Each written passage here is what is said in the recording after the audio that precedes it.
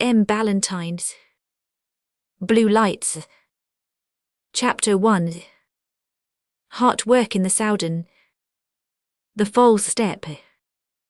There is a dividing ridge in the great northern wilderness of America, whereon lies a lakelet of not more than 20 yards in diameter.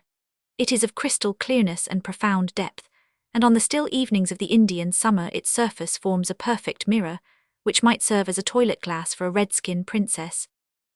We have stood by the side of that lakelet and failed to note the slightest symptom of motion in it, yet somewhere in its center there was going on a constant and mysterious division of watery particles, and those of them which glided imperceptibly to the right flowed southward to the Atlantic, while those that trembled to the left found a resting place by the frozen shores of Hudson's Bay. As it is with the flow and final exit of those waters, so is it, sometimes if not always, with the spirit and destiny of man. Miles Milton, our hero at the age of 19, stood at the dividing ridge of his life. If the oscillating spirit, trembling between right and wrong, had decided to lean to the right, what might have been his fate no one can tell. He paused on the balance a short time, then he leaned over to the left, and what his fate was it is the purpose of this volume to disclose. At the outset, we may remark that it was not unmixed good, neither was it unmitigated evil. Miles had a strong body, a strong will, and a somewhat passionate temper, a compound which is closely allied to dynamite. His father, unfortunately, was composed of much the same materials. The consequences were sometimes explosive. It might have profited the son much had he studied the scripture lesson, "Children, obey your parents in the Lord." Not less might it have benefited the father to have pondered the words, "Fathers, provoke not your children to wrath." Young Milton had set his heart on going into the army. Old Milton had resolved to thwart the desire of his son. The mother, Milton, a meek and loving soul, experienced some hard times between the two. Both loved her intensely, and each loved himself, not better perhaps, but too much. It is a sad task to have to recount the disputes between a father and a son. We shrink from it and turn away. Suffice it to say that one day Miles and his father had a Vesuvian meeting on the subject of the army. The son became petulant and unreasonable, the father fierce and tyrannical. The end was that they parted in anger. "Go, sir," cried the father sternly. "When you are in a better frame of mind you may return." "Yes, father, I will go," cried the son, starting up, "and I will never return." Poor youth, he was both right and wrong in this prophetic speech. He did return home, but he did not return to his father. With fevered pulse and throbbing heart, he rushed into a plantation that lay at the back of his father's house. He had no definite intention save to relieve his feelings by violent action. Running at full speed, he came suddenly to a disused quarry that was full of water. It had long been a familiar haunt as a bathing pool. Many a time in years past had he leaped off its precipitous margin into the deep water, and wantoned there in all the abandonment of exuberant youth. The leap was about 30 feet, the depth of water probably greater. Constant practice had rendered Miles so expert at diving and swimming that he had come to feel as much at home in the water as a New Zealander. Casting off his garments, he took the accustomed plunge by way of cooling his heart and brain. He came up from the depths refreshed, but not restored to equanimity. While dressing, the sense of injustice returned as strongly as before, and with it the hot indignation, so that on afterwards reaching the highway he paused only for a few moments. This was the critical point. Slowly but decidedly he leaned to the left. He turned his back on his father's house, and caused the stones to spurt from under his heels as he walked rapidly away. If Miles Milton had thought of his mother at that time, he might have escaped many a day of bitter repentance, for she was as gentle as her husband was harsh. But the angry youth either forgot her at the moment, or, more probably, thrust the thought of her away. Poor mother, if she had only known what a conflict between good and evil was going on in the breast of her boy, how she would have agonized in prayer for him. But she did not know. There was, however, one who did know, who loved him better even than his mother, and who watched and guarded him throughout all his checkered career. It is not improbable that in spite of his resolves Miles would have relented before night and returned home, had not a very singular incident intervened and closed the door behind him. That day a notorious swindler had been tracked by a red-haired detective to the manufacturing city to which Miles first directed his steps. The bills describing the swindler set forth that he was quite young, tall, handsome, broad-shouldered, with black curling hair and a budding mustache, that he was dressed in grey tweeds, and had a prepossessing manner. Now this chanced to be in some respects an exact description of Miles Milton. The budding mustache, to be sure, was barely discernible, still it was sufficiently so for a detective to found on. His dress, too, was brown tweed, not grey, but of course dresses can be changed, and as to his manner there could not be two opinions about that. Now it chanced to be past 1 o'clock when Miles entered the town and felt himself impelled by familiar sensations to pause in front of an eating house. It was a poor eating house in a low district, but Miles was not particular. Still further, it was a temperance coffee house, but Miles cared nothing for strong drink. Strong health and spirits had served his purpose admirably up to that date. Inside the eating house there sat several men of the artisan class, and a few of the nondescript variety. Among the latter was the red-haired detective. He was engaged with a solid beefsteak. "Oh ho!" escaped softly from his lips, when his sharp eyes caught sight of our hero. So softly did he utter the exclamation that it might have been a mere remark of appreciation addressed to the steak, from which he did not again raise his eyes for a considerable time. The place was very full of people, so full that there seemed scarcely room for another guest, but by some almost imperceptible motion, the red-haired man made a little space close to himself. The man next to him with a hook nose widened the space by similar action, and Miles, perceiving that there was room, sat down. "Bread and cheese," he said to the waiter. "Bread and cheese, sir. Yes, sir." Miles was soon actively engaged in mechanically feeding, while his mind was busy as to future plans. Presently he became aware that the men on either side of him were scanning his features and person with peculiar attention. "Coldish weather," remarked the red-haired man, looking at him in a friendly way. "It is," replied Miles, civilly enough. "Rather cold for Bathin, ain't it, sir?" continued the detective carelessly, picking his teeth with a quill. "How did you know that I've been bathing?" demanded Miles in surprise. "I didn't know it." "How did you guess it then?" "Vell, it ain't difficult to guess that a young feller as been 'avin' a swim when you see the air of 'is 'ead whole vet, and 'is pocket handkercher lookin', as if it 'ad done duty for a towel, not to mention 'is veskit, 'avin' been put on in a 'urry, so as the buttons ain't got into the right 'oles, you see." Miles laughed and resumed his bread and cheese. "You are observant, I perceive," he said. "Not worry particularly so," returned Redhair, "but I do observe that your boots tell of country roads. Was it a long way out of town as you was bathin' this forenoon now?" There was a free and easy familiarity about the man's tone which Miles resented, but not wishing to run the risk of a disagreement in such company, he answered quietly, "Yes, a considerable distance. It was in an old quarry where I often bathe, close to my father's house." "Ha, just so, about halfway to the village of Ramplin. W you slept last night, if report speaks true, and W you left the grey tweeds, unless p'raps you sunk 'em in the old quarry." "Why, what on earth do you mean?" asked Miles, with a look of such genuine surprise that Redhair was puzzled, and the man with the hooked nose, who had been listening attentively, looked slightly confused. "Read that, sir," said the detective, extracting a newspaper cutting from his pocket and laying it on the table before Miles. While he read, the two men watched him with interest, so did some of those who sat near, for they began to perceive that something was in the wind. The telltale blood sprang to the youth's brow as he read, and perceived the meaning of the man's remarks. At this Redhair and Hooknose nodded to each other significantly. "You don't mean to say," exclaimed Miles, in a tone of grand indignation which confirmed the men in their suspicion, "that you think this description applies to me?" "I wouldn't insinuate too much, sir, though I have got my suspicions," said Redhair blandly. "But of course that's easy settled, for if your father's ooze is anywhere hereabouts, your father won't object to identify his son." "Ridiculous!" exclaimed Miles, rising angrily at this interruption to his plans. The two men rose promptly at the same moment.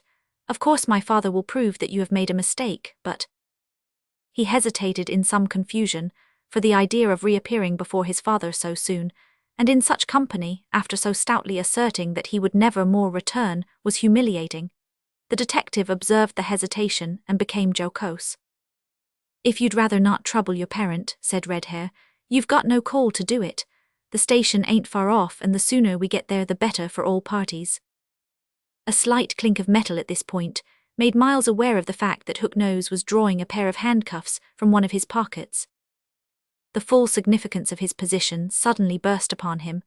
The thought of being led home a prisoner, or conveyed to the police station handcuffed, maddened him, and the idea of being thus unjustly checked at the very outset of his independent career made him furious. For a few moments he stood so perfectly still and quiet that the detectives were thrown slightly off their guard. Then there was an explosion of some sort within the breast of Miles Milton.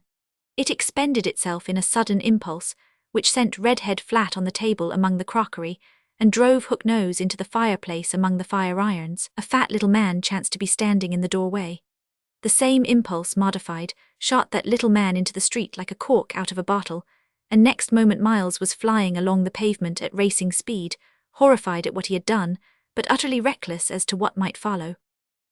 Hearing the shouts of pursuers behind him, and being incommoded by passers-by in the crowded thoroughfare, Miles turned sharply into a by-street, and would have easily made his escape, being uncommonly swift of foot, had he not been observed by an active little man of supple frame and presumptuous tendencies. Unlike the mass of mankind around him, who stared and wondered, the active little man took in the situation at a glance, joined in the pursuit, kept well up, thus forming a sort of connecting link between the fugitive and pursuers, and even took upon himself to shout, "Stop, thief!" As he ran, Miles endeavoured to throw him off by putting on, as schoolboys have it, a spurt, but the active little man also spurted and did not fall far behind. Then Miles tried a second double and got into a narrow street, which a single glance showed him was a blind alley. Disappointment and anger hereupon took possession of him, and he turned at bay with the tiger-like resolve to run amok. Fortunately for himself, he observed a pot of whitewash standing near a half-whitened wall, with a dirty canvas frock and a soiled billycock lying beside it. The owner of the property had left it inopportunely, for quick as thought Miles wriggled into the frock, flung on the billycock, seized the pot, and walked in a leisurely way to the head of the alley. He reached it just as the active little man turned into it, at the rate of 10 miles an hour. A yell of "Stop, thief!" issued from the man's presumptuous lips at the moment. His injunction was obeyed to the letter, for the would-be thief of an honest man's character on insufficient evidence was stopped by Miles's bulky person so violently that the whitewash was scattered all about, and part of it went into the active man's eyes. To squash the large brush into the little man's face, and thus effectually complete what his own recklessness had begun, was the work of an instant. As he did it, Miles assumed the role of the injured party, suiting his language to his condition. "What do you mean by that, you outrageous villain?" he cried savagely, to the great amusement of the bystanders, who instantly formed a crowd round them. "Look what a mess you've been and made o' my clean frock, don't you see?" The poor little man could not see. He could only cough and gasp and wipe his face with his coat tails. "I'd give you in charge o' the police, I would, if it wasn't that you've pretty well punished yourself already," continued Miles. "Take I am to a pump some o' you, 'cause I ain't got time. Good day, spider legs, and don't go for to run into a hartist again with a paint pot in is and—" So saying, Miles pushed through the laughing crowd and sauntered away. He turned into the first street he came to, and then went forward as fast as was consistent with the idea of an artisan in a hurry. Being utterly ignorant of the particular locality into which he had penetrated, though well enough acquainted with the main thoroughfares of the city, his only care was to put as many intricate streets and lanes as possible between himself and the detectives. This was soon done, and thereafter, turning into a darkish passage, he got rid of the paint pot and borrowed costume. Fortunately, he had thrust his own soft helmet-shaped cap into his breast at the time he put on the billycock, and was thus enabled to issue from the dark passage very much like his former self, with the exception of a few spots of whitewash, which were soon removed. Feeling now pretty safe, our hero walked a considerable distance through the unknown parts of the city before he ventured to inquire the way to thoroughfares with which he was familiar. Once in these, he proceeded at a smart pace to one of the railway stations, intending to leave town, though as yet he had formed no definite plan of action. In truth, his mind was much troubled and confused by the action of his conscience, for when the thought of leaving home and entering the army as a private soldier, against his father's wishes, crossed his mind, conscience faithfully shook his head, and when softer feelings prevailed and the question arose irresistibly, "Shall I return home?" the same faithful friend whispered, "Yes." In a state of indecision, Miles found himself borne along by a human stream to the booking office. Immediately in front of him were two soldiers, one a sergeant and the other a private of the line. Both were tall, handsome men, straight as arrows, and with that air of self-sufficient power which is as far removed from arrogance as it is from cowardice, and is by no means an uncommon feature in men of the British Army. Miles felt a strong, unaccountable attraction towards the young private. He had not yet heard his voice nor encountered his eye. Indeed, being behind him, he had only seen his side face, and as the expression on it was that of stern gravity, the attractive power could not have lain in that. It might have lain in the youthful look of the lad, for albeit a goodly man in person, he was almost a boy in countenance, being apparently not yet 20 years of age.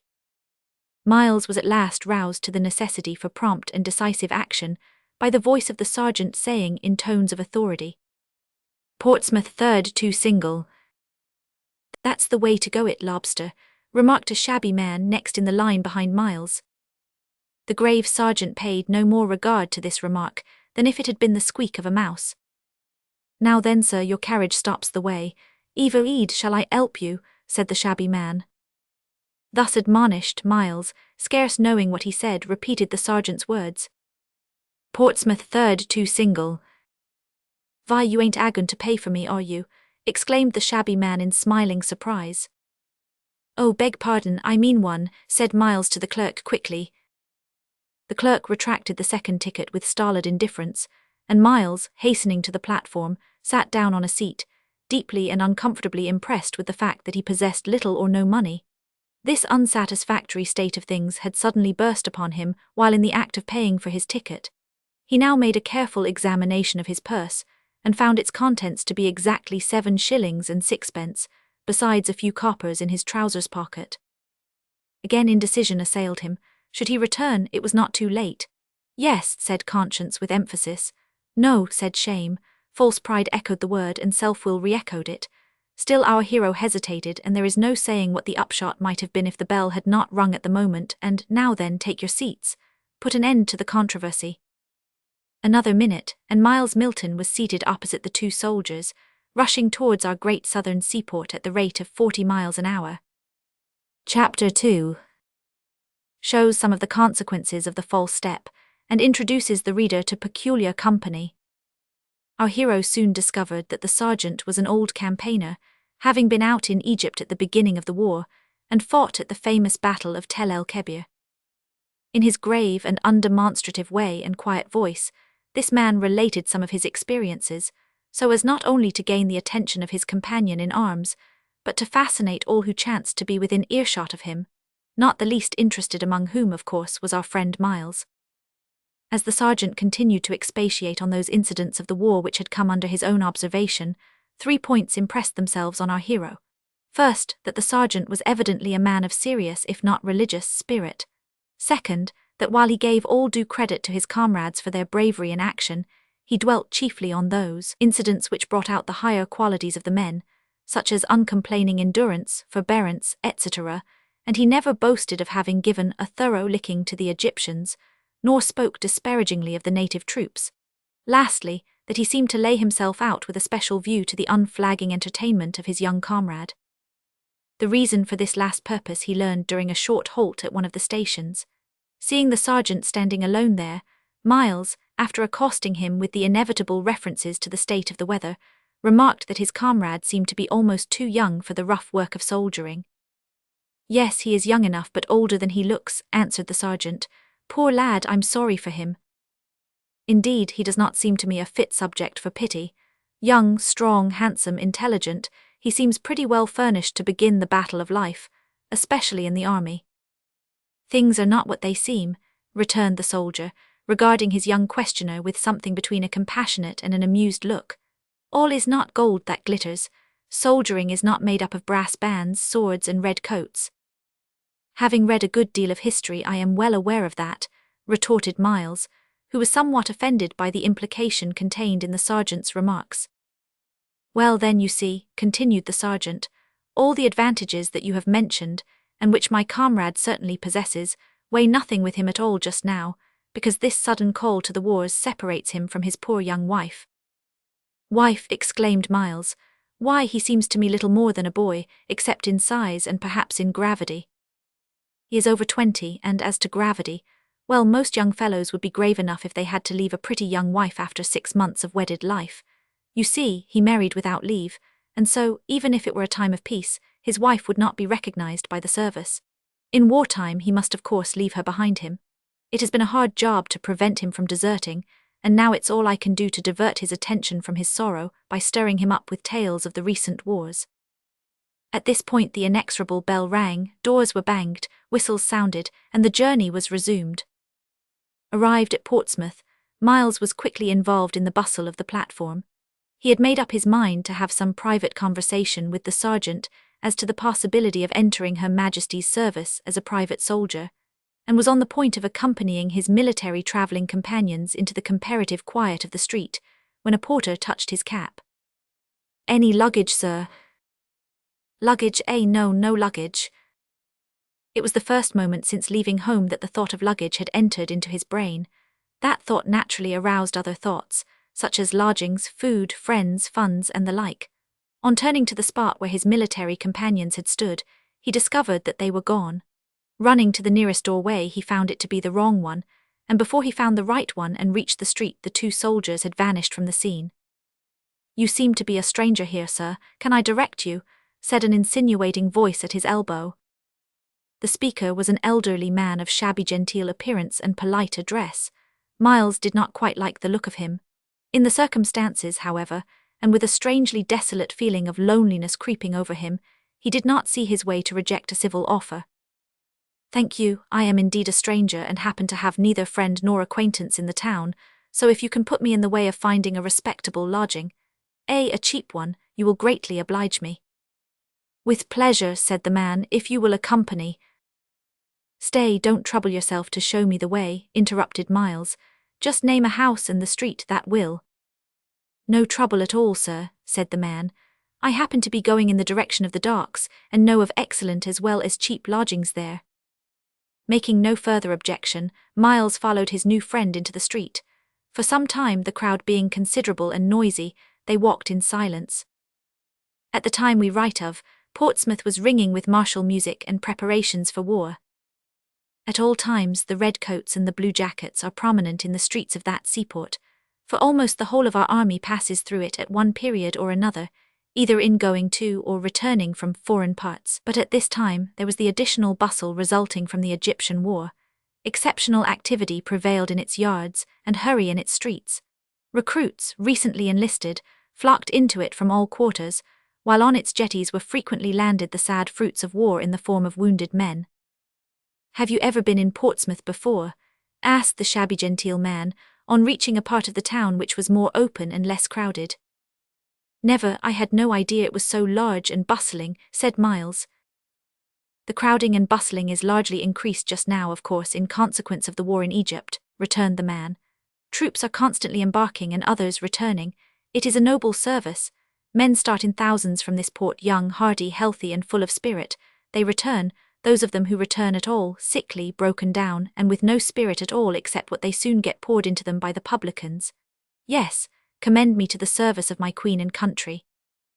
There was a sneering tone in the man's voice, which fired his companion's easily roused indignation. "Mind what you say about our queen while in my company," said Miles sternly, stopping short and looking the man full in the face.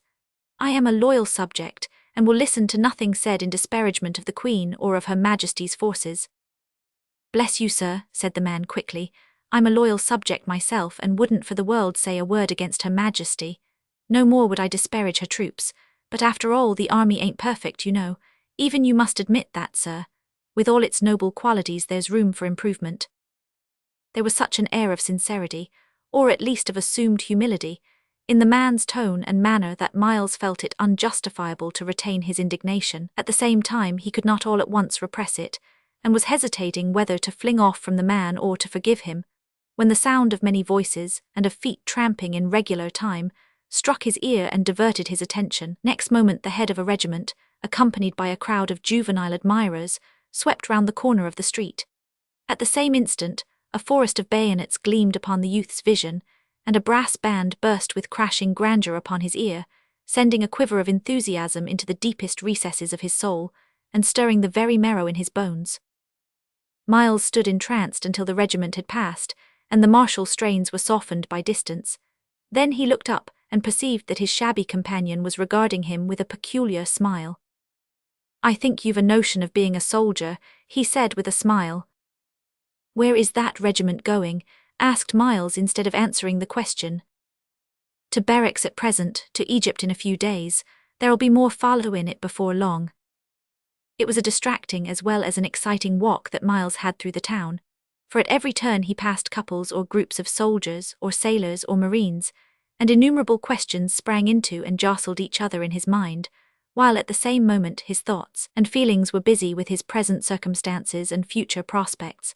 The distraction was increased by the remarks and comments of his guide, and he would fain have got rid of him, but good feeling as well as common sense forbade his casting him off without sufficient reason. Presently he stopped, without very well knowing why, in front of a large imposing edifice.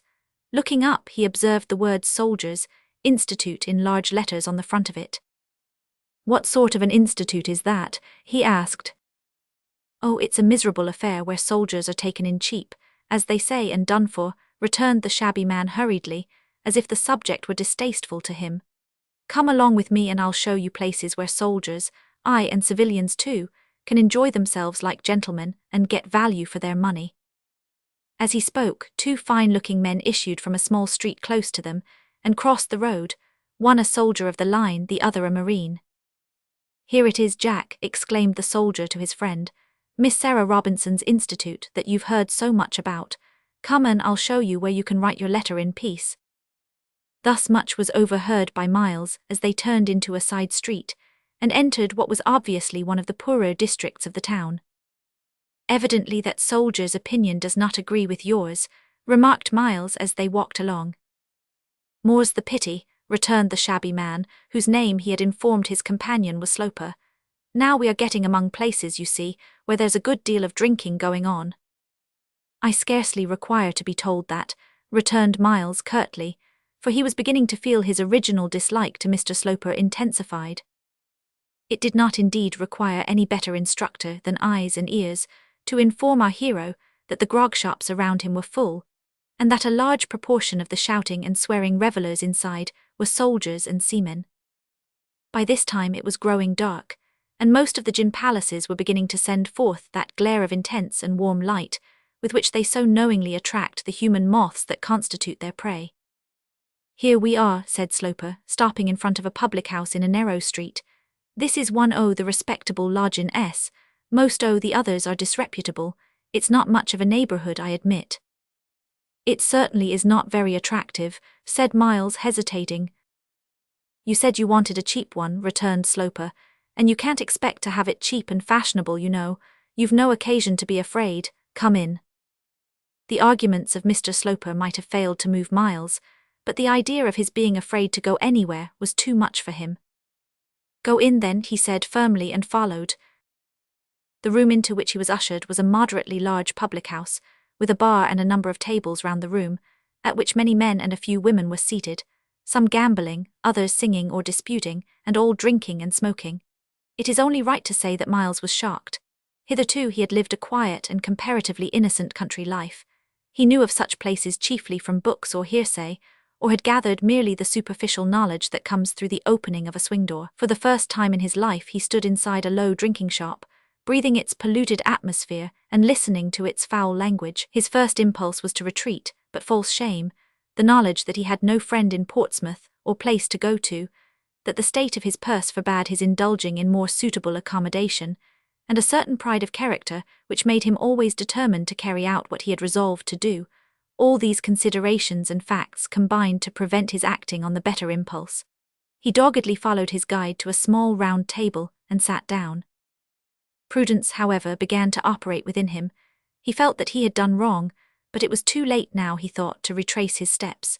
He would, however, be on his guard, would not encourage the slightest familiarity on the part of anyone, and would keep his eyes open. For a youth who had seen nothing of the world, this was a highly commendable resolve. "What'll you drink?" asked Mr. Sloper. Miles was on the point of saying coffee, but, reflecting that the beverage might not be readily obtainable in such a place, he substituted beer. Instead of calling the waiter, Mr. Sloper went himself to the bar to fetch the liquor. While he was thus engaged, Miles glanced round the room and was particularly struck with the appearance of a large, fine-looking sailor who sat at the small table next to him, with hands thrust deep into his trousers pockets, his chin resting on his broad chest, and a solemn, owlish stare in his semi-drunken yet manly countenance. He sat alone, and was obviously in a very sulky frame of mind, a condition which he occasionally indicated through a growl of dissatisfaction. As Miles sat wondering what could have upset the temper of a tar, whose visage was marked by the unmistakable lines and dimples of good humour, he overheard part of the conversation that passed between the barman and Mr. Sloper. "What have they got hold o', Rattling Bill?" asked the former as he drew the beer. "Aye, worse luck," returned Sloper. "I saw the sergeant as I came along lead him over to Miss Robinson's trap, confound her." "Don't you go fur to say anything agin Miss Robinson, old man," suddenly growled the big sailor, in a voice so deep and strong that it silenced for a moment the rest of the company. "Leastways, you may if you like, but if you do I'll knock in your daylights and polish up your figurehead so as your own mother would mistake you for a battered saucepan." The seaman did not move from his semi-recumbent position as he uttered this alarming threat, but he accompanied it with a portentous frown and an owlish wink of both eyes. "What, have you joined the Blue Lights?" asked Sloper, with a smile referring to the name by which the religious and temperance men of the army were known. "No, I han't. Better for me, P-raps, if I had. Here, waiter, fetch me another gin and wearer. And more o' the gin than the wearer, mind. Heave ahead or I'll sink you." Having been supplied with a fresh dose of gin and water, the seaman appeared to go to sleep, and Miles, for want of anything better to do, accepted Sloper's invitation to play a game of dominoes. "Are the beds here pretty good?" he asked as they were about to begin. "Yes, first rate for the money," answered Sloper. "That's a lie," growled the big sailor. "They're bad at any price, stuffed coconuts and marlin spikes." Mr. Sloper received this observation with the smiling urbanity of a man who eschews war at all costs. "You don't drink," he said after a time, referring to Miles's pot of beer, which he had not yet touched. Miles made no reply, but by way of answer took up the pot and put it to his lips. He had not drunk much of it when the big seaman rose hurriedly and staggered between the two tables. In doing so, he accidentally knocked the pot out of the youth's hand, and sent the contents into Mr. Sloper's face and down into his bosom, to the immense amusement of the company. That man of peace accepted the baptism meekly, but Miles sprang up in sudden anger. The seaman turned to him, however, with a benignantly apologetic smile. "Hallo, messmate, I ax your parding. They don't leave room even for a scarecrow to go about in this here cabin. I'll stand you another glass. Give us your flipper." There was no resisting this, it was said so heartily. Miles grasped the huge hand that was extended and shook it warmly. "All right," he said, laughing. "I don't mind the beer, and there's plenty more where that came from, but I fear you have done some damage to my FR. "Your friend, out with it, sir. Never be ashamed to acknowledge your friends," exclaimed the shabby man as he wiped his face. "Hold on a bit," he added, rising. "I'll have to change my shirt. Won't keep you waitin' long." "Another pot o' beer for this air genlem'n," said the sailor to the barman as Sloper left the room. Paying for the drink, he returned and put the pot on the table. Then, turning to Miles, he said in a low voice and with an intelligent look, "Come outside for a bit, messmate. I wants to speak to E." Miles rose and followed the man in much surprise.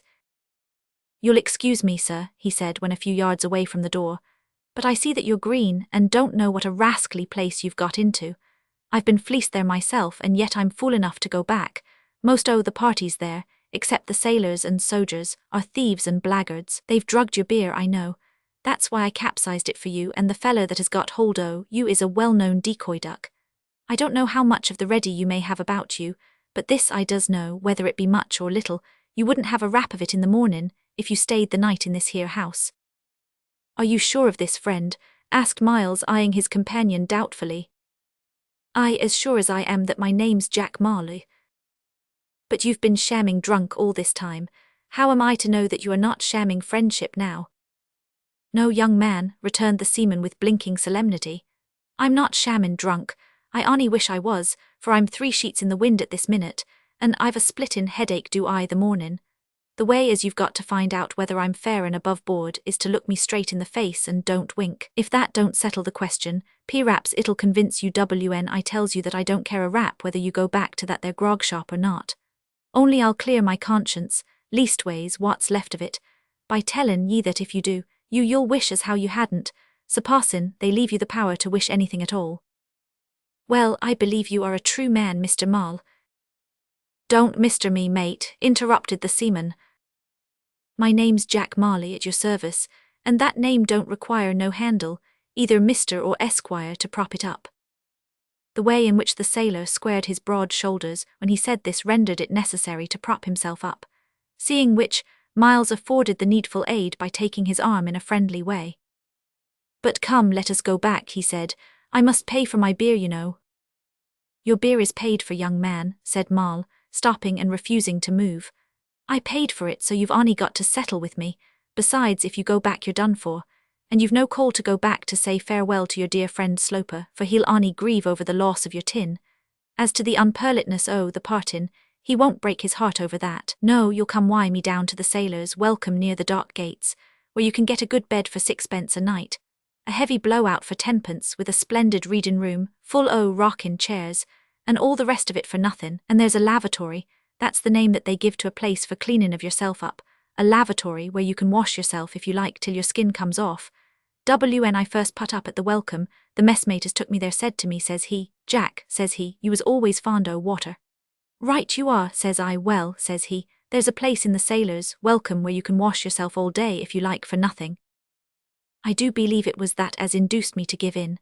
I went and saw this lavatory, and I was so took up with it that I washed my hands in every basin in the place, one arter the other, and used up ever so much soap, and would you believe it? My hands wasn't clean after all. Yes, it's one the worry best things in Portsmouth is Miss Robinson's welcome. Miss Robinson again, exclaimed Miles. Aye, what have you got to find fault? Why, Miss Robinson, demanded the sailor sternly. No fault to find at all, replied Miles, suffering himself to be hurried away by his new friend, but wherever I have gone since arriving in Portsmouth her name has cropped up. In Portsmouth, echoed the sailor. Let me tell you, young man, that wherever you go all over the world, if there's a British soldier there, Miss Sarah Robinson's name will be sure to crop up. Why, don't you know that she's the soldier's friend? I'm afraid I must confess to ignorance on the point, yet stay, now you couple her name with the soldier's friend, I have got a faint remembrance of having heard it before. Have I not heard of a Miss Weston, too, in connection with a work of some sort among sailors? I no doubt ye have. She has a grand institute in Portsmouth too, but she goes in for sailors only, all over the kingdom. Whereas Miss Robinson goes in for soldiers and sailors both, though mainly for the soldiers. She set agen the sailors' welcome before Miss Weston began in Portsmouth, and so she keeps it up, but there ain't no opposition or rivalry. Their aims is pretty much alike, and so they keep stroked together wi' the oars. But I'll tell you more about that when you get inside. Here we are. There's the dock gates, you see, and that's Queen Street, and the welcome's close at hand. It's a teetotal house, you know. All Miss Robinson's institutes is that. Indeed, how comes it then that a man, excuse me, 3 sheets in the wind, can gain admittance? Oh, as to that, any sailor or soldier may get admittance, even if he's as drunk as a fiddler if he only behaves hisself. But they won't supply drink on the premises, or allow it to be brought in, 'cept inside you, of course. Cause why?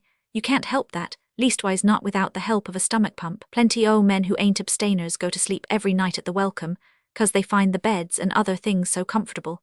In fact, some hard topers have been induced to take the pledge in consequence o' what they've heard and seen in this welcome, though they came at first only for the reading room and beds. Here, let me look at you under this here lamp.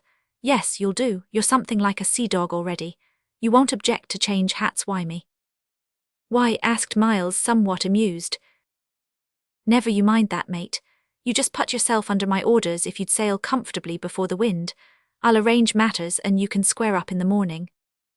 As Miles saw no particular reason for objecting to this fancy of his eccentric friend, he exchanged his soft cap for the sailor's straw hat, and they entered the welcome together. Chapter 3. The sailor's welcome. Miles has a night of it and enlists. His friend Armstrong has an agreeable surprise at the Soldiers' Institute. It was not long before our hero discovered the reason of Jack Marley's solicitude about his appearance. It was that he, Miles, should pass for a sailor, and thus be in a position to claim the hospitality of the sailors, welcome, to the inner life of which civilians were not admitted, though they were privileged with the public in general, to the use of the outer refreshment room. "Come here, Jack Marley," he said, leading his friend aside when he made this discovery. "You pride yourself on being a true blue British tar, don't you?" "I does," said Jack, with a profound solemnity of decision that comported well with his character and condition. "And you would scorn to serve under the French flag, or the Turkish flag, or the black flag, or any flag but the Union Jack, wouldn't you?" "Right you are, mate, them's my sentiments to a T." "Well then, you can't expect me to sail under false colours any more than yourself," continued Miles. "I scorn to sail into this port under your straw hat, so I'll strike these colours, bid you goodbye, and make sail for another port where a civilian will be welcome." Marley frowned at the floor for some moments in stern perplexity. "You've took the wind out o' my sails entirely, you have," he replied at last. "And you're right, young man, but I'm troubled about you. If you don't run into this here port you'll have to beat about in the offing all night, or cast anchor in the streets, for I don't know of another lodgin' in Portsmouth where you could hang out except them disreputable grog shops. In course there's the big hotels, but I heard you say to Sloper that you was bound to do things cheap, bane hard up." "Never mind, my friend," said Miles quickly. "I will manage somehow, so good night and many thanks to you for the interest you have taken in." "Avast, mate, there's no call to go into action in sich a hurry. This here sailor's welcome opens the doors of its bar and refreshment room, and spreads its provisions before all and sundry as can afford to pay its moderate demands.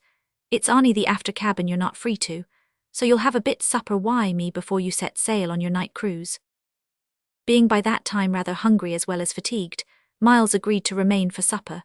While they were engaged with it, he was greatly impressed with the number of sailors and marines who passed into the reading room beyond the bar, or who sat down at the numerous tables around to have a hearty supper, which they washed down with tea and coffee instead of beer or gin, apparently with tremendous appetite and much satisfaction. "Look ye here," said Jack Marley, rising when their feed was about concluded. "I've no doubt they won't object to your taking a squint at the reading room, though they won't let you use it." Following his companion, Miles passed by a glass double door into an enormous well-lighted warm room, 70 feet long, and of proportionate width and height, in which a goodly number of men of the sea were busy as bees, some of them reading books or turning over illustrated papers and magazines, others smoking their pipes, and enjoying themselves in rocking chairs in front of the glowing fire, chatting, laughing, and yarning as free and easily as if in their native forecastles, while a few were examining the pictures on the walls or the large models of ships which stood at one side of the room.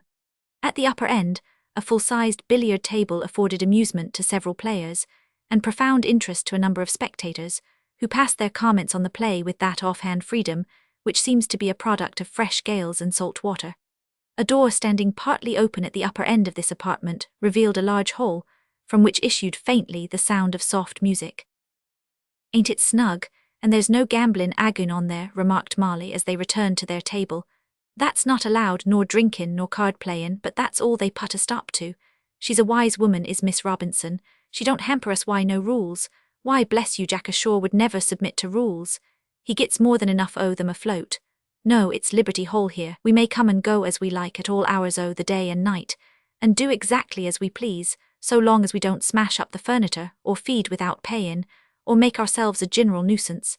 They don't even forbid swearin'. They say they leave the matter o' lingo to our own good taste and good sense.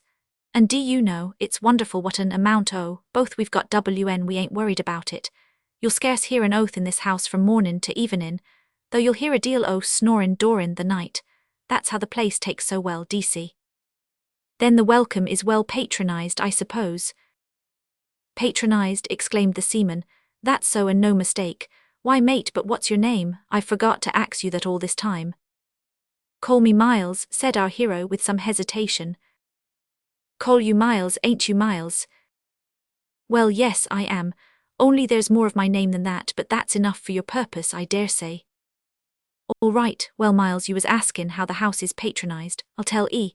They make up about 220 beds in it altogether, and these are chock full a'most every night. One way or another they had 44,000 men more or less as slept under this roof last year, so I've been told. That's patronissin', ain't it?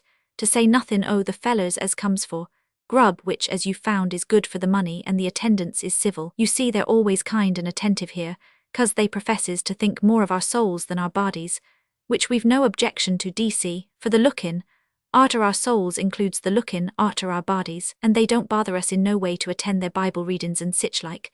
There they are in separate rooms. If you want 'em you may go, if you don't you can let 'em alone.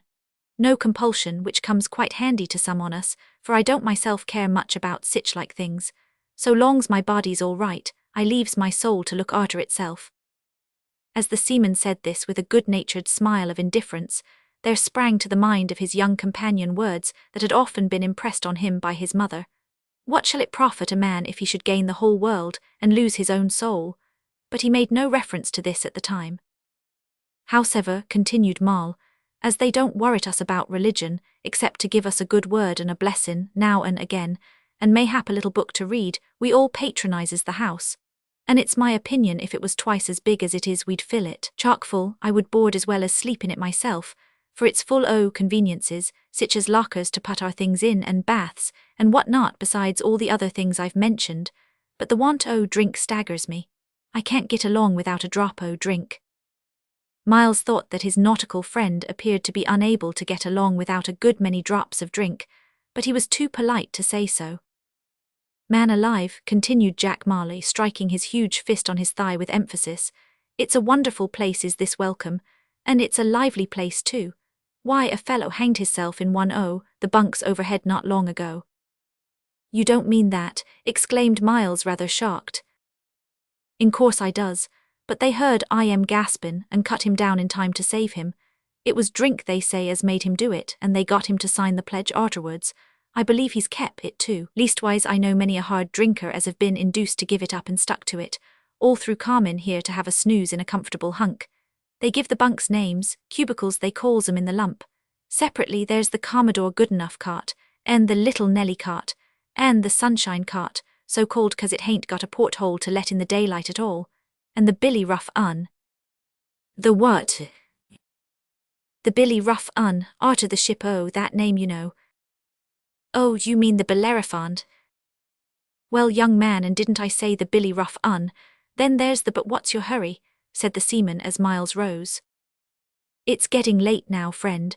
If I'm to find another lodging I must be off.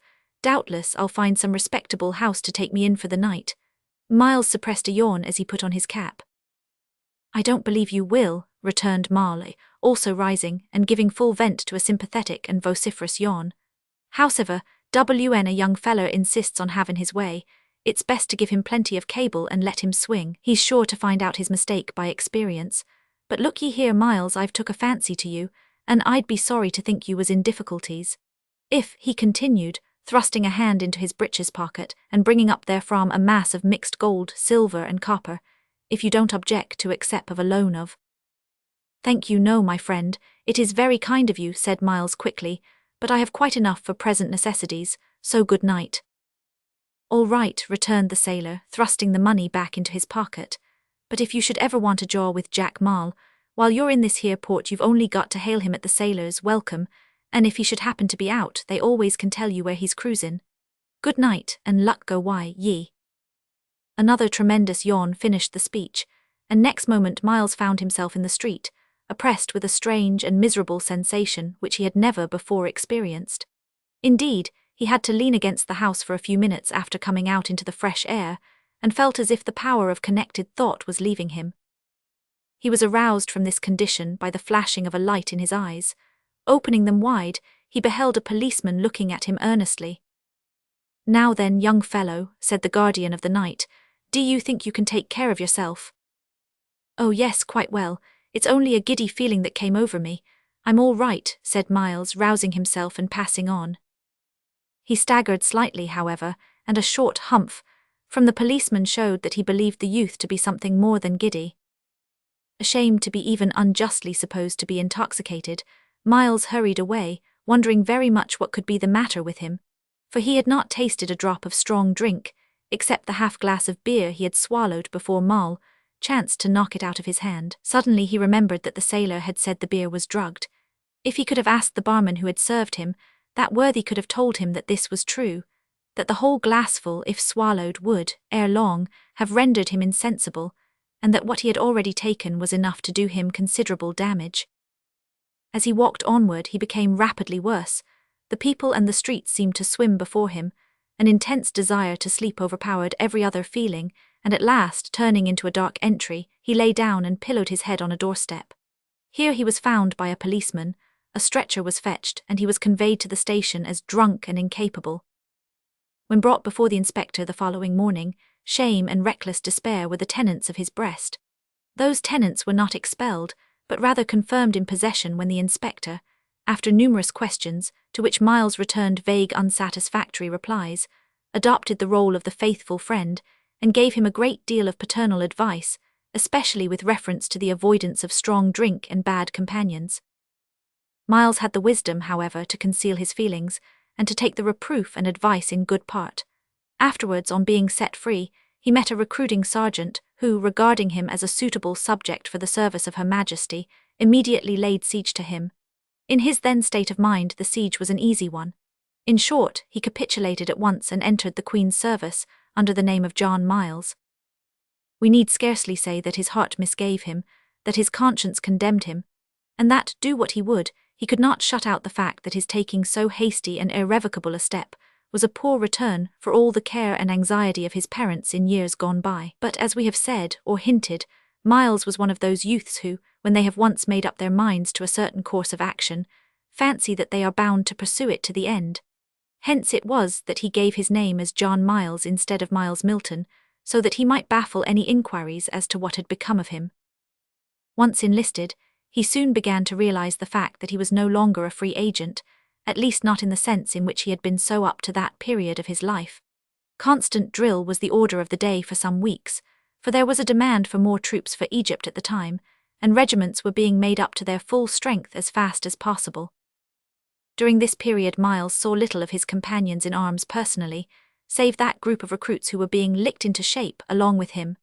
At first he was disappointed with these, for most of them were shy, unlettered men, some raw lads from the country, and others men who seemed to have been loafers before joining, and were by no means attractive.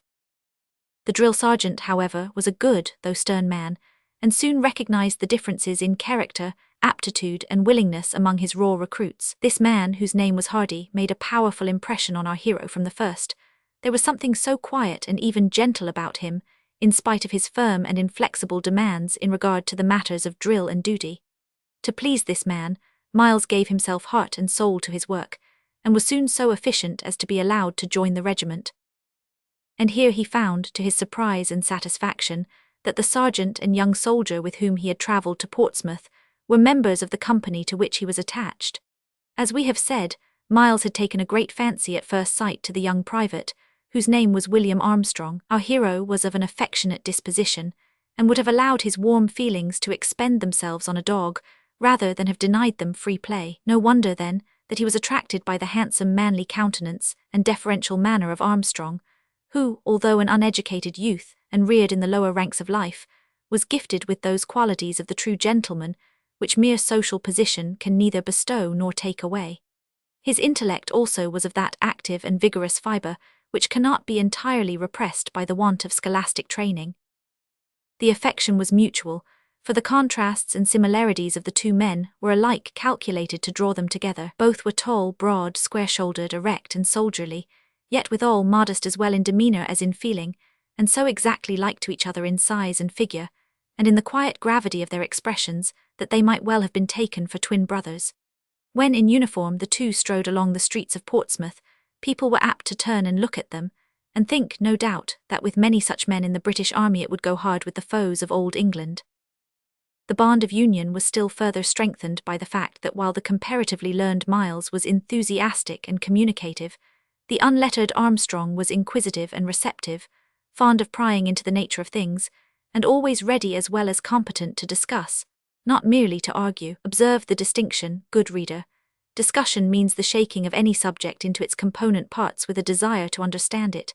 Argument has come very much to signify the unravelment of any subject with a view to the confusion and conquest of an opponent. Both young men abhorred the latter and liked the former, hence much of their harmony and friendship. "Will you come with me uptown?" said Armstrong to Miles one day as he was about to quit the barrack room. "I'm going to see if there's any news of my Emmy." "I did not know you expected her," said Miles. "Come along, I'm ready." "I don't expect her yet," returned Armstrong as they left the barracks. "I only look for a letter, because it was on Wednesday that I wrote telling her of my going to Egypt, and she can scarce have had time to get ready to come down, poor girl. In fact, I am going to engage a room for her. By the way, I heard this morning that there's to be another draft for Egypt, so you'll have a chance to go." "I'm rejoiced to hear it," returned Miles, "for to say the truth, I had been growing envious of your good fortune in being ordered on active service." "Horu Armstrong, we're away now," cried an unmistakably Irish voice, as a smart little soldier crossed the street to them, and was introduced to Miles as Corporal Flynn, belonging to another company in his own regiment. "My blissin' on ye, Miles, John, is it?" "Yes, John," replied our hero, much amused at the free and easy address of the little corporal. "Well, John Miles," he said, "I don't know whether ye'll laugh or cry when I tell ye that you'll likely be warned this evenin' for the draft that's goin' to Egypt." "I certainly won't cry," returned Miles with a laugh, yet the news brought a sudden feeling into his breast which was strongly allied to the opposite of laughter, for the thought of parting from father and mother without bidding them farewell fell upon his spirit with crushing weight. But like too many men who know they are about to do wrong, Miles hardened his heart with the delusive argument that, having fairly taken the step, it was impossible for him now to retrace it. He knew, at least he thought, that there was still the possibility of being bought off, and that his stern father would only be too glad to help him. He also knew that at least he had time to write and let them know his circumstances, so that they might run down to Portsmouth and bid him goodbye. But he had taken the bit in his teeth, and now he resolved to abide the consequences. Turning from his companions while they conversed, he looked into a shop window. "Your chum S in the blues," said the lively corporal in a lower voice. "Young fellows are often in that state after joining, ain't they?" returned Armstrong. "True for ye, and more shame to them, when they ought to be as proud as paycocks at wearin' her gracious Majesty's uniform. But good luck to 'ee. I must be off, for I'm bound for Egypt meself." "I am glad that I shall have the chance of seeing your wife, for I've been much interested in her since your friend Sergeant Gilroy told me about her," said Miles, as they resumed their walk.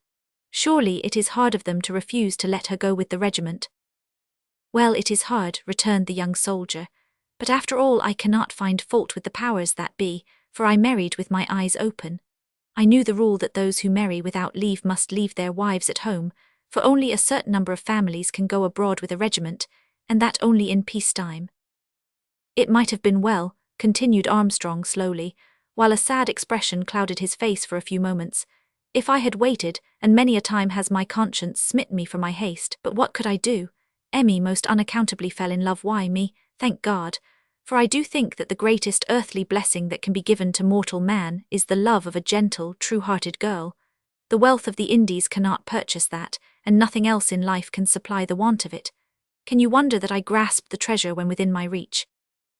"I certainly cannot, and as certainly I do not blame you," returned the sympathetic Miles. "Of course I fell in love with Emmy," continued the soldier with a slightly confused look. "I could no more help that than I could help growing up, could I?" "Certainly not," said Miles. "Well, you see," continued his friend, "as the affair was arranged in heaven according to general belief, what was I that I should resist? You see, Emmy's father, who's a well-to-do farmer, was willing, and we never gave a thought to Egypt or the war at the time. She will be well looked after while I'm away, and I'll send her every penny of my pay that I can spare, but—" He stopped abruptly, and Miles, respecting his feelings, remarked, by way of changing the subject, that the pay of a private soldier being so small very little could be saved out of that. "Not much," assented his comrade, "but little as it is we can increase it in various ways. For one thing, I have given up smoking. That will save a little, though to say truth I have never expended much on baccy.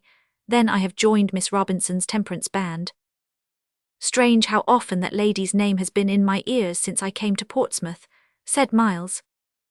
"Not so strange after all," returned Armstrong, "when one reflects that she has been the means of almost changing the character of the town within the last few years, as far at least as concerns the condition of soldiers, as well as many of the poorer classes among its inhabitants, so Sergeant Gilroy tells me."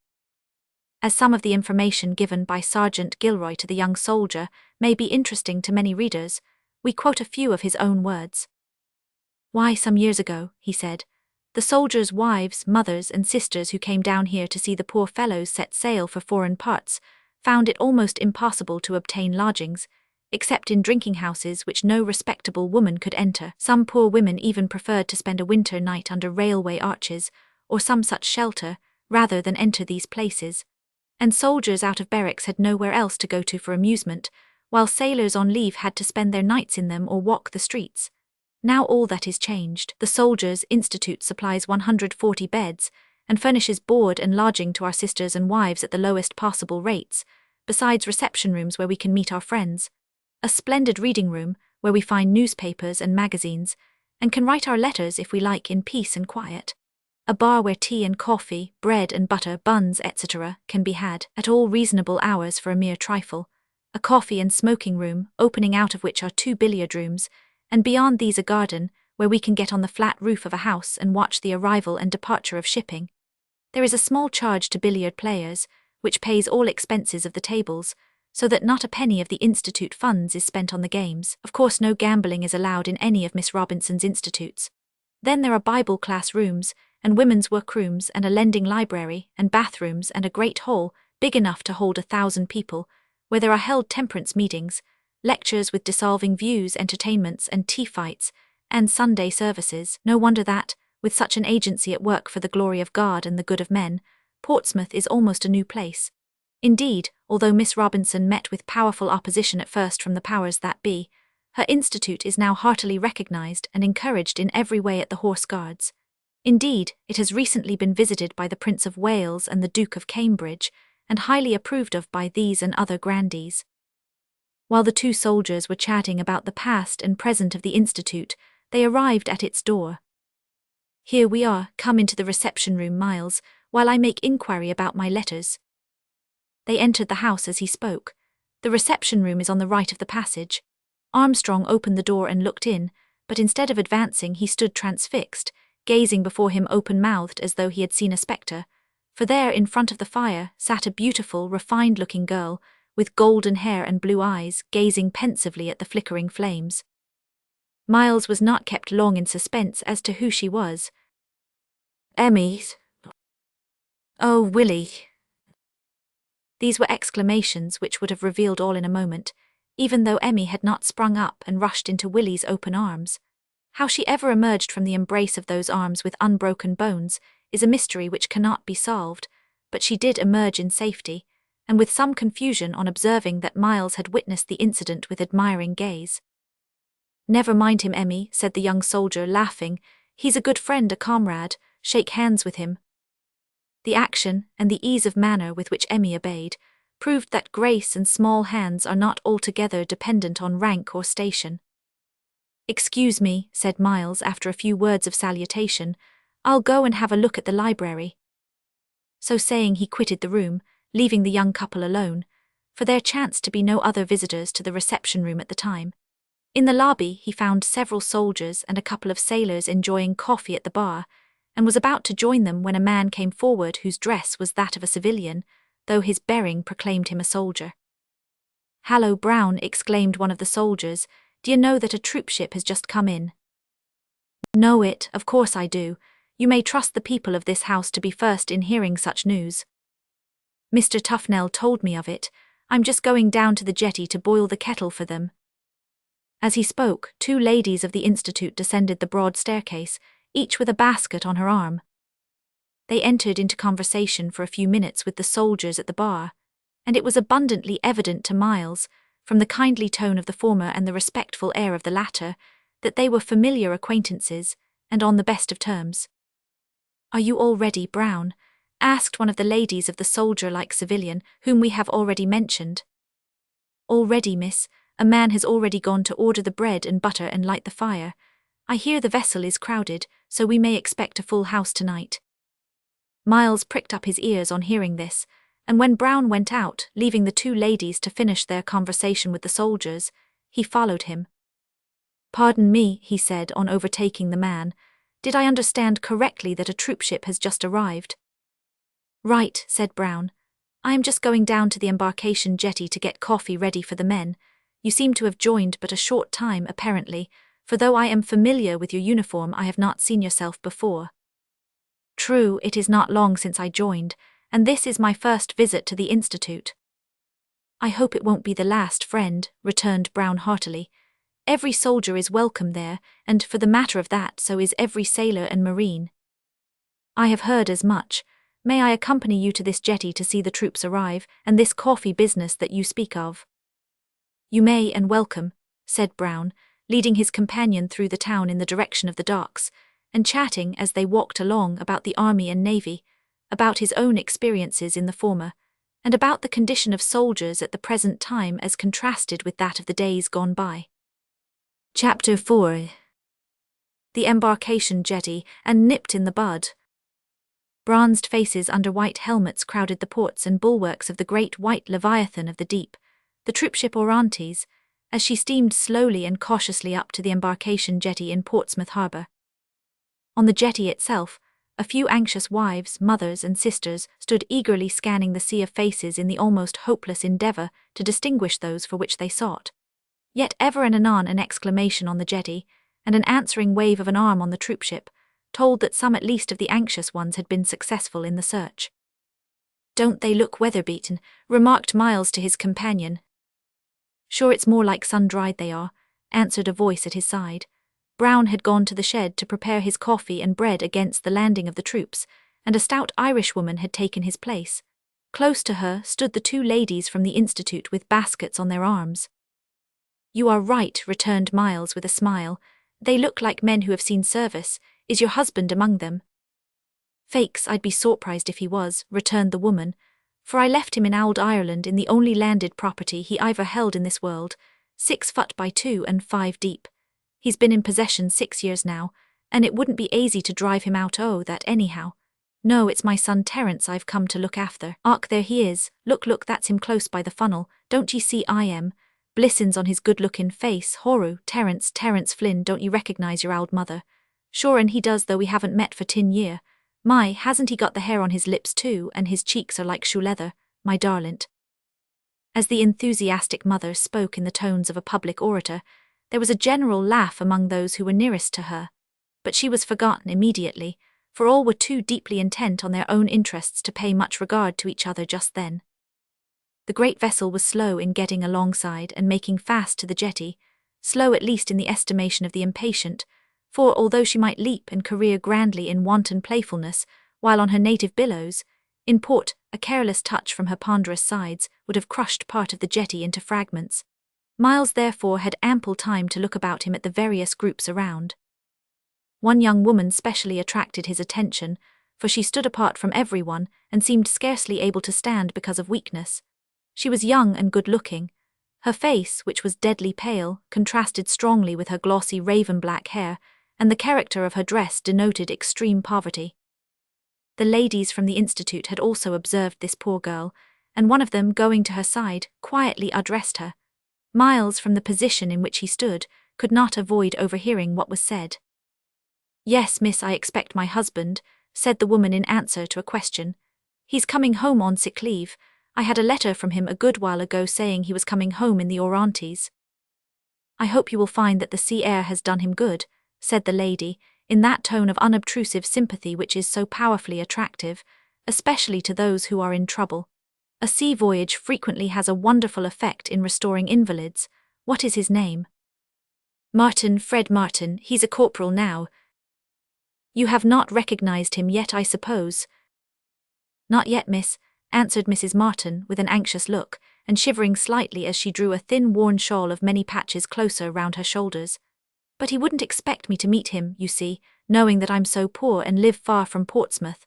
But I was so anxious, you see, miss, that our kind vicar gave me enough money to come down." "Where did you spend the night?" asked the lady quickly. The poor woman hesitated, and at last said she had spent the night walking about the streets. "You see, miss," she explained apologetically, "I didn't know a soul in the town, and I couldn't bear to go into any o' the public houses. Besides, I had no money, for the journey down took nearly all of it." "Oh, I am so sorry that you didn't know of our Institute," said the lady, with much sympathy in voice and look. For we provide accommodation for soldiers, wives who come like you, to meet their husbands returning from abroad, and we charge little or even nothing if they are too poor to pay. Indeed, miss, I wish I had known of it, but in the morning I had the luck to meet a policeman who directed me to a coffee tavern in a place called Nobb's Lane. You'll not know it, miss, for it's in a very poor part o' the town, where I got a breakfast of as much hot pea soup and bread as I could eat for 3 halfpence, and had a good rest beside the fire too. They told me it was kept by a Miss Robinson. God bless her, whoever she is, for I do believe I should have been dead by now if I hadn't got the rest and the breakfast. The woman shivered again as she spoke, and drew the thin shawl still closer, for a sharp east wind was blowing over the jetty at the time. Come with me, you are cold. I know Nobb's Lane well. We have a shed and fire here on the jetty to shelter people while waiting.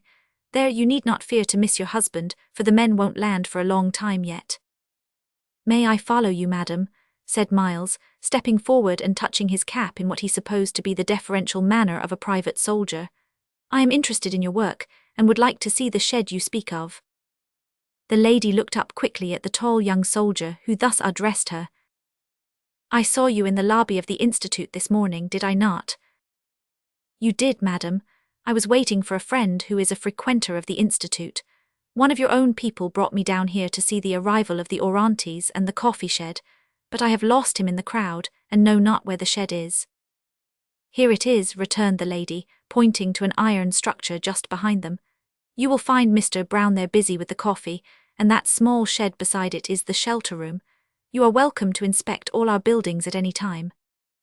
So saying, the lady led Mrs. Martin into the shed last referred to, and Miles followed her. There was a small stove, in the solitary iron room of which the shed consisted, which diffused a genial warmth around. Several soldiers, wives and female relatives were seated beside it, engaged in quieting refractory infants, or fitting a few woolen garments on children of various ages. These garments had been brought from the Institute, chiefly for the purpose of supplying the wives and children returning from warmer climes to England, and one of them, a thick knitted shawl, was immediately presented to Mrs. Martin as a gift, and placed round her shoulders by the lady's own hands. You are very kind, miss, she said, an unbidden tear rolling down her cheek as she surveyed the garment and folded it over her breast. Have you any children? Asked the lady.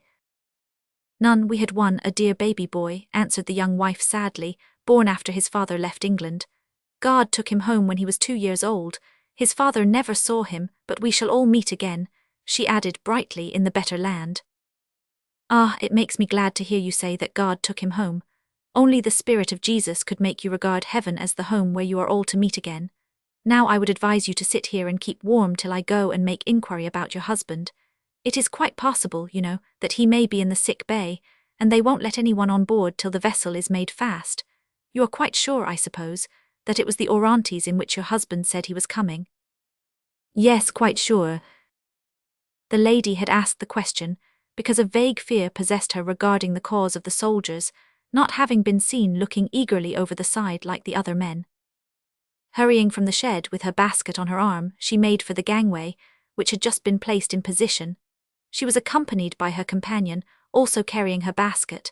Miles took the liberty of following them closely, but not obviously, for he formed only one of a stream of men and women who pushed on board the instant that permission was given. While one of the ladies went in search of one of the chief officers, the other quietly and unobtrusively advanced among the returning warriors, and, opening her basket, drew therefrom and offered to each soldier an envelope containing 1 or 2 booklets and texts, and a hearty invitation to make free use of the soldiers' Institute during their stay in Portsmouth. A most bewildering scene was presented on the deck of that great white vessel. There were hundreds of soldiers in her, returning home after longer or shorter absences in China, India, the Cape, and other faraway parts of the earth. Some were stalwart and bronzed by the southern sun. Others were gaunt, weak, and cadaverous from the effect of sickness, exposure, or wounds.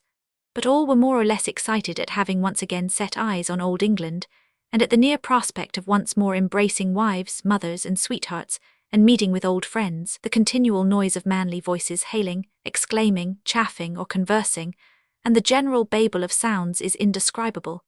To Miles Milton, who had never before even imagined anything of the sort, it seemed more like a vivid dream than a reality. He became so bewildered with trying to attend to everything at once that he lost sight of the shorter of the ladies, whom he was following, but pushing ahead, soon found her again in the midst of a group of old friends, though still young soldiers, who had known the Institute before leaving for foreign service, and were eagerly inquiring after the health of Miss Robinson, and Tufnell the manager and others.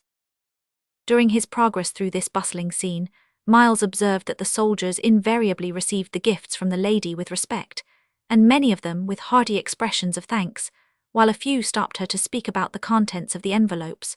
So numerous were the men that the work had to be done with business-like celerity, but the visitor was experienced. While wasting no time in useless delay, she never hurried her movements, or refused to stop and speak, or forced her way through the moving throng. Almost unobserved, save by the men who chanced to be next to her, she glided in and out amongst them like a spirit of light, which in the highest sense she was, intent on her beneficent mission. Her sole aim was to save the men from the tremendous dangers that awaited them on landing in Portsmouth, and bring them under Christian influence. Those dangers may be imagined when it is told that soldiers returning from abroad are often in possession of large sums of money, and that harpies of all kinds are eagerly waiting to plunder them on their arrival. On one occasion a regiment came home, and in a few days squandered £3,000 in Portsmouth. Much more might be said on this point, but enough has been indicated to move thoughtful minds, and our story waits. Suddenly the attention of Miles, and everyone near him, was attracted by the loud Hibernian yell of a female voice exclaiming, "Oh, Terence, me darlin' son, here ye are, and is it yourself lookin' purtier a long way than the day ye left me, and neither so much as a scratch on your face for all the wars ye have been in, bad luck to thim." Need we say that this was Mrs. Flynn? In her anxiety to meet her son she had run against innumerable men and women, who remonstrated with her variously, according to temperament, without, however, the slightest effect. Her wild career was not checked until she had flung herself into the arms of a tall, stalwart trooper with drooping moustache, who would have done credit to any nationality under the sun, and whose enthusiasm at the happy meeting with his mother was almost as demonstrative as her own, but more dignified. Others there were, however, whose case was very different. One who came there to meet the strong, healthy man to whom she had said goodbye at the same spot several years before, received him back a worn and wasted invalid, upright still with the martial air of discipline, but feeble, and with something like the stamp of death upon his brow. Another woman found her son, strong indeed and healthy, as of yore, but with an empty sleeve where his right arm should have been, his days of warfare over before his earthly son had reached the zenith. Whilst Miles was taking note of these things, and moralizing in spite of his distaste just then to that phase of mental occupation, the other lady of the Institute appeared and spoke hurriedly to her companion. "Go," she said, "tell Mrs. Martin that her husband is not on board the Orontes. Let Tufnell, if he is at the shed, or our missionary, take her up to the Institute without delay. Let them take this note to Miss Robinson at the same time." The younger lady looked inquiringly at her companion, but the latter pushed on hurriedly and was soon lost in the crowd, so she went at once on shore to obey her instructions. Being thus left to look after himself, Miles went about gazing at the varied, interesting, and curious scenes that the vessel presented. No one took any notice of him, for he was only one soldier among hundreds, and so many people from the shore had been admitted by that time that strange faces attracted no attention. We have referred chiefly to soldiers' friends, but these, after all, formed a small minority of the visitors, many of whom were tradesmen of the town, tailors, shoemakers, and vendors of fancy articles, who had come down with their wares to tempt the returning voyagers to part with their superfluous cash. Even in the midst of all the pushing and confusion, one man was seen trying on a pair of boots.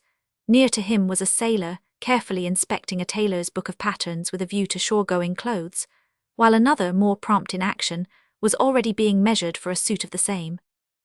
Descending to the 'tween decks, our hero found that the confusion and noise there were naturally greater, the space being more limited and the noise confined. There was the addition of bad air and disagreeable smells here, and Miles could not help reflecting on the prospect before him of long voyages under cramped circumstances, in the midst of similar surroundings. But being young and enthusiastic, he whispered to himself that he was not particular, and was ready to rough it in his country's cause. In a remarkably dark region to which he penetrated, he found himself in the women's quarters, the disagreeables of which were increased by the cries of discontented children, and the yells of inconsolable infants, some of whom had first seen the light of this world in the sad twilight of 'tween decks. Shrinking from that locality, Miles pursued his investigations, and gradually became aware that sundry parrots and other pets which the soldiers and sailors had brought home were adding their notes of discord to the chorus of sounds.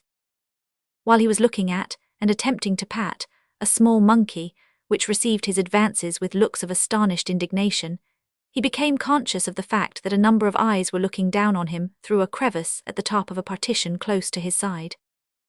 "Who are these?" he asked of a sailor who stood near him. "Why, them are the long-term men." "I suppose you mean prisoners?" "Yes, that's about it," replied the tar. "Soldiers as has committed murder or suthin' that sort, and got 20 year or more for all I knows. The other fellows further on there in chains is short-term men, been and done suthin' or other not quite so bad, I suppose." Miles advanced further on, and found 8 men seated on the deck and leaning against the bulkhead. If his attention had not been drawn to them, he might have supposed they were merely resting, but a closer glance showed that they were all chained to an iron bar. They did not seem very different from the other men around them, save that they were, most of them, stern and silent. A powerful feeling of compassion rose in our hero's breast as he looked at these moral wrecks of humanity, for their characters and prospects were ruined, though their physique was not much impaired. It seemed to him such an awful homecoming after, perhaps, long years of absence, thus, in the midst of all the bustle and joy of meetings and of pleasant anticipations, to be waiting there for the arrival of the prison van, and looking forward to years of imprisonment instead of reunion with friends and kindred. At sight of them a thought sprang irresistibly into our hero's mind: this is the result of wrongdoing. His conscience was uncomfortably active and faithful that morning. Somehow it pointed out to him that wrongdoing was a long ladder, that the chained criminals before him had reached the foot, and that he stood on the topmost rung. That was all the difference between them and himself, a difference of degree, not of principle. Pushing his way a little closer to these men, he found that his was not the only heart that pitied them. His friend, the younger lady, was there speaking to them. He could not hear what she said, for the noise drowned her voice, but her earnest, eager look and her gesticulations told well enough that she was pointing them to the Saviour of sinners. With what effect, of course, he could not tell, but it was evident that the prisoners at least gave her their attention. Leaving her thus engaged, Miles continued for a considerable time his progress through the ship. Afterwards he observed, by a movement among the men, that a detachment was about to land. Indeed, he found that some of the soldiers had already landed, and were making their way to the coffee shed. Following these quickly to the same place, he found that innumerable cups of hot coffee and solid slices of bread and butter were being served out as fast as they could be filled and cut. A large hole or window opened in the side of the shed, the shutter of which was hinged at the bottom, and when let down formed a convenient counter. Behind this counter stood the 2 ubiquitous ladies of the Institute acting the part of barmaids, as if to the manner born, and with the same businesslike, active, yet modest, ready-for-anything air which marked all their proceedings. And truly their post was no sinecure. To supply the demands of hundreds of hungry and thirsty warriors was not child's play. Inside the shed, Miles found his friend Brown busy with a mighty cauldron of hot water, numerous packets of coffee, and immense quantities of sugar and preserved milk. Brown was the fountainhead. The ladies were the distributing pipes, if we may say so, and although the fountain produced can after can of the coveted liquid with amazing rapidity, and with a prodigality of material that would have made the hair of a private housewife stand on end, it was barely possible to keep pace with the demand. At a large table one of the missionaries of the Institute cut up and buttered loaves at a rate which gave the impression that he was a conjurer engaged in a species of sleight of hand. The butter, however, troubled him, for the weather being cold it was hard and would not spread easily. To overcome this he put a pound or so of it on a plate beside the boiler fire to soften. Unfortunately he temporarily forgot it, and on afterwards going for it, found that it had been reduced to a yellow liquid. However, hungry soldiers, rejoicing in the fact of having at last reached home, are not particular. Some of them, unaccustomed, no doubt, to be served by ladies, asked for their supply deferentially, accepted it politely, and drank it with additional appreciation. "We want more, Brown," said one of the ladies, glancing back over her shoulder as she poured out the last drop from her large jug, "and more buns and bread, please." "Here you are, miss," cried Brown, who was warm by that time in spite of the weather, as he bore his brimming and steaming pitcher to the window or hole in the wall and replenished the jugs. The buns are all done, and the bread won't hold out long, but I've sent for more. It won't be long. I see we shall need several more brews, he added, as he turned again towards the inexhaustible boiler. Shall I assist you? Said Miles, stepping into the shed and seizing a loaf and a knife. Thank you, go ahead, said Brown. Put another lump of butter near the fire, said the missionary to our hero. Not too close, I melted the last lump altogether. A cup o' coffee for my Terence and one for myself, my dear, exclaimed a loud voice outside. There was no mistaking the speaker. Some of the men who crowded round the counter laughed, others partially choked, when the strapping Terence said in a hoarse whisper, Whist, mother, be civil, don't ye see that it's ladies no less is sarvin' of us? Please, ma'am, can I ave some coffee? Asked a modest soldier's wife, who looked pale and weary after the long voyage, with 3 children to look after. A cup was promptly supplied, and 3 of the newly arrived buns stopped the mouths of her clamorous offspring. Can ye give me a cup o' tea? Demanded another soldier's wife, who was neither so polite nor so young as the previous applicant. It is probable that the ladies did not observe the nature of her demand, else they would doubtless have explained that they had no tea, but a cup of coffee was silently handed to her. Ah, this is real home tea, this is, she said, smacking her lips after the first sip. A mighty difference 'tween this and what we've been used to in the ship. Yes, indeed, assented her companion. Whether it was tea she had been accustomed to drink on board the troopship we cannot tell, but probably she was correct as to the mighty difference. It may be that the beverages supplied in foreign lands had somewhat damaged the power of discrimination as to matters of taste in these soldiers' wives. At all events, an incident which occurred about the same time justifies this belief. Mr. Miles, said the missionary, pausing a moment to wipe his brow in the midst of his labours, will you fetch the butter now? Miles turned to obey with alacrity, with too much alacrity indeed, for in his haste he knocked the plate over, and sent the lump of butter into the last prepared brew of coffee. Hallo, I say, exclaimed Brown in consternation. More coffee, Brown, demanded the ladies simultaneously at that inauspicious moment. Yes, miss, I'm coming directly, cried Brown.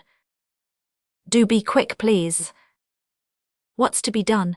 Said Brown, making futile endeavours to fish out the slippery mass with the stirring stick. Shove it down and stir it well about, suggested Miles. Whether conscience was inoperative at that moment we know not, but Brown acted on the suggestion, and briskly amalgamated the butter with the coffee, while the crowd at the porthole politely but continuously demanded more. Don't be in a hurry, Tom, cried a corporal, removing his pith helmet in order to run his fingers through his hair. It's a evenly state o' things now to what it was a few years ago. We and our poor wives 'ad to sit for hours in the heat or cold, wet or dry, without shelter or a morsel to eat, or a drop to drink, till we got away uptown to the grog shops. Well, this is civilization at last, remarked a handsome and hearty young fellow, who had apparently been ignorant of the treat in store for him, and who sauntered up to the shed just as the butter brew was beginning to be served out. Why, I declare it's chocolate, exclaimed one of the women who had been already served with a cup, and had resolved to go in, as she said, for another pennyworth. So it is, my, ain't it nice, said her companion, smacking her lips. Whether the soldiers fell into the same mistake, or were too polite to take notice of it, we cannot tell, for they drank it without comment and with evident satisfaction, like men of simple tastes and uncritical minds. We turn now to a very different scene. In one of the private sitting rooms of the Institute sat poor young Mrs. Martin, the very embodiment of blank despair. The terrible truth that her husband had died and been buried at sea had been gently and tenderly broken to her by Miss Robinson. At first the poor girl would not believe it. Then, as the truth gradually forced itself into her brain, she subsided into a tearless, expressionless state of quiescence that seemed to indicate a mind unhinged. In this state she remained for some time, apparently unconscious of the kind words of Christian love that were addressed to her. At last she seemed to rouse herself and gazed wildly round the room. Let me go, she said. I will find him somewhere, don't hinder me, please. But you cannot go anywhere till you have had food and rest, dear child, said her sympathetic comforter, laying her hand gently on the girl's arm. Come with me. She sought to lead her away, but the girl shook her off. No, she exclaimed, starting up hastily so that the mass of her dark hair fell loose upon her shoulders, contrasting forcibly with the dead whiteness of her face and lips. No, I cannot go with you. Fred will be getting impatient. 500, you think I'll ever believe it? Dead and buried in the sea? Never. Even while she spoke, the gasp in her voice and the pressure of both hands on her poor heart told very plainly that the young widow did indeed believe it. Oh, may God himself comfort you, dear child, said the lady, taking her softly by the hand. Come, come with me. Mrs. Martin no longer refused. Her spirit, which had flashed up for a moment, seemed to collapse, and without another word of remonstrance, she meekly suffered herself to be guided to a private room, where she was put to bed. She never rose from that bed. Friendless and without means, she would probably have perished in the streets, or in one of the dens of Portsmouth, had she not been led to this refuge. As it was, they nursed her there, and did all that human skill and Christian love could devise, but her heart was broken. Towards the end she told them in a faint voice that her Fred had been stationed at Alexandria, and that while there he had been led to put his trust in the Saviour. She knew nothing of the details. All these and much more she had expected to hear from his own lips. But he will tell me all about it soon, thank God, were the last words she uttered as she turned her eyes gratefully on the loving strangers who had found and cared for her in the dark day of her calamity. Chapter 5. Difficulties met and overcome. Miles and his friend Brown, after their work at the jetty, had chanced to return to the Institute at the moment referred to in the last chapter, when the poor young widow, having become resigned, had been led through the passage to her bedroom. Our hero happened to catch sight of her face, and it made a very powerful impression on him, an impression which was greatly deepened afterwards on hearing of her death. In the reception room, he found Armstrong still in earnest conversation with his wife. "Hallo, Armstrong, still here? Have you been sitting there since I left you?" he asked with a smile and look of surprise. "Oh no," answered his friend, "not all the time. We have been out walking about town and we have had dinner here, an excellent feed, let me tell you, and cheap too. But where did you run off to?" "Sit down and I'll tell you," said Miles. Thereupon he related all about his day's experiences. When he had finished, Armstrong told him that his own prospect of testing the merits of a troopship were pretty fair, as he was ordered for inspection on the following day. "So you see," continued the young soldier, "if you are accepted, as you are sure to be, you and I will go out together in the same vessel."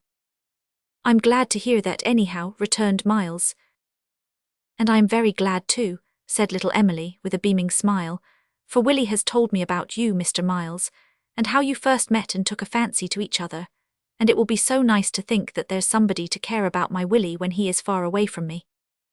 The little woman blushed and half laughed, and nearly cried as she said this, for she felt that it was rather a bold thing to say to a stranger, and yet she had such a strong desire to mitigate her husband's desolation when absent from her that she forcibly overcame her modesty. "And I want you to do me a favour, Mr. Miles," she added. "I'll do it with pleasure," returned our gallant hero.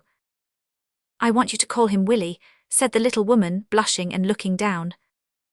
"Certainly I will, if your husband permits me. You see," she continued, "I want him to keep familiar with the name I've been used to call him, for comrades will call him Armstrong, I suppose, and—" "Oh, Emmy," interrupted the soldier reproachfully, "do you think I require to be kept in remembrance of that name? Won't your voice, repeating it, haunt me day and night till the happy day when I meet you again on the Portsmouth jetty, or mayhap in this very room?" Miles thought, when he heard this speech, of the hoped-for meeting between poor Mrs. Martin and her Fred, and a feeling of profound sadness crept over him as he reflected how many chances there were against their ever again meeting in this world. Naturally these thoughts turned his mind to his own case. His sinful haste in quitting home, and the agony of his mother on finding that he was really gone, were more than ever impressed on him, but again the fatal idea that what was done could not be undone, coupled with pride and false shame, kept him firm to his purpose.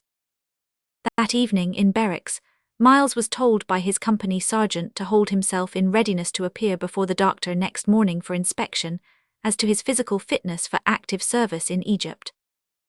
Our hero was by this time beginning to find out that the life of a private soldier into which he had rushed was a very different thing indeed from that of an officer, to which he had aspired. Here again pride came to his aid, in a certain sense, for if it could not reconcile him to his position, it at all events closed his mouth, and made him resolve to bear the consequences of his act like a man. In the morning he had to turn out before daylight, and with a small band of men similarly situated, to muster in the drill shed a little after 8. Thence they marched to the doctor's quarters. It was an anxious ordeal for all of them, for like most young soldiers, they were enthusiastically anxious to go on active service, and there was, of course, some uncertainty as to their passing the examination. The first man called came out of the inspection room with a beaming countenance, saying that he was all right, which raised the hopes and spirits of the rest, but the second appeared after inspection with a woebegone countenance which required no interpretation. No reason was given for his rejection. He was simply told that it would be better for him not to go. Miles was the third called.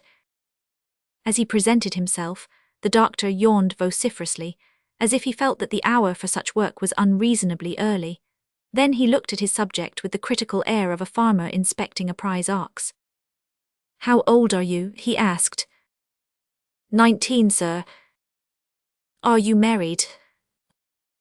Miles smiled.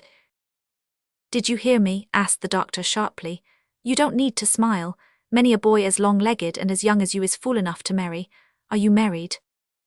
Miles flushed, looked suddenly stern, squared his shoulders, drew himself up with an air that implied, "You won't catch me tripping again," and said firmly yet quite respectfully, "No, sir." The doctor here took another good look at his subject, with a meaning twinkle in his eye, as if he felt that he had touched a tender point. Then he felt his victim's pulse, sounded his chest, and ordered him to strip. Being apparently satisfied with the result of his examination, he asked him if he felt all right. Reflecting that his mother had often told him he was made up of body, soul, and spirit, and that in regard to the latter too he was rather hazy, Miles felt strongly inclined for a moment to say, "Certainly not," but thinking better of it, he answered, "Yes, sir," with decision. "Have you anything to complain of?" asked the doctor. The mind of our hero was what we may style rapidly reflective.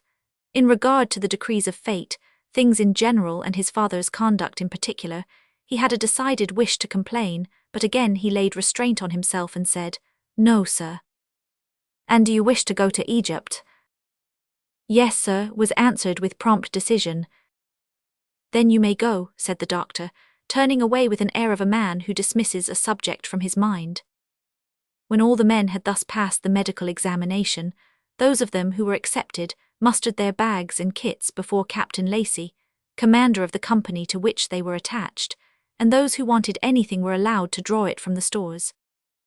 Captain Lacey was a fine specimen of a British soldier, grave but kind in expression and in heart, tall, handsome, powerful, about 30 years of age, with that urbanity of manner which wins affection at first sight, and that cool, quiet decision of character which inspires unlimited confidence. As the troopship which was to convey them to Egypt was to start sooner than had been intended, there was little time for thought during the few hours in England that remained to the regiment. The men had to draw their pith helmets and fit the ornaments thereon, then go the quartermaster's stores to be fitted with white clothing, after which they had to parade before the colonel, fully arrayed in the martial habiliments which were needful in tropical climes. Besides these matters there were friends to be seen, in some cases relatives to be parted from, and letters innumerable to be written. Miles Milton was among those who, on the last day in Portsmouth, attempted to write home.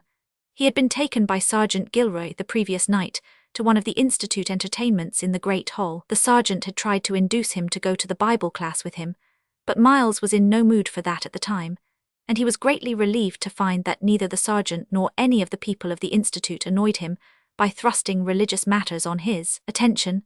Food, lodging, games, library, baths, Bible classes, prayer meetings, entertainments were all there to be used or let alone as he chose, perfect freedom of action being one of the methods by which it was sought to render the place attractive to the soldiers. But although Miles at once refused to go to the class, he had no objection to go to the entertainment. It was a curious mixture of song, recitation, addresses, and readings, in which many noble sentiments were uttered, and not a few humorous anecdotes and incidents related. It was presided over by Tough Nell, the manager, a soldierly-looking man who had himself originally been in the army, and who had for many years been Miss Robinson's right-hand man. There could not have been fewer than 1,000 people in the hall, a large proportion of whom were red coats and blue jackets, the rest being civilians. and the way in which these applauded the sentiments, laughed at the humour, and rejoiced in the music, showed that the provision for their amusement was thoroughly appreciated. Whether it was the feeling of good fellowship and sympathy that pervaded the meeting, or some word that was dropped at a venture and found root in his heart, Miles could not tell, but certain it is that at that entertainment he formed the resolution to write home before leaving.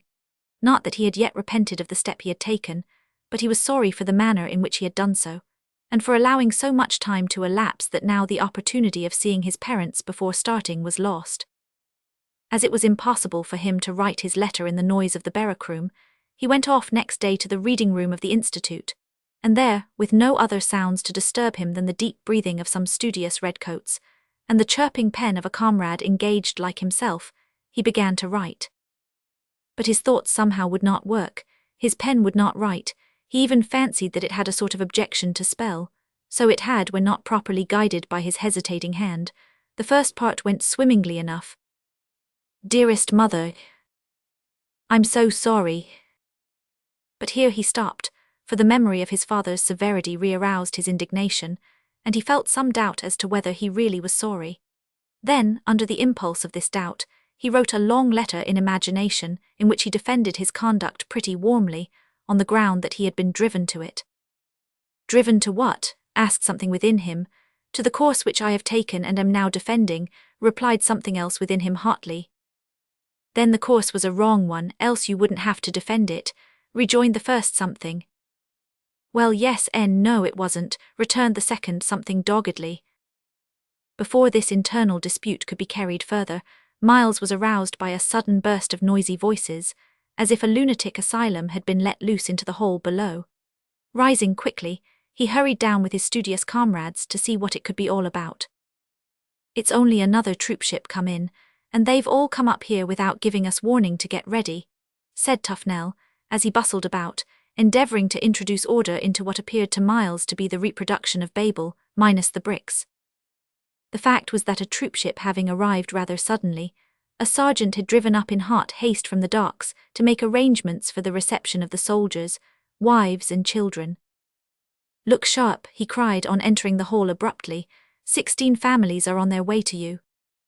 "All right, we can take 'em in," was the prompt reply, and orders were given to set the food-producing machinery of the establishment instantly in motion. But almost before the preparation had fairly begun, the advance guard of the army, largely composed of infantry, burst upon them like a thunderclap, and continued to pour in like a torrent. There were men shouting, women chattering, tired children whining, and excited children laughing, babies yelling or crowing miscellaneously, parrots screaming, people running up and down stairs in search of dormitories, plates and cups clattering at the bar as the overwhelmed barmaids did their best to appease the impatient and supply the hungry, while the rumbling of control wagons bringing up the baggage formed a sort of bass accompaniment to the concert. "You see, it varies with us a good deal," remarked Brown to Miles during a lucid interval. "Sometimes we are almost empty, a few hours later we are overflowing. It comes hard on the housekeeper, of course, but we lay our account why, that, and do you know it is wonderful what can be done in trying circumstances when we lay our account why, them." "Yes, miss, it's all ready," shouted the speaker in reply to a soft female voice that came down the wide staircase, as it were, over the heads of the turbulent crowd. In a moment he disappeared, and Tufnell stood as if by magic in his place. "Yes," said the manager, taking up his discourse where the other had left off, "and in a few minutes you'll see that most of these wives and children of the soldiers will be distributed through the house in their bedrooms, when our ladies will set to work to make acquaintance with them, and then we'll open our stores of warm clothing, of which the poor things, coming as they do from warm climates, are often nearly or quite destitute." "But where do you get these supplies from?" asked Miles. "From kind-hearted Christians throughout the country, who send us gifts of old and new garments, boots and shoes, shawls and socks, etc., which we have always in readiness to meet sudden demands, and I may add that the demands are pretty constant. Brown told you just now that we have varied experience. I remember once we got a message from the Assistant Quartermaster General's office to ask how many women and children we could accommodate, as a shipful was expected. We replied that we could take 140 and set to work with preparations. After all, only one woman came. Today we expected nobody, and you see what we have got." The genial countenance of the manager beamed with satisfaction, It was evident that what he had got did not at all discompose him, as he hurried away to look after his flock, while the originator, the heart and soul of all this, although confined to her room at that time with spine complaint, and unable to take part in the active work as she had been wont to do in years gone by, heard in her chamber the softened sound of the human storm, and was able to thank God that her soldiers' institute was fulfilling its destiny. "Hallo, Miles," exclaimed Armstrong over the heads of the crowd, "I've been looking for you everywhere. 500, you know we run a chance of being late. Come along, quick." Our hero, who, in his interest in the scene, had forgotten the flight of time, hurried out after his comrade as the band struck up "Home, Sweet Home," and returned to barracks, utterly oblivious of the fact that he had left the unfinished letter to his mother on the table in the reading room. Chapter 6. The unfinished letter, too late. Next morning young Milton, or as he was called by his comrades, John Miles, rose with the depressing thought that it was to be his last day in England.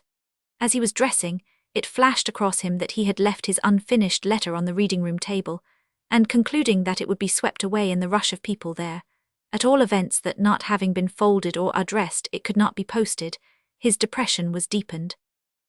The first thing that roused him to a better frame of mind was the smell of tea. Most people are more or less familiar with teapots, with the few teaspoonfuls of the precious leaf which thrifty housekeepers put into these pots, and the fragrant liquid that results. But who among civilians, save the informed, can imagine a barrack-room teapot? Open your ears, O ye thrifty ones, while we state a few facts, and there will be no need to tell you to open your eyes. Into the teapot which supplied Miles with his morning cup there was put, for one making 8 pounds of tea, not ounces, observe, but pounds, 29 pounds of sugar and 6 gallons, an absolute cowful of milk. The pot itself consisted of 8 enormous coppers, which were filled with boiling water to the brim. "Yes, sir," remarked the military cook who concocted the beverage to a speechless visitor one day, "it is a pretty extensive brew, but then, you see, we have a large family." A considerable portion of this large family was soon actively engaged in preparation for immediate embarkation for Egypt. Then the general made the men a farewell speech. It was a peculiar speech, not altogether suited to cheer timid hearts, had any such been there, but admirably adapted to British soldiers. "Men," said he, "I am very glad to see you parade looking so well and clean and comfortable and ready for active service.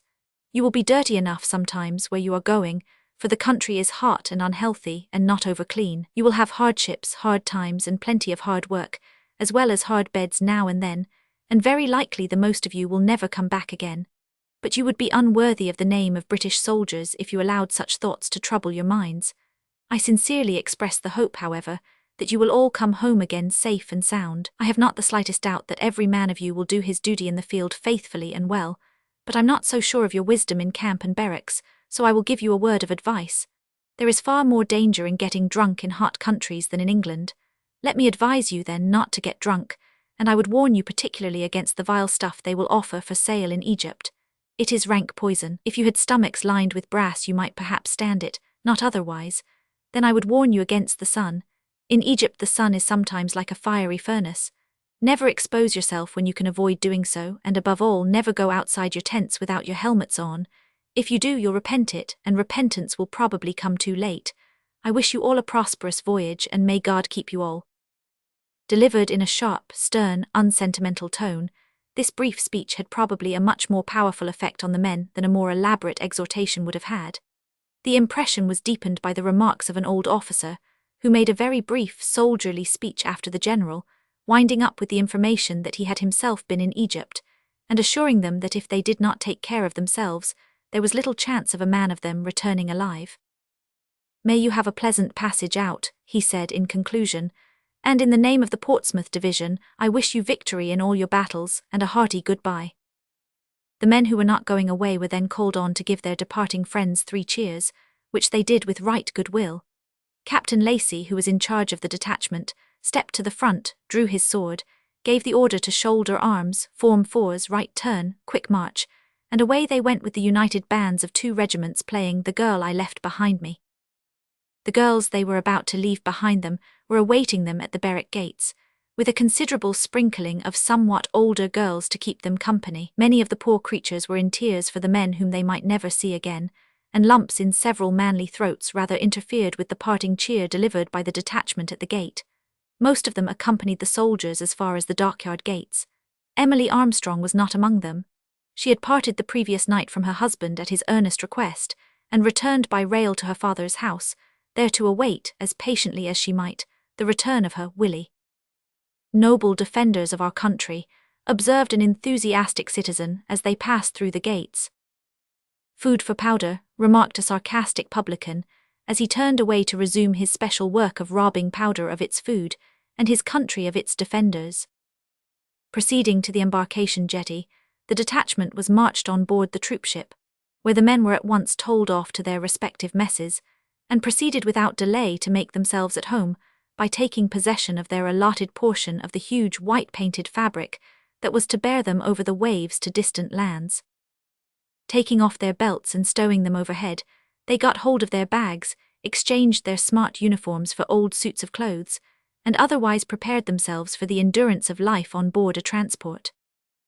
To his great satisfaction, Miles found that several of the comrades for whom he had by that time acquired a special liking were appointed to the same mess with himself. Among these were his friend Willie Armstrong, Sergeants Gilroy and Hardy, Corporal Flynn, a private named Gaspard Redgrave who was a capital musician, and had a magnificent tenor voice, Robert MacLeod, a big-boned Scotsman, and Moses Pine, a long-legged, cadaverous nondescript who was generally credited with being half-mad, though with a good deal of method in his madness, and who was possessed of gentleness of spirit and a cheerful readiness to oblige, which seemed a flat contradiction of his personal appearance and rendered him a general favourite. While these were busy arranging their quarters, a soldier passed with several books in his hand, which he had just received from one of the ladies from the Institute. "Hallo, Jack," cried Moses Pine, "have the ladies been aboard?" "Of course they have. They've been all over the ship already distributing books and goodbyes. If you want to see 'em, you'll have to look sharp, Moses, for they're just going on shore." "See 'em," echoed Moses. "Of course I wants to see 'em, but for them I'd be—" The rest of the sentence was lost in the clatter of Moses' feet as he stumbled up the ladderway. Remembering his letter at that moment, Miles followed him and reached the gangway just as the visitors were leaving. "Excuse me," he said to one of them, stopping her. "Oh, I'm so glad to have found you," she said. "I have been looking for you everywhere. Miss Robinson sent you this little parcel of books with her best wishes and hopes that you will read them."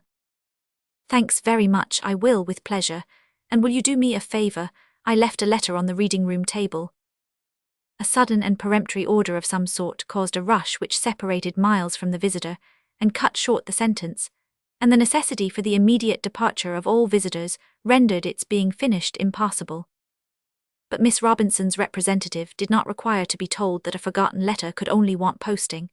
On returning, therefore, to the Institute, she went at once to the reading-room where she found no letter. Making inquiry, she learned from one of the maids that a sheet of paper had been found with nothing on it but the words, "Dearest Mother, I'm so sorry," and that the same had been duly conveyed to Miss Robinson's room. Hasting to the apartment of her friend, she knocked and was bidden enter. "You have got an unfinished letter, it seems," she began. "Yes, here it is," interrupted Miss Robinson, handing the sheet to her assistant. "What a pity that it gives no clue to the writer, no address." "I am pretty sure as to the writer," returned the other. "It must have been that fine-looking young soldier, John Miles, of whom we have seen a little, and heard so much from Sergeant Gilroy." Hereupon an account was given of the hurried and interrupted meeting on board the troopship, and the two ladies came to the conclusion that as nothing was known about the parents or former residence of John Miles, no steps of any kind were possible. The letter was therefore carefully put by. That same evening, there alighted at the railway station in Portsmouth an elderly lady with an expression of great anxiety on her countenance and much perturbation in her manner. "Any luggage, ma'am?" asked a sympathetic porter, for railway porters are sometimes more sympathetic than might be expected of men so much accustomed to witness abrupt and tender partings. "No, no luggage. Yes, a small valise in the carriage, that's it." "Four-wheeler, ma'am." No, yes, yes." "Where to, ma'am?"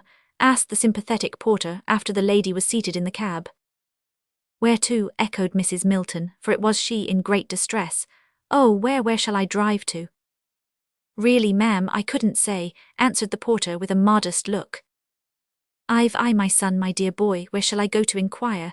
Oh, what shall I do? These would have been perplexing utterances, even to an unsympathetic man.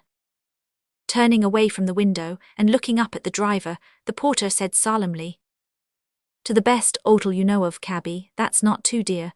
And if you've been gifted with compassion, cabby, don't overcharge your fare."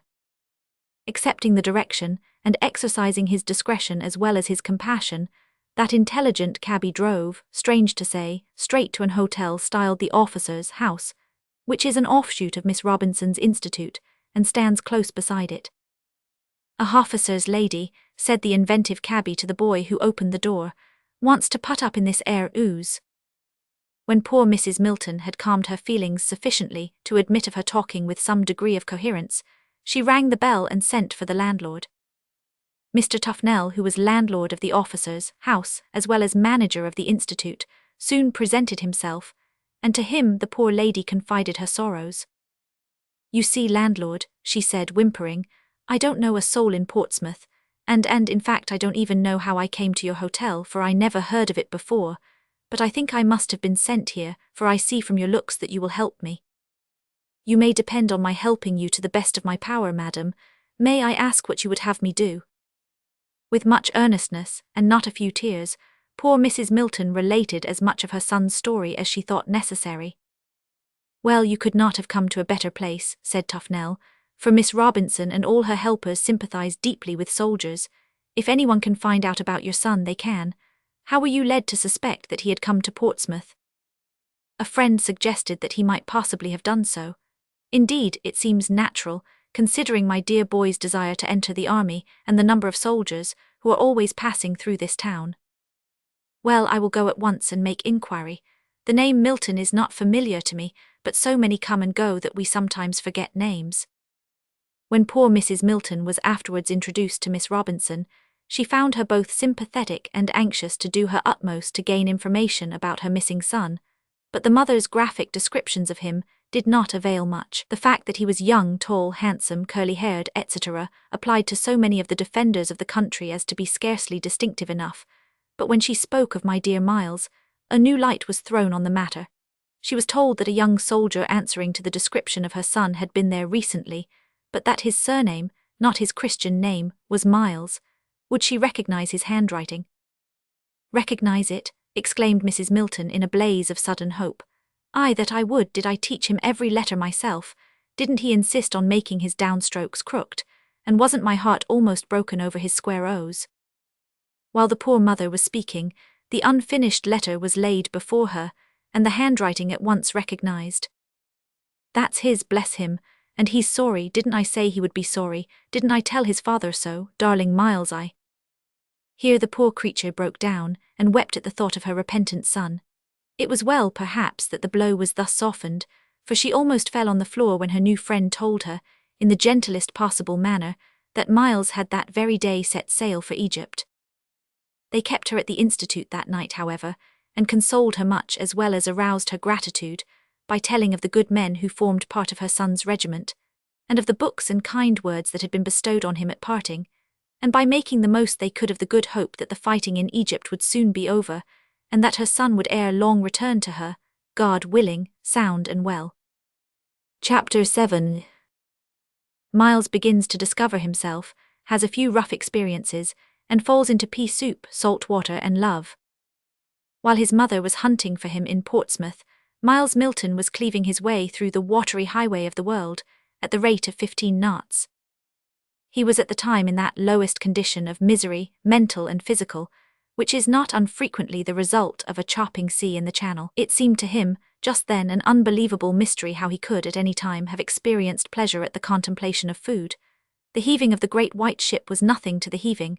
Well, it may perhaps be wiser to refrain from particulars, but he felt that the beating of the 2,000 horsepower engines, more or less, was child's play to the throbbing of his brain. And this, he thought in the bitterness of his soul, this is what I have sacrificed home, friends, position, prospects in life for. This is soldiering. The merest shadow of the power to reason, if such a shadow had been left, might have convinced him that that was not soldiering, That, as far as it went, it was not even sailoring. "You're very bad, I fear," remarked a gentle voice at the side of his hammock. Miles looked round. It was good-natured, lanky, cadaverous Moses Pine. "Who told you I was bad?" asked Miles savagely, putting a wrong but too true interpretation on the word. "The colour of your cheeks tells me, poor fellow." "Bah!" exclaimed Miles. He was too sick to say more. He might have said less with advantage. "Shall I fetch you some soup?" asked Moses in the kindness of his heart. Moses, you see, was one of those lucky individuals who are born with an incapacity to be sick at sea, and was utterly ignorant of the cruelty he perpetrated. "Or some lobscouse," he added. "Go away," gasped Miles. "A basin of—" Miles exploded, literally as well as metaphorically, and Moses retired. Strange, thought that healthy soldier, as he stalked away on further errands of mercy, stooping as he went to avoid beams. Strange that Miles is so changeable in character. I had come to think him a steady, reliable sort of chap. Puzzling over this difficulty, he advanced to the side of another hammock, from which heavy groans were issuing. "Are you very bad, Corporal?" he asked in his usual tone of sympathy. "Bad is it?" said Flynn. "Ark, it's worse nor bad I am. Couldn't ye ax the captain to heave to for a—" The suggestive influence of heaving to was too much for Flynn. He pulled up dead. After a few moments he groaned. "Arrah, be off, Moses, av ye don't want my fist on your nose." "Extraordinary," murmured the kindly man, as he removed to another hammock, the occupant of which was differently constituted. "Moses," he said as the visitant approached. "Yes, Gaspard," was the eager reply. "Can I do anything for you?" "Yes, if you'd go on deck, refresh yourself with a walk and leave us all alone, you'll on." Gaspard ceased to speak. He had already spoken too much, and Moses Pine, still wondering, quietly took his advice. But if the channel was bad, the Bay of Biscay was, according to Flynn, far badder. Before reaching that celebrated bay, however, most of the men had recovered, and with more or less lugubrious aspects and yellow-green complexions, were staggering about, attending to their various duties. No doubt their movements about the vessel were for some time characterized by that disagreement between action and will which is sometimes observed in feeble chickens during a high wind, but on the whole, activity and cheerfulness soon began to reanimate the frames and spirits of Britain's warriors. And now Miles Milton began to find out, as well as to fix in some degree his natural character. Up to this period in his life, a mild existence in a quiet home, under a fairly good though irascible father and a loving Christian mother, had not afforded him much opportunity of discovering what he was made of. Recent events had taught him pretty sharply that there was much room for improvement. He also discovered that he possessed a very determined will in the carrying out of his intentions, especially when those intentions were based upon his desires. Whether he would be equally resolute in carrying out intentions that did not harmonize with his desires remained to be seen.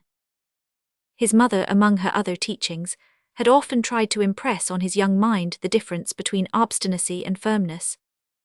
"My boy," she was wont to say while smoothing his curly head, "don't mistake obstinacy for firmness. A man who says I will do this or that in spite of all the world, against advice, and simply because he wants to do it, is obstinate. A man who says, I will do this or that in spite of all the world, against advice, against his own desires, and simply because it is the right thing to do, is firm." Remembering this, and repenting bitterly his having so cruelly forsaken his mother, our hero cast about in his mind how best he could put some of her precepts into practice, as being the only consolation that was now possible to him. You see, the good seed sown in those early days was beginning to spring up in unlikely circumstances. Of course the habit of prayer, and reading a few verses from the Bible night and morning, recurred to him. This had been given up since he left home. He now resumed it, though for convenience he prayed while stretched in his hammock. But this did not satisfy him. He must needs undertake some disagreeable work, and carry it out with that degree of obstinacy which would amount to firmness. After mature consideration, he sought and obtained permission to become one of the 2 cooks to his mess. Moses Pine was the other. Nothing, he felt, could be more alien to his nature, more disgusting in every way to his feelings, and he was right. His dislike to the duties seemed rather to increase than to diminish day by day. Bitterly did he repent of having undertaken the duty, and earnestly did he consider whether there might not be some possible and honourable way of drawing back, but he discovered none. and soon he proved, to himself as well as to others, that he did indeed possess, at least in some degree, firmness of character. The duties that devolved on him were trying. He had to scrub and keep the mess clean and tidy, to draw all the provisions and prepare them for cooking, then to take them to the galley and fetch them when cooked. That this last was no simple matter, such as any shore-going tail-coated waiter might undertake, was brought forcibly out one day during what seamen style dirty weather. It was raining at the time. The sea was grey, the sky was greyer, and as the steamer itself was whitey grey, it was a grave business altogether. "Is the soup ready, Moses?" asked Miles as he ascended towards the deck and met his confrere coming down. "I don't know, shall I go and see?" "No, you can go and look after the table, I will fetch the soup." "A nasty sea on," remarked a voice, which sounded familiar in Miles's ears as he stepped on deck.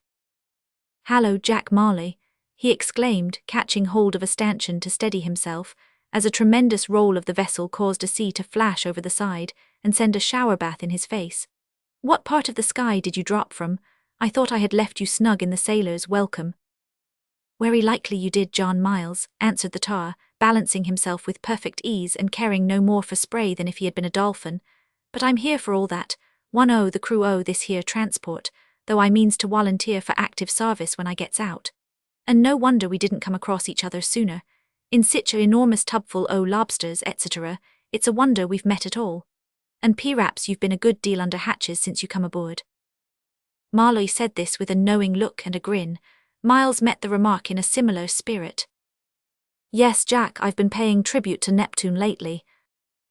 "You looks like it, Miles, judgin' by the colour o' your jib. Where away now?" "Going for our soup." "What made you cook o' the mess?" "Aye, don't you wish you were me?" Another roll and flash of spray ended the conversation and separated the friends. The pea soup was ready when our hero reached the galley. Having filled the mess tureen with the appetizing mixture, he commenced the return journey with great care, for he was now dependent entirely on his legs, both hands being engaged. Miles was handy, if we may say so, with his legs. Once or twice he had to rush and thrust a shoulder against the bulwarks, and a dash of spray served for salt to the soup, but he was progressing favourably, and had traversed full 3/4 of the distance to the hatch when a loud horror caused him to look round smartly. He had just time to see Corporal Flynn, who had slipped and fallen, come rolling towards him like a sack of flour. Next moment he was swept off his legs, and went into the lee scuppers with his comrade in a bath of pea soup and salt water. Fortunately, the obliging wave which came in board at the same moment mingled with the soup, and saved both men from a scalding. Such mishaps, however, were rare, and they served rather to enliven the voyage than otherwise. Besides the duties already mentioned, our hero had to wash up all the dishes and other things at meal hours, to polish up the mess kettles and tin dishes, and generally to put things away in their places and keep things in apple pie order.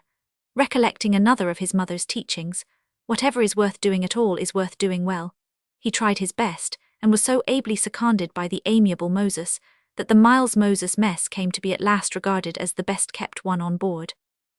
One morning, after clearing up the dishes and putting things in order, Miles went on deck for a little fresh air. On the way up he met an elderly gentleman whose dress proclaimed him a clergyman.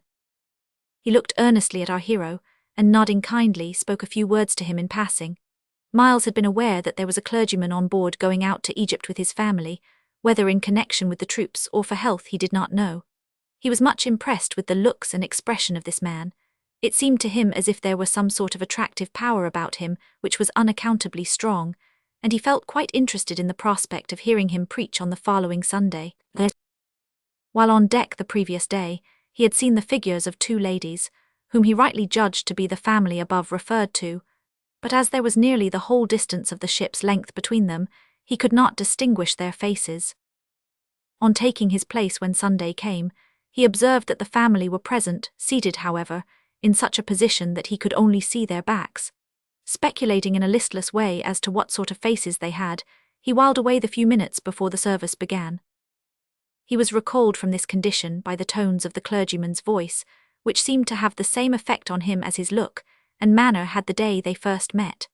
During the sermon Miles's attention was riveted, insomuch that he almost forgot where he was. The text was a familiar one, God is love, but the treatment of it seemed entirely new, the boundless nature of that love, its incomprehensible and almighty force, its enduring certainty and its overwhelming immensity, embracing, as it did, the whole universe in Christ, were themes on which the preacher expatiated in a way that Miles had never before dreamed of. All subordinate love, said the preacher in concluding, has its source in this. No wonder then that it is spoken of in Scripture as a love which passeth knowledge. When the men rose to leave, it could be easily seen that they were deeply impressed. As they went out slowly, Miles passed close to the place where the ladies sat. The slighter of the two was talking in a low tone to her companion, and the young soldier was struck with the wonderful resemblance in her tone to that of the preacher. He wondered if her face also resembled his in any degree and glanced back, but the head was turned away. "I like that parson. He has got brains," remarked Sergeant Hardy as he walked along the deck with Sergeant Gilroy and Corporal Flynn. "Sir, and I like him too," said the corporal, "for he's got heart." "Heart and brains," returned Gilroy. "A grand combination, what more could we want?" "Don't you think that tongue is also essential?" asked Miles. But for the preacher's eloquence his heart and brain would have worked in vain. "Come now, John Miles, don't you be rissin' up into poethry. It's not your nater, though you think it is. Besides, av a man's heart and brains is all right, he can make good use of 'em widout much tongue. Me own notion is that it's thim as hasn't got much to spake of, either of heart or brain, as is overfond o' waggin' the tongue." "That's so, Flynn. You're a living example of the truth of your own opinion," retorted Miles. "Och, is it angered ye are at gittin' the worst o' the argument," rejoined the corporal. "Niver mind, boy, you'll do better by and by." As Flynn descended the ladder while he spoke, the sense of what he said was lost, but the truth of his opinion still continued to receive illustration from the rumbling of his voice, until it was swallowed up in the depths of the vessel. Next day our hero received a shock from which he never finally recovered. Be not alarmed, reader, it was not paralytic in its nature. It happened on this wise. Miles had occasion to go to the forepart of the ship on some culinary business, without his coat, and with his sleeves rolled up above his elbows. Arrived there, he found that the captain was taking the ladies round the ship to point out some of its interesting details. As Miles came up, the younger lady turned round so as to present her full face to him. It was then that poor Miles received the shock above referred to. At that moment a little boy with wings and a bow stepped right in front of the young lady and shot straight at Miles Milton. The arrow entered his heart, and he did not fall. True men in such circumstances never fall. They stand transfixed sometimes or stupefied. Thus stood Miles and stared. Yes, though naturally modest and polite, he stood and stared. And small blame to him, as Flynn might have said, for before him stood his ideal of a fairy, an angel, a sylph, or anything beautiful that best suits your fancy, reader. Sunny hair, sunny eyes, earnest and inquiring eyes, sunny smiles and eyebrows to match. Yes, she had eyebrows distinctly darker than her hair, and well defined over a pair of large brown eyes. Poor Miles was stricken, as we have said, but, would you believe it? There were men there looking at that girl at that time who, to use their own phraseology, would not have accepted a dozen of her for the girls they had left behind them. One young fellow in particular murmured to himself as follows: "Yes, very well in her way, no doubt, but she couldn't hold a candle to my Emmy." Perhaps the most cutting remark of all, made mentally of course, was that of Sergeant Grady, who, for reasons best known to himself, had left a wife, describable as a stout well-favoured girl of 40, behind him. In 20 years or so, he thought, she may perhaps be near as good-looking as my Sussy, but she'll never come quite up to her, never. "Come this way, Mrs. Drew," said the captain. "I will show you the men's quarters. Out of the way, my man." Flushing to the roots of his hair, Miles stepped hastily aside. As he did so, there was heard an awful rend of a sort that tests the temper of women. It was followed by a musical scream. The girl's dress had caught on a block tackle. Miles leaped forward and unhooked it. He was rewarded with a smiling "thank you," which was followed by a blush of confusion as Miss Drew's mother exclaimed, "Oh, Marian, how could you?" By way of making things easier for her, no doubt. "You did that, young man, about as smart as I could have done it myself," growled a voice behind him. The speaker was Jack Marley, and a general titter followed Miles as he hurried away. As we have said, the weather became much worse when the troopship drew near to the Bay of Biscay, and it soon became evident that they were not to cross that famous portion of the Atlantic without experiencing some of the violent action for which it is famed. But by that time most of the soldiers, according to Marley, had got their sea legs on, and rather enjoyed the tossing than otherwise. "I do like this sort o' thing," said a beardless young fellow, as a number of the men sat on camp stools, or stood on the weather side of the deck, chatting together about past times and future prospects. "Ha!" exclaimed a seaman who stood near them coiling up a rope. "Hold on till you've got a taste o' the bay. This is a mill pond to that, and you'll have the chance tonight. If you don't, I'm a Dutchman." "If I do, you'll have a taste of it too, old salt water, for we're in the same boat," retorted the young redcoat. "True, but we ain't in the same body," returned the sailor. "I should just like to see your 4-foot legs wobblin' about in a nor'west gale. You'd sing another song." "Come, MacLeod," cried Moses Pine, "tip us a Gaelic song." "Hoots, man, wull ye be wantin' to be made seasick? For that's what'll do it," said the big Scotsman. "Na, let Gaspard sing us the Bay o' Biscay o', that'll be mair appropriate." There was a general chorus of assent to this, and as Gaspard Redgrave was an obliging man, untroubled by false modesty, he cleared his throat and began. His voice, being a really splendid one, attracted all the men who chanced to be within range of it.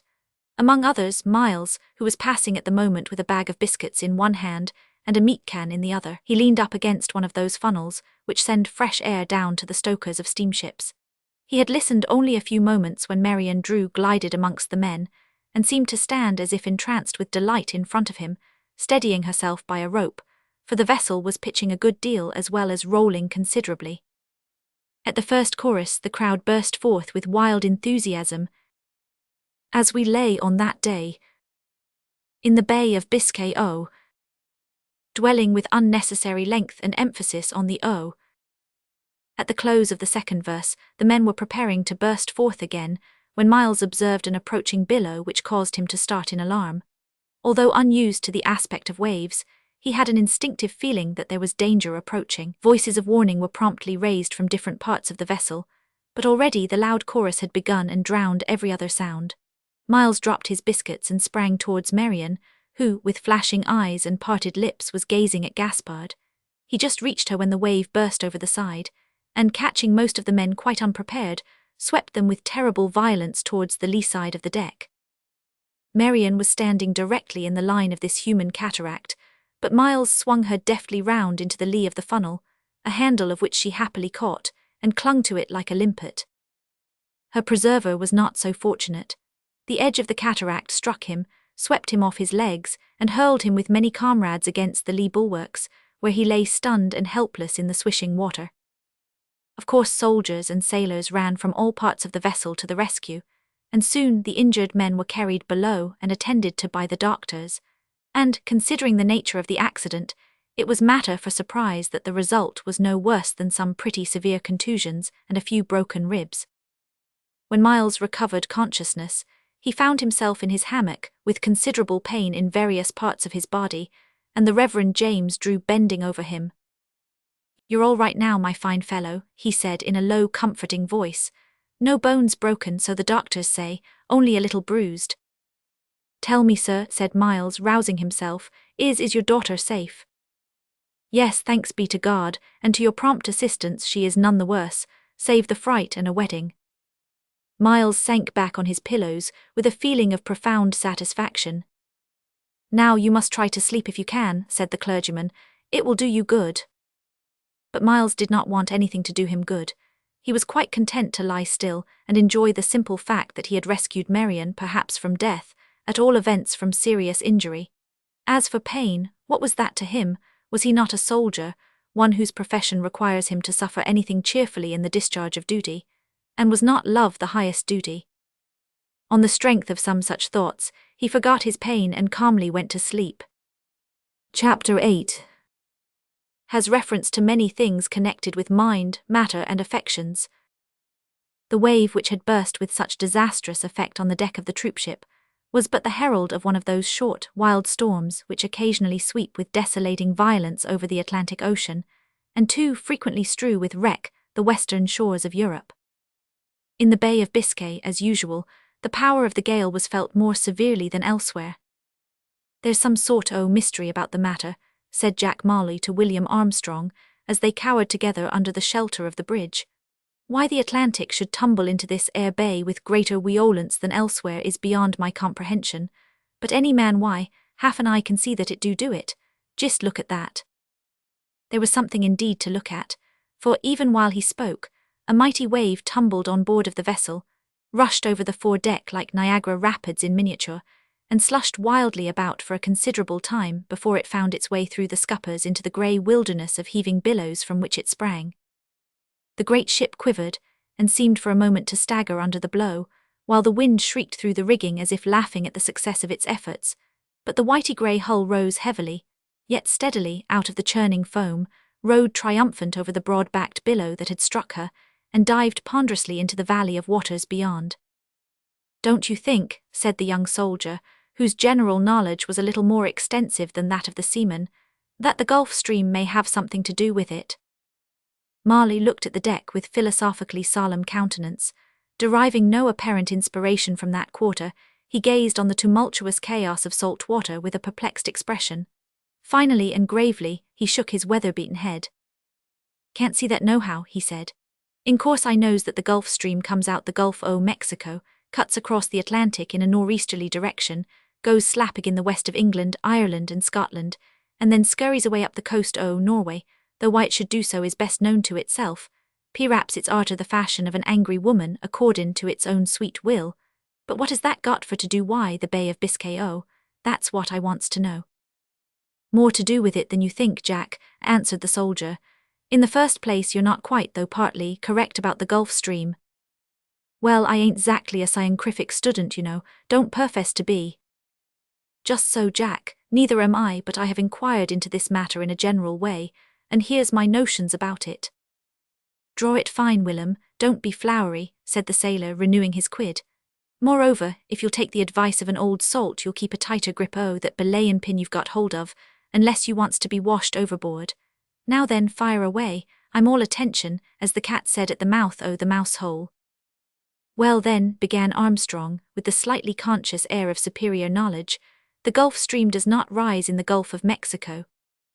"Did I say that it did, Willem?"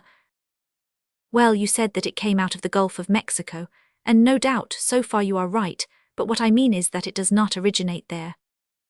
"Why don't you say what you mean then, Willem, instead o' pitchin' into a poor chap as makes no pretence to be a perfessor? Heave ahead." "Well, Jack," continued the soldier, with more care as to his statements, "I believe, on the best authority, that the Gulf Stream is only part of a great ocean current which originates at the equator, and a small bit of which flows north into the Atlantic, where it drives into the Gulf of Mexico. Finding no outlet there, it rushes violently round the Gulf. Gets angry, no doubt, and that's what makes it hot," suggested the sailor. "Perhaps, anyhow it then flows, as you say, in a nor'easterly direction to the coasts of Great Britain and Ireland, but it does more than that. It spreads as it goes, and also rushes straight at the coasts of France and Spain. Here, however, it meets a strong counter-current running south along these same coasts of France and Spain. That is difficulty number one. It has to do battle why that current, and you know, Jack, wherever there's a battle there's apt to be convulsions of some sort. Well then, a nor'westerly gale comes on and rolls the whole o' the North Atlantic Ocean against these coasts. So here you have this part of the Gulf Stream caught in another direction, on the port quarter, as you sailors might call it."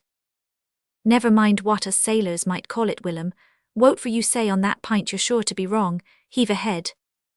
"Well then," continued Armstrong with a laugh, "that's trouble number two, and these troubles, you'll observe, apply to the whole west coast of both countries. But in the Bay of Biscay there is still another difficulty, for when these rushing and tormented waters try to escape, they are met fair in the face by the whole north coast of Spain, and thus—" "I sees it," exclaimed Marley with a sudden beam of intelligence.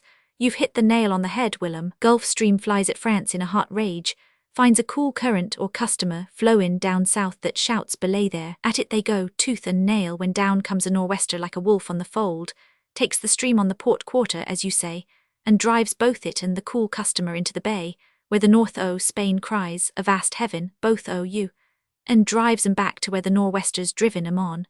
No wonder there's a mortal hullabaloo in the Bay o' Biscay. Why, mate, where got ye all that larnin'?" Before his friend could reply, a terrific plunge of the vessel, a vicious shriek of the wind, and the entrance of another tremendous sea. suggested that the elements were roused to unusual fury at having the secrets of their operations thus ruthlessly revealed, and also suggested the propriety of the two friends seeking better shelter down below. While this storm was raging, Miles lay in his hammock, subjected to storms of the bosom with occasional calms between. He was enjoying one of the calms when Armstrong passed his hammock and asked how he was getting on. "Very well, Willie. Soon be all right, I think," he replied with a contented smile. For at that moment, he had been dwelling on the agreeable fact that he had really rescued Marian Drew from probable death, and that her parents gratefully recognized the service, as he learned from the clergyman himself, who expressed his gratitude in the form of frequent visits to and pleasant chats with the invalid. The interest and sympathy which Miles had felt on first seeing this man naturally increased, and at last he ventured to confide to him the story of his departure from home, but said nothing about the changed name. It is needless to relate all that was said on the occasion.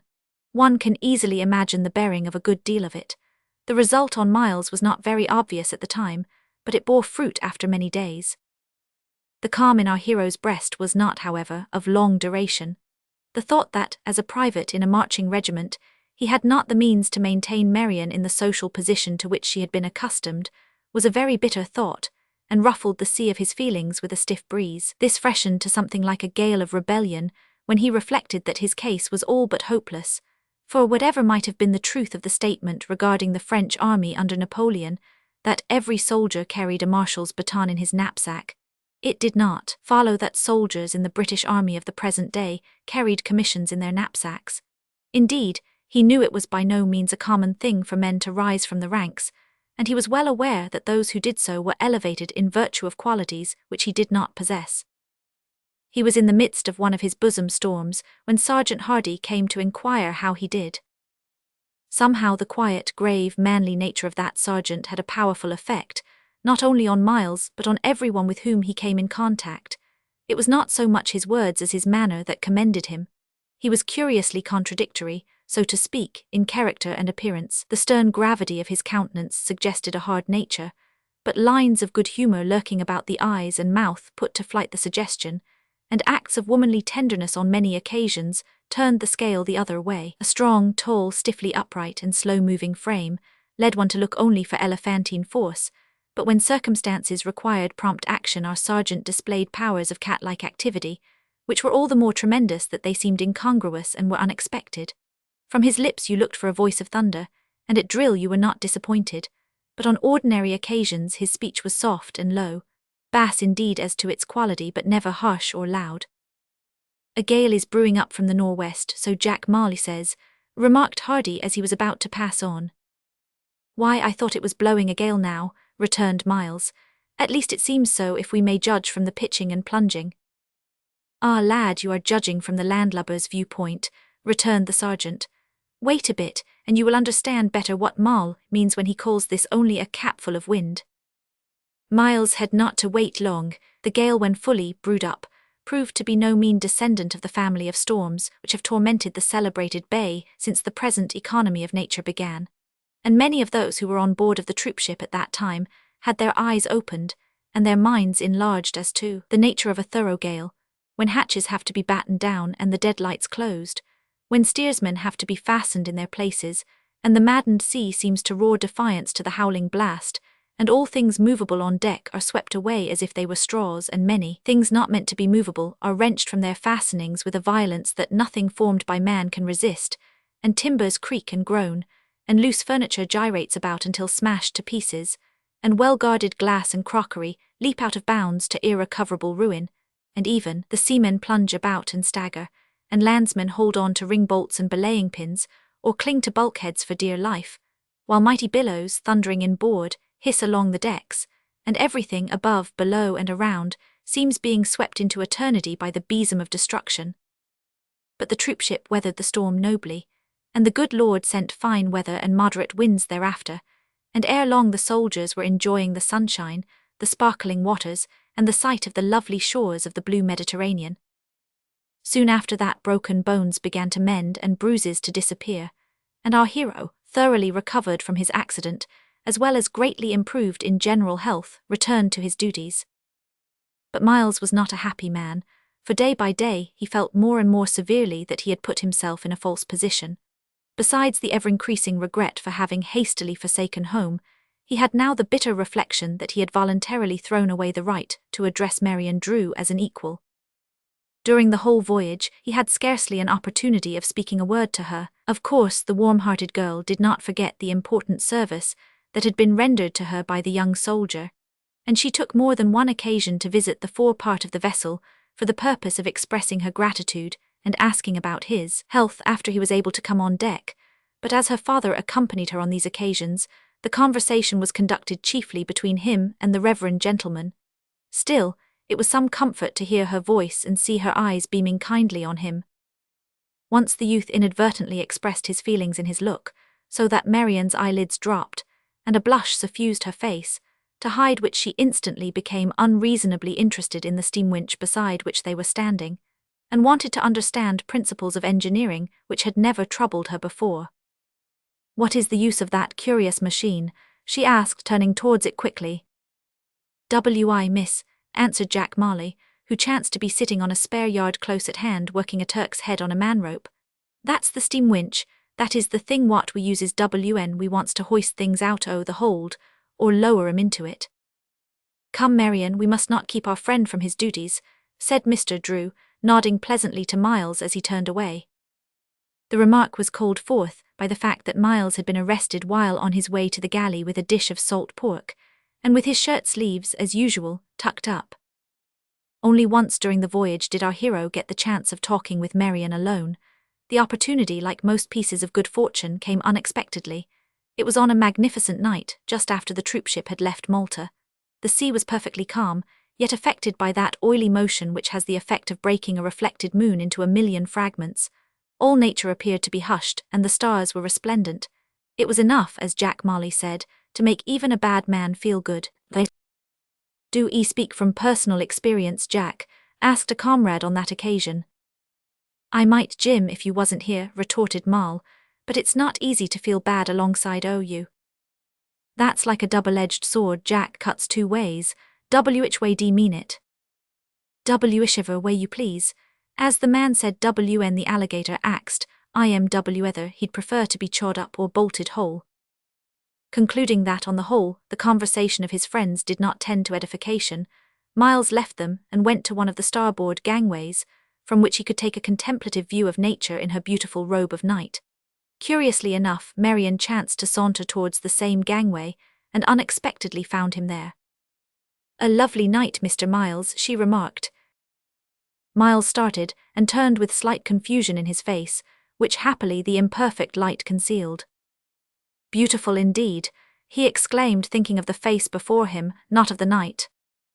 "A cool, beautiful night like this," continued the girl, who was of the romantic age of 16, "will remain long, I should think, in your memory, and perhaps mitigate in some degree the hardships that are before you on the burning sand of Egypt." "The memory of this night," returned Miles with fervour, "will remain with me forever. It will not only mitigate what you are pleased to call hardships, but will cause me to forget them altogether, forget everything." "Nay, that were impossible," rejoined Marian with a slight laugh, "for a true soldier cannot forget duty." "True, true," said Miles dubiously. "At least it ought to be true, and I have no doubt is so in many cases, but—" What more he might have said cannot now be told, for they were interrupted at the moment by Captain Lacey, who, happening to walk in that direction, stopped and directed Miss Drew's attention to a picturesque craft, with high lateen sails, which had just entered into the silver pathway of the moon on the water. Miles felt that it would be inappropriate in him to remain or to join in the conversation. With a heart full of disappointment and indignation, he retired and sought refuge in the darkest recesses of the pantry, to which he was welcome at all times, being a great favourite with the steward. Whether it was the smell of the cheese or the ketchup we know not, but here better thoughts came over our hero. Insignificant causes often produce tremendous effects. The touching of a trigger is but a small matter. The effects of such a touch are sometimes deadly as well as touching. Possibly the sugar, if not the cinnamon, may have been an element in his change of mind. At all events, it is safe to say that the general smell of groceries was associated with it. Under the benign influence of this change, he betook himself to the berth of the chief ship's carpenter, with whom also he was a favourite. Finding the berth empty and a light burning in it, he sat down to wait for his friend. The place was comparatively quiet and retired. Bethinking himself of the little packet which he had received at Portsmouth, and which still lay unopened in the breast pocket of his shell jacket, he pulled it out. Besides a testament, it contained sundry prettily covered booklets written by Miss Robinson, and others to interest the public in our soldiers, as well as to amuse the soldiers themselves. In glancing through Our Soldiers and Sailors, Institute Memories, Our Warfare, The Victory, Heaven's Light Our Guide, Goodbye, and similar works, 2 facts were suddenly impressed upon his mind and strongly illuminated, namely, that there is such a thing as living for the good of others, and that up to that time he had lived simply and solely for himself. The last sentence that had fallen from the lips of Marian that night was also strongly impressed upon him. A true soldier cannot forget duty, and he resolved that duty should be his life's watchword thenceforward. Such is the influence that a noble-minded woman may unconsciously have over even an unsteady man. Soon after this the troopship reached the end of her voyage, and cast anchor off the coast of Egypt, near the far-famed city of Alexandria. Chapter 9. Our hero meets a friend unexpectedly in peculiar circumstances, and has a very strange encounter. Miles Milton's first experience in Alexandria was rather curious, and, like most surprising things, quite unlooked for. The troops were not permitted to land immediately on arrival, but of course no such prohibition lay on the passengers, who went off immediately. In the hurry of doing so, the clergyman and his family missed saying goodbye to Miles, who happened to be on duty in some remote part of the vessel at the time, and the shore boat could not be delayed. This caused Mr. and Mrs. Drew much regret, but we cannot add that it caused the same to Miss Drew, because that young lady possessed considerable command of feature, and revealed no feeling at all on the occasion. Miles was greatly disappointed when he found that they had gone, but consoled himself with the hope that he could make use of his first day's leave to find them out in the town and say goodbye. But why encourage hope? Thought Miles to himself with bitterness in his heart. I'm only a private. Marian will never condescend to think of me. What have I to offer her except my worthless self? You see, Miles was beginning to see through himself faintly. Even if my father were a rich man, able to buy me out of the army and leave me a fortune, which he is not, what right have I to expect that a girl like Marian would risk her happiness with a fellow who has no profession, no means of subsistence, and who is left home without money and without leave? Bah, Miles, you are about the greatest goose that ever put on a red coat. He was getting on, you see. If he had put sinner for goose, his shot would have been nearer the mark. As it was, all things considered, it was not amiss. He smarted considerably under the self-condemnation. If a comrade had said as much he would have resented it hotly, but a man is wonderfully lenient to himself. Under the impulse of these feelings he sought and obtained leave to go into the town. He wished to see how the new soldiers' institute being set up there was getting along. He had promised Miss Robinson to pay it a visit. That was his plea. He did not feel called upon to inform his officer of his intention to visit the Drews. That was quite a private matter, yet it was the main matter, for on landing, instead of inquiring for the spot where the new institute was being erected, he began a search among the various hotels where English visitors were wont to put up. The search was successful. He found the hotel, but the family had gone out, he was told, and were not expected back till evening. Disappointment, of course, was the result, but he would wait. It is amazing what an amount of patience even impatient men will exercise when under the influence of hope. There was plenty of time to run down and see the institute, but he might miss his friends if they should chance to come in and go out again during his absence. What should he do? Bother the institute, he muttered to himself. It's only bricks and mortar after all, and I don't know a soul there. He was wrong on both of these points, as we shall see. What's the use of my going? He murmured after a reflective pause. You promised the ladies of the Portsmouth Institute that you'd go to see it and report progress, said that extraordinary something inside of him, which had a most uncomfortable way of starting up and whispering, when least expected to do so. And added something, every gentleman should keep his word. True, replied Miles almost angrily though inaudibly, but I'm not a gentleman, I'm only a private. Goose, retorted that pertinacious something, is not every private a gentleman who acts like one, and is not every gentleman a blackguard who behaves as such? Miles was silenced. He gave in and went off at once to visit the institute. As he walked down the long straight street leading to the Grand Square, which had been almost destroyed by the bombardment, he passed numerous dirty drinking shops, and wondered that English soldiers would condescend to enter such disgusting places. He was but a young soldier, and had yet to learn that, to men who have been fairly overcome by the power of the fiend's strong drink, no place is too disgusting, and no action too mean, so that it but leads to the gratification of their intolerable craving. It is said that in 2 streets only there were 500 of these disreputable drinking shops. All sorts and conditions of men passed him as he went along: Turks, Greeks, Arabs, Negroes, Frenchmen, Italians and Englishmen, the gay colours of whose picturesque costumes lent additional brilliancy to the sunny scene. The sight of the dark-skinned men and veiled women of the Arab quarter did more, however, than anything else to convince our hero that he had at last really reached the East, the land of the ancient pharaohs, the pyramids, the Arabian Nights' entertainments, and of modern contention. Presently he came upon the piece of waste ground which had been chosen as the site of the new institute. It was covered with the ruins, shattered cement, glass, tiles, and general wreckage of the buildings that had stood there before the bombardment, and on 3 sides it was surrounded by heaps of stones, shattered walls, and rubbish, some acres in extent. But the place had the great advantage of being close to the old harbour, not far from the spot where ancient Alexandria stood, and was open to the fresh, cooling breezes that came in from the sea. Arab workmen were busily employed at the time on the foundations of the building, under the superintendence of an unmistakable and soldierly-looking Englishman, whose broad back was presented to Miles as he approached. Turning suddenly round, Mr. Tufnell, the manager of the Portsmouth Institute, confronted the visitor with a stern but perspiring visage, which instantly became illuminated with a beaming smile. "What, Tufnell?" exclaimed our hero in amazement. "Aye, Miles, as large as life." "Larger than life, if anything," said Miles, grasping the proffered hand and shaking it warmly. "Why, man, the air of Egypt seems to magnify you." "More likely that the heat of Egypt is making me grow. What are you rubbing your eyes for?" "To make sure that they do not deceive," answered Miles. "Did I not leave you behind me at Portsmouth?" "So you did, friend, but the voyage in a troopship is not the fastest method of reaching Egypt. As you see, I've overshot you in the race. I have come to put up the new building, but come to my palace here and have a talk and a cup of coffee. Glad to see that the voyage has agreed with you." They reached the palace to which the manager referred, and found it to be a cottage of corrugated iron amidst the rubbish. "Here," said Tufnell, offering his friend a chair, "I spend all my time and reign supreme, monarch of all I survey. These are my subjects," he added, pointing to the Arab workmen.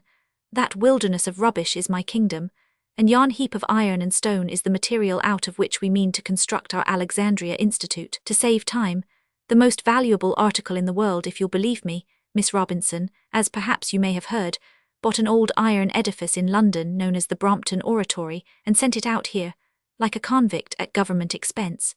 You see, not only the public but government have now come to recognize the value of her work for soldiers." "And your subjects, the Arabs, are they obedient and loyal?" asked Miles. "Pretty well, but they give me some trouble now and then.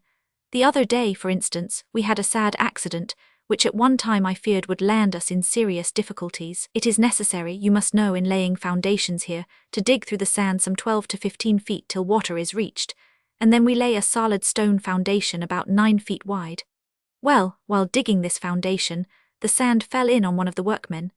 I off-coat at once and set to work with a shovel, shouting to the fellows to help me. Instead of helping, they rushed at me in a body to prevent my interfering in the matter.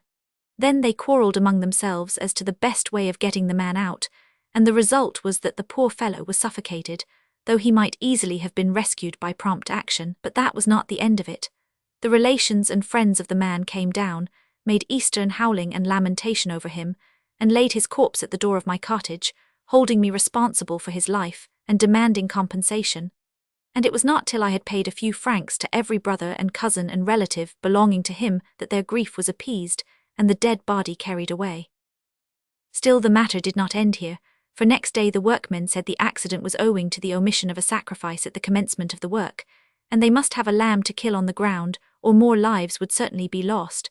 So I bought them a lamb, which they duly killed, cooked, and ate, after sprinkling its blood on the 4 corners of the foundation and on the walls. I had the skin of this lamb dressed and sent home as a curiosity. See Note 1. "You appear to have pretty rough times of it then, on the whole," said Miles. I never counted on smooth times, returned Tufnell. Besides being used to roughing it, I am always glad to do so in a good cause.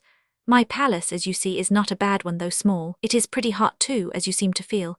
And they tell me there will be some interesting variety in my experiences when the rainy season sets in. I wouldn't mind it so much if I could only be left to sleep in peace at nights. I stay here, you see, night and day, and why the Arabs prowling around, whispering and trying to get in, and the wild dogs mackin', the neighbourhood a place public meeting, barking, howling and quarrelling over their sorrows like human banes. They don't give me much rest.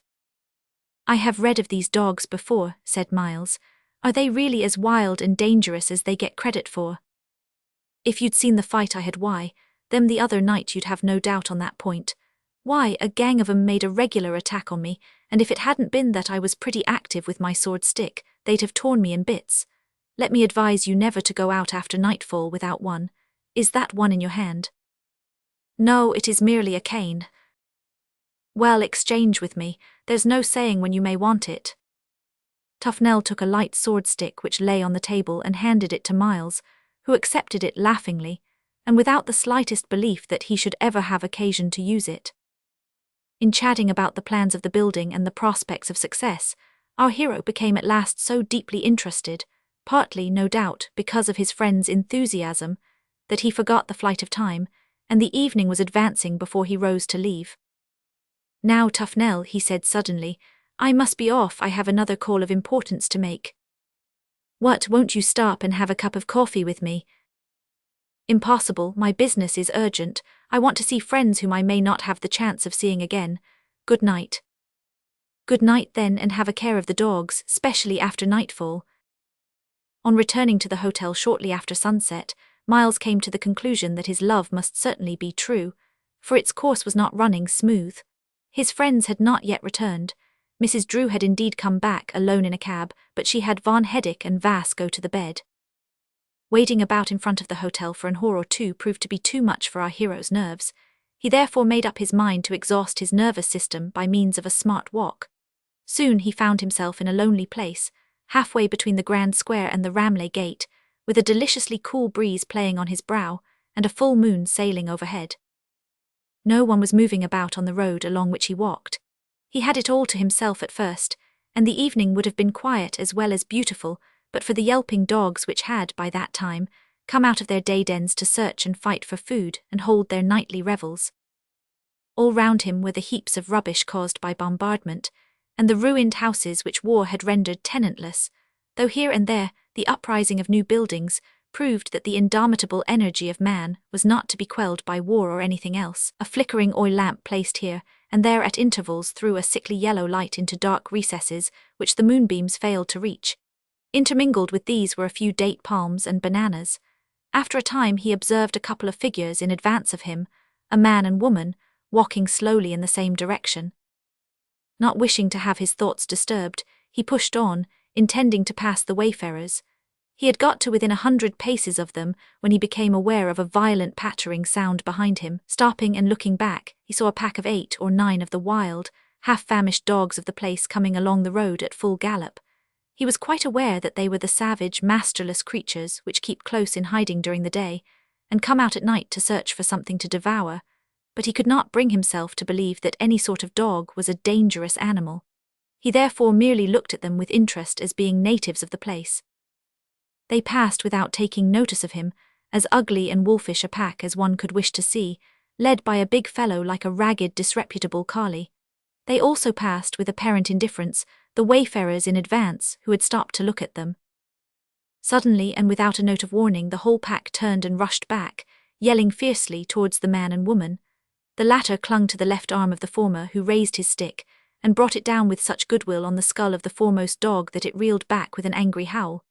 It was not cowed, however, for it came on again, but the man, instead of striking it, thrust the end of his stick down its throat and checked it a second time. Still unsubdued, the fierce animal flew at him once more, and would certainly have overcome him if Miles had not run to the rescue at the first sign of attack. Coming up quickly, he brought his cane down on the dog's head with all his might, having quite forgotten the sword in the excitement of the moment. The blow did nothing to the dog, but it shattered the cane, leaving the sword exposed. This was fortunate. A quick thrust sent the dog flying away with yells of pain and fear, followed by all his companions, who seemed to take their cue entirely from their leader. Turning to congratulate the wayfarers on their escape, Miles confronted Mr. Drew and his daughter Marian. If he had encountered the glare of the great sea serpent, he could scarcely have been taken more completely aback. "My dear young friend," said the clergyman, recovering himself and grasping the passive hand of the young soldier with enthusiasm, though he could not help smiling at his obvious embarrassment, "you seem to have been raised up to be our rescuer." "I hope I have been raised up for something even more satisfactory than that," thought Miles, but he did not say so. What he did say in a stammering fashion was to the effect that he hoped he might be called on to render many more such trifling services. No, he did not quite mean that, but if they should ever again be in danger, he hoped they would call on him that is. "But I hope sincerely," he added, changing the subject abruptly, "that you are not hurt, Miss Drew." "Oh dear no, only a little frightened. But father, are you sure that you are not hurt?" "Quite sure, only a little sprain, I think, or twist in my right ankle. The attack was so sudden, you see, that in the hurry to meet it my foot turned over. Give me your arm, my young friend. There, it will be all right in a few minutes. How you tremble, Marian. Your nerves have received a greater shock than you imagine, and a lame man is but a poor support. Give her your other arm, Mr. Miles. You are stout enough to support us both." Stout enough to support them both. Aye, at that moment Miles felt stout enough to support the entire world, like Atlas on his own broad shoulders. With a blush that the moon generously refused to reveal, Marian laid her hand lightly on the soldier's arm. It was much too light a touch, and did not distribute with fairness the weight of his burden, for the old gentleman hung heavily on the other arm. Mr. Drew walked very slowly, and with evident pain, for the twist of the ankle had been much more severe than he at first imagined. "You will come in and sup with us," said Mr. Drew, on at last reaching the hotel door. "Impossible. I am exceedingly sorry, but my time has almost expired. Indeed, I fear it has expired already, and duty comes before everything else. Your daughter taught me that lesson, sir, on board ship." "Oh, you hypocrite," remarked his familiar and plain-spoken internal friend. "Where was this grand sense of duty when you left home in a rage without, by your leave, to father or mother?" Miles could make no reply. He had a tendency to silence when this friend spoke, and returned to barracks in a pensive mood, just in time, as Armstrong said, to save his bacon. Note 1. This fleece is now among other curiosities at the Portsmouth Institute. Chapter 10. Off to the wars. The troops sent out to Egypt at that time were much wanted to reinforce the southern frontier and defend it from the attacks of Osman Digna, who, with a large host of the dusky warriors of the Soudan, was giving the defenders much trouble, and keeping them incessantly on the qui-vive. Miles Milton had no time while in Alexandria for anything but duty. He saw Marian only once again before leaving, but did not find an opportunity to converse with her alone. To do him justice, he had not the most distant intention of declaring the state of his feelings, even if the opportunity had been given. He merely desired to be in her company for a little on any terms whatever. On that occasion, however, he contrived to scorch his heart with a double dose of jealousy, for he found two young men visiting the clergyman, each of whom seemed to be a friend of the family. One was a spendthrift named Rentworth, a young traveller of that loose, easy-going type which is occasionally met with in foreign parts, squandering the money of a rich father. He was a decidedly handsome young fellow, but with the stamp of dissipation already on his countenance. The other was a telegraph engineer, with honesty and good nature in every line of his plain countenance. Both of these youths paid marked attention to Marian, at least Miles thought so, and he hated them both accordingly, all the more that he felt their eyes to be fixed upon him while he was bidding her farewell. He did not say goodbye. That was too commonplace in the circumstances, almost childish. There was one gleam of comfort in the fact, however, that Marian echoed the word, and that he thought, indeed he was sure, her hand trembled slightly as she returned, or rather received his squeeze. Miles was very stern of countenance and remarkably upright in figure while these adieus were being said, for the glare of his rivals, he thought, was upon him. How the poor fellow got through the preparations and packing and parades that were necessary when the order came abruptly for the regiment to start for Suez we cannot tell. He went about everything mechanically, or like a man in a dream, and it was not till they had fairly started in the railway train that he became alive to the serious fact that he was actually off to the wars. The accommodation for passengers in that train was not good. Distinctly bad indeed, would be the proper term to apply to the kind of cattle truck in which Miles found himself with a detachment of the gallant 310th Infantry. And soon the blinding dust of Egypt reminded our young soldier that the real battle of life had fairly begun. "You'll get over it in time, my poor fellow," said his friend Armstrong, who sat beside him. "You need the same consolation yourself, friend Willie," retorted Miles, wiping the dust out of the corners of his eyes. "I didn't mean that," returned his friend. "You know what I mean, but cheer up. Absence makes the heart grow fonder. At the same time it makes a fellow fit for duty. I have gone through it myself and know all about it." Miles flushed and felt inclined at first to resent this allusion to the state of his affections, but he was fortunately saved from taking any notice of it by a sudden burst of laughter among the men at a remark from Corporal Flynn, who, although this was his first visit to Egypt, had undertaken to point out to his comrades the various localities which he chose to assume were more or less connected with scripture history. The first part of the journey was not particularly interesting, and what with the fine sand and the great heat, the men began to experience the discomforts of an eastern climate, and to make frequent application to their water bottles. It would have been well if they had contented themselves with water, and with the cold tea which some of them had been provident enough to save up at breakfast, but when they reached the first station, where there was a 5 minutes' halt, some of them managed to smuggle strong drink into the train. One immediate result was that the men became more noisy. "Come, give us a song, Gaspard," cried several voices, apparently inspired at the same moment with the same idea and desire. "One wid a rousin' chorus, boy," cried Flynn. Gaspard complied, being ever ready to oblige, but whether it was the heat or the dust or the rousin' chorus or the drink, the song was a partial failure. Perhaps it was the excessive tremulo induced by the motion of the train. At all events it fell flat, and when finished, a hilarious loud-voiced man named Simkin, or Rattling Bill, struck up Rule Britannia, which more than made amends for the other, and was sung with intense vigour till the next station was reached. Here more drink was smuggled on board the train, and as a natural consequence men became troublesome. A morose man named Sutherland, who was apt to grow argumentative and quarrelsome in his cups, made an assertion in reference to something terrestrial, which had no particular interest for any mortal man. Simkin contradicted it. Sutherland repeated it. Simkin knocked Sutherland's helmet overboard.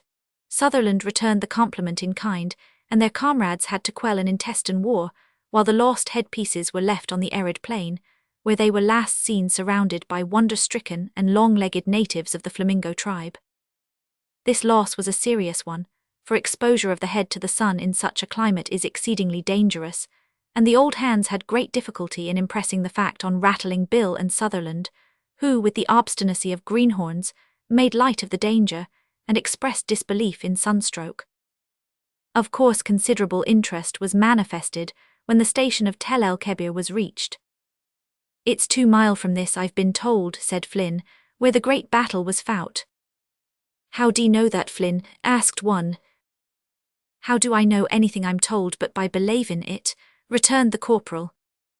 "It's my opinion," said the big Scotsman MacLeod, "that if there had been ony better troops than Egyptians to fecht why, or men and my Lord Walsally Wadna hae fund it sic an easy job. But it is said that the Egyptians were brave enough, and fought and died like men till they were fairly overpowered," said Moses Pine, who, being young and ardent besides just, felt bound to stand up for dead foes. "I'm no objeckin' to their bravery," returned the Scot. "They did the best they could, but what was to be expected o' a ween men that was dragged to the field against their wull, and made to fecht afore they weel kent who to use their arms. Anyhow they gave us a chance to show what British soldiers can do," said Rattling Bill. "And sure there's plenty more where they came from to give us another chance," said Flynn. "That's true, boys. 3 cheers for the heroes of Tel el-Kebir, dead and livin'," cried Armstrong, setting the example. The response was prompt and hearty, and for a few moments a forest of white helmets waved in the air. The enthusiasm was not allowed to cool, for the next station was Cassasin, where the Life Guards and our cavalry made their midnight charges, and where there occurred, perhaps, one of the longest days fighting in the War of 1882. Here also they saw the graves of the poor fellows who fell at that time, but the sight did not depress the men much. The somewhat lugubrious Sutherland alone seemed to take a serious view of such matters. "It's a vera wheel for licht-hearted lads like you to laugh and cheer," he said, But there's neething mair certain than that some you that's laughin' and cheerin' yenu and boastin' lickin' the Soudan niggers, fill sandy graves afore lang. You don't know that, Scotty. PR raps will all escape and return to old England together, said one of his comrades.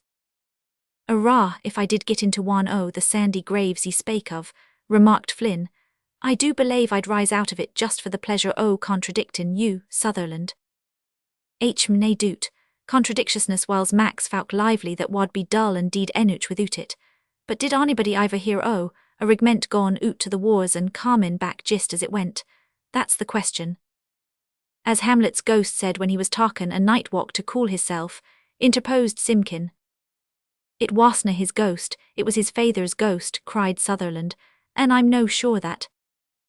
Hold your tongues, both ye, cried Flynn.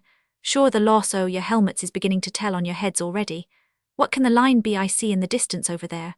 I do belave it's another thin broad rivers that seem to cut up this land all into stripes. Why, it's the canal, man, cried Moses Pine, who was more or less enthusiastic about all the sights and scenes they were passing. Don't ye see the ships? Sure enough, you're right, Moses, as ye generally are when you're not wrong. There's some ships come in one way and some go in the other. Och, but he is a great genius, that Frenchman as tied the two, says Todgether, lisps, what is it they calls him? I've clane forgot. Lesseps, said Miles, as he gazed with unusual interest on this wonderful highway of nations.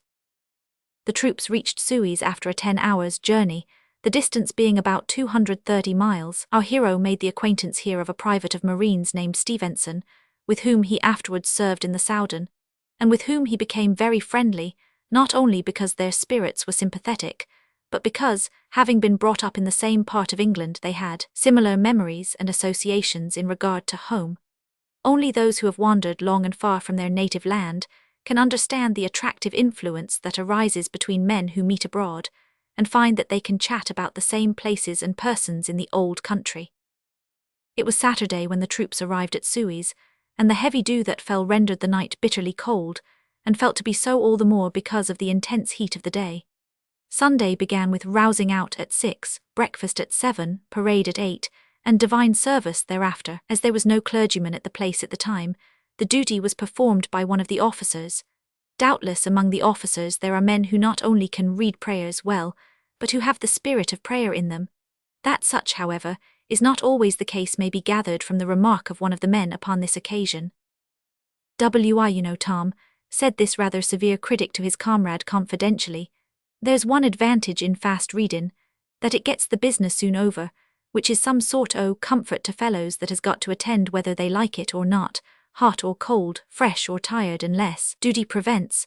But the officer that did duty today seemed to me to Ave made a wager to read the prayers against time, and that can do no good at all to anyone, you know. Far better, in my opinion, to Ave no service at all. No wonder men won't listen. Why, it's a mockery, that's what it is.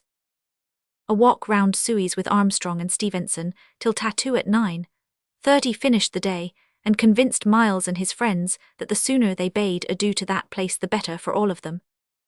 Their wishes were gratified almost sooner than they wished.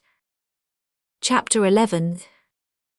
New and sad mingled with curious experiences. At Suez, Miles Milton first made acquaintance with the shady side of war. Before the commanding officer, after parade next morning, they received marching orders, and kit muster followed. In the afternoon the Lockhart steamer came in from Suakim, with sick, wounded and invalids, and a large party was told off to assist in landing them and their baggage. Miles was one of the party. The dock where the vessel lay was 3 miles off, and the greater part of this distance the invalids were brought by train, but the latter part of the journey had to be done on foot by those who could walk, and on stretchers by those who could not. Oh, it was pitiful to see those battered, sunburnt, bloodless young men, with deep lines of suffering on their faces, aged before their time and the mere wrecks of what they once were.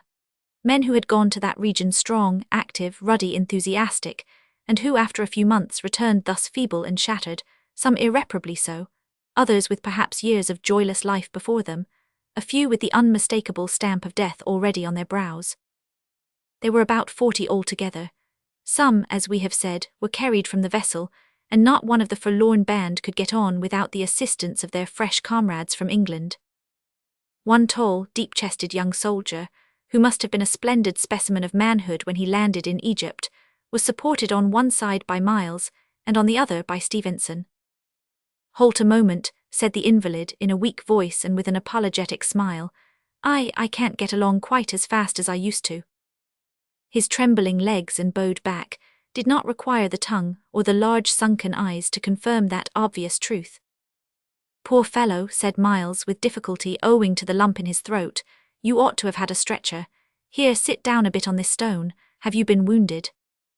"I," returned the man with a look of quiet resignation that seemed to have become habitual to him, "I have been wounded, but not by spear or bullet.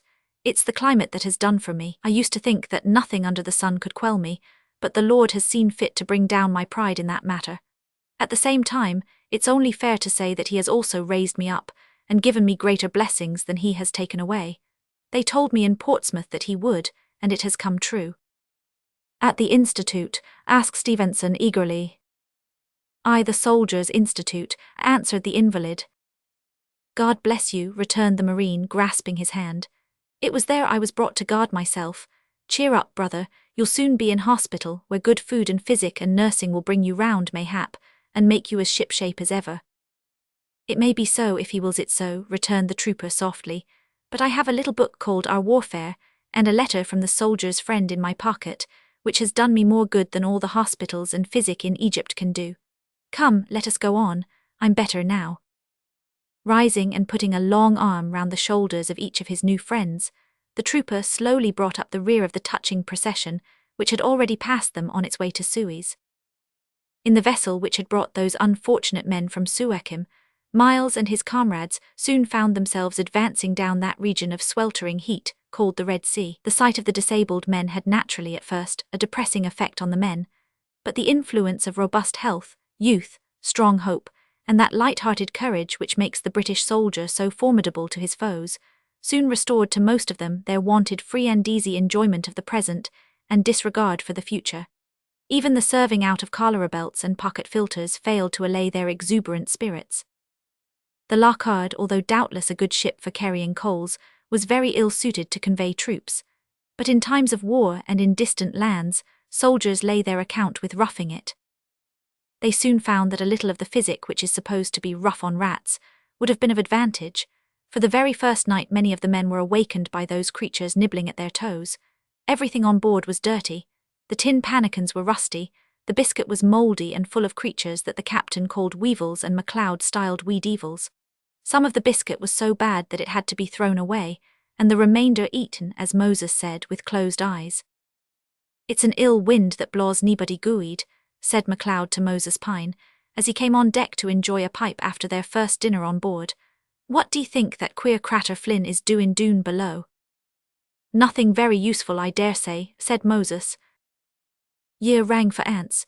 He's lyin' in ambush there, mackin' war on the rats, aye, and he's killed 2 or 3 already." "You don't say so, I'll go and see the fun." So saying, Moses went below, but had just reached the foot of the ladder when a boot caught him violently on the shins. "Hi hallo ho," shouted Moses. "Ark, get out o' the line o' fire wid ye, there's another," growled Flynn as he fired a second boot which whizzed past the intruder, and a sharp squeak told that it had not been fired in vain. Moses beat a hasty retreat, and the Irishman continued the fight with that indomitable perseverance for which his countrymen are famous. There is no saying how long the action would have lasted, but in his energy, he knocked away the support of a shelf behind him and a small cask of large nails, taking him in rear, sent him sprawling on the deck and routed him. This misadventure did not, however, terminate the war. On the contrary, rat hunting became a favourite pastime during the voyage down the Red Sea. Our hero, of course, took his turn at the fighting, but we believe that he never received a medal for his share in that war. They spent one Sunday on the deep, but the only record made of it in the journal of the soldier from which most of our facts are gathered is that they had prayers in racing style, against time. As if to cleanse themselves from the impropriety of this act, the soldiers had a grand washing of clothes on the following day, and the day after that they arrived at Suakim. "It is what I call a dreary, dismal-looking town," said Miles to Armstrong as they approached. "Might be worse," replied his friend. "Ye I tak a cheery view o' things, Armstrong." "And what for no?" asked Sutherland. "You may well ask why not," said Sergeant Hardy. "I think it wisest to look always on the bright side of things." "Whether it's dreary or pleasant we'll have to make the best we can of it, boys," said Stevenson, "for this is to be our home for some time to come." "Horrible," growled Simpkin, whose spirit was essentially rebellious. "Archone," sighed Flynn, who, we need scarcely say, was essentially jolly. Further remark was cut short by the voice of Captain Lacey ordering the men to fall in, as the colonel in command was coming on board to inspect them. The night of the arrival of the 310th was dreadfully hot, insomuch that many of the men found it impossible to sleep. But in the silence of that night food for reflection was supplied to the wakeful, in the form of sounds that were new to many, but soon became familiar to all, namely, the boom of big guns and the rattle of musketry. Osmond Digna was making one of his customary attacks on the town, and the defenders were repelling him. Of course the sanguine among the new arrivals were much excited, and eager to join in the fray, but their services were not required that night. Osmond and his dusky hordes were being repulsed as usual, and the reinforcements were obliged to content themselves with merely listening to the sounds of war. Chapter 12. In action at last. No time was lost in sending the newly arrived troops to their sphere of duty. There was something appropriate in their landing on that day of gunpowdery memories, the 5th of November. It was 4 o'clock when they disembarked. By 4:30 they were drawn up and inspected by the general, and immediately thereafter marched off in detachments to their respective stations, to Sphinx Redoubt, Fort Commodore, Bulimba, and other points of defence. The detachment in which Miles Milton found himself was led by Captain Lacey to Sphinx Redoubt, where he was greatly pleased to find that his new friend, Private Stevenson of the Marines, was also stationed with some of his comrades. There are probably times in the experiences of most of us when we seem to awake out of a long dream and begin to appreciate fully that the circumstances in which we are placed are stern realities after all. Such a time of awakening came to our hero when he and his comrades each received 50 rounds of ball cartridge and stood ready to repel assault on the defences of Suakim. Hitherto drill and reviews had seemed to him a good deal like playing at soldiers.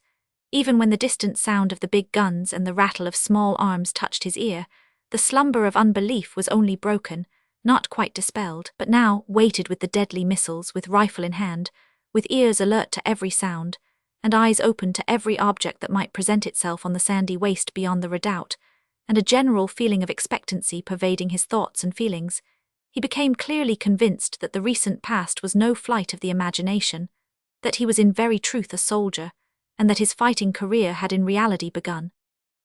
Now, it may not be out of place here to state that our hero was not by nature a combative man. We think it necessary to point this out, because the somewhat pugnacious introduction of Miles into our story may have misled the reader on this point. His desire for a soldier's life was founded on a notion that it would prove to be a roving, jovial, hilarious sort of life, with plenty of sport and adventure in foreign lands. Of course he knew that it implied fighting also, and he was quite ready for that when it should be required of him. But it did not occur to him to reflect very profoundly that soldiering also meant, in some instances, exposure to withering heat during the day and stifling heat during the night, to thirst that seems unquenchable and fatigue from prolonged duty that seems irreparable, to fits of sickness that appear to eliminate from stalwart frames all the strength they had ever possessed, and fits of the blues that render the termination of life a subject of rather pleasant contemplation than otherwise. But all these things he found out at Suakim.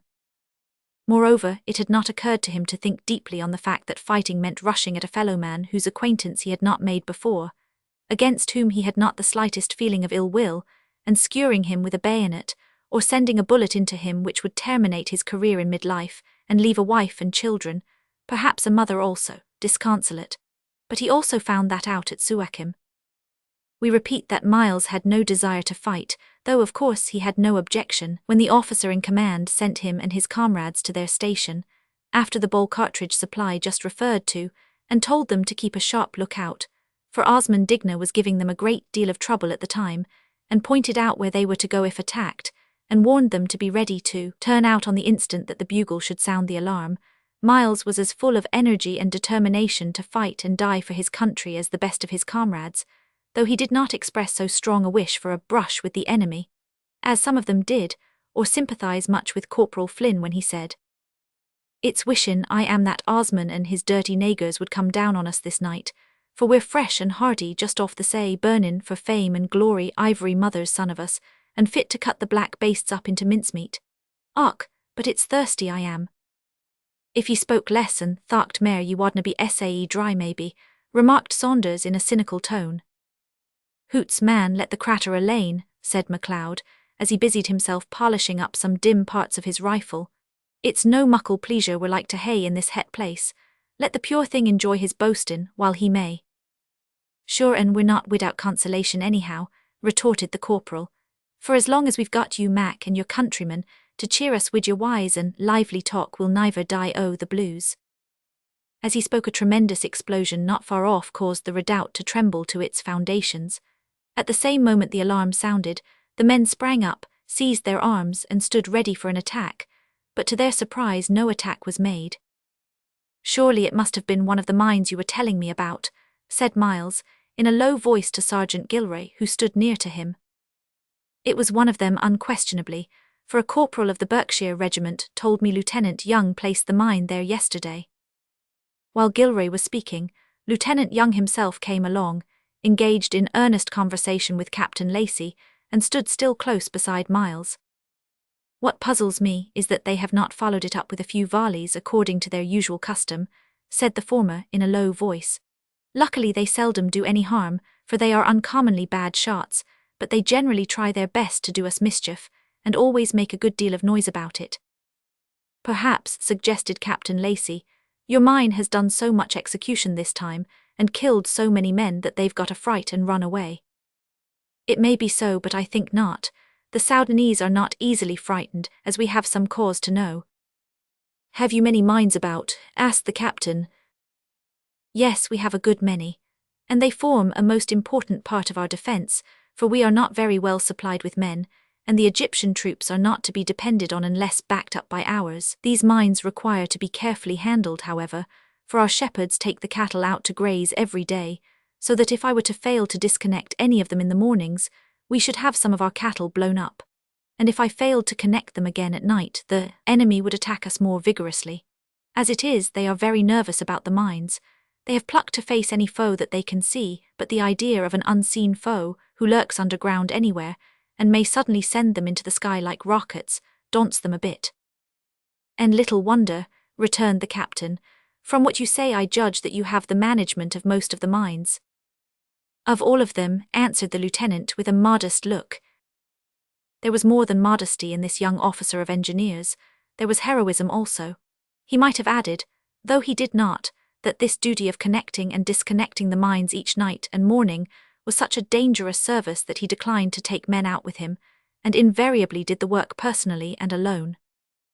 The mystery of the explosion on the night we write of was explained next morning when a party sallied forth to see what damage had been done. They found, instead of dismembered men, the remnants of a poor little hare which had strayed across the fatal line of danger and been blown to atoms. Thus do the lives of the innocent too often fall a sacrifice to the misdeeds of the guilty. Next night, however, the defenders were roused by a real attack. The day had been one of the most trying that the new arrivals had yet experienced. The seasoned men, who had been formed by nature, apparently of indestructible material, said it was awful. The thermometer stood at above 110 degrees in the shade. There was not a breath of air moving. The men were panting, almost choking. Even the negroes groaned and, drawing brackish water from a well in the fort, poured it over their heads and bodies, but with little benefit, for the water itself was between 95 and degrees. It'll try some the newcomers tonight if I'm not mistaken, remarked one of the indestructible men above referred to, as he rose from dinner and proceeded to fill his pipe. Why do you think so? Asked Sergeant Hardy, whose name was appropriate, for he continued for a long time to be one of the indestructibles. "'Cause it's always like this when we're goin' to have a horrible night." "Do the nights very much?" asked Armstrong, who was still busy with his knife and fork. "Of course they do," returned the man. "Sometimes you have it quite chilly after a hot day, other times you have it suffocatin', like the Black Hole of Calcutta, as it'll be tonight." "What sort o' hole was that?" asked Simpkin, whose knowledge of history was not extensive.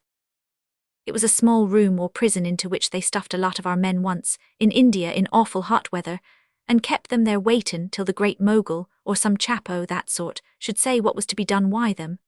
But His Majesty was asleep at the time, and it was as much as their lives was worth to waken him. So they had to wait, and afore he awakened out o' that sleep most o' the men was dead, suffocated for want o' fresh air. I say, Mac, pass the water, said Moses Pine. It makes a feller feel quite gaspy to think of. The weather prophet proved to be right. That night no one could sleep a wink except the big Scotsman MacLeod. To make matters worse, the insects of the place were unusually active. One of them especially, not much bigger than a pinpoint, was irritating out of all proportion to its size, and it kept up during the night the warfare which the innumerable flies had waged during the day. It's no use trying to sleep, Willie, said Miles to Armstrong, who was next to him, as they lay on the flat roof of the redoubt, with their rifles resting on the sandbags which formed a slight protection from the enemy's fire, when one of the frequent attacks was made on the town. So I find, returned his friend, I have tried everything. Counting up to hundreds of thousands has made me rather more wakeful. I find that thinking of Emmy does me most good, but even that won't produce sleep. Strange, remarked Miles. I have been trying the same sort of thing without success, and I've had an unusually hard day of it, so that I ought to be ready for sleep. You were in luck being on police duty. I don't think much of my luck, but let's hear what you have been up to all day. Well, first I began by turning out at 5:30 a.m., said Miles, rolling with a sigh on his other side, for a uniform, crossbelts, boots, ammunition, etc. don't, after all, form an easy night dress. After a cup of coffee I fell in with a lot of our fellows and was told off for fatigue duty. Worked away tea, 30, then breakfast. After that I had to clear up the mess, then got ready for inspection parade at 9:30, after which I had to scrub belts and clean up generally. Dinner over I was warned to go on night guard. But for some reason which was not stated to me that was changed, and I'm not sorry for it, because the heat has taken a good deal out of me, and I prefer lying here beside you, Willie, to standing sentry, blinking at the desert, and fancying every bush and stone to be dusky skirmisher of Osman Digna. By the way, if that mountain range where the enemy lies is 12 or 14 miles distant from the town, they have a long way to come when they take a fancy to attack us, which is pretty often too. They say he has got 200,000 men with him. 500. You think that can be true? A gentle trumpet note from his friend's nose told Miles that he had brought about what thoughts of Emmy had failed to accomplish. Thoughts of Marian had very nearly brought himself to a similar condition, when a trumpet blast, the reverse of gentle, roused the whole line of defence, and immediately after, sharp firing was heard in the direction of the right water fort, which was manned by Marines with 2 Krupp guns and a Gardner. A few rounds from the big guns drove the enemy back in that direction. Miles and those around him, however, had not to turn out. Owing to their position on the roof of the Sphinx redoubt, they had only to roll on their fronts, rest their rifles on the sandbags, and they were at once ready for action. Round the various forts and redoubts deep and broad trenches had been dug, and they were rendered otherwise as strong as possible. The right and left water forts formed the first line of defence. The latter fort, being manned by Egyptian troops, was more frequently favoured with the attentions of Osman than the others, for the Marines were splendid men, and the native chief was well aware of that. All the places around which offered the slightest shelter to the enemy had been carefully measured as to distance, so that the exact range could be fixed at a moment's notice. Then the war vessels and one of the forts were furnished with electric lights, so that by bringing these to bear on the foe, as well as the big and little guns, not to mention mines and rifles, the attacking host had always a warm reception when they paid a visit to the town, and never stayed long. The defenders required all these aids, however, for besides a regiment of Egyptian infantry, a company of Royal Engineers, and about 500 Marines, there was only one small battalion of British troops and a regiment of Egyptian cavalry. These last were extremely useful. Every day they went out scouting and clearing around Suakim, and had frequent skirmishes with the enemy, in all of which they were said to have behaved very well indeed. Our party on the redoubt had not lain there long when a sheet of flame seemed to flash out of the darkness in front of them. It was followed by the rattle of small arms. Instantly the redoubt replied, bullets whizzed overhead, and our hero received what has of late been called a baptism of fire. But he was so busy plying his own weapon that he scarcely realized the fact that death was ever and anon within a few inches of him, until a bullet ripped the sandbag on which his rifle rested and drove the sand into his face. He became a wiser man from that hour, and soon acquired the art of performing his duty with the least possible exposure of his person, and that for the briefest possible space of time. Like a first-rate detective, the electric light sought out and exposed their foes, then withering volleys sent them scurrying across the country back to their native hills. Sure it's wid one eye open we've got to slape win the Merthyr in, rascals come down on us like that, observed Corporal Flynn, when the firing had slackened to a few dropping shots on both sides. Av they'd only stand fornint us in the open, it's short work we'd make o' them, there's no more pluck in them than in my smallest finger. It seemed as if righteous retribution were being meted out that night, for a spent ball entered the fort at that moment, and, strange to say, hit the extreme tip of the corporal's little finger. A howl, as much of surprise as pain, apprised his comrades of the fact, and a hearty laugh followed when the trifling extent of the injury was ascertained. "Serves you right, Flynn, for boasting," said Armstrong with a grim smile, as he stretched himself out and rested his head on a sandbag. "Moreover, you are unjust, for these black fellows are as brave a lot o' men as British troops have ever had to face. Good night, boys, I'm off to the land of Nod." Chapter 13 tells of some of the trials, uncertainties, dangers, and disasters of war. Uncertain moonlight, with a multitude of cloudlets drifting slowly across the sky so as to reveal, veil, partially obscure, or sometimes totally blot out the orb of night, may be a somewhat romantic, but is not a desirable, state of things in an enemy's country, especially when that enemy is prowling among the bushes. But such was the state of things one very sultry night, when our hero found himself standing in the open alone, and with thoughts of a varied and not wholly agreeable nature for his companions. He was on sentry duty. It was intensely dark when the clouds partially veiled the moon, for she was juvenile at the time in her first quarter, and when the veil was partially removed, the desert, for it was little better, assumed an indistinct and ghostly grey appearance. Sombre thoughts naturally filled the mind of our young soldier as he stood there, alert, watchful, with weapons ready, ears open to the slightest sound, and eyes glancing sharply at the perplexing shadows that chased each other over the ground like wanton Soudanese at play. His faculties were intensely strung at what may well be styled attention, and riveted on that desert land to which fate, as he called his own conduct, had driven him. Yet, strange to say, his mysterious spirit found leisure to fly back to old England and revisit the scenes of childhood. But he had robbed himself of pleasure in that usually pleasant retrospect.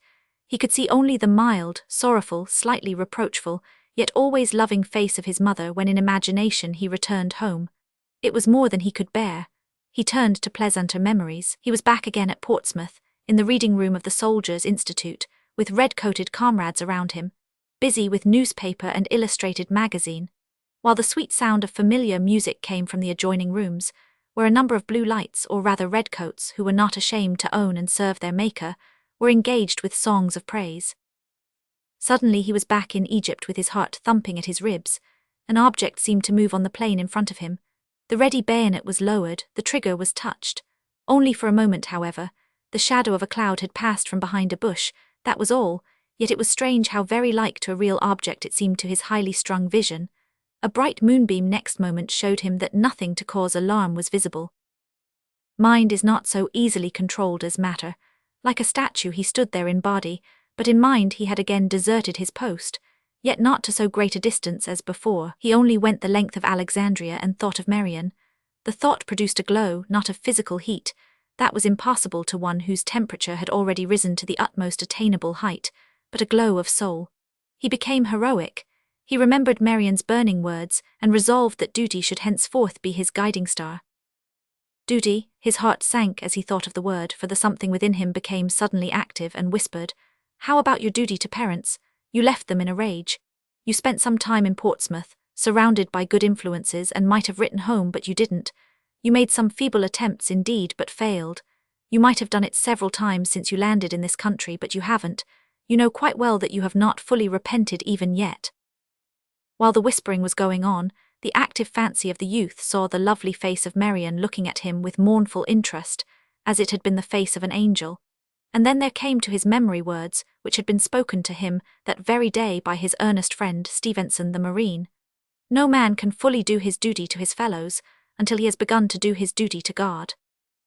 The words had not been used in reference to himself, but in connection with a discussion as to the motives generally which influence men. But the words were made use of by the spirit as arrows to pierce the youth's heart. "Guilty," he exclaimed aloud, and almost involuntary followed, "God forgive me." Again the watchful ear distinguished unwanted sounds, and the sharp eye, wonderfully sharpened by frequent danger, perceived objects in motion on the plain. This time the objects were real. They approached. It was the rounds who visited the sentries 6 times during each night. In another part of the ground, at a considerable distance from the spot where our hero mounted guard, stood a youthful soldier, also on guard and thinking, no doubt, of home. He was much too young for service in such a climate, almost a boy. He was a ruddy, healthy lad, with plenty of courage and high spirit, who was willing to encounter anything cheerfully, so long as in so doing he could serve his queen and country. But he was careless of his own comfort and safety. Several times he had been found fault with for going out in the sun without his white helmet. Miles had taken a fancy to the lad, and had spoken seriously but very kindly to him that very day about the folly of exposing himself in a way that had already cost so many men their lives. But young Lewis laughed good-naturedly, and said that he was too tough to be killed by the sun. The suffocating heat of that night told upon him, however, severely, tough though he was or supposed himself to be, while he kept his lonely watch on the sandy plain. Presently a dark figure was seen approaching. The sentinel at once challenged and brought his rifle to the ready. The man, who was a native, gave the password all right, and made some apparently commonplace remark as he passed, which, coupled with his easy manner and the correct countersign, threw the young soldier off his guard. Suddenly a long sharp knife gleamed in the faint light, and was drawn across the body of Lewis before he could raise a hand to defend himself. He fell instantly, mortally wounded, with his entrails cut open. At the same moment the tramp of the rounds was heard, and the native glided back into the darkness from which he had so recently emerged. When the soldiers came to the post, they found the poor young soldier dying. He was able to tell what had occurred while they were making preparations to carry him away, but when they reached the fort they found that his brief career had ended. A damp was cast on the spirits of the men of his company when they learned next day what had occurred, for the lad had been a great favourite, but soldiers in time of war are too much accustomed to look upon death in every form to be deeply, or for long affected by incidents of the kind. Only the comrades who had become unusually attached to this poor youth mourned his death, as if he had been a brother in the flesh as well as in the ranks. "He was a good lad," said Sergeant Gilroy, as they kept watch on the roof of the fort that night. "Since we came here he has never missed writing to his mother a single mail. It is true, being an amiable lad, and easily led through his affections, he had given way to drink to some extent, but no later than yesterday I prevailed upon him to join our temperance band." "What, become a blue light?" exclaimed Sutherland with something of a sneer in his tone.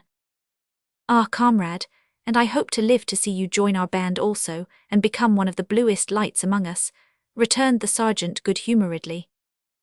"Never," replied Sutherland with emphasis, "you'll never live to see that." "Perhaps not, but if I don't live to see it someone else will," rejoined the sergeant, laying his hand gently on the man's shoulder. "Is that you again? It's wishin' I am that I had you in Ud Ireland," growled Corporal Flynn, referring to Osmond Digna, whose men had opened fire on the neighbouring fort and again roused the whole garrison. "Slape is out o' the question why such a mosquito's buzzin' about. Bad luck to 'e." "What good would it do to send him to Ireland?" asked Simkin, as he yawned, rolled over, and like the rest of his comrades loaded his rifle. "Why, man, don't ye see, av he was in Ud Ireland he couldn't be disturbin' our night's rest here. Moreover, they'd make a dacent man of I am there in no time. It's always the way. If an English blackguard goes over to Ireland, he's almost sure to return home more or less of a gentleman.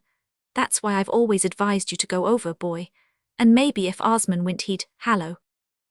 A flash of light and whistling of bullets overhead effectually stopped the Irishman's discourse. Not that he was at all alarmed by the familiar incident, but being a change of subject it became more absorbingly interesting than the conversation, besides necessitating some active precautions. The firing seemed to indicate an attack in several places along the line of defence. At one of the posts called the New House, the attack was very sharp. The enemy could not have been much, if at all, over 300 yards distant in the shelter of 3 large pits. Of course the fire was vigorously returned. A colonel and major were there on the redoubt, with powerful field glasses, and directed the men where to fire until the general himself appeared on the scene and took command. On the left from Quarantine Island, the Royal Engineers kept up a heavy crossfire, and on the right they were helped by a fort which was manned by Egyptian troops. From these 3 points a heavy fire was kept up, and continued till 6 o'clock in the morning. By that time, the enemy having been finally driven out of the pits, a party was sent across to see what execution had been done. It was wonderfully little, considering the amount of ammunition and energy expended. In the first pit 1 man was found dead. A bullet had entered his forehead and come out at the back of his head. Moving him a little on one side, they found another man under him, shot in the same way. All round the pit inside were large pools of blood, but no bodies, for the natives invariably dragged or carried away their dead when that was possible. In the other 2 pits large pools of blood were also found, but no bodies. Beyond them, however, 1 man was discovered shot through the heart.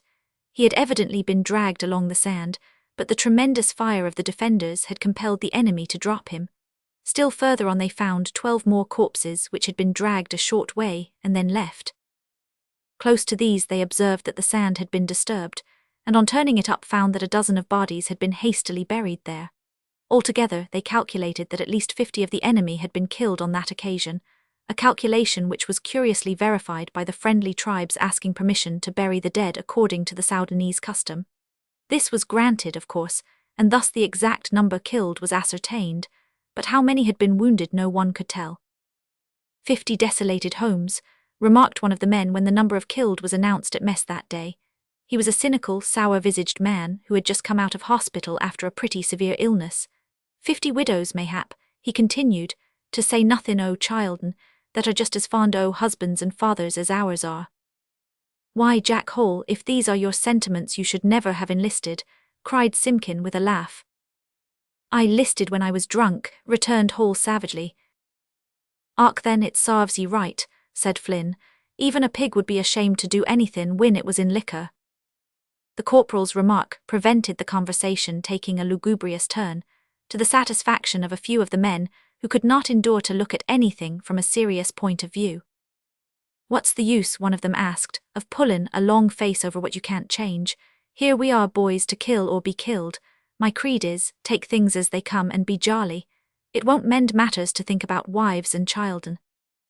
Won't it? Cried Armstrong, looking up with a bright expression from a sheet of paper on which he had just been writing.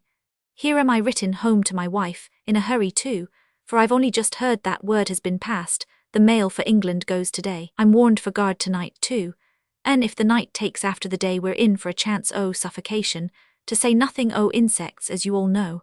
Now won't it mend matters that I've got a dear girl over the sea to think about, and to say, God bless her body and soul.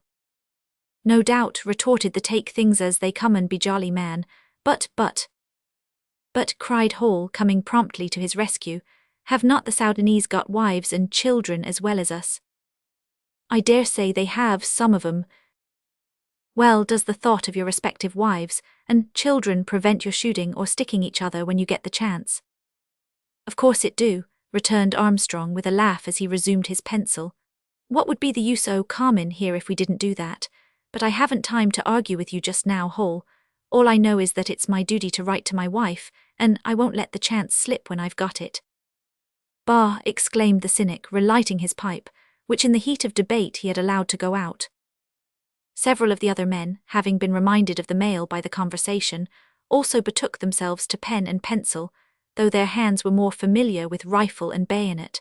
Among these was Miles Milton, mindful of his recent thoughts and re-impressed with the word duty, which his friend had just emphasized. He sat down and wrote a distinctly self-condemnatory letter home. There was not a word of excuse, explanation, or palliation in it from beginning to end. In short, it expressed one idea throughout, and that was guilty, and of course this was followed by his asking forgiveness. He had forgiveness, though he knew it not, long before he asked it. His broken-hearted father and his ever-hopeful mother had forgiven him in their hearts long before, even before they received that treasured fragment from Portsmouth, which began and ended with, "Dearest mother, I am sorry." After finishing and dispatching the letter, Miles went out with a feeling of lightness about his heart that he had not felt since that wretched day when he forsook his father's house. As it was still early in the afternoon, he resolved to take a ramble in the town, but seeing Sergeant Gilroy and another man busy with the Gardner gun on the roof of the redoubt, he turned aside to ask the sergeant to accompany him. for Gilroy was a very genial Christian, and Miles had lately begun to relish his earnest, intelligent talk, dashed as it was with many a touch of humour. The gun they were working with at the time had been used the day before in ascertaining the exact range of several objects on the ground in front. "I'll be happy to go with you, Miles, after I've given this gun a clean-out," said Gilroy. "Turn the handle, Sutherland." "I'll turn the handle if it's a richt," said the cautious Scot with some hesitation. "It is all right," returned the sergeant. "We ran the feeder out last night, you know, and I want to have the barrels cleaned. Turn away." Thus ordered a second time, Sutherland obeyed and turned the handle. The gun went off and its contents passed through the sergeant's groin, making a hole through which a man could have passed his arm. He dropped at once, and while some ran for the doctor and some for water, others brought a stretcher to carry the poor fellow to hospital. Meanwhile Miles, going down on his knees beside him, raised his head and moistened his pale lips with water. He could hardly speak, but a smile passed over his face as he said faintly, "She'll get my presents by this mail. Right, Miles, break it to her, we'll meet again, by the side of Jesus, God be praised." He ceased and never spoke again. Gilroy was a married man with 5 children. Just before the accident he had written to his wife enclosing gifts for his little ones, and telling, in a thankful spirit, of continued health and safety. Before the mail steamer with his letter on board was out of sight he was dead. Chapter 14 describes some of Osmond Digna's eccentricities and other matters. One day Miles and his friend Armstrong went to have a ramble in the town of Suakim, and were proceeding through the bazaar when they encountered Simkin hurrying towards them with a much too serious expression on his face. "Have you heard the end news?" he asked on coming up. "No, what's up?" "The old shepherd's been killed, all the sea cattle captured, and the Egyptian cavalry's been sent out after them." "Nonsense, you're dreaming or you've been drinking," said Miles. "Neither dreamin' nor drinkin'," returned Simkin with indignation, as he suddenly delivered a blow at our hero's face. Miles stopped it, however, gave him a playful punch in the chest and passed on. At first Simkin seemed inclined to resent this, but while he swayed about in frowning indecision, his comrades left him. Shaking his head, therefore, with intense gravity, he walked away muttering, "Not a bad fellow Miles after all if he wasn't so fond o' the bottle." Miles was at the same moment making the same remark to his friend in reference to Simkin, and with greater truth. "But I don't wonder that the men who drink go in for it harder than ever here," continued Miles. "There is such hard work and constant exposure and so little recreation of any sort, yet it is a pity that men should give way to it, for too many of our comrades are on the sick list because of it, and some under the sod." "It is far more than a pity," returned Armstrong with unwonted energy. "Drink with its attendant evils is one of the great curses of the army. I have been told, and I can well believe it, that drink causes more loss to an army than war, the dangers of foreign service and unhealthy climates, all put together." "That's a strong statement, Willie, and would need to be founded on good authority. Who told you?" "Our new parson told me, and he is in my opinion a good authority because he is a Christian if ever a man was. And he is an elderly man, besides being uncommonly clever and well informed. He told us a great many strong facts at the temperance meeting we held last night. I wish you had been there, Miles. It would have warmed your heart, I think." "Have you joined them, Willie?" "Yes, I have, and God helping me, I mean to stick by them." "I would have gone to the meeting myself," said Miles thoughtfully, "if I had been asked." "Strange," returned Armstrong, "that Sergeant Hardy said to me he thought of asking you to accompany us, but had an idea that you wouldn't care to go. Now just look at that lot there beside the grog shop door.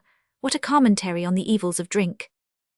The lot to which he referred consisted of a group of miserable loungers in filthy garments and fez caps, who, in monkey-like excitement or solemn stupidity, stood squabbling in front of one of the many Greek drinking shops with which the town was cursed.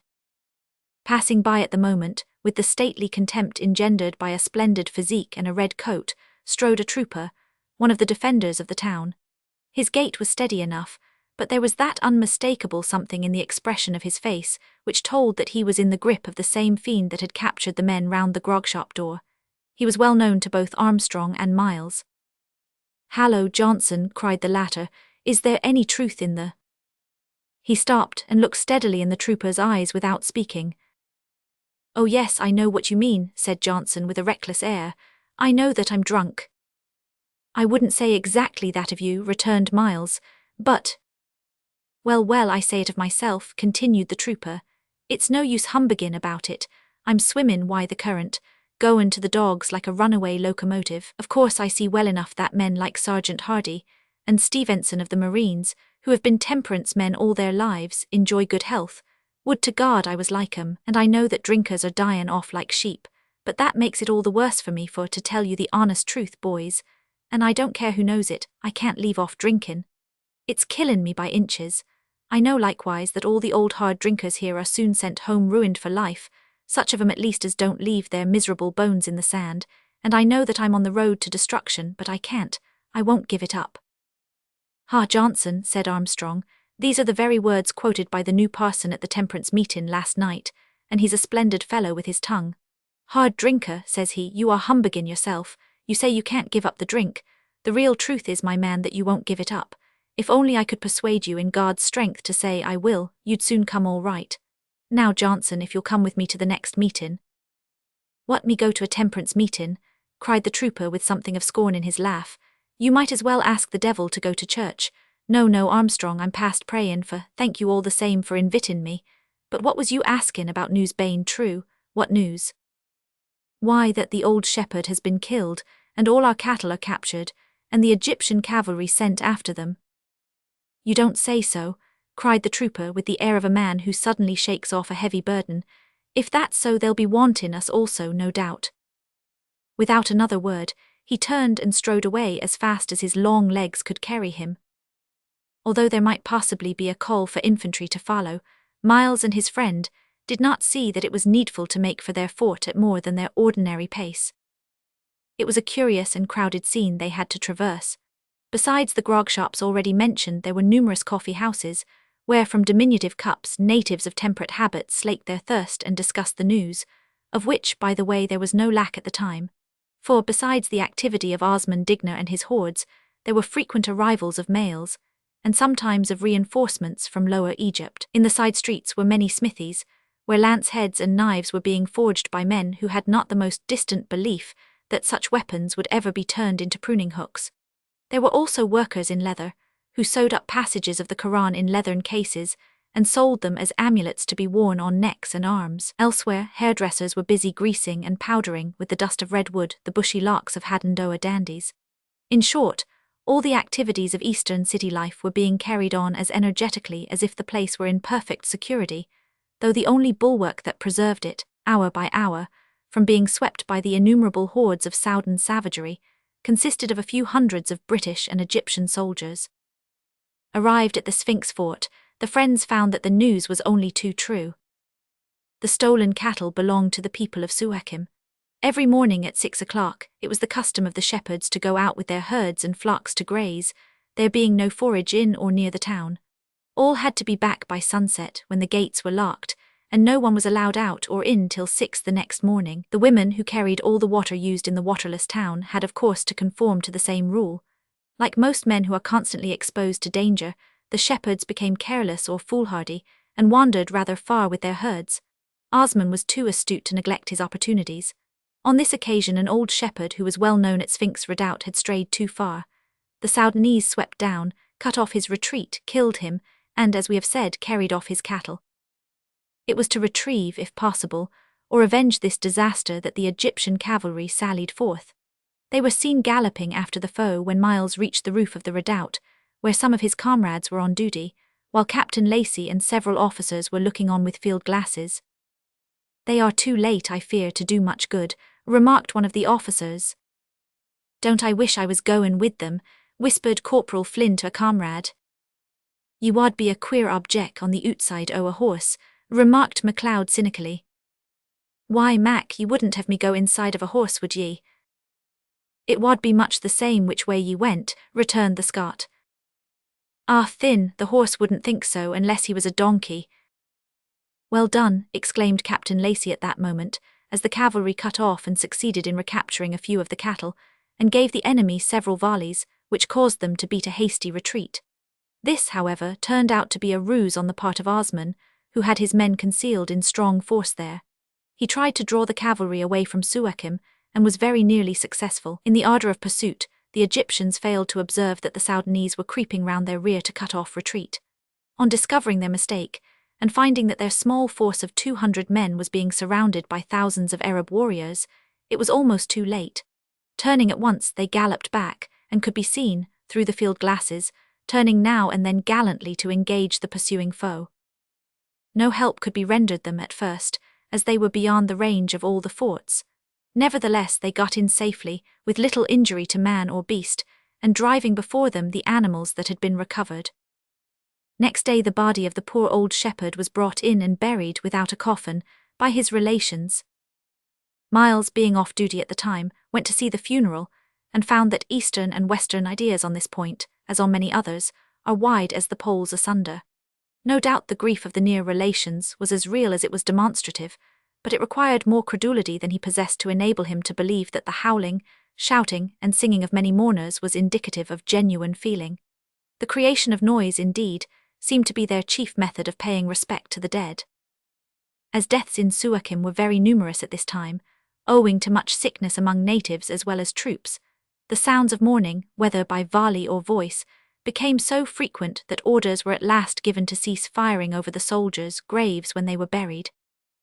Just ahead of the shepherd's body came some poor women who were weeping, falling down at intervals and kissing the ground. On reaching the wall round the land side of the town, these women stopped, formed a circle, and kneeled on the sand while the body was passing them.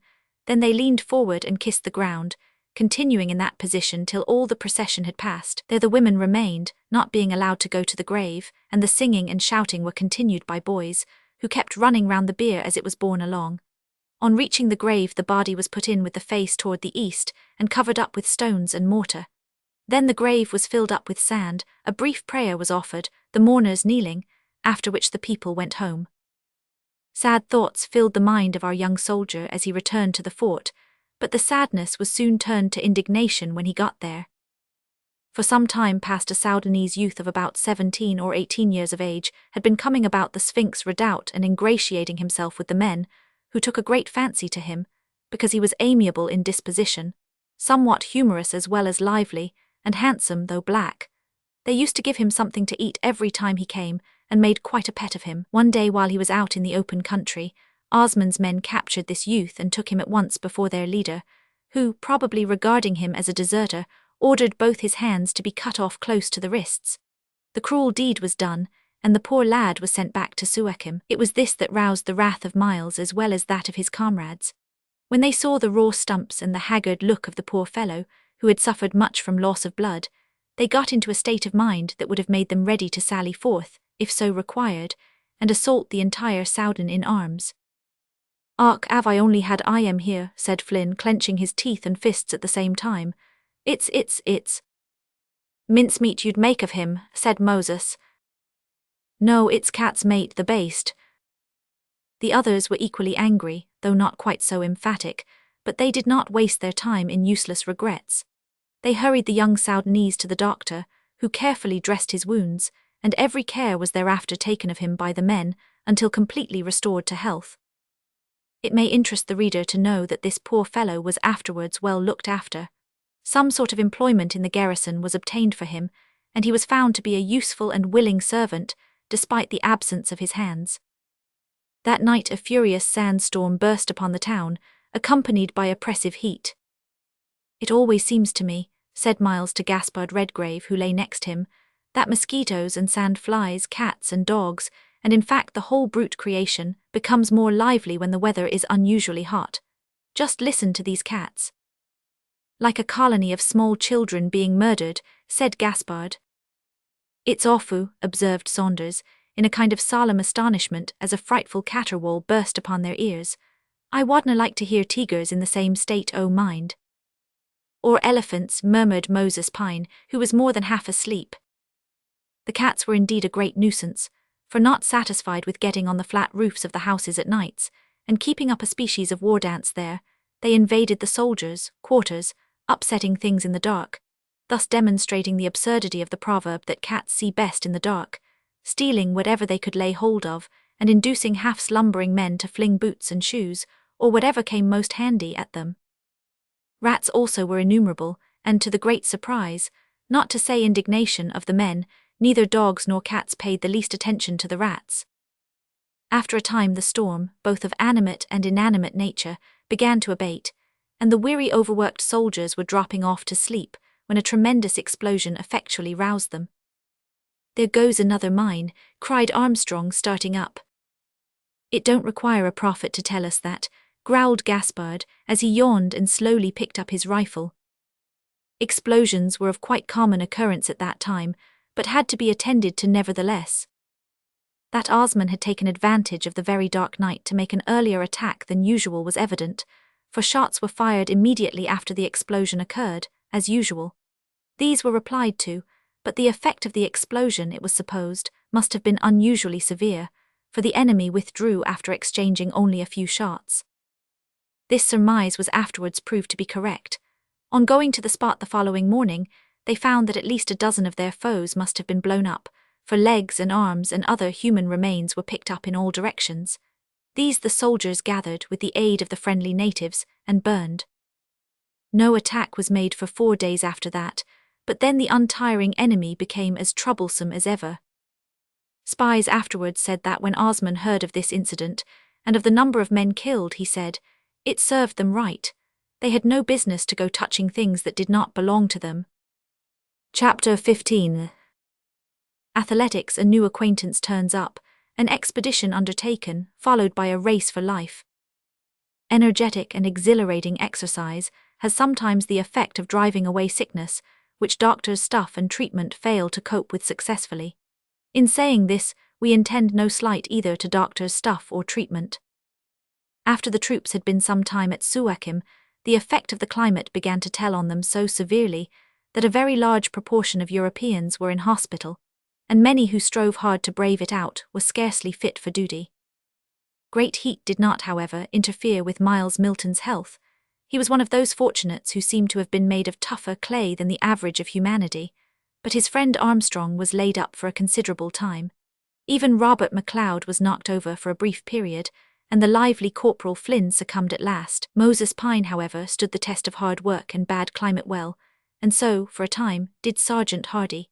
It was found generally that the abstainers from strong drink suffered less from bad health and unwholesome surroundings than their fellows, and as there were a good many in the regiment, who were constantly endeavouring to convince their comrades of the advantages of total abstinence, things were not so bad as they might have been.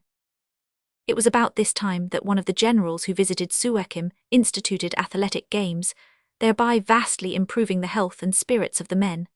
And now Miles Milton learned, for the first time, what an immense power there lies in scientific training. One evening, when out walking with Stevenson, he took it into his head to race with him, and having been a crack runner at school, he beat him easily. "Why, Miles," said his friend, when the short race was over, "I had no idea you could run so well. If you choose, I will put you in training for the coming sports. You must know that I have run and walked and competed in the track many a time at home, and have trained and brought out runners who had no notion of what was in them till I proved it to them by training. Will you go in for it, and promise to do as I bid you?" "I have no objection," replied Miles with a light laugh. If he had known what his friend intended to do, he might not have agreed so readily, for, from that hour till the day of the sports, Stevenson made him go through an amount of running, even after being made stiff by previous runs, that he would never have agreed to undertake unless forced to do so. We say forced because our hero regarded a promise once given as sacred. His was a curiously compound nature, so that while in some points of conduct he was lax, as we have seen, in others he was very strict. He was peculiarly so in regard to promises. His comrades soon came to know this, and ultimately came to consider him a very reliable man. Having then promised his friend to keep sternly to his work, he did so, with the result that his strength increased wonderfully. Another result was that he carried off the first prize in all the races. In order to make the most of time and avoid the evils of noonday heat, it was arranged that the races, etc., for the Egyptian soldiers and natives in government employ should come off in the morning, and that the British troops should run in the later and cooler parts of the day. With the temperature at 120 degrees in the shade, it would have been dangerous for Europeans to compete. The sports, including our familiar cricket, were greatly enjoyed, and the result was a decided improvement in the health of the whole force. Boat races were also included in these sports. At the conclusion of one of these, Miles, to his great surprise, encountered his old acquaintance of the sailors, welcome, Big Jack Marley. "Why, Jack," exclaimed Miles as the hearty tar wrung his hand, "who'd have expected to see you here?" "Ah, who indeed, and I may say ditto. I'm very glad to see you, Marley, for, to say truth, I thought I had seen the last of you when we parted in the troopship. I've often thought of you since, and of our first evening together in what was its name? The sailors' welcome, man alive, I wonder you forgot it. Blessin's on it, I ain't likely to forget it. Why, it was there, did I ever tell you? The worry night arter I met you that a messmate took me to the big hole back o' the readin' room. It's no use me tryin' fur to tell you all I heard in that there big hole, but when I come out, blowed if I didn't sign the pledge right away, and I ain't took a drop o' grog since." "Glad to hear it, Jack, for, to say truth, I never saw the evil of grog so clearly as I have since coming out here, and seeing strong stout men cast down by it in dozens, many of them kind-hearted, right-thinking men, whom I would have thought safe from such a thing. Indeed, I have more than half a mind to join the Good Templars myself." "Young man," said Marley sternly, "if it takes the death of dozens o' stout, kind-hearted men to force you to make up half your mind, how many do you want to die before you make up the whole of it?" "But I said that my mind was more than half made up," returned Miles with a smile. "Now looky here," rejoined the sailor earnestly, "it's all worry well for milksops and nincompoops and landlubbers to go in for half and half work like that, but you're not the man I takes you for if you ain't game for more than that, so I ax you to promise me that you'll sign the pledge right off, as I did, first time you gets the chance." "But you forget I'm only a landlubber who, according to you, is fit for only half and half measures," said Miles, who, not being addicted to much wine, felt disinclined to bind himself. "No matter," returned the sailor with deepening earnestness, "if you go in fur it you'll never repent it. Take my word for that. Now I ax ye to promise." "Well, I do promise, the very first time I get the chance, and that will be tomorrow night, for our new parson has started temperance meetings, and he is a great teetotaler." "And you promise to stick to it," added Marley. "When I give a promise I always stick to it," returned Miles gravely. "Right you are, lad, give us your flipper." The foregoing conversation took place at the harbour, a little apart from the noisy group of soldiers and sailors who were discussing the circumstances of the recent boat race. Immediately after it, Marley returned to his ship in the harbour, and our hero to his post in the line of defence. One of those who had been conspicuous that day in arranging and starting the races, acting as umpire at the cricket, and, generally, putting heart and spirit into everything by his quiet good nature and self-denying activity, was the young officer of engineers, who has been already mentioned as the manager of the mines that were laid around Suakim. Poor fellow, little did he imagine that that was to be his last day on earth. Every morning, as before mentioned, this young officer went out alone to perform the dangerous work of disconnecting the mines, so that the inhabitants of the town might go out and in and move about during the daytime in safety. Again, a little before sunset every evening, he went out and reconnected them, so that the enemy could not approach the place without the risk of being blown to pieces. At the same time the gates were closed, and no one was allowed to leave or enter the town. On this particular evening the lieutenant went out as usual on his dangerous mission just after 6 o'clock. He had not been long gone when a loud explosion was heard, and a cloud of smoke was seen where one of the mines had been laid down. A party at once sallied out, and found, as they had feared, that the brave young fellow had perished. He had been literally blown to pieces, his head being found in one place, while other portions of his body were scattered around. This melancholy incident cast a gloom over the whole place. The remains of the heroic young engineer were buried next day with military honours. The garrison was not, however, left long in peace to think over his sad fate, for the very next night a determined attack was made all along the line. The annoying persistency of these attacks seemed to have stirred the indignation of the general in command, for he ordered out a small force of cavalry to carry the war into the enemy's country. Critics say that this act was ill-advised, and that the cavalry should not have been dispatched without the support of infantry. Critics are not always or necessarily right. Indeed, we may venture to say that they are often wrong. We do not pretend to judge, but, be this as it may, the cavalry was ordered to destroy the village of Handub about 15 miles inland on the caravan route to Berber, and to blow up the enemy's magazine there. The force consisted of a troop of the 19th Hussars and another of Egyptian cavalry, about 50 men all told, under command of Captain Apthorpe. Our intemperate friend Johnson was one of the little band. He was sober then, however, as he sat bolt upright on his powerful steed, with a very stern and grave visage, for he had a strong impression that the duty before them was no child's play. A 4 hours' ride brought them to the village. The few Arabs who dwelt in it fled at once on their approach, and in a very short time the place was effectually destroyed, along with a large quantity of ammunition. But no sooner had the soldiers finished the work, and begun to prepare for their return, than they discovered that a large force of the enemy was assembling to cut off their retreat. No time for thought after that. At least 6,000 of the foe, having heard of the expedition, had crept down through the thick bush from the direction of Hashin, thirsting for vengeance. 2 miles on the Suakim side of Handub, they formed a line and opened fire on the leading cavalry scouts.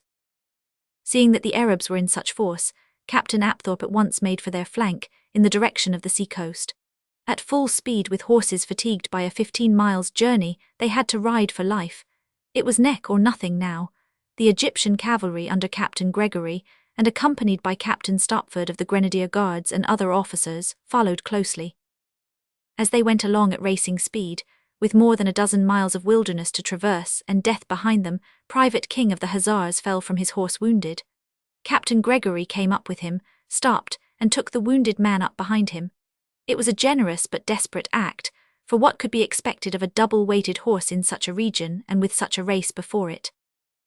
For about half a mile he carried the wounded trooper, who then swooned and fell off, dragging the captain along with him, the freed horse rejoining its troop, while the Arabs came yelling on not 150 yards behind. There would have been but little chance for Captain Gregory at that terrible crisis if self-denying courage equal to his own had not dwelt in the breast of Private Baker of the Hussars. Seeing what had occurred, this hero coolly rode back, took the captain up behind him, see frontispiece, and, regaining his troop, enabled the latter to capture and remount his own steed. Of course poor King, whether dead or alive they could not tell, had to be left to his fate. Heroism would seem to feed upon itself and multiply, for this same Private Baker soon afterwards saw 2 more troopers, and shouted to a comrade to turn back with him to their rescue. The comrade, however, did not see his way to do so. Perchance he did not hear. Anyhow he galloped on, but Captain Gregory, hearing the summons, at once answered it, turned, and galloped back with Baker. They were only just in time to take up and rescue the 2 men. At the same time, Captain Stopford performed a similar gallant act in rescuing a dismounted trooper. It is deeds of self-sacrifice and heroism such as these, not the storming of a breach, or the fighting against overwhelming odds, that bring out the noblest qualities of our soldiers, and arouse the admiration of mankind. The race for life was so close run that when the force at last reached the seashore, it was little more than 60 yards in advance of the foe, and so exhausted were the horses that 8 of them fell, and their riders were captured, 4 being Englishmen and 4 Egyptians. It is right to add that one of the Egyptians also displayed conspicuous courage in rescuing a comrade. While these stirring incidents were taking place on the plain, Miles and some of his comrades were seated on the roof of the redoubt, looking out anxiously for the return of the cavalry. At last, in the afternoon, a cloud of dust was seen on the horizon, and the officers who had glasses could soon make out that the men appeared to be racing towards the town at full speed, while the enemy, on camels and horses and on foot, were racing down to the sea to cut off their retreat. No sooner was this understood than our men rose with an uncontrollable burst, seized their rifles, flung on ammunition belts, and rushed out to the rescue, regardless for the moment of the officers shouting to them to come back. The news spread like wildfire, and the men ran out just as they were, some in white jackets, some in red, others in blue, many in their shirts with their sleeves rolled up. Cavalry, artillery, marines, infantry, all going helter-skelter towards the enemy. Fortunately they saw from the ships what was going on, and quickly got their guns to bear, so that the moment our men had escaped clear of the enemy they opened fire.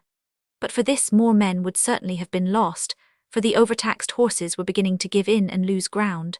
Had they been a few minutes later in reaching the sea, it is probable that not a man of that force would have returned to Suakim. As it was, the men came in pale and terribly fatigued. The horses could scarcely walk, and 2 of them died on the following day. Note, since the foregoing was written, we have learned with profound regret that the gallant Captain Gregory was killed by his horse falling with him in 1886. Chapter 16. Letters from home, Flynn is exalted and brought low, rumours of war in the air. Events in life sometimes ripple along like the waters of a little stream in summer. At other times they rush with the wild impetuosity of a hill torrent in winter. For some time after the incidents just narrated, the life of our hero rippled, but of course it must be clearly understood that a Suakim ripple bore some resemblance to a respectable freshet elsewhere. Osman Digna either waited for reinforcements before delivering a grand assault, or found sufficient entertainment to his mind, and satisfaction to his ambition, in acting the part of a mosquito, by almost nightly harassment of the garrison, which was thus kept continually on the alert. But there came a time at length when a change occurred in the soldier life at Suakim. Events began to evolve themselves in rapid succession, as well as in magnified intensity, until on one particular day there came, metaphorically speaking, what is known among the Scottish hills as a spate. It began with the arrival of a mail from England. This was not indeed a matter of rare occurrence, but it was one of those incidents of the campaign which never lost its freshness, and always sent a thrill of pleasure to the hearts of the men, powerfully in the case of those who received letters and packets, sympathetically in those who got none. "At long last," exclaimed Corporal Flynn, who was observed by his comrades after the delivery of the mail, to be tenderly struggling with the complicated folds of a remarkable letter, remarkable for its crookedness, size, dirt, and hieroglyphic superscription. "What is it, Flynn?" asked Moses, one of the unfortunates who had received no letter by that mail. "A letter, sure, haven't ye got eyes, Moses?" "From your wife, Corporal." "Wife," exclaimed Flynn with scorn. "No, it's meself wouldn't take the gift of a wife gratis. The letter is from me old grandmother, and she's better to me than a dozen wives rolled into one. It's hard work the written of it cost her too, poor old soul, but she'd tear her eyes out to plaze me, she would. Corporal, darlint, that's always the way she begins her letters now. She's that proud o' me since I got the stripes. I thought me mother or brother would have writ me too, but they're not half as proud of me as my." "Shut up, Flynn," cried one of the men who was trying to decipher a letter, the penmanship of which was obviously the work of an unaccustomed hand. "Hold it upside down, sometimes they're easier to read that way, more sensible like," retorted the corporal. "Blessin' S on your sweet face," exclaimed Armstrong, looking at a photograph which he had just extracted from his letter. "Hallo, Bill, that your sweetheart?" asked Sergeant Hardy, who was busy untying a parcel. "Aye, sweetheart and wife too," answered the young soldier with animation. "Let me see it, Willie," said Miles, who was also one of the disconsolate non-receivers, disconsolate because he had fully expected a reply to the penitent letter which he had written to his mother.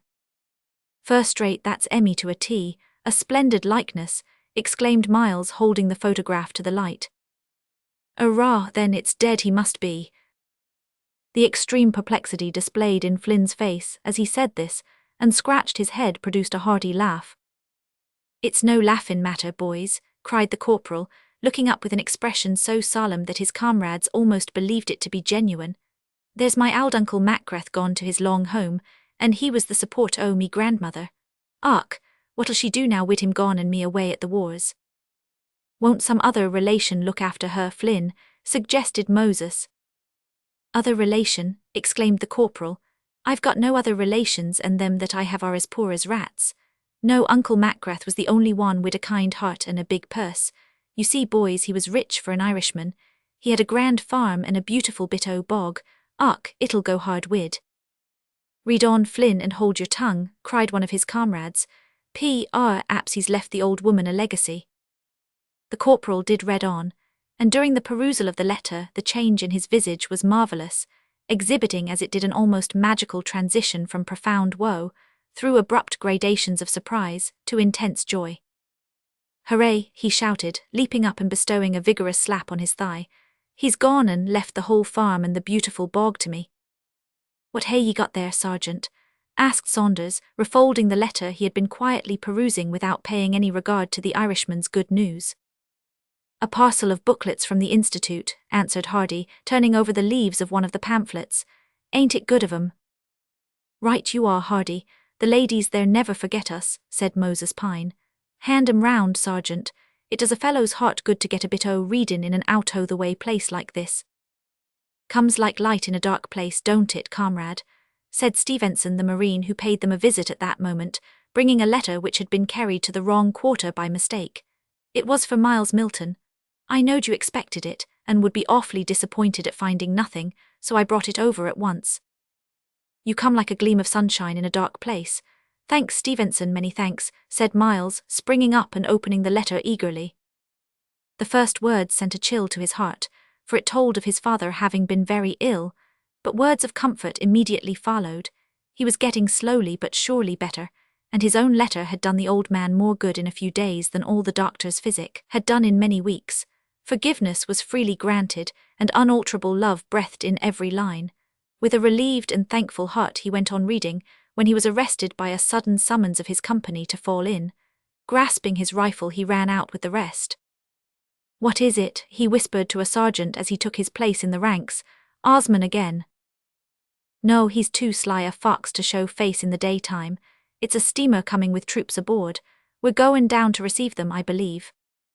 Soon after, the overworked garrison had the immense satisfaction and excitement of bidding welcome to reinforcements with a stirring British cheer. These formed only the advance guard. For some time after that troops were landed at Suakim every day. Among them the 15th Sikhs, a splendid body of men, with grand physique and fierce aspect, like men who meant business. Then came the Coldstream Guards, the Scots and the Grenadier Guards, closely followed by the Engineers and Hospital and Transport Corps, the Shropshire Regiment and many others. The desire of these fresh troops to meet the enemy was naturally strong, and the earnest hope of everyone was that they would soon sally forth and have a go, as Corporal Flynn expressed it, at Osman Digna on his own ground. Poor Corporal Flynn, his days of soldiering were nearly over. Whether it was the excess of strong feeling raised in the poor fellow's breast by the news of the grand and unexpected legacy, or the excitement caused by the arrival of so many splendid troops and the prospect of immediate action, or all put together, we cannot say, but certain it is that the corporal fell sick, and when the doctors examined the men with a view to decide who should march to the front, and who should remain to guard the town, he was pronounced unfit for active service. Worse than that, he was reported to have entered upon that journey from which no traveller returns. But poor Flynn would not admit it, though he grew weaker from day to day. At last it was reported that he was dying, and Sergeant Hardy got leave to go off to the hospital ship to see him, and convey to him many a kind message from his sorrowful comrades, who felt that the regiment could ill spare his lively, humorous spirit. The sergeant found him the picture of death, and almost too weak to speak. "My dear fellow," said Hardy, sitting down by his cot and gently taking his hand, "I'm sorry to see you like this. I'm afraid you are going to leave us." The corporal made a slight motion with his head, as if of dissent, and his lips moved. Hardy bent his ear over them. "Neither a bit, old man," whispered Flynn. "Shall I read the Bible to you, lad?" inquired the sergeant. The corporal smiled faintly and nodded. After reading a few verses, Hardy began to talk kindly and earnestly to the dying man, who lay with his eyes closed. When he was about to leave, Flynn looked up, and giving his comrade's hand a gentle squeeze, said in a stronger whisper than before, "Thank ye, sergeant. It's kind o' ye to be so concerned about my soul, and I agrees wid ivery word ye say, but I'm not goin' away yit, av ye plaze." He ceased to speak, and again closed his eyes. The doctor and the chaplain chanced to enter the hospital together as Hardy retired. The result of their visit was that they said the corporal was dead, and orders were given to make his coffin. A firing party was also told off to bury him the next morning with military honours. Early next morning, accordingly, the firing party started for the hospital ship with the coffin, but before getting halfway to it, they were signalled to go back, for the man was not yet dead.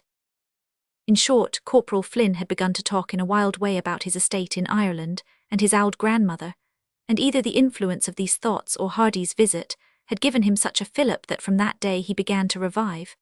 Nevertheless, he had received a very severe shake, and not very long after was invalided home. Meanwhile, as we have said, busy preparations were being made by General Graham, who had arrived and taken command of the forces, to offer battle to Osman's troops. In the midst of all the excitement and turmoil, however, the new chaplain, who turned out to be a trump, managed to hold a temperance meeting, and the men who desired to serve God as well as their queen and country became more energetic than ever in trying to influence their fellows, and save themselves from the curse of strong drink, which had already played such havoc among the troops at Suakim. Miles attended the meeting and, according to promise, signed the total abstinence pledge. Owing to the postponement of meetings and the press of duty, he had not been able to do it sooner. Shortly after that, he was passed by the doctors as fit for duty in the field. So were Armstrong, Moses Pine, and most of those strong and healthy men whose fortunes we have followed thus far. Then came the bustle and excitement of preparation to go out and attack the enemy, and in the midst of it all the air was full of conflicting rumours, to the effect that Osman Digna was about to surrender unconditionally, that he would attack the town in force, that he was dead, or that he had been summoned to a conference by the Mahdi. "You may rest assured," said Sergeant Hardy one day to his comrades, as they were smoking their pipes after dinner, "that nobody knows anything at all for certain about the rebel chief. I heard that a spy has just come in with the information that he has determined not to wait for our attack if we go out, but to attack us in our zareba," said Miles. "He is evidently resolved not to commit the same mistake he made last year of letting us attack him." "He has pluck for anything," remarked Moses. Osman proved that same evening that he had at least pluck enough to send a pithy defiance to his foes, for an insulting letter was received by General Graham, in which Osman, recounting the victories he had gained over Hicks and Baker Pasha, boasted of his having destroyed their armies and dared the general to come out and fight him. To this the British general replied, reminding Osman of our victories of El Teb and Tamai, and advising him to surrender unless he wanted a worse beating than he had got before. Mutual defiance having been thus comfortably hurled, the troops were at once detailed for service in the field, and the very next day set forth, as our hero did not, however, accompany that expedition, and as it returned to Suakim without doing anything remarkable, except some energetic and even heroic fighting, which is by no means remarkable in British troops. We will pass on to the expedition which was sent out immediately after it, and in which Miles Milton not only took an active part but distinguished himself. With several of his comrades, he also entered on a new and somewhat unusual phase of a soldier's career. Chapter 17. The expedition. Enemy reported, Miles in a dilemma. Everyone has heard of the expedition, sent out under Sir John McNeill, in which that gallant general and his brave troops fought with indomitable heroism, not only against courageous foes, but against errors which, as a civilian, we will not presume to criticize, and against local difficulties which were said to be absolutely insurmountable. Blame was due somewhere in connection with that expedition. Wherever it lay, we have a strong conviction, founded on the opinion of one who was present, that it did not rest with the commander of the force. It is not, however, our part to comment, but to describe those events which bore upon the fortunes of our hero and his immediate friends and comrades. It was about 4 o'clock on an uncommonly hot morning that the bugle sounded in Suakim, and soon the place was alive with men of all arms, devouring a hasty breakfast and mustering eagerly, for they were elated at the near prospect of having another slap at Osman. Strange, the unaccountably exultant joy which so many men experience at the prospect of killing each other. No doubt the Briton maintains that it is all in defence of queen and country, hearth and home, an excellent reason, of course, but may not the Soudanese claim that the defence of chief and country, tent and home, is an equally good reason, especially when he rises to defend himself from the exactions and cruelty of those superlative tyrants, the Turks, or rather, the Turkish pashas, for we verily believe that the rank and file of all civilized nations would gladly live at peace if their rulers would deal in arbitration instead of war. We almost feel that an apology is due for introducing such a remark in a book about soldiers, for their duty is clear as well as hard, and bravely is it done too. Moreover, they are in no way responsible for the deeds of those fine old English gentlemen who sit at home at ease, and send them forth to fight and die beyond the stormy seas. The troops composing this expedition consisted of 1 squadron of the 5th Lancers, 1 battalion Berkshire Regiment, 1 battalion of Marines, 1 field company Royal Engineers, a detachment of the Royal Navy in charge of 4 Gardner guns, a regiment of Sikhs, Bengal Native Infantry, Bombay Native Infantry, and a body of Madras sappers. Along with these was sent an immense convoy of 1,500 camels, besides a large number of mules with carts bearing iron water tanks. The orders for the expedition were that they should proceed 8 miles into the bush, and there make 3 zarebas, or defensive enclosures of bushes, capable of sheltering the entire force. The march was begun by McNeill moving off with his European troops in square formation. The Indian contingent under General Hudson followed also in square and in charge of the transport. "A goodly force," remarked Armstrong in a low tone to Miles as they stepped off, shoulder to shoulder, for being both about the same size, and unusually tall, they marched together on the right flank of their company. "Don't speak in the ranks, Willie," returned Miles, with a slight smile, for he could not shut his eyes to the fact that this strict regard for orders was due more to Marion Drew's remarks about a soldier's duty than to principle. Grunted Robert MacLeod, who marched next to them and had no conscientious scruples about talking. "We may march ut smirt enug, but some o' us'll no come back say hearty." "Some of us will never come back at all," replied Armstrong gravely. By 6 o'clock the rearguard had left Suakim, and the whole of the force moved across the plain, in parts of which the men and carts sank deep in the soft sand, while in other parts the formations were partly broken by thick bush, in which the force became somewhat entangled. The cavalry went in advance as scouts. The guns, water carts, and ammunition wagons were in the centre, and the Indian brigade came last, surrounding the unwieldy mass of baggage animals. Last of all came the telegraph detachment, unrolling as they went the wire that kept open communication with headquarters. That a mistake had been made somewhere was obvious, but as the soul of military discipline is obedience without question, the gallant leader pressed forward, silently and steadily, whatever he may have thought. Soon the force became so hopelessly entangled in the difficulties of the way, that the rate of advance dwindled down to little more than 1 mile an hour. Not long after starting, a trooper was seen galloping back, and Miles, who marched at the right corner of his square, observed that it was his friend Johnson, looking very stern indeed. Their eyes met. "Not half enough of cavalry," he growled as he flew past to report. "The enemy in sight, retiring in small parties in the direction of Tamai." In returning, Johnson again rode close past the same corner of the square, and bending low in his saddle for a moment, said to Miles, "I have signed the pledge, my boy." A slight laugh from several of those who heard him greeted the information, but he probably did not hear it, for next moment his charger cleared a low bush in a magnificent stride, and in a few seconds man and horse were lost to sight in the bush. "More need to sign his will," remarked Simpkin in a somewhat cynical tone. "He has done that too," said Armstrong. "I heard him say so before we started." The troops were halted to enable the two generals to consult at this point. While the men stood at ease, enjoying the brief rest from severe toil under such a burning sun, our hero heard a low voice at his elbow say, "Have you signed your will, John Miles?" It was a startling as well as a sudden question. Miles turned quickly and found that it was Captain Lacey who had put it. The feeling of dislike with which our young soldier had regarded the captain ever since his interruption of the conversation between himself and Marion on board ship had abated, but had not by any means disappeared. He had too much sense, however, to allow the state of his feelings to influence his looks or bearing. "Yes, sir," he replied. "I made it out last night as you advised me in the service form. It was witnessed by our colonel and Captain Smart and the doctor. To say truth, I thought it absurd for a man who has nothing to leave to make his will, but as you said, sir, I should like my dear mother to get my kit and any arrears of pay that may be due to me after I'm gone." "I did not mean you to take such a gloomy view of your prospects," said Captain Lacey with a laugh. "But you know in our profession we always carry our lives in our hands, and it would be foolish not to take ordinary precautions."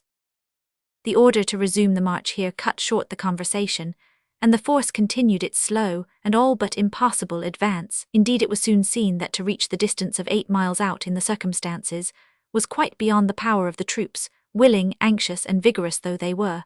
For the bush became closer and higher as they advanced, so that a mounted man could not see over it, and so dense that the squares, though only a short distance apart, could not see each other. This state of things rendered the management of the baggage animals extremely difficult, for mules are proverbially intractable, and camels, so meek in pictures, are perhaps the most snarling, biting, kicking, ill-tempered animals in the world. The day was advancing and the heat increasing, while the dust raised by the passage of such a host caused so much distress to man and beast that the general began to fear that, if an attack should be made by the enemy at that time, the greater part of the transport would have to be sacrificed. The force was therefore halted a second time, and the generals again met to consult. They were very unwilling to give in. Another effort to advance was made, but things grew worse and worse. The day, as Moses remarked, was boiling red-hot. The carts with the heavy water tanks sank deep in the soft sand. Many of the camels' loads fell off, and these had to be replaced. Replacing a camel's load implies prevailing on a hideously tall and horribly stubborn creature to kneel, and this in the center of a square which was already blocked up with carts and animals, as well as shouting, angry and exhausted drivers. At last it became evident that further progress that day was out of the question. The rear face of Hudson Square was obliterated by the straggling and struggling multitude. Camels and loads were down in all directions, and despair of maintaining their formation was settling down on all ranks. In these circumstances it became absolutely necessary to halt and form their zarebas where they stood, and that without delay. The best place they could find was selected. The European square formed a guard, while the rest threw off jackets, and with axes and choppers went to work with a will. Some cut down bushes, some filled sandbags to form a breastwork for guns and ammunition, and others erected the bushy walls of their woodland fortification. The Lancers covered about 3 miles of country as scouts. Hudson, who had to return to Suakim that night before dark, was ordered with 3 regiments in line and advanced files to cover McNeil and the working party, while the commander himself went about encouraging the tired men and urging them to increased exertion. While the soldiers of all arms were thus busily engaged, a body of sailors was ordered to run one of their Gardner guns up to the corner of the square where Miles and Armstrong stood. They halted close to them, and then Miles became aware that one of the nautical gunners was no other than Jack Marley. "Hallo, Jack, why, you've got a knack of turning up unexpectedly everywhere," he exclaimed when his friend was at leisure. "That's very much your own case," retorted the seaman heartily. "What brought you here?" Miles slapped one of his legs by way of indicating the mode of conveyance. "Aye, lad, and they'd need to be stout timbers too, to make headway through such a sea of sand," returned Molly, feeling his own limbs with tenderness. 500 think we're in for a brush tonight, lad." Before the latter could reply, an aide-de-camp ran up and spoke a few hurried words to Captain Lacey, who turned to his company and called them to attention.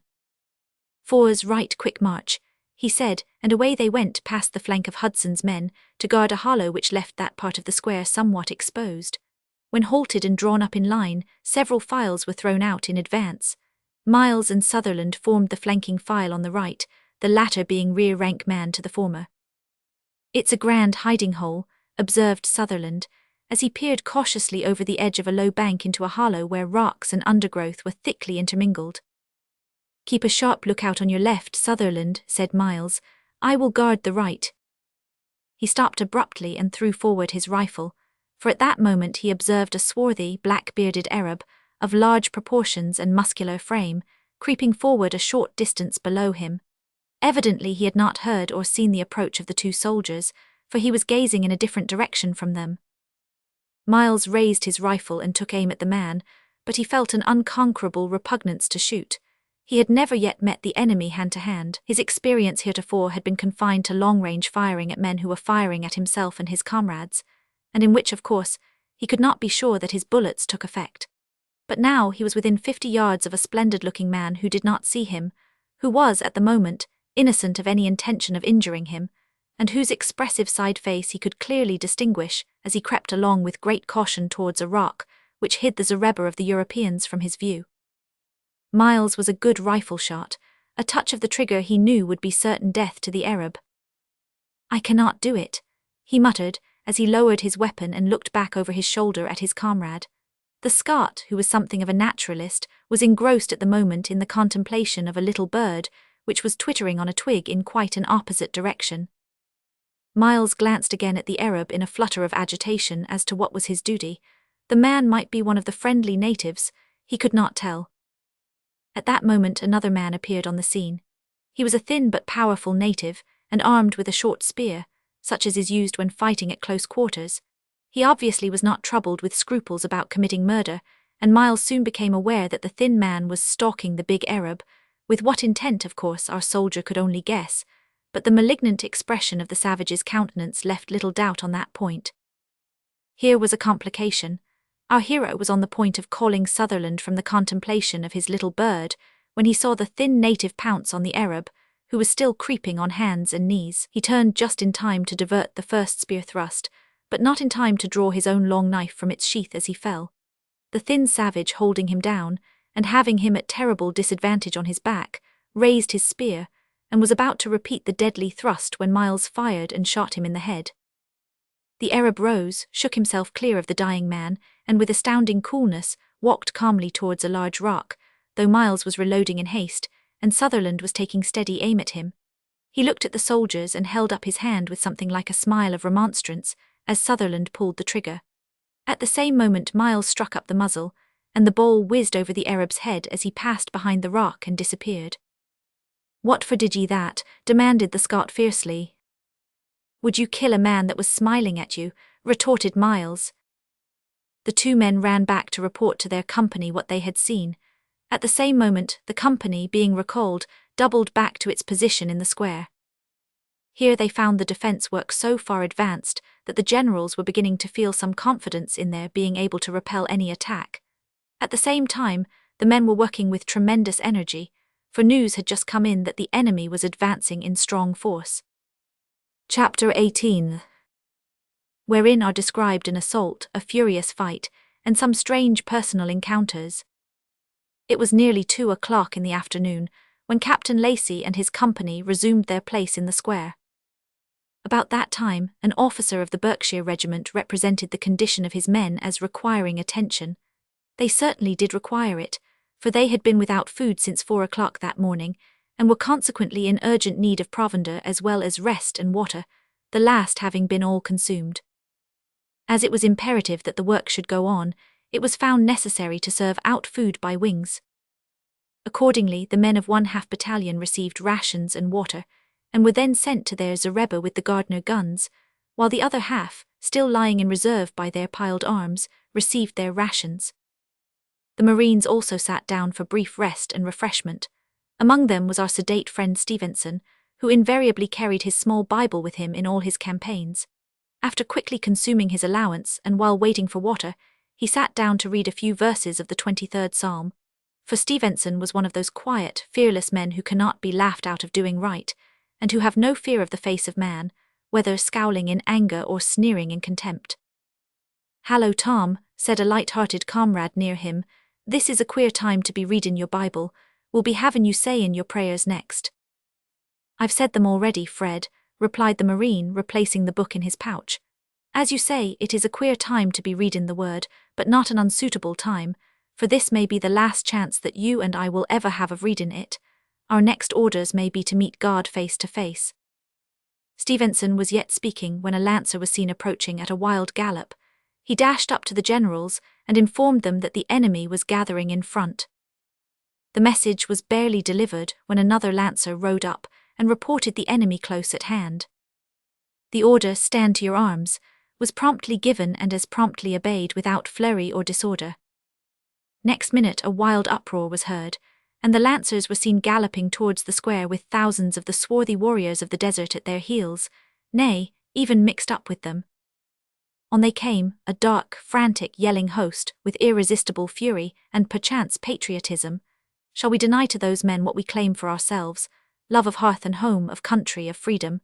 Can we not sympathize with men who groaned under an insolent and tyrannical yoke, and who, failing to understand or appreciate the purity of the motives by which we British were actuated, could see nothing in us except the supporters of their enemies? They hurled themselves on that part of the large zareba which was defended by the Bengal native infantry. These fired a volley, but failed to check the impetuous rush. Everything went down before the savages, and the native infantry broke and fled, throwing into dire confusion the transport animals which stood in their immediate rear. General McNeill himself dashed in among the panic-stricken men and sought to arrest them. He succeeded for a time in rallying some of them in No. 1 zareba, but another rush of the Arabs sent them flying a second time, and some of the enemy got into the square, it is said, to the number of 112. The Berkshire men, however, stood fast, and not a soul who got into that square ever got out of it alive. In this wretched affair the 17th Bengal Native Infantry lost their brave commander. He was killed while trying to rally them. The confusion was now increased by the enemy driving the baggage animals hither and thither, especially on to another half-battalion square of the Berkshire Regiment. Here, however, they were effectually checked. as the Atlantic billows burst in impotent turmoil on the cliffs of Cornwall, so the enemy fell upon and were hurled back by the steadfast Berkshire regiment, which scarcely lost a man, while over 200 of their opponents lay dead around them. The Bombay regiment also stood fast, and redeemed to some extent the credit of their country, while the Sikhs, as might have been expected of them, never flinched for a moment, but strewed the plain around them with dead and dying men. There was horrible carnage for some time, unflinching valour being opposed to desperate courage, and while a burning sense of injury, with a resolve to conquer or die, was the motive power no doubt on one side, on the other there was the high sense of duty to Queen and country, and the pride of historical renown. Owing to the suddenness of the attack, and the occupation of the troops at the moment, there was some mixing up of men of different regiments. One company of Sikhs, who were helping to unload the camels when the fight began, having been prevented from joining their own regiment, cast in their lot with the Marines.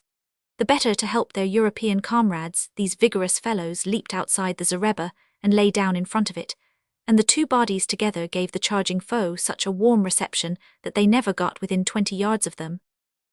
But there was a fearful scene of butchery among the baggage animals, and many unequal hand-to-hand conflicts. There was terrible slaughter also among the working parties that had gone out to cut bushes with which to finish the zarebas, with coats off and away from their arms. Some individuals of the Marines, who, as a body, suffered severely, were surrounded by a dozen Arabs, and their bodies were afterwards found covered with spear wounds. This was the case with a sergeant named Mitchell, who had charge of a wood-cutting party and had been quietly chatting with our friend Stevenson just before the attack. Another case was that of Private Stanton, who had been through the Egyptian campaign of 1882, had fought at Kasassin, Tel el-Kebir, El-Teb and Tamai. When this expedition of which we write was arranged, he was one of the first to volunteer. He chanced to be outside the zareba when the attack was made, and failed to appear at muster. Next day he was found dead with many spear wounds at some distance from the force. Poor fellow, he had not been killed outright, and had attempted to crawl towards the zarebas, but in his confusion had crept away in the wrong direction, and had slowly bled to death on the sands of the desert. During the rapid progress of this terrible scene of bloodshed, Miles and his friend Armstrong stood and fought shoulder to shoulder in the front rank at their allotted corner of the square, chiefly with bullet, but also on several occasions with bayonet, when the rush of the enemy threatened to break through all barriers and drive in the line of defenders. They would certainly have succeeded, had these defenders been less powerful and resolute. "Well done," exclaimed a deep bass voice in evident enthusiasm close to Miles. The latter glanced round. It was the voice of his friend Jack Marley, who helped to work the Gardner gun, and who was at the moment admiring the daring act of an officer of Sikhs. Two men of the Berkshire regiment who had been employed outside the zareba were pursued by several Arabs, and it was evident that their death was almost certain, when the Sikh officer referred to rushed out to the rescue, sprang between the men and their pursuers, killed 3 of the latter in succession with 3 rapid sword cuts, and enabled the soldiers to escape, besides which, he checked the rush at that part of the square, and returned to his post in safety. The cheer of the Berkshire men and others who witnessed this feat was heard to rise above even the yells of combatants, the shrieks of the wounded, the rattle and crash of firearms, and the general turmoil and din of war. In one of the working parties that were out when the assault began was our friend Moses Pine and his comrade Rattling Bill Simpkin. These had been separated from the rest of their party when the first wild rush was made by the foe. The formation of the ground favoured their dropping into a place of concealment, thus for the moment saving them from the fate of being surrounded and cut to pieces, like too many of their straggling comrades. For a few seconds they lay close while the enemy rushed past like a torrent, to the assault just described. Then Moses uprose, with an expression of stern resolve on his usually meek countenance. "Simpkin," he said, as his comrade also got up, "I'm not going to lie hidden here while our boys are engaged the savages." "No more am I, Moses," returned Rattling Bill, with something of the jovially reckless air still lingering on his solemnized visage. "But we've not much chance of getting back to the zarebas without arms." "What d'ye call that?" asked Moses, holding out his chopper. "A very good weapon to fight the bush with," answered Simpkin, "but not worth much against Arab spears. However, comrade, choppers are all we have got, so we must make the most of 'em. They say a good workman can work with any tools. What d'ye propose to try? I'll put myself under your orders, Moses, for although you are a meekish sort of a fellow, I really believe you have a better headpiece than most of us." "I propose that we simply go at 'em," said Moses. "Take 'em in rear, cut our way through and get into the zareba, that's all. It don't take much of a headpiece to think that out." "Go ahead then, I'll back you," said Rattling Bill, without the least touch of bravado, as he bared his right arm to the shoulder. Both men were in shirts and trousers, with sleeves tucked up and their brawny arms exposed, arabesquely brown up to the elbow and infantilely white above that. The intended rush might have been successful, but for a change in the tactics of the enemy, seeing that they were severely repulsed at the corner of the square, where Mal and his tars worked the Gardner gun, while Miles and his comrades plied bullet and bayonet. The Arab chief sent a body of his followers to reinforce this point. It was just at the moment that Moses and Simkin made the dash from their place of concealment, so that they actually leaped, without having intended it, into the very midst of the reinforcements. 2 of the Arabs went down before the choppers instantly, and the others, almost panic-stricken by the suddenness and severity of the assault, turned to fly, supposing, no doubt, that an ambush had caught them. But seeing only 2 men, they ran back, and would certainly have made short work of them if rescuers had not come up. And at this point in the fight, there was exhibited a curious instance of the power of friendship to render steady men reckless. The incident we have just described was witnessed by the troops, for the moment the 2 soldiers left their place of concealment, they were in full view of the large zareba. "That's Moses," exclaimed Armstrong excitedly. Without a moment's hesitation, he sprang over the defense works and ran to the rescue, clubbing his rifle as he went and felling 2 Arabs therewith. "You shan't die alone, Willie," muttered our hero as he also leaped the fence and followed his friend, just in time to save him from 3 Arabs who made at him simultaneously. 2 of these Miles knocked down, his comrade felled the other. Then they turned back to back. Moses and Simkin did the same, and thus formed a little impromptu rallying square. This delayed the catastrophe, which seemed, however, inevitable. The brave little quartet, being surrounded by foes, could do nothing but parry with almost lightning speed the spear thrusts that were made at them continually. Seeing this, the heart of Jack Marley bounded within him, and friendship for the moment overcame the sense of duty. "You can only die once, Jack," he exclaimed, drew his cutlass, leaped out of the zareba, and went at the foe with a thunderous roar, which for a moment actually made them quail. Infected with a similar spirit, Stevenson the Marine also lost his head, if we may say so. Resolving to run amok for friendship's sake, he followed the sailor and increased the rallying square to 5, while Marley skirmished round it, parrying spear thrusts at once with left arm and cutlass in quite a miraculous manner, roaring all the time like an infuriated lion, and causing the enemy to give back in horror wherever he made a rush. A root, however, tripped him up at last, and he fell forward headlong to the ground. A dozen spears were pointed at his broad back, when a tall, majestic Arab sprang forward and held up one hand, while with the other he waved a sword. At that moment, a strong force of the enemy came down with an impetuous rush on that corner of the zareba, and, coming between it and the little knot of combatants, hid them from view. The attack at this point was very determined, and for a few moments the issue seemed doubtful, for although the enemy fell in heaps, they came on in such numbers that the defenders were almost overwhelmed. Steadiness, however, combined with indomitable courage, prevailed. Everywhere they were repulsed with tremendous loss. Many instances of personal bravery occurred, of course, besides those we have described, but we may not pause to enumerate these. Tenacity of life also was curiously exhibited in the case of some of the desperately wounded. One man in charge of 2 mules outside the zareba was trying to bring them in when he was attacked, and received 3 terrible spear wounds in the back and 1 in the arm, which cut all the muscles and sinews. Yet this man ultimately recovered, though, of course, with the loss of his arm. Another man lost a leg and an arm, and was badly wounded in the other leg and in the hand, and lastly he was shot in the jaw. After being operated on, and having his wounds dressed, the doctor asked him how he felt. "All right, sir," he answered. "They've crippled me in arms and legs, and they've broke my jaw, but thank God they have not broke my heart yet." It was 8 minutes to 3 when the Arabs made their first rush, and it was just 10 minutes past 3 when the enemy was finally repelled, and the bugle sounded cease firing. Yet into these pregnant 18 minutes all that we have described, and a vast deal more, was crowded.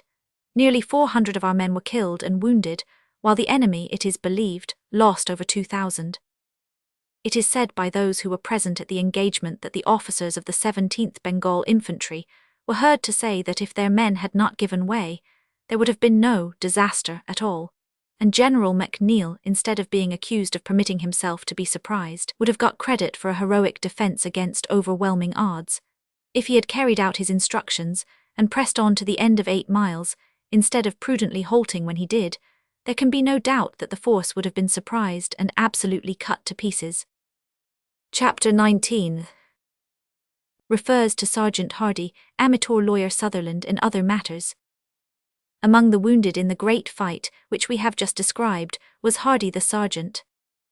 His position at the time the Arabs broke into the square was close to the right flank of the Indian native regiment, which gave way, so that it was he and a number of the flank men of his company who had to do most of the hand-to-hand fighting necessary to repair the disaster and drive back the enemy. Of course, every soldier engaged in that part of the fight was, for a time, almost overwhelmed in the confusion, and many of them were surrounded and severely wounded.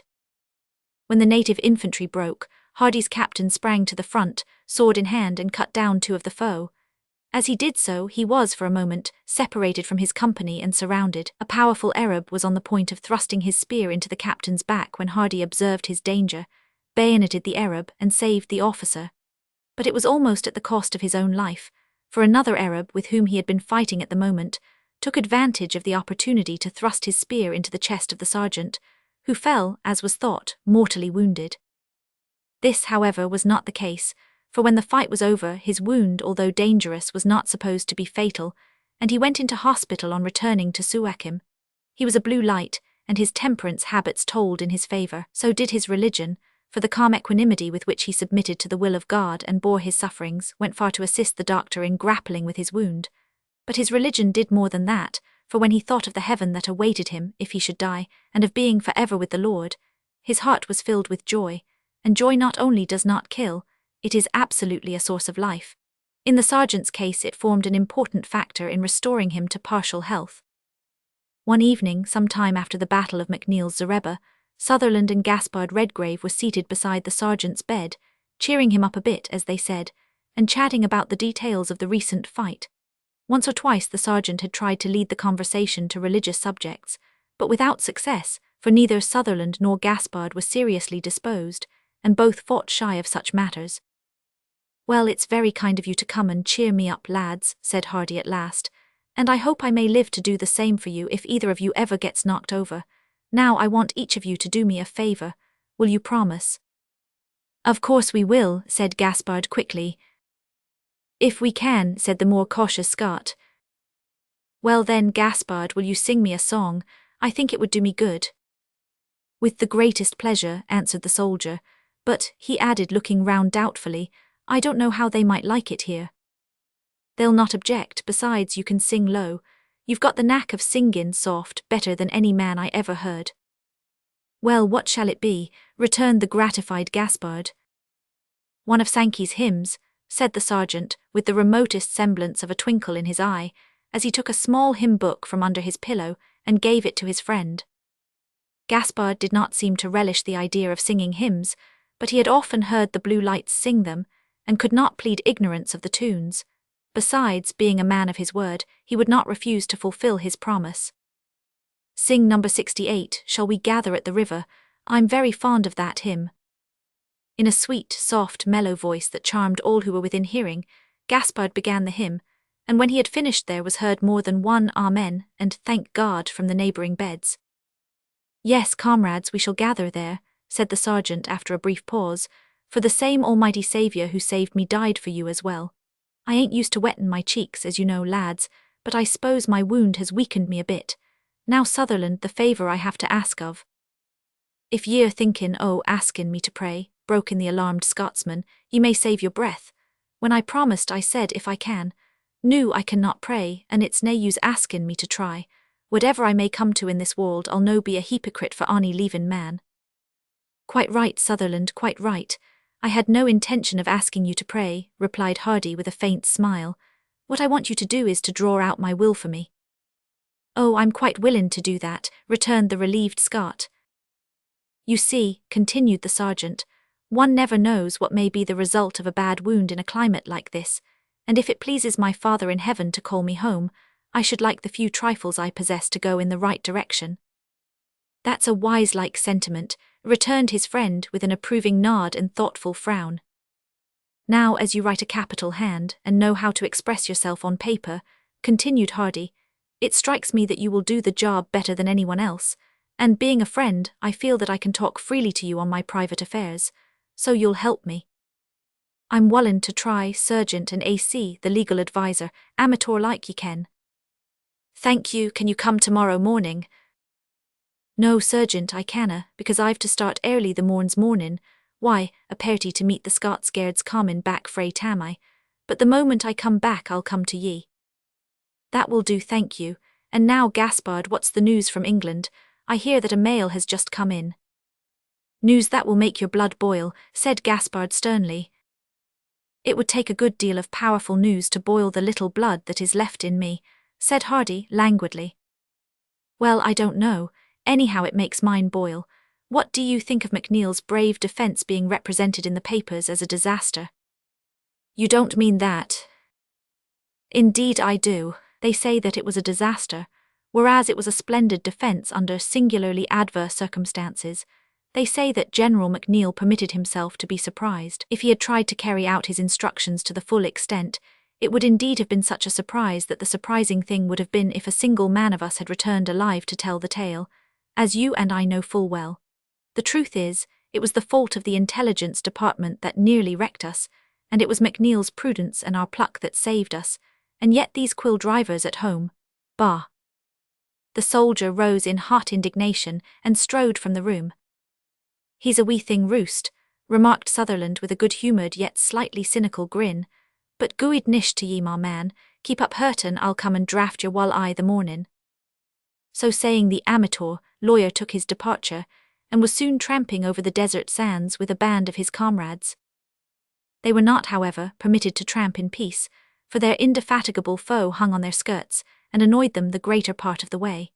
Toward evening they met the guards, and as it was too late to return to Suakim, the force bivouacked in McNeil's deserted zareba, surrounded by graves and scarcely buried corpses. Only those who were there can fully understand what that meant. All round the zareba, and for 3 miles on the Suakim side of it, the ground was strewn thickly with the graves of Europeans, Indians, and Arabs, and so shallow were these that from each of them there oozed a dark, dreadful stain. To add to the horrors of the scene, portions of mangled and putrefying corpses protruded from many of them, ghastly skulls, from the sockets of which the eyes had been picked by vultures and other obscene birds, limbs of brave men upon which the hyena had already begun his dreadful work, and half-skeleton hands, with fingers spread and bent as if still clutching the foe in death agony, protruded above the surface. Mixed with these and unburied were the putrefying carcasses of camels and mules, the whole filling the air with a horrible stench, and the soul with a fearful loathing, which ordinary language is powerless to describe, and the inexperienced imagination cannot conceive.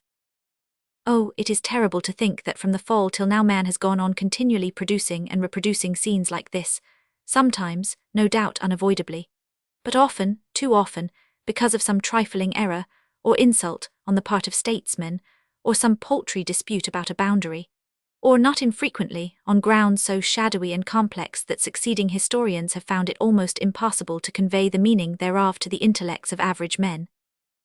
Amid these dreadful memorials of the recent fight the party bivouacked. Next day the troops returned to Suakim, and Sutherland, after breakfast and what he called a wash-up, went to see his friend Sergeant Hardy, with pen, ink and paper. "Weel, Sergeant, who are ye the day?" "Pretty well, thank you, pretty well.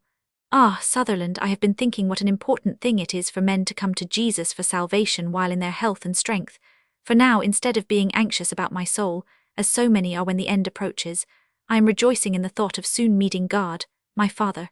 Sutherland, my good fellow, it is foolish as well as wrong to think only of this life.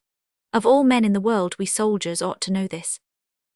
The sergeant spoke so earnestly, and his eyes withal looked so solemnly from their sunken sockets, that his friend could not help being impressed. "I believe ye're no, far wrang, Sergeant, and I tak shame to mysel, that I've been sick a harum-scarum sinner up to this time." Sutherland said this with a look so honest that Hardy was moved to put out his large wasted hand, and grasp that of his friend. "Comrade," he said, "God is waiting to be gracious, Jesus is ever ready and willing to save." Sutherland returned the pressure but made no reply, and Hardy, praying for a blessing on the little that had been said, changed the subject by saying, "You have brought paper and ink, I see. Aye, but man, ye mauna be speaking o' talkin' your departure yet. This draftin' o' your wull is only a precaution." "Quite right, lad. I mean it only as a precaution," returned Hardy in a cheerful tone. "But you seem to have caught a cold, eh? What makes you cough and clear your throat so?" "A cold, I wush it was only a cold. Man, it's the stink o' the core that I canna get oot o' my nose and thrapple." Hereupon Sutherland, by way of entertaining his invalid friend, launched out into a graphic account of the scene he had so recently witnessed at McNeil's Zareba. When that subject was exhausted, he arranged his writing materials and began with all the solemnity of a lawyer. "Noo, Sergeant, what div you want me to pit doon?" "Well, I must explain first that I have very little to leave, and no one to leave it to." "What nae freens ava?" "Not one. I have neither wife nor child, brother nor sister. I have indeed one old cousin, but he is rich and would not be benefited by my poor little possessions. Besides, he's a cross-grained old fellow and does not deserve anything, even though I had something worth leaving. However, I bear him no ill will, poor man, only I don't want what I do leave to go to him, which it would if I were to die without a will, because of course he is my natural heir and—" "Haud ye there, man," said the Scot abruptly but slowly. "If he's your natural heir, ye're his natural heir too, ye ken." "Of course I am aware of that," returned the sergeant with an amused look. "But the old man is eccentric, and has always boasted that he means to leave his wealth to some charity. Indeed, I know that he has already made his will, leaving his money to build an hospital, for incurables of some sort, I believe." "Ma certy, if I was his lawyer," said Sutherland with ineffable scorn, "I wad advise him to erect an hospital in his lifetime for incurable idiots, and to gang in himsel as the first patient. But come awa why your wull, Sergeant." "Get ready then, my lawyer, and see that you put it down all ship-shape, as poor Marley would have said." "Oh, ye needna fear," said the Scot. "I'm no sic an ass as to trust to my ain legal knowledge, but jist you say what ye want and I'll pit it doon, and then write it into a form in the reglar way." After mentioning a few trifling legacies to various comrades, Hardy said that he had managed to save £100 during his career, which he wished to divide between his two comrades, John Miles and Willie Armstrong, for whom he expressed strong regard. Sutherland, instead of noting this down, looked at his friend in sad surprise, thinking that weakness had caused his mind to wander. "Ye forget, Sergeant," he said softly, "that Miles and Armstrong are baith deed." "No, lad, no one can say they are certainly dead." "Aweel, we canna exactly say it, but when ye consider the born devils that have gotten haud o' them, we are entitled to think them deed ony way. They are reported as missing, that is all, and that is enough for me. You write down what I tell you, lad. Now have you got it down?" "Aye, 50 to each." "There may be some interest due on the account," said the sergeant thoughtfully. "Besides, there may be a few things in my kit that I have forgotten, and it's not worth while dividing such trifles between them. Weel, ye have only to mak yin them your residuary legiti, and that'll pit it a richt." "True, my lawyer, let it be so," said Hardy, with a short laugh at the thought of making so much ado about nothing. "Make Miles my residuary legatee, and now be off, draw it out fair, and leave me to rest, for I'm a trifle tired after all this legal work." The will thus carefully considered was duly made out, signed, and witnessed, after which Sergeant Hardy awaited with cheerful resignation whatever fate should be appointed to him.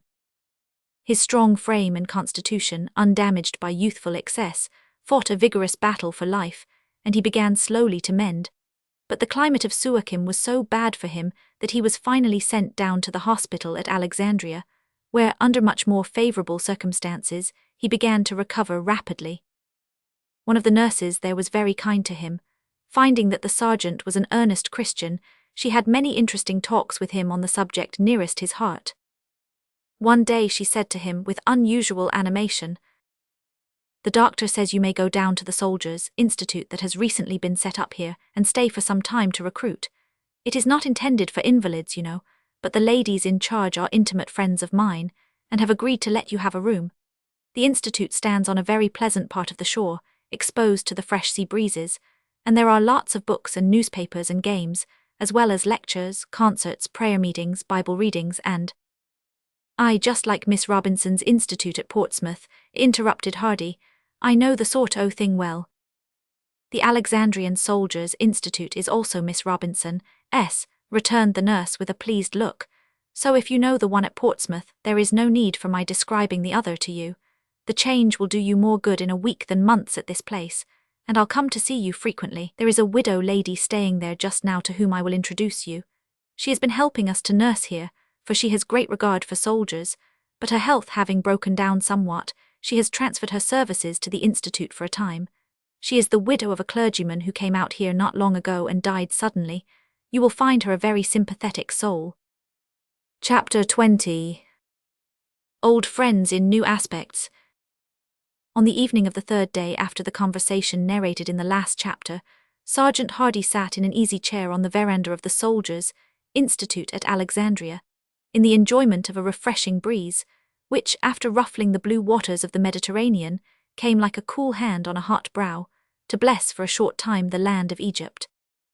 Like one of Aladdin's palaces, the Institute had sprung up, not exactly in a night, but in a marvellously short space of time. There was more of interest about it, too, than about the Aladdin buildings, for whereas the latter were evolved magically out of that mysterious and undefinable region termed Nowhere, the Miss Robinson edifice came direct from smoky, romantic London, without the advantage of supernatural assistance. When Miss Robinson's soldier friends were leaving for the seat of war in Egypt, some of them had said to her, 3,000 miles from home are 3,000 good reasons why you should think of us." The soldier's friend took these words to heart, also to guard. She did think of them, and she persuaded other friends to think of them, to such good purpose that she soon found herself in possession of funds sufficient to begin the work. As we have seen, her energetic servant and fellow worker, Mr. Thomas Tufnell, was sent out to Egypt to select a site for the building. The old iron and wood oratory at Brompton was bought and sent out at government expense, a fact which speaks volumes for the government opinion of the value of Miss Robinson's work among soldiers. In putting up the old oratory, Tufnell had transformed it to an extent that might almost have made Aladdin's slave of the lamp jealous. Certainly, those who were wont to orate in the building when it stood in Brompton would have failed to recognize the edifice as it arose in Egypt on the boulevard Ramleh, between the grand square of Alexandria and the sea. The nave of the old oratory had been converted into a room, 99 feet long, with couches and tables running down both sides, a billiard table in the center, writing materials in abundance, and pictures on the walls. At one end of the room stood a pianoforte, couches, and easy chairs, and a door opened into a garden facing the sea. Over the door were arranged several flags, and above these, in large letters, the appropriate words, "In the name of the Lord will we set up our banners." At the other end was a temperance refreshment bar. On a veranda facing the sea, men could repose on easy chairs and smoke their pipes or cigars, while contemplating the peculiarities of an eastern climate. It was here that our friend Sergeant Hardy was enjoying that blessed state of convalescence, which may be described as gazing straight forward and thinking of nothing. Of course, there were all the other appliances of a well-equipped institute, such as sleeping cabins, manager's room, Bible class room, lavatory, and all the rest of it, while a handsome new stone building close beside it contained sitting rooms, bedrooms, clubroom for officers, kitchens, and by no means least though last, a large lecture hall. But to these and many other things we must not devote too much space, for old friends in new aspects claim our attention. Only, in passing from such details, it may not be out of place to say that it has been remarked that the sight of Miss Robinson's buildings, steadily rising from the midst of acres of ruins, while men's minds were agitated by the bombardment and its results, produced a sense of security which had a most beneficial and quietening effect on the town. Indeed, one officer of high rank went so far as to say that the Institute scheme had given the inhabitants more confidence in the intentions of England than anything yet done or promised by government. In a rocking chair beside the sergeant reclined a shadow in loose, remarkably loose, fitting soldier's costume. "What a blessed place to sit in and rest after the toils and sufferings of war," said Hardy to the shadow, "and how thankful I am to God for bringing me here." "It's a heavenly place entirely," responded the shadow, "and tease meself as is thankful too. What's left o' me anyhow, and that's not much. Sure I've had some queer thoughts in me mind since I come here. One o' them was, what is the smallest amount o' skin and bone that's capable of howldin' a thankful spirit?" I never studied algebra, Flynn, so it's of no use puttin' the question to me, said Hardy. Besides, I'm not well enough yet to tackle difficult questions, but I'm real glad to see you, my boy, though there is so little of you to see. That's it, Sergeant, that's just where it lies, returned Flynn in a slow, weak voice. I've been occupied why that question too, namely, how thin may a man git without lossin' the power to hold up his claws? You needn't be uneasy on that score, said Hardy, casting an amused glance at his companion, for there's plenty o' flesh left yet to keep ye goin' till you get to old Ireland. It rejoices my heart to see you beside me, thin though you are, for the report up country was that you had died on the way to Suez. Bad luck to their reports, that's always the way of it. I do think the best way to take reports is to belave the exact opposite o' what's told ye, and so ye'll come nearest the truth. It's through I had a close shave. One day I felt a sort o' light-headedness, as if I was a kind o' livin' balloon, and was floatin' away, when the doctor came and looked at me. He's gone, says he. That's a lie, says I, with more truth than perilous maybe. And would ye belave it? I began to mind from that hour.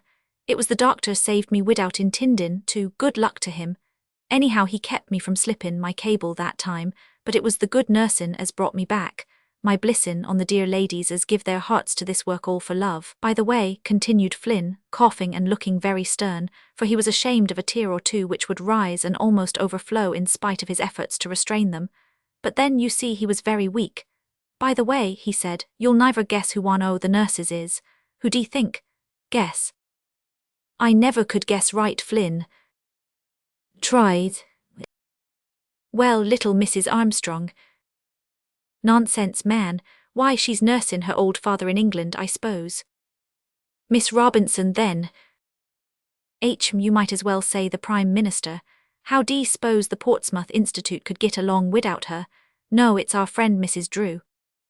What, the wife o' the reverend gentleman as came out with us in the troopship? That same, though she's no longer the wife of the reverend gentleman, for he's dead, good man, said Flynn in a sad voice.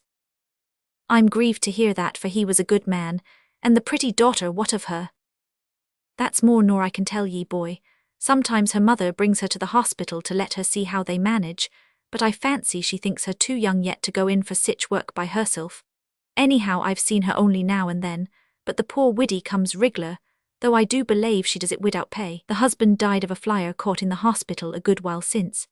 They say that lots o' young fellows are after the daughter, for though the Drews are as poor as church rats, she's got such a swat purty face, and such innocent ways wid her, that I'd try for her meself av it wasn't that I've swore niver to forsake me old grandmother.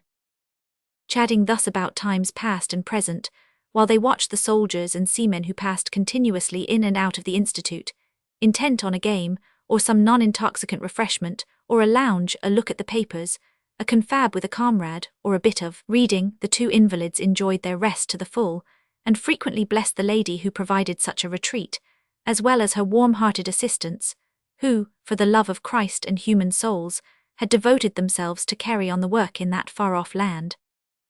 I often think, said Hardy.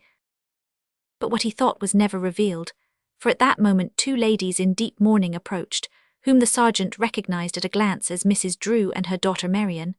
The faces of both were pale and sorrowful, but the beauty of the younger was rather enhanced than otherwise by this, and by contrast with her sombre garments. They both recognized the sergeant at once, and hastening forward so as to prevent his rising, greeted him with the kindly warmth of old friends. It seems such a long time since we met, said the elder lady, but we have never forgotten you or the comrades with whom we used to have such pleasant talks in the troopship. Sure am I, madam, said the sergeant, that they have never forgotten you and your kind. Yes, my husband was very kind to you all, said the widow, observing the delicacy of feeling which stopped the soldier's utterance. He was kind to everyone. But we have heard some rumours that have made me and my daughter very sad.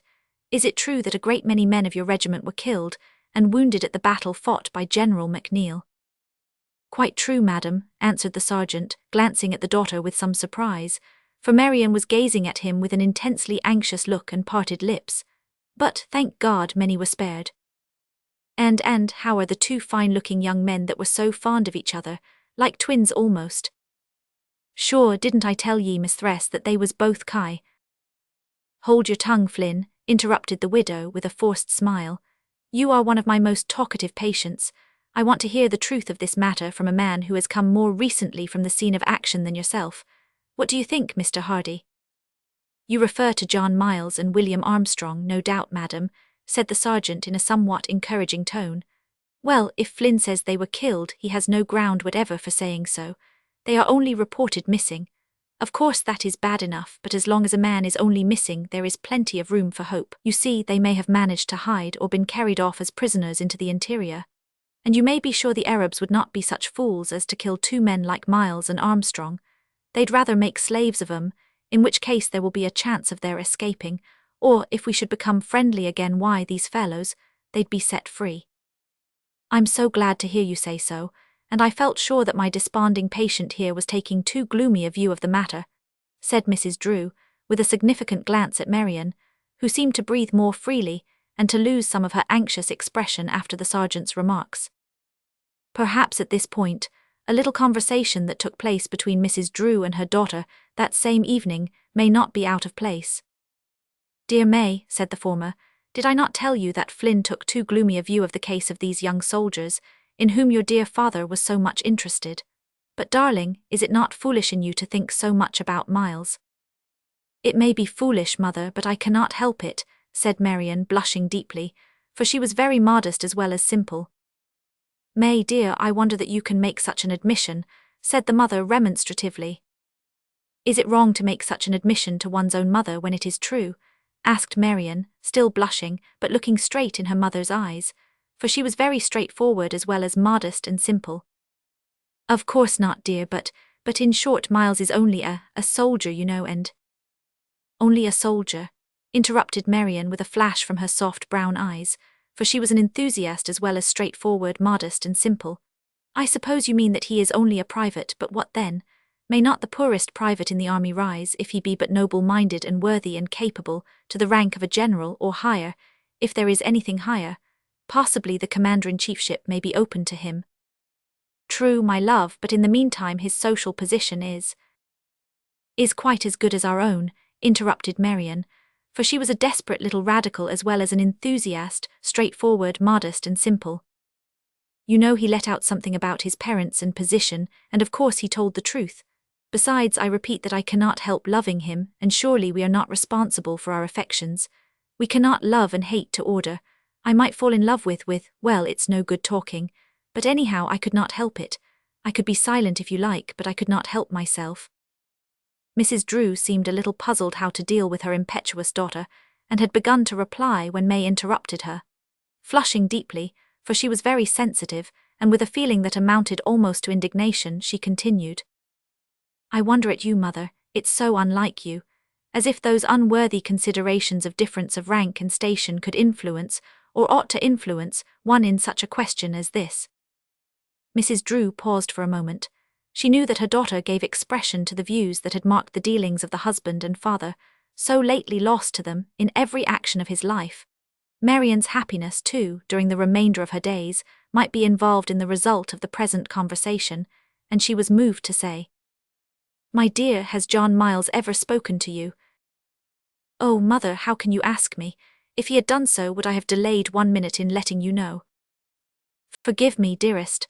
I did you wrong in admitting the thought even for a moment, but you spoke so earnestly, as if you might have some reason for thinking that he cared for you.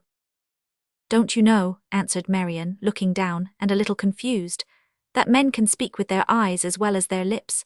I not only feel sure that he cares for me, but I feel sure from the sentiments he expressed to me on the voyage, that nothing would induce him to talk to me of love while in his present position. How does all this consist, my love? Asked Mrs. Drew, with your knowledge of the fact that he left home in anger, and would not be persuaded, even by your dear father, to write home a penitent letter. Marian was silent. This had not occurred to her before, but love is not to be turned from its object by trifles. She was all that we have more than once described her to be, but she was not a metaphysician or a philosopher, capable of comprehending and explaining occult mysteries. Enough for her if she loved Miles and Miles loved her, and then, even if he did not deserve her love, she would remain true, secretly but unalterably true, to him as the needle is to the pole. Has it not occurred to you, dear, said her mother, pursuing her advantage in a meditative tone, "that if Miles has been so plain-spoken and eloquent with his blue eye, that your pretty brown ones may have said something to him." "Never," exclaimed the girl with an indignant flash. "Oh, mother, can you believe me capable of no, I never looked at him except with the air of a perfect stranger, at least of but why should I try to deny what could not possibly be true?" Mrs. Drew felt that nothing was to be gained from pursuing the subject, or one aspect of it, further. "At any rate," she said, "I am glad for his own sake, poor young fellow, that Sergeant Hardy spoke so hopefully." "And for his comrades' sakes as well," said Marian. "You know, mother, that his friend Armstrong is also reported as missing, and Stevenson the Marine, as well as that dear big bluff sailor, Jack Mall. By the way, do you feel well enough to go to the lecture tonight? It is to be a very interesting one, I am told, with magic lantern illustrations, and I don't like to go alone." "I am going tonight, so you may make your mind easy," said her mother. "I would not miss this lecturer, because I am told that he is a remarkably good one, and the hall is likely to be quite full. In regard to this lecture, and some other things connected with the Alexandrian Institute, our friend Sergeant Hardy learned a good deal from the lady at the head of it, not long after the time that Mrs. Drew had the foregoing conversation with Marian. It is scarcely needful to say that the lady superintendent was a capable Christian, as well as an enthusiast in her work. "Come to my room, Sergeant Hardy, and I'll tell you all about it," she said, leading the way to her apartment, where the sergeant placed himself upon a chair, bolt upright, as if he were going to have a tooth drawn, or were about to illustrate some new species of sitting drill. Chapter 21 shows how the lady of the Institute discourses to the sergeant, how Jack Tars go out on the spree, and how music conquers warriors. "It seems wonderful to me, madam," said Sergeant Hardy, looking round the lady's room with an admiring gaze, "how quickly you have got things into working order here. When I remember that last year this place was a heap of rubbish, it seems like magic." "Ah, the work of God on earth seems magical the more we reflect on it," returned the lady. "The fact that our institute was conceived, planned, and carried into successful operation by an invalid lady, in spite of discouragement, and at first with inadequate means, is itself little short of miraculous. But what is even more surprising is the fact that the government, which began by throwing cold water on her Portsmouth work, has ended by recognizing it, and by affording us every facility here in Alexandria. Well, you see, madam, I suppose it's because they see that we soldiers and sailors likes it, and it does a power good, don't you think?" "No doubt, but whatever may be the reason, Sergeant, we are very thankful for the encouragement. I suppose you have heard what a grand occasion our opening day was." "No, madam, I haven't. You see, away at Suakin we were so constantly taken up with the attentions of Osmond Digna that we had little time for anything but eatin' and sleepin', when we wasn't on sentry and fightin', so that we often missed bits of news. Was there a great turnout, men?" "Indeed there was," returned the lady with animation, "and not only of men, but of all the Alexandrian notables. It was on the 23rd of February last, 1885, that our institute was opened by Major General Lennox, V.C., C.B., who was in command of the garrison. This was not the first time by any means that the soldiers had paid us a visit. A number of men who, like yourself, Sergeant Hardy, sympathize with our work in its spiritual aspects, had been frequently coming to see how we were getting on, and many a pleasant hour's prayer and singing we had enjoyed with them, accompanied by our little harmonium, which had been sent to us by kind friends in England. And every Sunday evening we had a little service in the midst of the shavings and carpenters' benches. But on this grand opening day the men came down in hundreds, and a great surprise some of them got, especially the sceptical among them.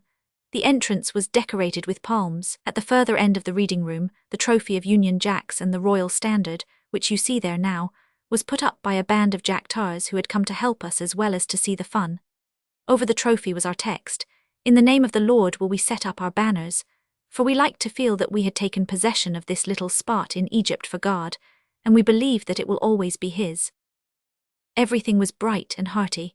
There were about 500 soldiers and sailors, and between 200 and 300 officers and civilians of all nationalities.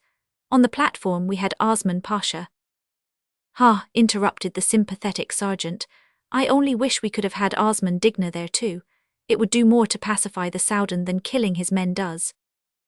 "I dare say it would," responded the lady with a laugh, "but have patience, Hardy. We shall have him there yet, and perhaps the Mahdi too, or some future grand occasion.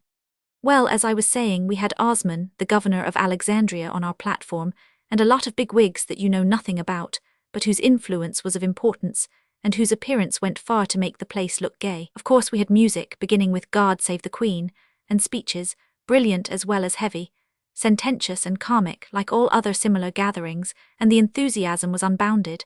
How could it be otherwise, with sailors to cheer and soldiers to back them up? And you may be sure that in such a meeting the enthusiasm about the undertaking did not fail to extend to the soldier's friend who had originated the whole. In short, it was a splendid success. Of course it was, said the sergeant with emphasis, first because of God's blessing, and second because the institute was greatly needed. Why, madam, if it wasn't for this place the thousands of soldiers stationed here, not to mention the sailors, would have no place to go to spend their leave and leisure time but the drink-in dens o' the town. And you know well, though perhaps not so well as I do, what terrible places these are, where men are tempted, fleeced, debauched, and sometimes murdered. Quite true, Hardy. Did you hear of the case that occurred just 2 days ago? A sergeant of one of the regiments, I forget which, after paying his fare to a donkey boy, turned quietly to walk away, when the scoundrel felled him with a stick and robbed him of £1. The case is before the law court now, and no doubt the robber will receive a just reward. Well, as I was remarking, the opening day carried us to high tide, so to speak, and there has been no ebb from that day to this. One comical incident, however, occurred just at the beginning, which might have done us damage. The day after the opening all was prepared for the reception of our soldier and sailor friends. The tables were arranged with books and games, the writing table with pens, ink and blotting paper, and the bar with all sorts of eatables, magnificent urns, coloured glass, etc. About 1 o'clock William, our barman, tasted the coffee. His usual expression of self-satisfaction gave place to one of horror. He tasted the coffee again. The look of horror deepened. He ran to the boiler and the mystery was cleared up. The boiler had been filled with salt water. Our Arab, Ibrahim, who carries up seawater daily to fill our baths, had filled the boiler with the same. Luckily there was time to correct the mistake, and when our friends came trooping in at 4 o'clock, they found the coffee quite to their taste. You know very well, continued the superintendent, our rules never to force religion on any of our customers, our object being to attract by all the legitimate means in our power. We have our Bible classes, prayer meetings, temperance soirees, and the like, distinct, as at Portsmouth, from the other advantages of the Institute, and are quite content if some, who come at first from mere curiosity or for the enjoyment of temporal good things, should afterwards continue to come from higher and spiritual motives. But if our military friends prefer to read our papers and books and play our games, and use our bar, they are at perfect liberty to do so, without what I may style religious interference. It's all fair and above board, you see. We fully recognize the freedom of will that God has bestowed on man. If you don't care for our spiritual fare, you may let it alone. If you relish it, there it is, and you are welcome. Yet we hold by our right to win men if we can. In point of fact, we have been very successful already in this way, for our motive power from beginning to end is love. One of our most helpful soldier friends, a sergeant, has brought several men to the Saviour, who are now our steady supporters. One of these men, whom our sergeant was the means of bringing in, was a professed unbeliever of good standing and ability. The first time he was prevailed on to come to a prayer meeting, he sat bolt upright while we knelt, being a straightforward sort of man who refused to pretend when he could not really pray. He is now a happy follower of Jesus. Our large rooms are constantly filled with soldiers, some chatting, some making up for past privations by having a good English meal, and others reading or playing games. Just now happens to be our quietest hour, but it won't be long before we have a bustling scene. As if to verify the lady's words, there came through the doorways at that moment a sound of shouting and cheering, which caused all the staff of the Institute to start into active life. "There they come," exclaimed the lady with an intelligent smile as she hurried from the room, leaving Hardy to follow at a pace that was more consistent with his dignity, and, we may add, his physical weakness. The shouts proceeded from a party of sailors on leave from one of the ironclads lying in the harbour. These, being out for the day, on a spree as some of them styled it, had hired donkeys, and come in a body to the Institute, where they knew that food of the best, dressed in British fashion and familiar games, were to be had, along with British cheer and sympathy. When Hardy reached the door, he found the place swarming with blue jackets, trooping up at intervals on various animals, but none on foot, save those who had fallen off their mounts and were trying to get on again. "They're all donkified together," remarked a sarcastic old salt, not one of the party, who stood beside Hardy, looking complacently on and smoking his pipe. They don't steer as well on land as on sea, replied Hardy. Cause they ain't used to such craft, you see. That's where it is, Sergeant, said the old salt, removing his pipe for a moment. Just look at 'em, some calmin' along sidewise like crabs, others stern foremost. There's that grey craft, the broad little man holdin' on to its tail to prevent his slidin' over its head. I've watched that grey craft for some minutes, and its hind propellers have been so often in the air that it do seem as if it was walkin' upon its front legs. Hallo, I was sure he'd go down by the head at last. The donkey in question had indeed gone down by the head, and rolled over, pitching its rider on his broad shoulders, which however seemed none the worse for the fall. Catch hold of his tail, Bill, cried another man, and hold his stern down, see if that won't cure his plungin'. He's like a Dutchman in a cross sea. Keep clear o' this fellow's heels, Jack, he's agoin' to fire another broadside. If he does he'll unship you, cried Jack, who was himself at the same moment unshipped, while the owner of the donkey, and of the other donkeys, shouted advice, if nothing worse, in Arabic and broken English. In a few minutes the sailors boarded the Institute, and drew the whole force of the establishment to the bar in order to supply the demand. "Ah, thin, ye have got Irish whiskey, haven't ye?" demanded a facetious seaman. "Yes, plenty, but we call it coffee here," answered the equally facetious barman, whose satellites were distributing hot and cold drinks with a degree of speed that could only be the fruit of much practice. "You'll have to be jolly on mild swipes," said one. "No tosticat in liquors allowed, Dick." Growled Dick. "Got any whittles here?"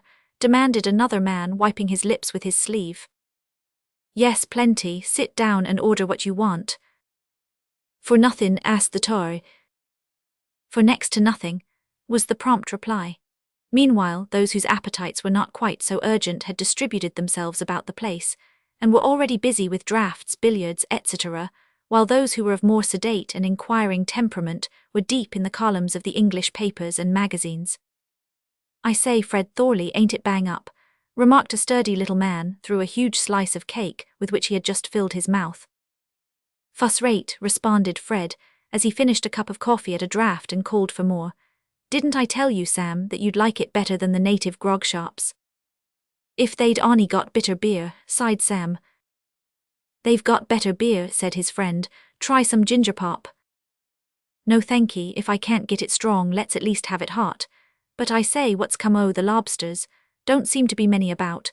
I thought this here institute was got up a purpose for them."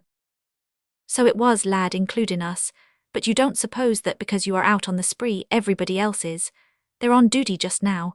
Wait a bit and you'll see plenty of 'em afore long." "Are all that come here blue lights?" asked Sam with a somewhat doleful visage.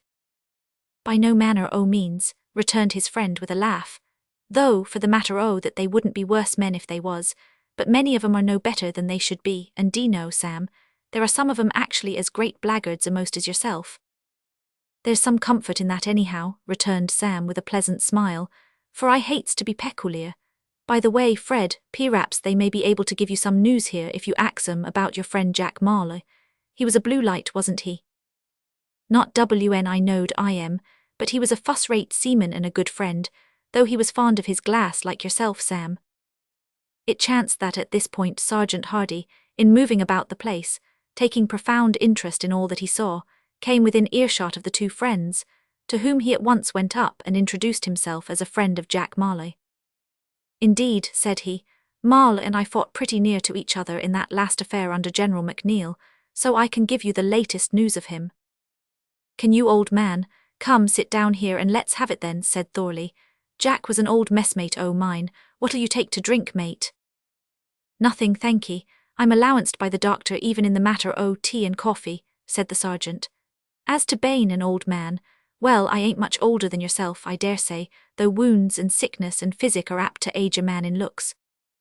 Sitting down beside the sailors, Hardy told of the great fight at McNeil's Zareba, and how Marley and others of his friends had gone to rescue a comrade and been cut off.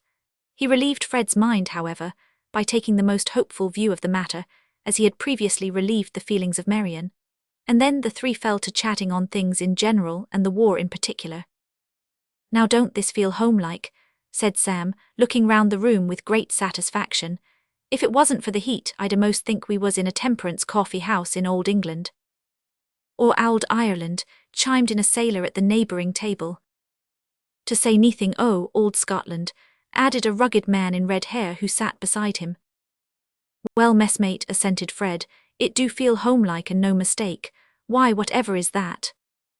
The sailor paused and held up a finger as if to impose silence while he listened, but there was no need to enforce silence, for at that moment the sweet strains of a harmonium were heard at the other end of the long room, and quietude profound descended on the company as a rich baritone voice sang, with wonderful pathos, the familiar notes and words of "Home, Sweet Home." Before that song was finished, many a warrior there had to fight desperately with his own spirit to conceal the fact that his eyes were full of tears. Indeed, not a few of them refused to fight at all, but ingloriously lowering their colours, allowed the telltale drops to course over their bronzed faces, as they thought of sweethearts and wives and friends and home circles, and the light of other days. Chapter 22. Led into captivity.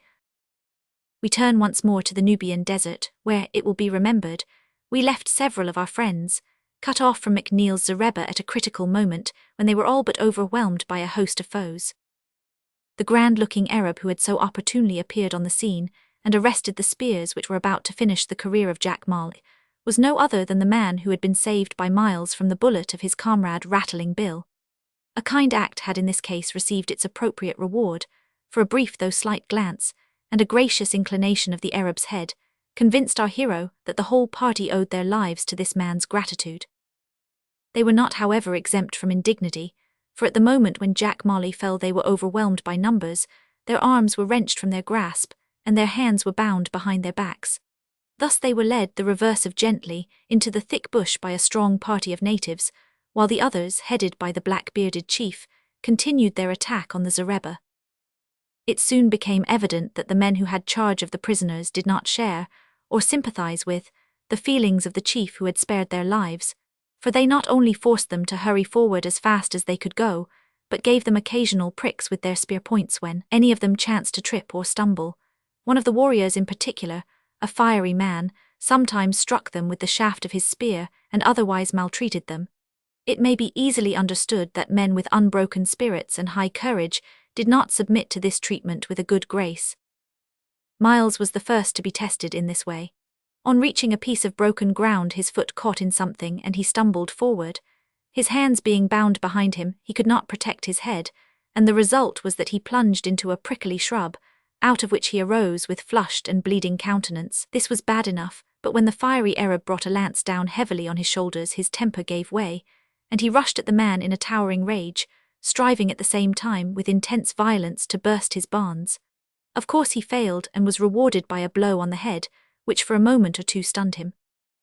Seeing this, Armstrong's power of restraint gave way, and he sprang to the rescue of his friend, but only to meet the same fate at the hands of the fiery Arab. Stunned and bleeding, though not subdued, they were compelled to move on again at the head of the party, spurred on now and then by a touch from the point of the fiery man's lance. Indeed, it seemed as if this man's passionate nature would induce him ere long to risk his chief's wrath by disobeying orders and stabbing the prisoners. Stevenson, the marine, was the next to suffer, for his foot slipped on a stone, and he fell with such violence as to be unable to rise for a few minutes. Impatient of the delay, the fiery man struck him so savagely with the spear shaft that even his own comrades remonstrated. "If I could only burst this cord," growled Simpkin between his teeth, "I'd—" He stopped, for he felt that it was unmanly, as well as idle, to boast in the circumstances. "We must have patience, comrade," said Stevenson, as he rose pale and blood-stained from the ground. "Our great captain sometimes gives us the order to submit and suffer, and—" A prick in the fleshy part of his thigh caused him to stop abruptly. At this point the endurance of Jack Molly failed him, and he also went in for violent action. But Jack was a genius as well as a sailor, and profited by the failures of his comrades. Instead of making futile efforts to break his bonds like them, he lowered his hairy head, and with a howl and a tremendous rush like a fish torpedo launched himself, or as it were took a header, into the fiery man. No fellow, as Jack himself afterwards remarked, could receive 15 stone 10 into his bread basket and go on smiling. On the contrary, he went down like a ninepin and remained where he fell, for his comrades, who evidently did not love him, merely laughed and went on their way, leaving him to revive at his leisure.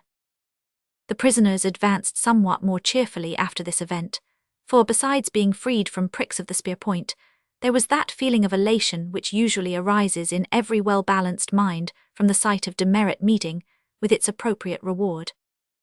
The region over which they were thus led, or driven, was rather more varied than the level country behind them, and towards evening it changed still further, becoming more decidedly hill country. At night the party found themselves in the neighbourhood of one of the all-important wells of the land, beside which they encamped under a small tree. Here the prisoners were allowed to sit down on the ground, with one man to guard them, while the others kindled a fire and otherwise arranged the encampment. Supper, consisting of a small quantity of boiled corn and dried flesh, was given to the prisoners, whose hands were set free, though their elbows were loosely lashed together, and their feet tied to prevent their escape. No such idea, however, entered into the heads of any of them, for they were by that time in the heart of an unknown range of hills, in a country which swarmed with foes, besides which they would not have known in what direction to fly had they been free to do so. They possessed neither arms, ammunition, nor provisions, and were at the time greatly exhausted by their forced march. Perhaps Jack Marley was the only man of the unfortunate party who at that moment retained either the wish or the power to make a dash for freedom, but then Jack was an eccentric and exceptional man in every respect. Nothing could quell his spirit, and it was all but impossible to subdue his body. He was what we may term a composite character. His frame was a mixture of gutta-percha, leather, and brass. His brain was a compound of vivid fancy and slow perception. His heart was a union of highly inflammable oil and deeply impressible butter, with something remarkably tough in the centre of it. Had he been a Red Indian, he would have been a chief. If born a nigger, he would have been a king. In the 10th century, he might have been a sea king or something similar. Born as he was in the 19th century, he was only a jacktar and a hero. It is safe to conclude that if Marley had been set free that evening with a cutlass in his hand, he would, after supper of course, have attacked single-handed the united band of 40 Arabs, killed at least 10 of them, and left the remaining 30 to mourn over their mangled bodies and the loss of numerous thumbs and noses, to say nothing of other wounds and bruises. Luckily for his comrades, he was not free that night. "Boys," said he after finishing his scanty meal, and resting on an elbow as he looked contemplatively up at the stars which were beginning to twinkle in the darkening sky, "it do seem to me, now that I've had time to think over it quietly, that our only chance getting out this here scrape is to keep quiet, and pretend that we're uncommon fond of our dear Arab friends, till we throws 'em off their guard, and then some fine night give 'em the slip and make sail across the desert for Suakim." "No doubt you're right," answered Miles with a sigh, for being tired and sleepy just then, he was not nearly as sanguine as the seaman, "but I have not much hope of gaining their confidence, especially after your acting the thunderbolt so effectively on one of them." "Why, man alive, they won't mind that. It was all in the way of fair fight," said Marley, "and the rascal was no favourite, I could see that." "It's a wonder to me you could see anything at all after such a ram," remarked Moses Pine with a yawn as he lay back and rested his head on a tuft of grass. "The shark seemed to me fit to sink an ironclad." "But why pretend to be fond of the Arabs?" asked Stevenson. "Don't you think it would be sufficient that we should obey orders quietly without any humbug or pretence at all about it, till a chance to escape shall come in our way?" "Don't you think, Stevenson," said Miles, "that there's a certain amount of humbug and pretence even in quiet obedience to orders, when such obedience is not the result of submission, but of a desire to throw people off their guard?" "But my obedience is the result of submission," returned the Marine stoutly. "I do really submit, first because it is God's will, for I cannot help it; second, because it is the only course that will enable me to escape bad treatment; third, because I wish to gain the goodwill of the men who have me in their power whether I escape or not; and fourth—" "Hallo, old man, how many heads are you goin' to give us in that there sermon?" asked Moses. "This is the last head, Moses, and you needn't be anxious, for I ain't going to enlarge on any of 'em. My fourth reason is that by doing as common sense bids me, our foes will be brought thereby to that state of mind which will be favourable to everything, our escape included, and I can't help that, you know. It ain't my fault if they become trustful, is it?" "No, nor it ain't no part o' your duty to spoil their trustfulness by failin' to take advantage of it," said Mal with a grin. But it do seem to me, Stevenson, as if there were a strong smack o' the Jesuit in what you say. I hope not, replied the Marine. Anyhow, no one would expect me, surely, to go and say straight out to these fellows, I'm going to obey orders and be as meek as a lamb, in order to throw you off your guard and bolt when I get the chance. Certainly not, cause why?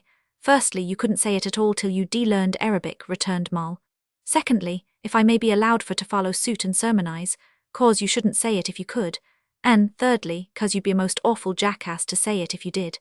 Now it's my advice, boys, that we go to sleep, for we won't have an easy day of it tomorrow if I may judge from today. Having delivered this piece of advice with much decision, the seaman extended himself at full length on the ground, and went to sleep with a pleased smile on his face, as if the desert sand had been his familiar couch from infancy. Some of the other members of the unfortunate party were not, however, quite so ready for sleep. Miles and his friend Armstrong sat long talking over their fate, which they mutually agreed was a very sad one, but at last, overcome by exhaustion, if not anxiety, they sank into much-needed repose, and the only sound that broke the stillness of the night was the tread of the Arab sentinel as he paced slowly to and fro.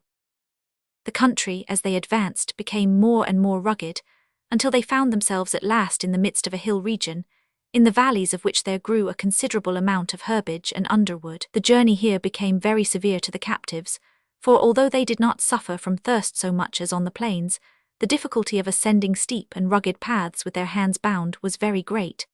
It is true the position of the hands was changed, for after the second day they had been bound in front of them, but this did not render their toil easy, though it was thereby made a little less laborious.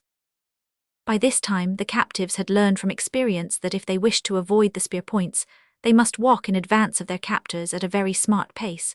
Fortunately, being all strong and healthy men, they were well able to do so. Rattling Bill perhaps suffered most, although after Marley he was physically one of the strongest of the party. Observing that he lagged behind a little on one occasion while they were traversing a somewhat level valley, Stevenson offered him his arm. "Don't be ashamed to take it, old boy," said the Marine kindly as his comrade hesitated. "You know, a fellow sometimes feels out o' sorts, and not up to much, however stout he may be when well, so just you lay hold, for somehow I happen to feel as strong as an elephant today." "But I ain't ill," returned Simpkin, still declining, "and I don't see why I shouldn't be as able as you are to carry my own weight." "Of course you are better able to do it than I am in a general way," returned his friend, "but I said that sometimes, you know, a fellow gives in, he do well know why or how, and then, of course, his comrades that are still strong are bound to help him. Here, hook on and pocket your pride. You'll have to do the same thing for me tomorrow, mayhap, when I give in, and if it does come to that I'll lean heavy, I promise you." "You're a good fellow, Stevenson, even though you are a blue light," said Simpkin, taking the proffered arm. "Perhaps it's because I am a blue light," returned the Marine with a laugh. "At all events, it is certain that whatever good there may be about me at all is the result of that light which is as free to you as to me." For some minutes the couple walked along in silence. At last Rattling Bill spoke. "I wonder," he said, "why it is that a young and healthy fellow like me should break down sooner than you, Stevenson, for I'm both bigger and stronger, and yet look at us new. Ain't it strange? I wonder why it is." "It is strange indeed," returned the Marine quietly. "Perhaps the climate suits me better than you." "I know what you're thinking," said Simpkin almost testily. "Why don't you say that drink is the cause of it, straight out like a man?" "Because I knew you were saying that to yourself, lad, so there was no need for me to say it," returned his friend, with a side glance and a twinkle of the eyes. "Well, whoever says it, it's a fact," continued Simpkin almost sternly, "and I make no bones of admitting it. I have been soaking away right and left since I came to this country, in spite o' warnings from you and other men like you, and now I feel as if all my boasted strength was going out at my heels." Stevenson was silent.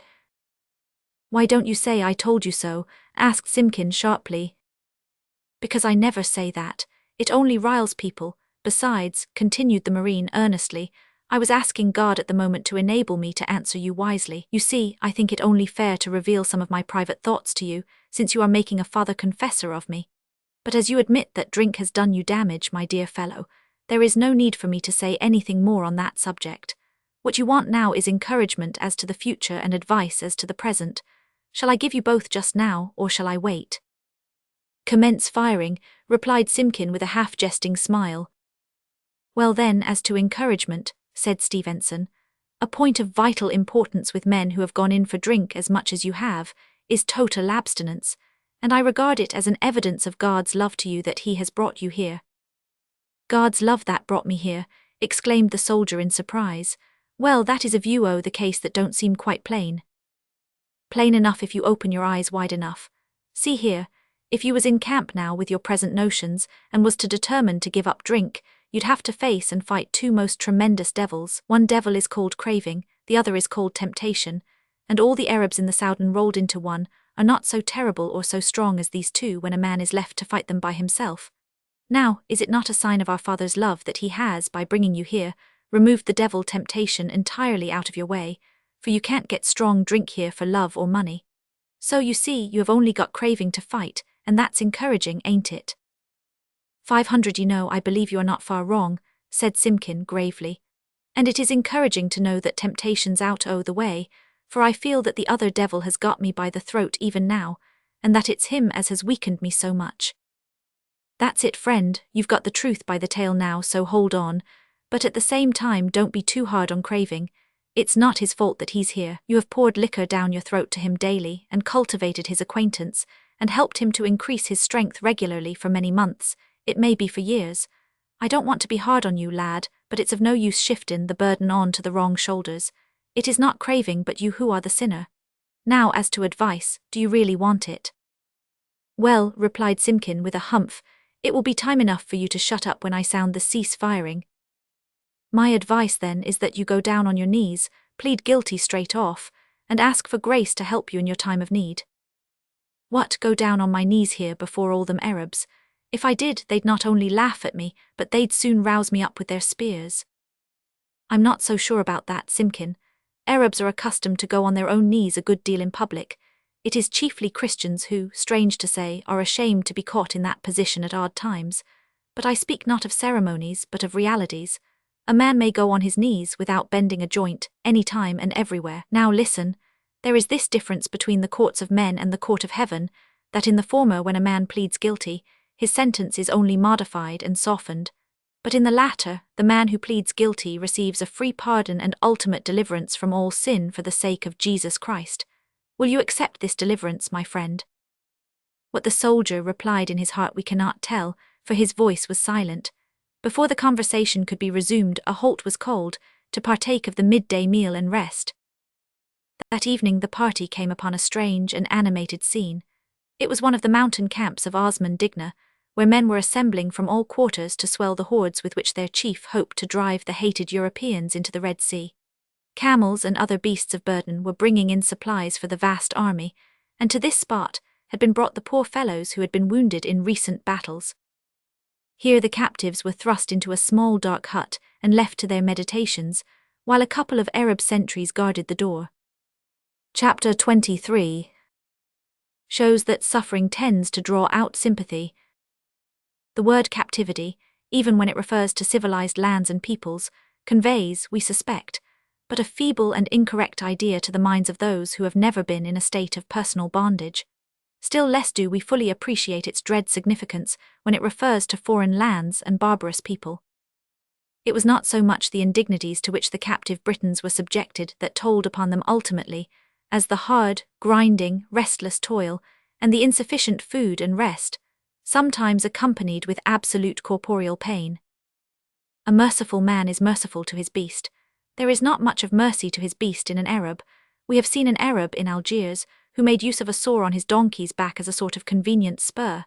It is exhausting to belabor a thick-skinned and obstinate animal with a stick. It is much easier and much more effective to tickle up a sore, kept open for the purpose with a little bit of stick, while comfortably seated on the creature's back. The fellow we refer to did that. We do not say or think that all Arabs are cruel, very far from it, but we hold that as a race they are so. Their great prophet taught them cruelty by example and precept, and the records of history as well as of the African slave trade bear witness to the fact that their tender mercies are not and never have been conspicuous. At first, as we have shown, indignities told pretty severely on the unfortunate Englishmen, but as time went on, and they were taken further and further into the interior, and heavy burdens were daily bound on their shoulders, and the lash was frequently applied to urge them on. The keen sense of insult which had at first stirred them into wild anger became blunted, and at last they reached that condition of partial apathy which renders men almost indifferent to everything save rest and food. Even the submissive Stevenson was growing callous. In short, that process had begun which usually ends in making men either brutes or martyrs. As before, we must remark that Jack Marley was to some extent an exception. It did seem as if nothing but death itself could subdue that remarkable man. His huge frame was so powerful that he seemed to be capable of sustaining any weight his tyrants chose to put upon him, and the influence of hope was so strong within him that it raised him almost entirely above the region of despondency. This was fortunate for his comrades in misfortune, for it served to keep up their less vigorous spirits. There was one thing about the seaman, however, which they could not quite reconcile with his known character. This was a tendency to groan heavily when he was being loaded. To be sure, there was not much reason for wonder, seeing that the Arabs forced the Herculean man to carry nearly double the weight borne by any of his companions. But then, as Miles once confidentially remarked to Armstrong, I thought that Jack Marley would rather have died than have groaned on account of the weight of his burden. But after all, it is a tremendously heavy one. Poor fellow. One day the Arabs seemed to be filled with an unusual desire to torment their victims. A man had passed the band that day on a fast dromedary, and the prisoners conjectured that he might have brought news of some defeat of their friends, which would account for their increased cruelty. They were particularly hard on Marley that day, as if they regarded him as typical of British strength and therefore an appropriate object of revenge. After the midday rest, they not only put on him his ordinary burden, but added to the enormous weight considerably, so that the poor fellow staggered under it, and finally fell down beneath it, with a very dismal groan indeed. Of course the lash was at once applied, and under its influence the sailor rose with great difficulty, and staggered forward a few paces, but only to fall again. This time, however, he did not wait for the lash, but made very determined efforts of his own accord to rise and advance, without showing the smallest sign of resentment. Even his captors seemed touched, for one of them removed a small portion of his burden, so that thereafter the poor fellow proceeded with less difficulty, though still with a little staggering and an occasional groan. That night they reached a village near the banks of a broad river, where they put up for the night. After their usual not too heavy supper was over, the prisoners were thrust into a sort of hut or cattle shed, and left to make themselves as comfortable as they could on the bare floor. "I don't feel quite so much inclined for sleep tonight," said Miles to Marley. "No more do I," remarked the sailor, stretching himself like a wearied Goliath on the earthen floor, and placing his arms under his head for a pillow. "I feel pretty well used up too," said Simpkin, throwing himself down with a sigh that was more eloquent than his tongue. He was indeed anything but Rattling Bill by that time. Moses Pine, being like his great namesake, a meek man, sympathized with the others, but said nothing about himself, though his looks betrayed him. Armstrong and Stevenson were silent. They seemed too much exhausted to indulge in speech. "Poor fellow," said Moses to Marley, "I don't wonder you are tired, for you not only carried twice as much as any of us, but you took part of my load." "Indeed he did, comrades," added Moses, turning to his friends with an apologetic air. "I didn't want him to do it, but he jerked part o' my load suddenly out o' my hand and wouldn't give it up again. And, you know, I didn't dare to make a row, for that would have brought the lash down on both of us. But I didn't want him to carry so much, and him so tired." "Tired?" exclaimed the sailor with a loud laugh. "Why, I warn't tired a bit, and you know you'd have dropped down, Moses, if I hadn't helped you at that time." "Well, I confess I was ready to drop," returned Moses with a humbled look, "but I would much rather have dropped than have added to your burden. How can you say you wasn't tired when you had fallen down only 5 minutes before, and groaned heavily when you rose, and your legs trembled so? I could see it." To this the seaman's only reply was the expansion of his huge but handsome mouth, the display of magnificent teeth, the disappearance of both eyes, and a prolonged quiet chuckle. "Why, what's the matter with you, Jack?" asked Stevenson. "Nothin's the matter, why, me old man, sept—" Here he indulged in another chuckle. "Goin' mad with overfatigue," said Simpkin, looking suspiciously at him. "Aye, that's it, messmate, clean mad, why, overfatigue." He wiped his eyes with the hairy back of his hand, for the chuckling, being hearty, had produced a few tears. "No, but really, Jack, what is it you're laughing at?" asked Armstrong. If there is a joke, you might as well let us have the benefit of laughing along while you, for we stand much in need of something to cheer us here. Well, Billy boy, I may as well make a clean breast of it, said Mal, raising himself on one elbow and becoming grave. I do confess to feelin' rather ashamed o' myself, but you mustn't be hard on me, lads, for circumstances alters cases, you know, as Solomon said, leastwise if it warrant him it was Job or somebody else. The fact is, I've been shammin', mates. Shamming? I shammin' weak, pertendin' that I was shaky on the legs, and so not quite up to the cargo they were puttin' aboard o' me. If what you've been doing means shamming weak, I'd like to see you coming out strong, observed Miles with a short laugh. Well, p'raps you'll see that too some day, returned the sailor with an amiable look. But do you really mean that all that groaning, which I confess to have been surprised at, was mere pretence? All sham, downright sneakin', said Mal. The short and the long of it is that I seed from the first the only way to humbug them yellow-faced baboons was to circumvent 'em, so I set to work at the worry beginnin'. Ah, by talkin' a header, said Simkin, into one o' their bread baskets. No, returned the seaman, that I confess was a mistake, but you'll admit I've made no more mistakes o' the same sort since then. You see, I perceived that, as my strength is considerable above the average, the baboons would be likely to overload me, so, arter profound excogitation why myself, I made up my mind what to do, and when they had clapped on a little more than the rest you carried, I began to groan, then I began to shake a bit in my timbers, and look as if I was agoin' to founder. It didn't check 'em much, for they're awful cruel, so I went fairly down by the head. I had a pretty fair guess that this would bring the lash about my shoulders, and I was right, but I got up worry slowly and broken down like, so that the baboons was fairly humbugged, and stopped loadin' of me long afore I'd taken in a full cargo. So you see, boys, I've been sailin' rather light than otherwise. But do you mean to tell me that the load you've been carryin' is not too heavy for you? Asked Moses. That's just what I does mean to tell you, lad. I could carry a good deal more and dance with it. You see, they ain't used to men o' my size, so I was able to humbug 'em into a miscalculation. I only wish I could have helped you all to do the same, but they're too cute, as the Yankees say. Anyway, Moses, you don't need to trouble your head when I gives you a helpin' hand again. Ah, that expression, a helping hand, sounds familiar in my ears, said Stevenson in a sad tone. Yes, what do it recall, lad? Asked Marley, extending himself again on his broad back. It recalls places and friends in Portsmouth, Jack, that we may never again set eyes on. You remember the Institute? Well, they've got a new branch o' the work there for the surrounding civilian poor, called the Helping Hand. You see, Miss Robinson understands us soldiers out and out. She knew that those among us who gave up drink and sin and put on the blue ribbon were not going to keep all the benefit to ourselves. She knew that we understood the meaning of the word, enlist, that we'd think very little o' the poor-spirited fellow who'd take the Queen's shillin' and put on her uniform, and then shirk fightin' her battles and honouring her flag. So when some of us put on the Lord's uniform, which like that of the Austrians is white, and unfurled his flag, she knew we'd soon be wantin' to fight his battles against sin, especially against drink. So instead of lookin' after our welfare alone, she encouraged us to hold out a helpin' hand to the poorest and most miserable people in Portsmouth, and she found us ready to answer to the call. Ah, they was grand times these, continued the Marine, with kindly enthusiasm, as he observed that his comrades in sorrow were becoming interested, and forgetting for the moment their own sorrows and sufferings.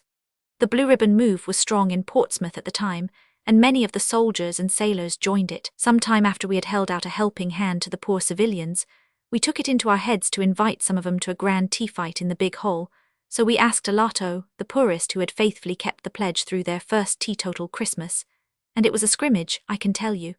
We got together more than 40 of 'em, men and women, and there were about 300 soldiers and sailors, and their wives to wait on 'em and keep 'em company. Capital, exclaimed Miles, who had a sympathetic spirit, especially for the poor. Good, said Marley, nodding his head. That was the right thing to do, and I suppose they enjoyed themselves. Enjoyed themselves, exclaimed the Marine with a laugh. I should just think they did. Trust Miss Robinson for knowing how to make poor folk enjoy themselves, and for the matter of that, rich folk too. How they did stuff, to be sure. Many of 'em, poor things, hadn't got such a blowout in all their lives before. You see, they was the very poorest of the poor. You may believe what I say, for I went round myself with one o' the Institute ladies to invite 'em, and I do declare to you that I never saw even pigs or dogs in such a state of destitution, nothing whatever to lie on but the bare boards." "You don't say so," murmured Moses, with deep commiseration, and seemingly oblivious of the fact that he was himself pretty much in similar destitution at that moment. "Indeed I do. Look here," continued the Marine, becoming more earnest as he went on. "Thousands of people don't know, can't understand, what misery and want and suffering is going on around 'em. City missionaries and the like tell 'em about it and write about it, but telling and written don't make people know some things. They must see, sometimes they must feel before they can rightly understand. One of the rooms we visited," continued Stevenson in pathetic tones, "belonged to a poor old couple who had been great drinkers, but had been induced to put on the blue ribbon. It was a pigeonhole of a room, narrow up a dark stair. They had no means of support. The room was empty. Everything had been pawned. The last thing given up was the woman's shawl to pay the rent, and they were starving." "Why didn't they go to the workus?" asked Simkin. "'Cause the workhouse separates man and wife, in defiance of the divine law, whom God hath joined together, let no man put asunder. They was fond of each other, was that old man and woman, and had lived long together, and didn't want to part till death, so they had managed to stick to the old home, and they had stuck to their colours, for the bit o' blue was still pinned to the tattered coat o' the man and the thin gown o' the woman. Neither coat nor gown would fetch anything at the pawn shop, and there was no smell o' drink in the room. Well, that old couple went to the tea fight. It was a bitter cold night, but they came all the same, with nothing to cover the woman's thin old arms. The moment they appeared, away went one o' Miss Robinson's workers to the room where they keep chests full of clothes sent by charitable folk to the Institute, and you should have seen that old woman's wrinkled face when the worker returned the thickest worsted shawl she could lay hold of, and put it on her shoulders as tenderly as if the old woman had been her own mother. At the same time they gave a big coat to the old man. "But I say," interrupted Simkin, "that Christmas feed and shawl and coat wouldn't keep the couple for a 12-month, if they was sent home to starve as before, would it?" "Of course not," returned the Marine, "but they wasn't sent off to starve, they was looked after. And the people o' the whole neighbourhood are now looked after, for Miss Robinson has bought up a grog shop in Nobb's Lane, one o' the worst places in Portsmouth, and converted it into a temperance coffee house. Lots of beds to send people to when the Institute overflows, and a soup kitchen for the destitute poor, and a washers for them and the soldiers' wives, and in short it has changed the whole place. But if I go on like this I'll send Moses to sleep, for I've heard I am smotherin' his yawns more than once already." "It's not for want of interest in what you're sayin', though, old man," returned Moses, with a tremendous unsmothered yawn, which of course set all his comrades off, and confirmed them in the belief that it was time to seek repose. Scarcely a single comment was made on the narrative, as each laid his weary head on his arm or on a folded garment, and stretched himself out on the hard ground, in nearly as destitute a condition as the poor folk about whom they had been hearing. For while their bed was as hard as theirs, and the covering as scant, the meal they had recently consumed was by no means what hungry men would call satisfying. There is reason to believe, however, that their consideration of the sad lot of the poor, at home, did not render less profound or sweet that night's repose in the great African wilderness. Chapter 24. Adventures among the Soudanese, and strange meeting with the Mahdi. Day after day, for many days, our captives were thus driven over the burning desert, suffering intensely from heat and thirst and hunger, as well as from fatigue, and treated with more or less cruelty according to the varying moods of their guards. At last one afternoon they arrived at a city of considerable size, through the streets of which they were driven with unusual harshness by the Arab soldiers, who seemed to take pleasure in thus publicly heaping contempt on Christian captives in the sight of the Mohammedan population. Their case seemed truly desperate to Miles, as he and his comrades passed through the narrow streets, for no pitying eye but many a frown was cast on them by the crowds who stopped to gaze and scoff. What city they had reached they had no means of finding out, being ignorant of Arabic. Indeed, even though they had been able to converse with their guards, it is probable that these would have refused to hold communication with them. Turning out of what appeared to be a sort of marketplace, they were driven rather than conducted to a whitewashed building, into which they entered through a low, strong door, studded with large iron-headed nails. As they entered a dark passage, the door was slammed and locked behind them. At first, owing to their sudden entrance out of intensely bright day, they seemed to be in profound darkness, but when they became accustomed to the dim light, they found that they were in the presence of several powerful men, who carried long Eastern-like pistols in their girdles, and curved, naked swords in their hands. These stood like statues against the wall of the small room, silently awaiting the orders of one whose dress betokened him of superior rank, and who was engaged in writing with a reed in Persian characters. A tall, very black-skinned Negro stood beside this officer. After a few minutes the latter laid down the reed, rose up and confronted the prisoners, at the same time addressing some remark to his attendant. "Who is you and where you come fro?" asked the Negro, addressing himself to Miles, whom he seemed intuitively to recognize as the chief of his party. "We are British soldiers," said Miles, drawing himself up with an air of dignity that would have done credit to the Emperor of China. You see, at that moment he felt himself to be the spokesman for, and with his comrades the representative of, the entire British army, and was put upon his mettle accordingly. "We come from Suakim." "Aye, blackface," broke in Jack Marl at that moment, "and you may tell him that if he has the pluck to go to Suakim, he'll see plenty more British soldiers, and British seamen too, who'll give him and his friends a hot and hearty welcome, bullet, bayonet and cutlash whenever he feels inclined." "Are you officer?" asked the Negro of Miles, and not paying the smallest attention to Marley's warlike invitation. "No, I am not." Turning to the armed men, the officer gave them an order which caused them to advance and stand close to the Englishmen, two beside each prisoner, with drawn swords. An extra man took up his position behind Marley, evidently having regard to his superior size.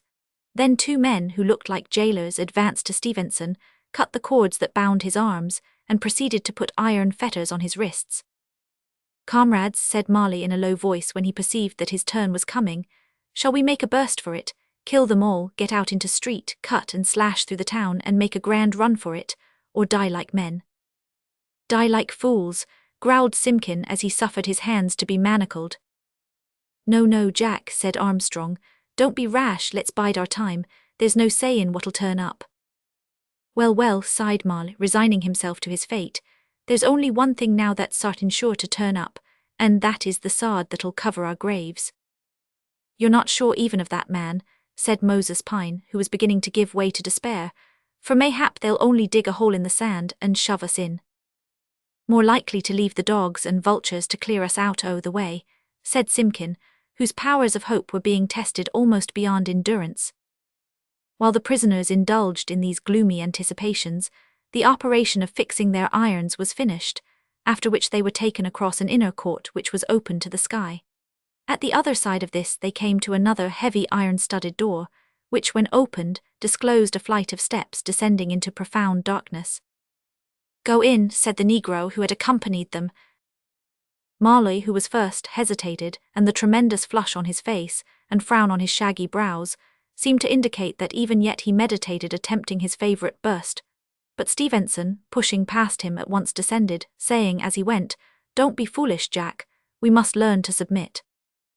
There were only 3 steps, and at the bottom a room about 15 feet square, to enlighten which there was a small hole high up in one of the walls. It did little more, however, than render darkness visible. "God help us," exclaimed Miles, with a sensation of sinking at the heart which he had never felt before. And little wonder, for, as their eyes became accustomed to the dim light, it was seen that the walls were blank, with nothing on them to relieve the eye save the little hole or window just mentioned, that the floor was of hard earth, and that there was not a scrap of furniture in the room, not even a stool or a bundle of straw on which to lie down. "I will trust and not be afraid," said Stevenson in a low voice. "Who will you trust?" asked Simpkin, who was not aware that his comrade had quoted scripture. "I will trust God," answered the Marine. "I wouldn't give much for your trust then," returned Simpkin bitterly as well as contemptuously, for he had given way to despair. "You blue lights and Christians think yourselves so much better than everybody else, because you make so much talk about prayin' and singin' and doin' your duty and servin' God and submitting. It's all hypocrisy." "Don't you believe that Sergeant Hardy is a good soldier?" asked Stevenson. "Of course I do," replied Simpkin in some surprise at the question. "And he doesn't think much of himself, does he?" continued the Marine. "Certainly not. He's one o' the kindest and humblest men in the regiment, as I have good reason to know." Yet he frequently talks to us of attending to our duty, and doing credit to the British flag, and faithfully serving the Queen. If this is praiseworthy in the sergeant, why should the talk of duty and service and honour to God be hypocrisy in the Christian? Does it not seem strange that we blue lights, who have discovered ourselves to be much worse than we thought ourselves, and gladly accept Jesus as our Saviour from sin, should be charged with thinking ourselves better than other people? Come now, cried Jack Marl, seating himself on the floor and leaning his back against the wall. It do seem to me, as you put it, Stevenson, that the charge ought to be all the other way, for we who make no profession of religion at all, thinks ourselves so far righteous that we've got no need of a saviour. Suppose now, as we've got to as low a state the dumps as men can well come to, we all sits down in a row and have a palaver about this matter, Parson Stevenson Bain, the chief spokesman. They all readily agreed to this proposal. Indeed, in the circumstances, any proposal that offered the faintest hope of diverting their minds from present trouble would have been welcome to them at that moment. The Marine was nothing loath to fall in with the fancy of his irrepressible comrade, but we do not propose to follow them in the talk that ensued. We will rather turn at once to those events which affected more immediately the fortunes of the captives. On the morning after their arrival in the city, there was assembled in the principal square a considerable concourse of Soudan warriors. They stood chatting together in various groups in front of a public building, as if awaiting some chief or great man, whose richly caparisoned steed stood in front of the main entrance, with its outrunner standing before it. This runner was a splendid specimen of physical manhood. He was as black as coal, as graceful as Apollo, and apparently as powerful as Hercules. If one might judge from the great muscles which stood out prominently on all his limbs, he wore but little clothing, merely a pair of short Arab drawers of white cotton, a red fez on his head, small tippet on his shoulders. Unlike Negroes in general, his features were cast in a mould which one is more accustomed to see in the Caucasian race of mankind, the nose being straight, the lips comparatively thin, and the face oval, while his bearing was that of a man accustomed to command. The appearance of a few soldiers traversing the square drew the eyes of all in their direction, and caused a brief pause in the hum of conversation. Our friends, the captives, were in the midst of these soldiers, and beside them marched the Negro interpreter whom they had first met with in the prison. At the door of the public building, the soldiers drew up and allowed the captives to pass in, guarded by 2 officers and the interpreter. Inside they found a number of military men and dignitaries grouped around, conversing with a stern man of strongly marked features. This man, towards whom all of them showed great deference, was engaged when the captives entered. They were therefore obliged to stand aside for a few minutes. "Who is he?" asked Marley of the Negro interpreter. "Our great leader," said the Negro, the Mahdi. "What, the scoundrel that's been the cause o' all this kick-up?" asked Jack Marley in surprise. The interpreter did not quite understand the seaman's peculiar language, but he seemed to have some idea of the drift of it, for he turned up his upturned nose in scorn and made no reply.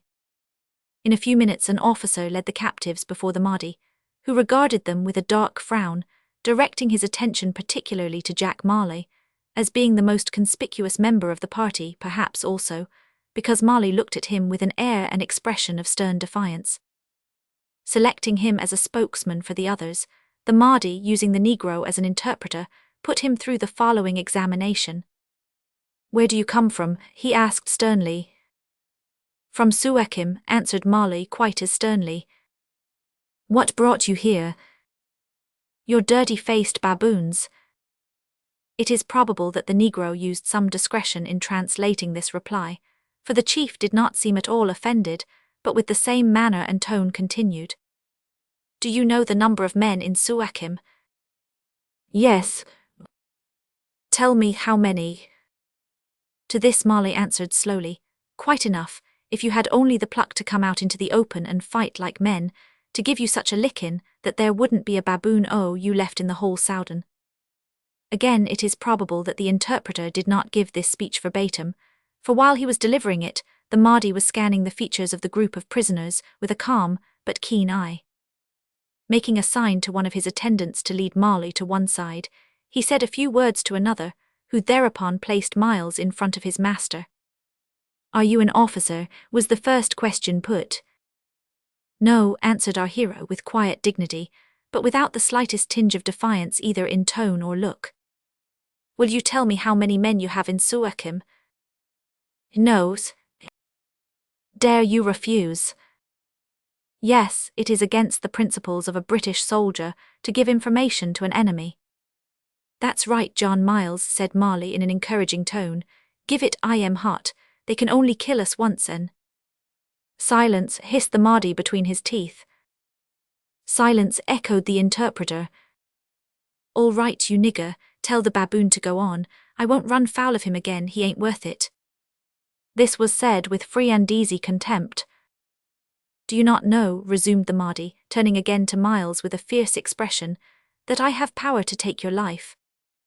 You have no power at all beyond what God gives to you, said Miles quietly.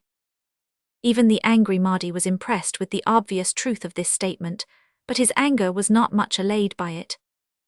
Know you not, he continued, that I have the power to torture you to death? Our hero did not at once reply. He felt that a grand crisis in his life had arrived, that he stood there before an assemblage of unbelievers, and that, to some extent, the credit of his countrymen for courage, fidelity, and Christianity was placed in his hands. Mahdi, he said impressively as he drew himself up, you have indeed the power to torture and kill me, but you have not the power to open my lips or cause me to bring dishonor on my country. Bravo Johnny, pitch into him, cried the delighted Miles. Fool, exclaimed the Mahdi, whose ire was rekindled as much by the seaman's uncomprehended comment as by our hero's fearless look and tone. You cannot bring dishonor on a country which is already dishonored. What dishonor can exceed that of being leagued with the oppressor against the oppressed? Go, you shall be taught to sympathize with the oppressed by suffering oppression. He waved his hand and, quickly leaving the court, walked towards his horse, where the fine-looking Negro runner stood and held his stirrup, while he prepared to mount. Instead of mounting, however, he stood for a few seconds looking thoughtfully at the ground. Then he spoke a few words to the runner, who bowed his head slightly as his master mounted and rode away. Grasping a small lance and flag, which seemed to be the emblems of his office, he ran off at full speed in front of the horse to clear the way for his master. At the entrance to the building, an official of some sort took hold of Miles's arm and led him away. He glanced back and observed that 2 armed men followed. At the same time he saw Molly's head towering above the surrounding crowd, as he and his comrades were led away in another direction. That was the last he saw of some at least, of his friends for a considerable time. Poor Miles was too much distressed at this sudden and unexpected separation to take much note of the things around him. He was brought back to a somewhat anxious consideration of his own affairs by being halted at the gate of a building which was more imposing, both in size and appearance, than the houses around it. Entering at the bidding of his conductors, he found himself in an open court, and heard the heavy door closed and bolted behind him. Thereafter he was conducted to a small chamber, which, although extremely simple and almost devoid of furniture, was both cleaner and lighter than that in which he and his comrades had been at first immured. He observed, however, with a feeling of despondency, that it was lighted only by small square holes in the roof, and that the door was very substantial. Here his conductor left him without saying a word, and bolted the door. As he listened to the retreating steps of his jailer echoing on the marble pavement of the court, a feeling of profound dejection fell upon our hero's spirit, and he experienced an almost irresistible tendency to give way to unmanly tears. Shame, however, came to his aid and enabled him to restrain them.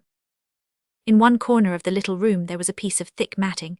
Sitting down on it with his back against the wall, the poor youth laid his face in his hands and began to think and to pray. But the prayer was not audible, and who can describe the wide range of thought, the grief, the anxiety for comrades as well as for himself, the remorse, the intense longing to recall the past, the wish that he might awake and find that it was only a wild dream, and above all the bitter, almost vengeful, self-condemnation. He was aroused from this condition by the entrance of a slave bearing a round wooden tray, on which were a bowl of food and a jug of water. Placing these before him, the slave retired without speaking, though he bestowed a glance of curiosity on the white infidel dog, before closing the door. Appetite had ever been a staunch friend to Miles Milton. It did not fail him now. Soldier life has usually the effect of making its devotees acutely careful to take advantage of all opportunities. He set to work on the bowlful of food with a will, and was not solicitous to ascertain what it consisted of until it was safely washed down with a draught from the jug. Being then too late to enter on an inquiry as to its nature, he contented himself with a pleasing recollection that the main body of the compost was rice, one of the constituents oil, and that the whole was by no means bad. He also wished that there had been more of it, and then resumed his previous, and only possible, amusement of meditation. Thinking, like fighting, is better done on a full stomach. He had gradually thought himself into a more hopeful state of mind, when he was again interrupted by the entrance of visitors, 2 armed men, and the magnificent Negro runner whom he had observed holding the Mahdi's horse. One of the armed men carried a small bundle, which he deposited on the ground, and then stood beside his companion.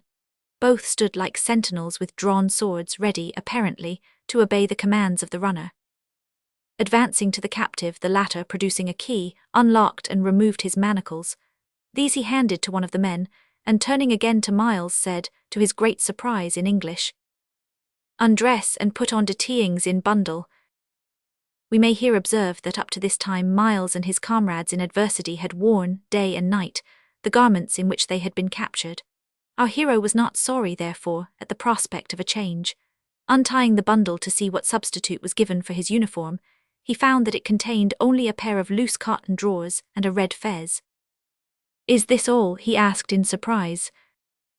"All," answered the Negro. "And what if I refuse to undress?" asked Miles. "Your claws will be tore off your back, and you be bastinado." This was said so calmly, and the 3 grave, powerful men seemed so thoroughly capable of performing the deed, that our hero wisely submitted to the inevitable and took off his uniform, which one of the guards gathered up piece by piece as it was removed. Then he pulled on the drawers, which covered him from the waist to a little below the knees.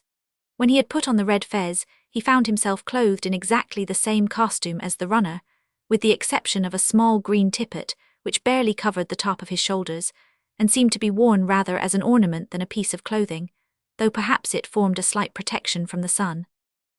In this cool costume they left him, carrying away his uniform, as if more thoroughly to impress on him what uncommonly cool things they were capable of doing in the hot regions of the Soudan.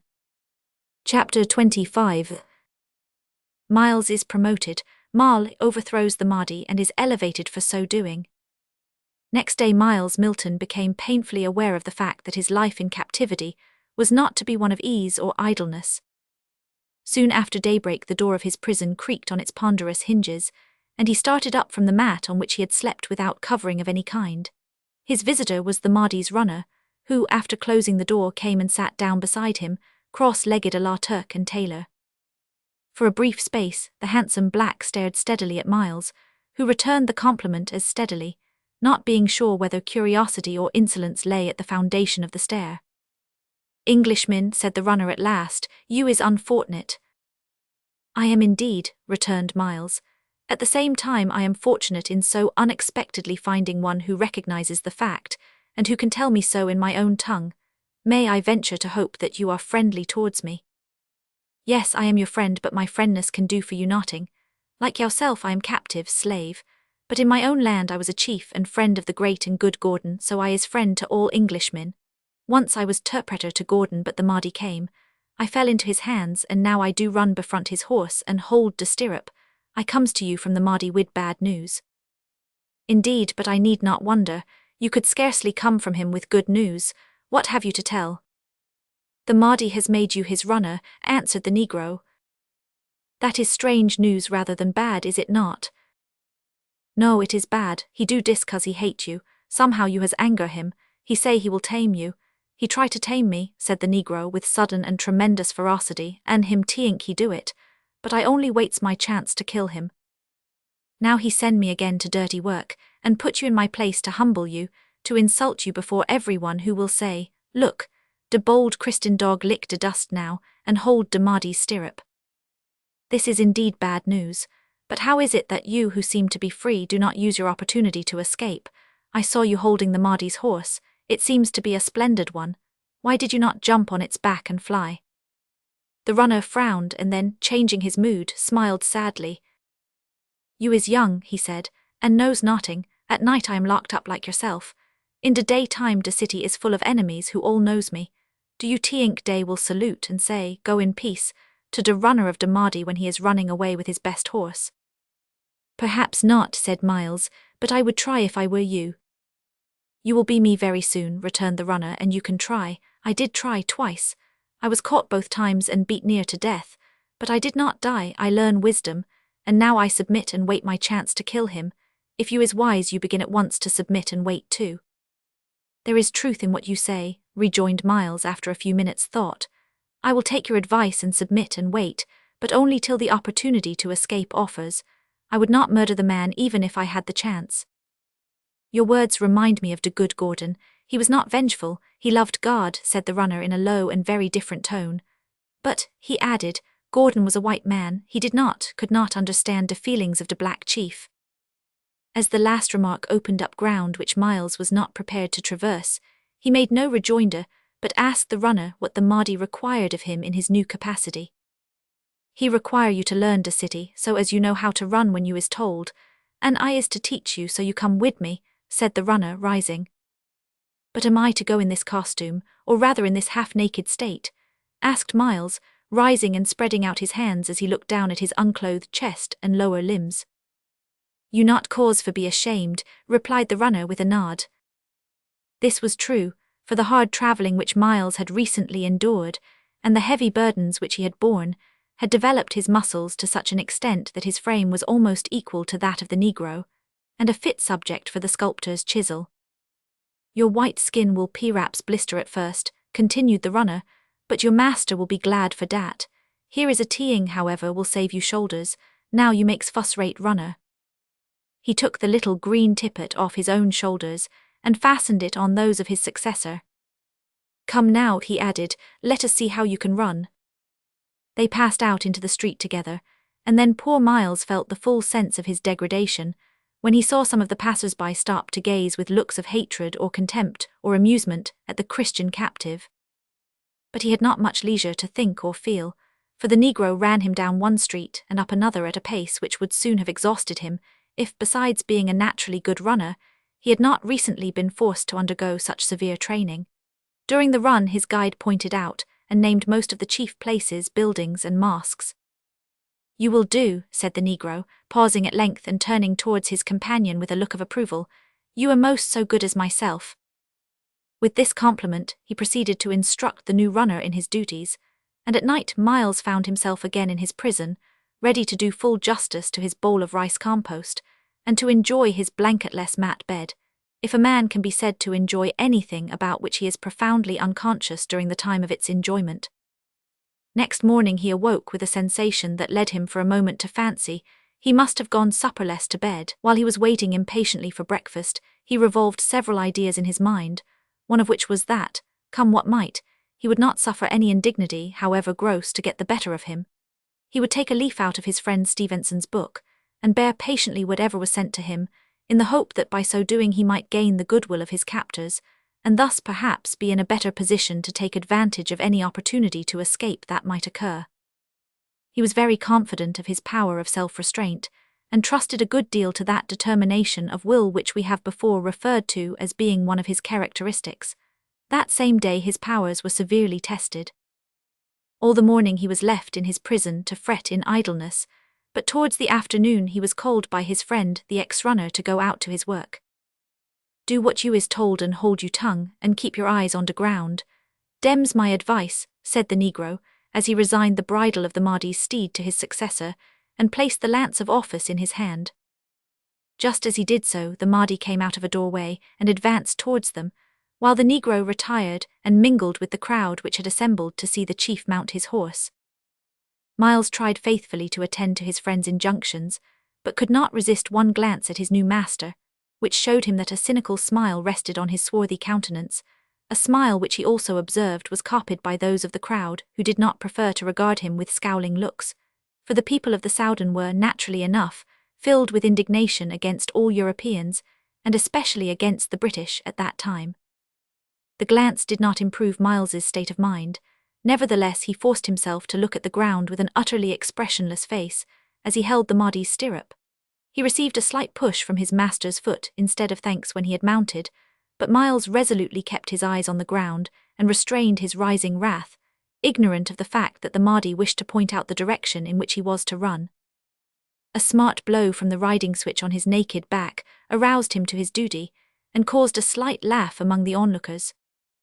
Never before, perhaps, was the Mahdi so near his end as at that moment, For, as our hero felt the sting, and heard the low laugh, all the blood in his body seemed to leap into his brow, and the lance of office quivered as his hand tightened on it. The fact that 2 guards with drawn swords stood at his side, and that their weapons would have been in his heart before he could have accomplished the deed, would probably have failed to restrain him had not his pride of purpose, as we may style it, come to his aid.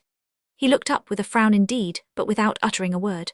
The Mahdi pointed along one of the streets, and Miles instantly bounded away, heartily glad to be able to let off his superfluous feeling in violent action. For several hours his master kept him running, evidently on purpose to try his powers, as a jockey might test the qualities of a new horse, and strong though he was, the poor youth began at last to feel greatly distressed, and to pant a good deal. Still his pride and a determination not to be beaten sustained him. At one point of his course, he was passing a band of slaves who were labouring to lift a large beam of wood, when the sound of a familiar voice caused him to look up, and then he saw his friend Jack Marley in costume like his own, minus the fez and tippet, with one of his great shoulders under the beam, and the sweat pouring down his face. "Hallo, Miles," exclaimed the seaman. But our hero did not dare to pause and could not speak.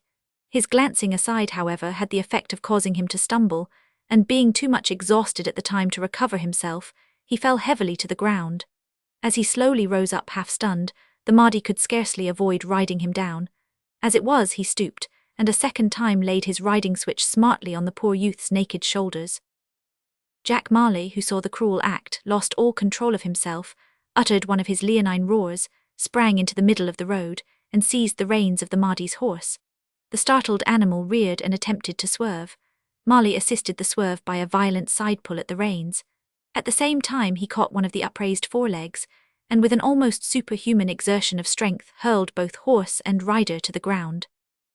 A very howl of consternation and amazement burst from the populace as they beheld their Mahdi lying flat and motionless on his back as if dead. Of course Jack Marley was instantly seized by an overpowering number of soldiers, bound hand and foot, and carried back to his dungeon, while the Mahdi was tenderly raised and conveyed to the house which he inhabited at that time. Miles had also been seized and dragged somewhat violently back to his prison. As for the other members of the captive band, none of them were there at the time. They were all separated at the time our hero was taken from them, and each remained for a considerable time in ignorance of the fate of his fellows. We may say at once here that they were all put to severe and menial labour. Each also had his uniform exchanged for a pair of Arabian drawers, and a felt cap or a fez, so that they were little better than naked. This would have mattered little, the weather being very warm, if their skins had been accustomed to the powerful rays of a tropical sun. But the effect on them was so severe that their taskmasters, in an unwonted gush of pity, at last gave them each a loose garment of sacking, which served as a partial protection. After the incident which has just been related, Miles was permitted to remain during the rest of that day and night in his room. Not so Jack Marley. The anger of the populace was so powerfully aroused against the impetuous sailor that they clamoured for his instant execution, and at last, unable or unwilling to resist the pressure of public opinion, the officers in charge of him gave in. They put a rope round his neck, and led him to a spot where criminals were wont to be executed. As he went along and saw only scowling faces whenever he looked round in the hope of meeting some pitying eye, the poor man began to feel convinced that his last hour had in very truth arrived. Well, who'd ha' thought it would ever come to this? He sighed, shaking his head mournfully as he came in sight of the place of execution. But after all ye richly deserve it, John Mall, for you've been a bad lot the greater part o' your life. Again he looked on either side of him, for hope was strongly enshrined in his broad bosom, but not a friendly or even pitiful face could he see among all the hundreds that surrounded him. Arrived at the place, he glanced up at the beam over his head, and for one moment thought of trying, like Samson, to burst the bonds that held him, but it was only for a moment. The impossibility of freeing himself was too obvious. He meekly bowed his head. Another instant and the rope tightened round his neck, and he felt himself swinging in the air. Before his senses had quite left him, however, he felt his feet again touch the ground. The choking sensation passed away, and he found himself supported by 2 men. A burst of mocking laughter then proved to the wretched man that his tormentors had practised on him the refined cruelty of half-hanging him. If he had had any doubt on this subject, the remark of the interpreter, as he afterwards left him in his cell to recover as best he might, would have dispelled it. We will hang you dead the next time. Chapter 26. Cruel treatment, despair followed by hope and a joyful discovery. After the rough treatment he had received, the Mahdi, as we may well believe, did not feel more amiably disposed towards his prisoners. Of course he had no reason for blaming Miles for what had occurred. Nevertheless, he vented his wrath against white men in general on him, by keeping him constantly on the move, and enforcing prolonged and unusual speed while running, besides subjecting him publicly to many insults. It was a strange school in which to learn self-restraint and humility, but our hero profited by the schooling. Necessity is a stern teacher, and she was the head mistress of that school. Among other things, she taught Miles to reason extensively, not very profoundly perhaps, nor always correctly, but at all events in a way that he never reasoned before. The best way to convey to the reader the state of his mind will be to let him speak for himself, as he had a habit of thinking aloud, for sociability, as it were, in the dark cell to which he had been relegated. We have only to bend down our ear and listen. One night, about a week after the overthrow of his tyrant master, Miles was seated on the hard floor of his cell, leaning against the wall, with his knees drawn up and his face in his hands, his usual attitude when engaged in meditation after a hard day's work. "I wouldn't mind so much," he murmured, "if I only saw the faintest prospect of its coming to an end, but to go on thus from day to day, perhaps year to year, is terrible. No, that cannot be. If we cannot escape, it won't be long till the end comes." A pause. The end of a rope with a noose on it is likely to be my end unless I burst up and run amok. No, Miles Milton, don't you think of that. What good would it do to kill half a dozen Arabs to accompany you into the next world? The poor wretches are only defending their country after all. Another pause. Besides, you deserve what you've got for so meanly forsaking your poor mother. Think that, Miles, when you feel tempted to stick your lance into the Mahdi's gizzard, as Marley would have said. Ah, poor Marley, I fear that I shall never see you again in this life. After giving the Mahdi and his steed such a tremendous heave, they would be sure to kill you. Perhaps they tortured you too. He stopped at this point with an involuntary shudder. "I hope not," he resumed after another pause. "I hope we may yet meet and devise some means of escape. God grant it. True, the desert is vast and scorching and almost waterless, I may as well say foodless too, and it swarms with foes, but what then? Have not most of the great deeds of earth been accomplished in the face of what seemed insurmountable difficulties? Besides—" He paused again here, and for a longer time, because there came suddenly into his mind words that had been spoken to him long ago by his mother. "With God all things are possible." "Yes, Miles," he continued, "you must make up your mind to restrain your anger and indignation, because it is useless to give vent to them. That's but a low motive after all. Is it worthy of an intelligent man? I get a slap in the face and bear it patiently because I can't help myself. I get the same slap in the face in circumstances where I can help myself, and I resent it fiercely. Humble when I must be so, fierce when I've got the power. Is not this unmanly, childish, humbug? There is no principle here. Principle, I do believe I never had any principle in me worthy of the name. I have been drifting up to this time before the winds of caprice and selfish inclination." A long pause here. "Well, it just comes to this, that whatever happens I must submit with a good grace, at least as good grace as I can, and hope that an opportunity to escape may occur before long. I have made up my mind to do it, and when I once make up my mind He paused once more at this point, and the pause was so long that he turned it into a full stop by laying his head on the block of wood, which formed his pillow, and going to sleep. It will be seen from the above candid remarks that our hero was not quite as confident of his power of will as he used to be, also that he was learning a few useful facts in the school of adversity. One evening, after a harder day than usual, Miles was conducted to the prison in which he and his companions had been confined on the day of their arrival. Looking round the cell, he observed, on becoming accustomed to the dim light, that only one other prisoner was there.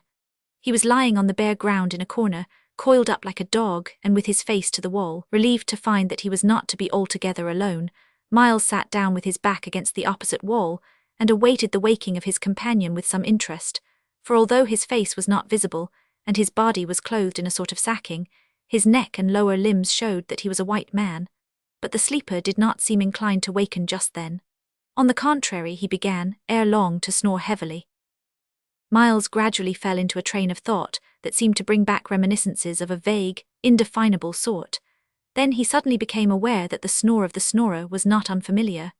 He was on the point of rising to investigate this when the sleeper awoke with a start, sat bolt upright with a look of owlish gravity, and presented the features of Jack Marley.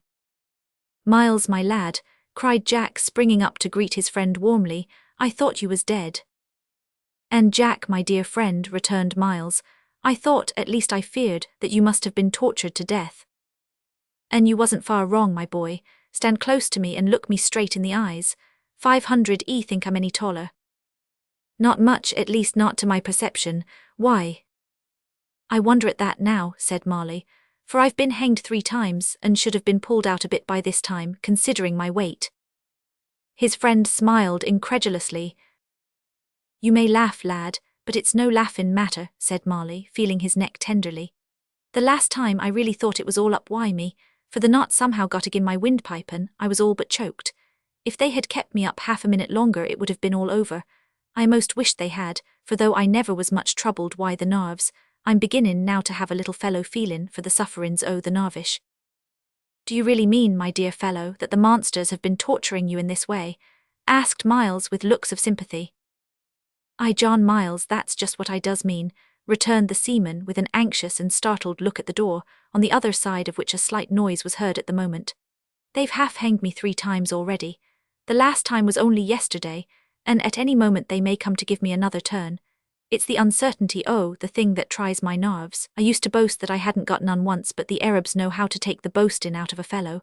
If they'd only take me out to be hanged right off and done with it, I wouldn't mind it so much, but it's the constant tenterhooks of uncertainty that floors me. Howsever, I ain't quite floored yet. But let's hear about yourself, Miles. Come, sit down. I gets tired sooner than I used to do since they took to hangin' me. How have they been sarvin' you out since I last saw ye?" "Not near so badly as they have been serving you, old boy," said Miles, as he sat down and began to detail his own experiences. "But tell me," he added, "have you heard anything of our unfortunate comrades since we parted?" "Nothing, at least nothing that I can trust to.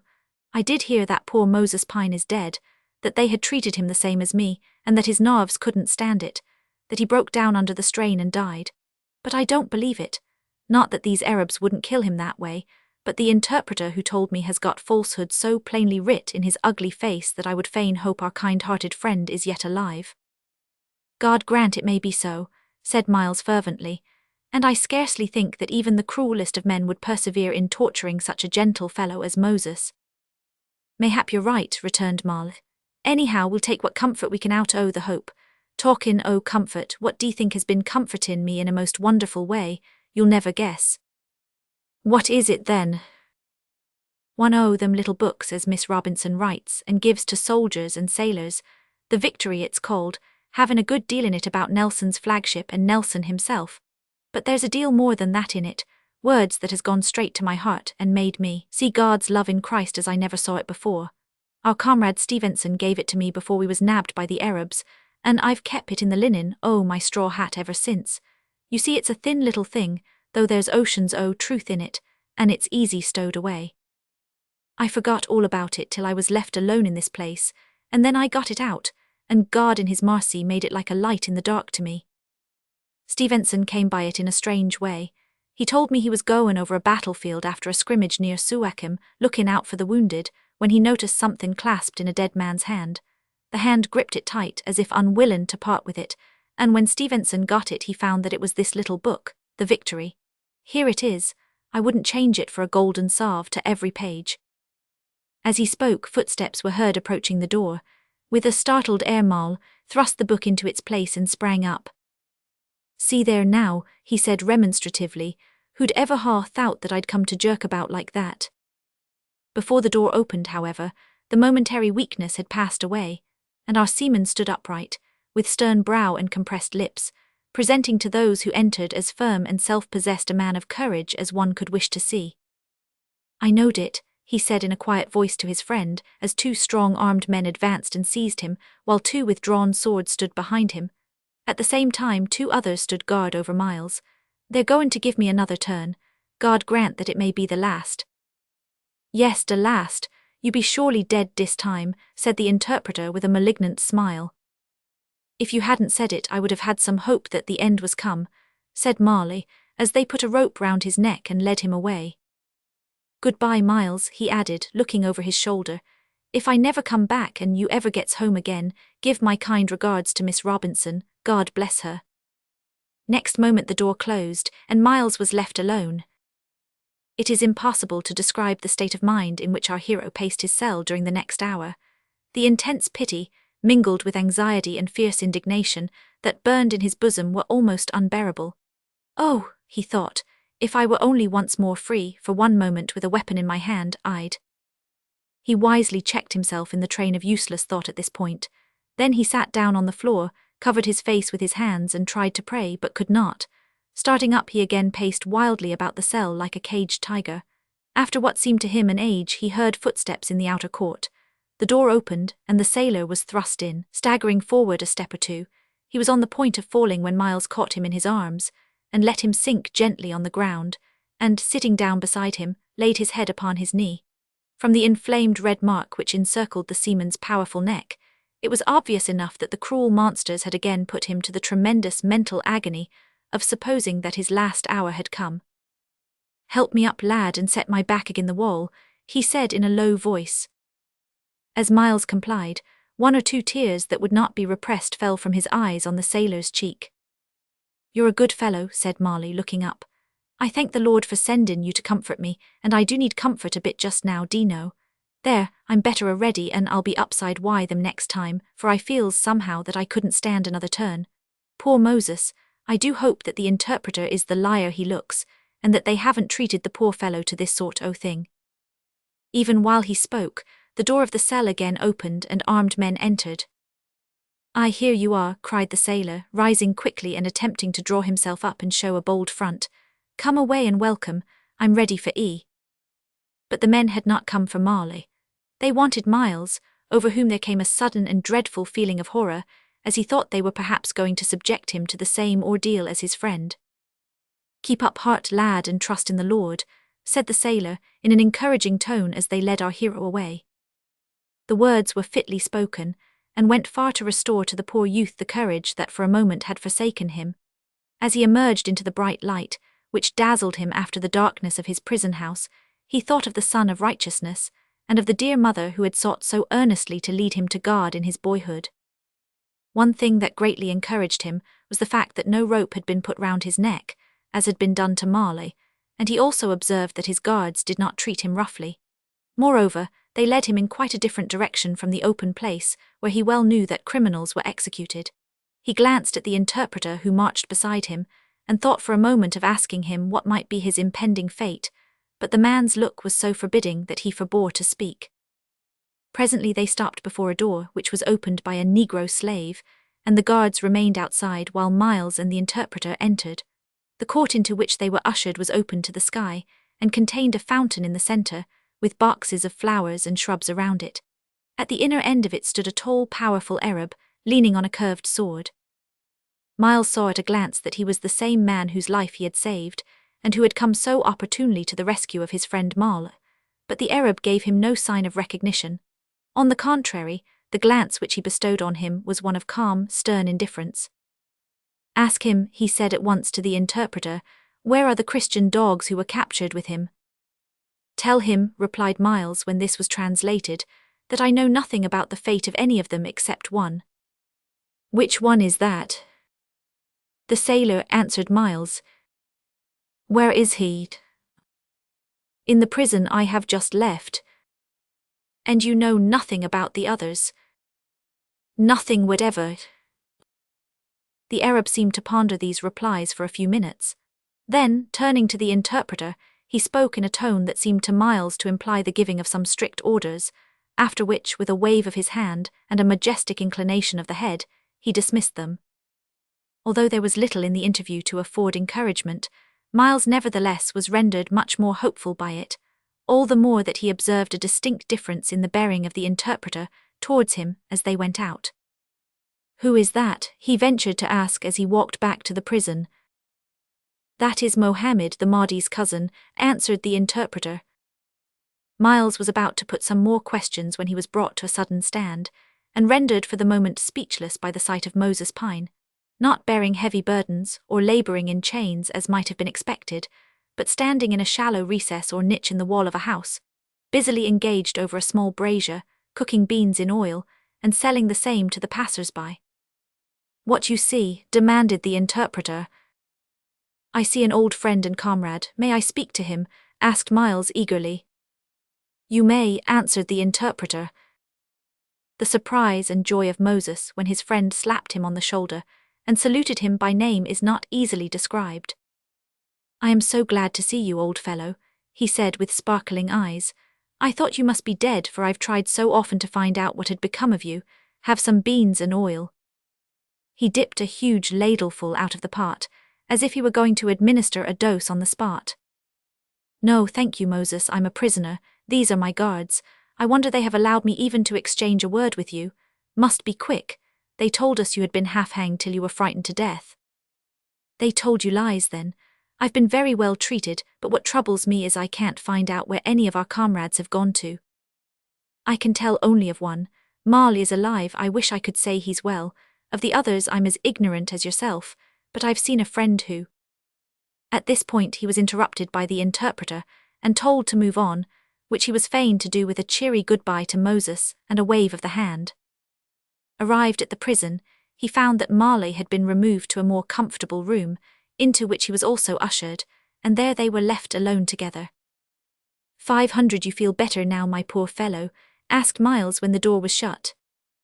"Better, bless you, yes, I feels far too well. They've given me a rare blow out of beans and oil since you were taken off to be hanged, and I feel so strong that the next turn off won't finish me. I could never have eaten 'em, thinkin' of you, but Dino, I was quite sure from the way they treated you as you went out, that it warn't to be hangin' why you this time.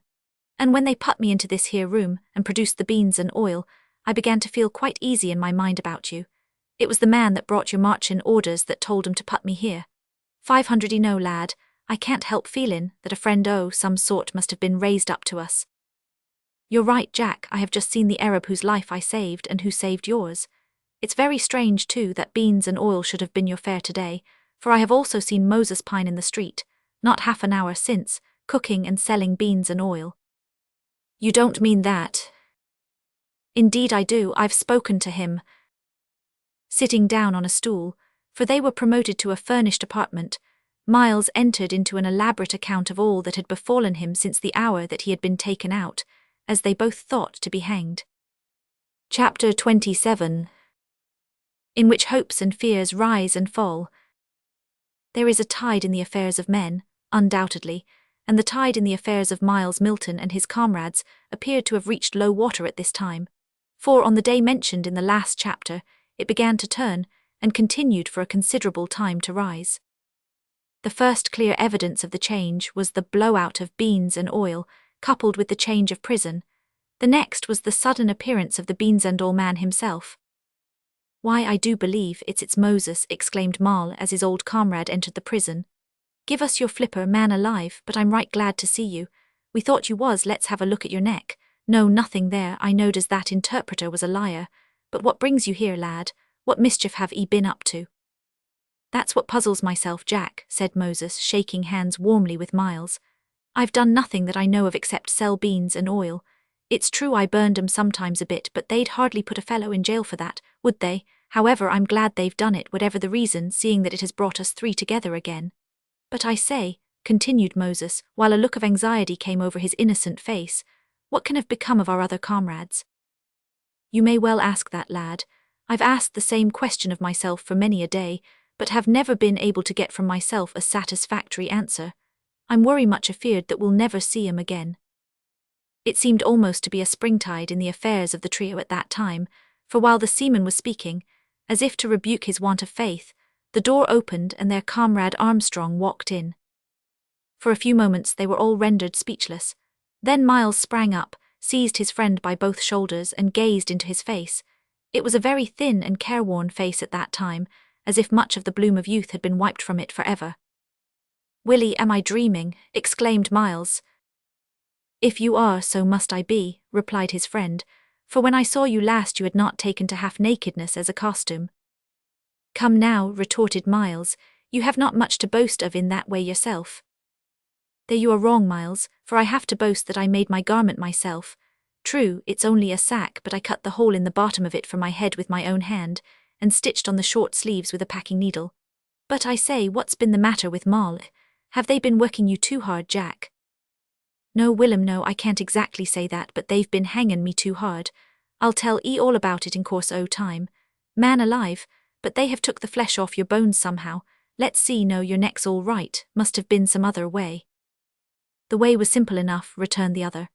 When they separated us all at first, they set me to the hardest work they could find, to dig, draw water, carry burdens that a horse might object to, sweep and clean up.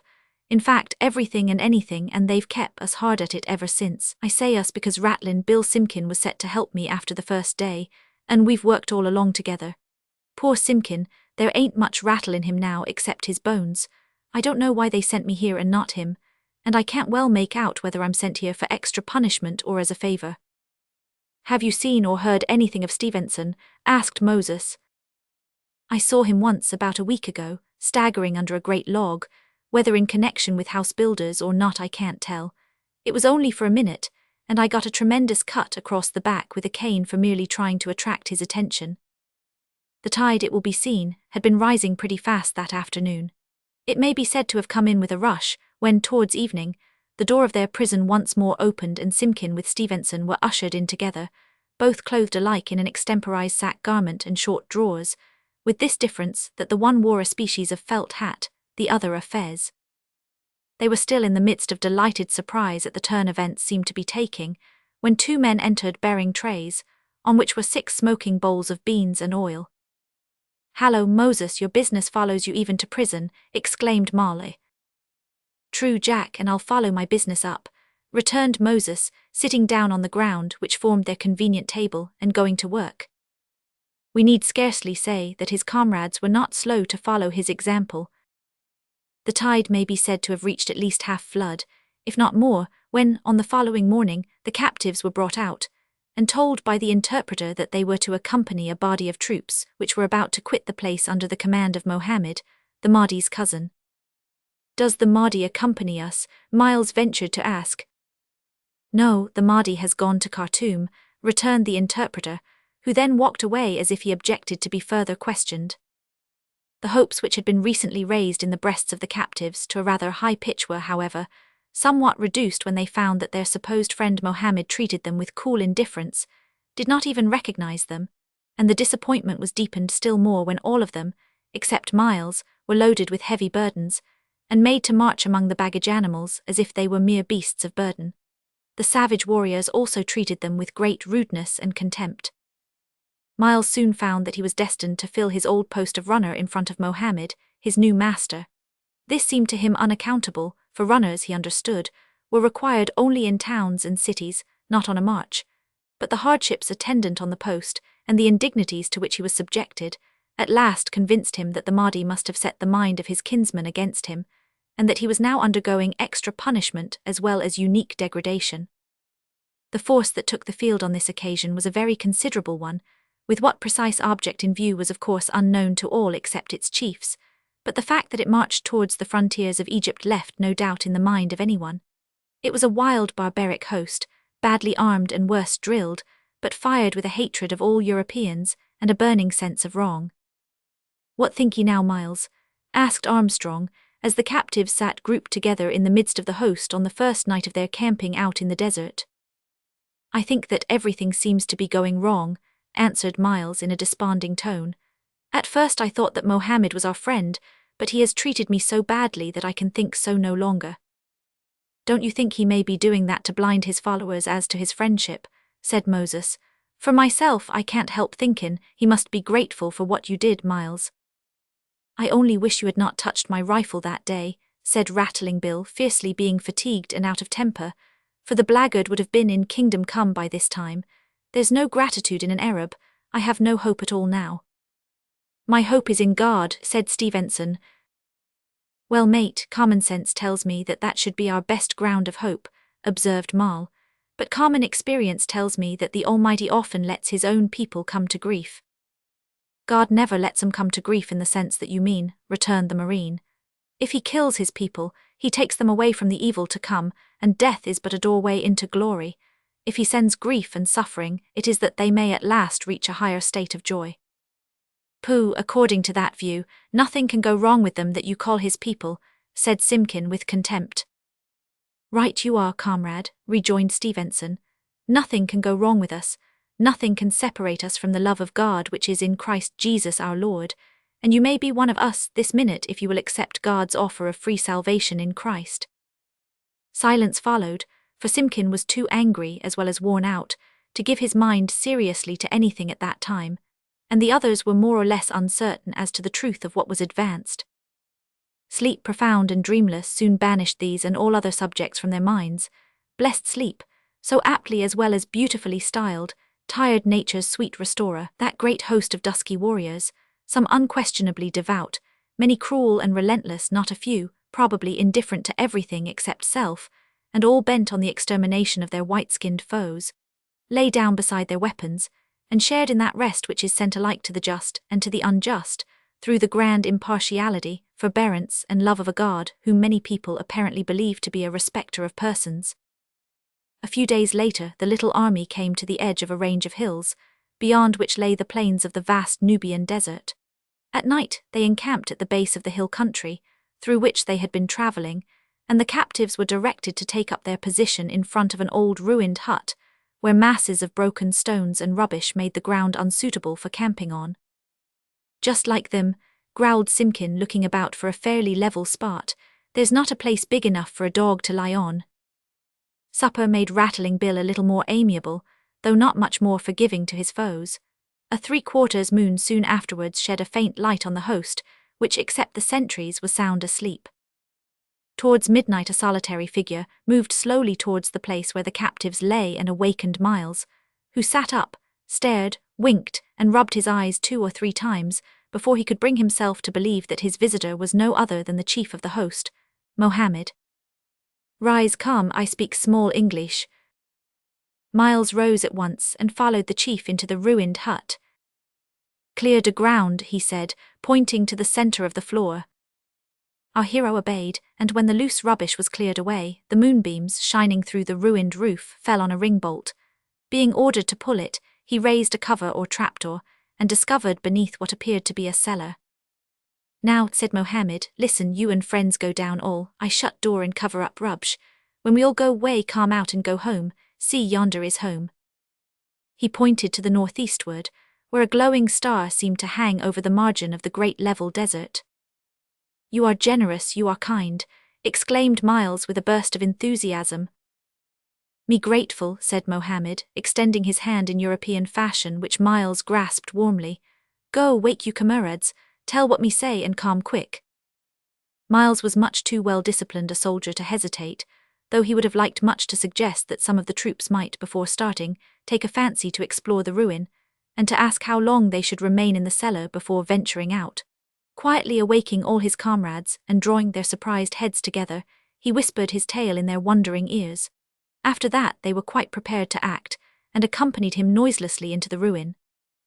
Is the cellar deep? Asked Miles as he was about to descend. No, not deep. But what about grub, victuals, meat and water, you know, said Marley, with difficulty accommodating his words to a foreigner. We'll starve if we go adrift on the desert with nothing to eat or drink. Here food, said Mohammed, unslinging a well-filled haversack from his shoulders and transferring it to those of the sailor. Stop there, he continued, pointing to the cellar, till you hears guns shoot noise. I have make preparations, after that silence, then come out and go home. Once again he pointed towards the glowing star in the northeast. Mohammed, exclaimed Marley, becoming suddenly impressed with the generous nature of the Arab's action, I don't know as you're a descendant o' the Prophet, but I do know that you're a brick. Give us your flipper before we part. With a grave expression of kindliness and humour the chief shook hands with the seaman. Then the captives all descended into the hole, which was not more than 4 feet deep, after which the Arab shut the trap, covered it as before with a little rubbish and went away. Suppose he has bolted the door, suggested Moses. Hold your tongue, man, and listen for the signal, said Miles. I forget what he said the signal was to be, observed Simpkin.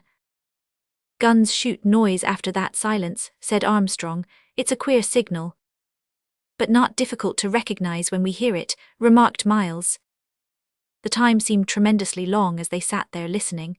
The cellar was too low for them to stand, and they began to fancy that all kinds of horrible shapes and faces appeared in the intense darkness around them. When they listened intensely, kept silent, and held their breath, their hearts took to beating the drums of their ears, and when a sudden breath or sigh escaped, it seemed as if some African monster were approaching from the surrounding gloom. "Is that you, Simkin, that's breathin' like a grampus?" asked Marley after a long pause. "I was just goin' to ask you to stop snorin'," retorted the soldier. "Hush, there's a shot." It was indeed a distant shot, followed immediately by several more. Then a rattle of musketry followed nearer at hand. Instantly, as if the earth had just given birth to them, the host of dusky warriors sprang up with yells of surprise and defiance, and, spear in hand, rushed in the direction of the firing. For a few minutes the listeners in the cellar heard as it had been a mighty torrent surging past the ruined hut. Gradually the force of the rush began to abate, while the yells and firing became more distant. At last all sounds ceased, and the listeners were again oppressed by the beating on the drums of their ears. "They're all gone, every mother's son," said Marley at last, breaking the oppressive silence. "That's so," said Rattling Bill. "Up why the trap, Miles, you're under it, ain't you? I'm suffocating in this hole." "I'm not under it, Marley came down last," said Miles. "What if we can't find it?" suggested Stevenson. "Horrible," said Moses in a hoarse whisper, "and this may be a huge cavern, with miles of space around us instead of a small cellar." "Here it is," cried the sailor, making a heave with his broad back. "I say, it won't move. I wasn't rightly under it. Yo, heavo." Up went the door with a crash, and the soft moonlight streamed in upon them. A few seconds more and they stood outside the hut, apparently the only living beings in all that region, which had been so full of human life but a few minutes before. "Now we must lose no time in getting away from this place, and covering as much of the desert as we can during the night," said Miles, "for it strikes me that we'll have to lie quiet during the day, for fear of being seen and chased." They spoke together in whispers for a few minutes, deciding the course they meant to pursue. Then Marley shouldered the provision bag, Miles grasped his official lance, the only weapon they had among them, and off they set on their journey across the desert, like a ship entering on an unknown sea, without the smallest idea of how far they were from the frontier of Egypt, and but a vague notion of the direction in which they ought to go. Chapter 28. A horrible situation. All that night our fugitives walked steadily in the direction of their guiding star, until the dawn of day began to absorb its light. Then they selected a couple of prominent bushes on the horizon, and by keeping these always in their relative positions, were enabled to shape their course in what they believed to be the right direction. By repeating the process continuously, they were enabled to advance in a fairly straight line. Marley, as we have said, carried the provision bag, and although it was a very heavy one, he refused to let his comrades relieve him of it until breakfast time. Then it was discovered that inside of the large bag, there were rolled tight up 4 smaller bags with shoulder straps to them. "A knowing fellow that Mohammed is," said Jack Marley as he handed a bag to each. "He understands how to manage things. Let's see what sort o' grub he has. Corn cakes, I do believe, and dates, or some sort o' dried fruit and water bottles. Well, that is a comfort. Now then, boys, go ahead. We can't afford to waste time over our meals." The others so thoroughly agreed with their friend on this point that they began to eat forthwith, almost in silence. Then, the provisions having been distributed, they resumed their march, which was almost a forced one, so anxious were they to get as far away as possible from the Arab army. Coming to a large mimosa bush in the course of the morning, they halted and sat down to rest a little, and hold what the sailor called a palaver. "You see, boys," he said, "it'll be of no manner of use our scudding away before the wind under a press o' canvas like this, without some settled plan." "Ain't our plan to get away from the Arabs as fast as we can?" said Moses Pine, who sat on a stone at the sailor's feet. "Yes, Moses, but that's only part of it," returned Marley. "We must keep away as well as get away, and that won't be quite so easy, for the country is swarming wi' the dark-skinned rascals, as the many tracks we have already passed shows us. If we was to fall in wi' a band of 'em, even a small one, we would be took again for sartin, for we've got nothing to fight wi' but our fists." "These would offer but poor resistance to bullet and steel," said Armstrong, "and that lance you're so fond of, Miles, wouldn't be worth much." Not much, admitted Miles, surveying the badge of his late office, but better than nothing. What if the Arabs should change their course and fall in with us again? Asked Moses. No fear that seeing that Mohammed himself gave us our sailing orders and laid our course for us, but it would never do to fall in other bands, so I proposes that we cast anchor where we are, for there's pretty good holding ground among them bushes, keep quiet all day and travel only at night. I've got the correct bearing, just now, so when the stars come out we'll be able to fix on one layin' in the right direction, and clap on all sail, slow and aloft, stun essels, skyscrapers and all the rest on it. A good plan, Jack, said Armstrong, but what if it should come cloudy and blot out the stars? Besides, added Miles, you forget that men of the desert are skilled in observing signs and in following tracks. Should any of them pass near this little clump of bushes, and observe our footsteps going towards it, they will at once come to see if we are still here. Marley put his head on one side and looked perplexed for a moment. Never mind, let 'em come, he said with a sudden look of sagacity. We'll circumvent 'em. There's nothing like circumvention when you've got into a fix. See here, we'll dig a hole in a sandbank big enough to hold us all, and we'll cut a big bush and stick it in front of the hole so as they'll never see it. We can keep a bright lookout, and if anything heaves in sight on the horizon, down we go into the hole, stick up the bush, and there you are, all safe under hatches till the enemy clears off. But they will trace our footsteps up to the hole or the bush, said Miles, and wonder why they can trace them no further. What then? Again the seaman fell into perplexed meditation, out of which he emerged with a beaming smile. Why then, my lad, we'll bamboozle 'em. There's nothing like bamboozlement when circumvention fails. Put the two together and they're like a hurricane in the tropics, carries all before it. We'll bamboozle 'em by running for an hour or two all over the place, so as no mortal man seeing, our footprints will be able to tell where we comed from, or what we've been doing of. You don't know the men of the desert, Jack, rejoined Miles with a laugh. They'd just walk in a circle round the place where you propose to run about and bamboozle them, till they found where our tracks entered this bit of bush. Then, as they'd see no tracks leaving it, of course they'd know that we were still there. 500, you see. That's a puzzler for you, Jack, remarked Moses, as he watched the perplexed expression looming up again like a cloud on the sailor's face. By no manner o' means, retorted Marley with sudden gravity. I sees my way quite clear out o' that. You remember the broad track not half a mile off from where we now sit? Yes, made I suppose by a pretty big band some sort crossin' the desert, said Moses. Well, lad, arter runnin' about in the bush to bamboozle of 'em as aforesaid, we'll march back to that track on the sou-westard, as it may be, and then do the same on the nor'-westard, so to speak, and so lead 'em to suppose we was a small party as broke off or was sent off from the main body to reconnoitre the bit o' bush, and had rejoined the main body further on. That's what I call circumventing, DC. While this palaver was going on, Stevenson and Bill Simpkin were standing a short way off taking observation of something in the far distance.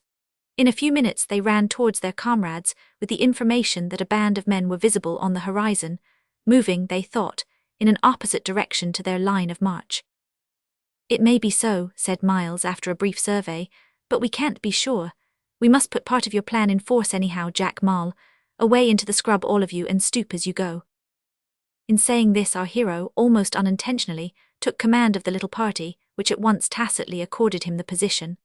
Leading them, as every leader ought, he proceeded to the centre of the clump of bushes, where, finding a natural hollow or hole in the sand, at the root of a mimosa bush, 3 of them went down on hands and knees to scoop it out deeper, while the others cut branches with Marley's clasp knife.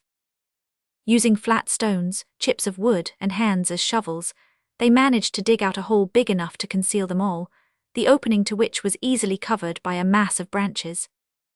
It is doubtful whether this ingenious contrivance would have availed them if men of the desert had passed that way, but fortune favoured them. The band, whether friends or foes, passed far off to the westward, leaving them to enjoy their place of fancied security. To pass the first day there was not difficult. The novelty of the position was great, the interest of the thing immense. Indefinite hopes of the future were strong, and they had plenty to say and speculate about during the passing hours. When night came, preparation was made for departure, the provision bags were slung, a moderate sip of water indulged in, and they set forth after a very brief prayer by Stevenson, that God would guide them safely on their way. There was no formality in that prayer. The Marine did not ask his comrades to kneel or to agree with him. He offered it aloud in a few seconds in the name of Jesus, leaving his hearers to join him or not as they pleased.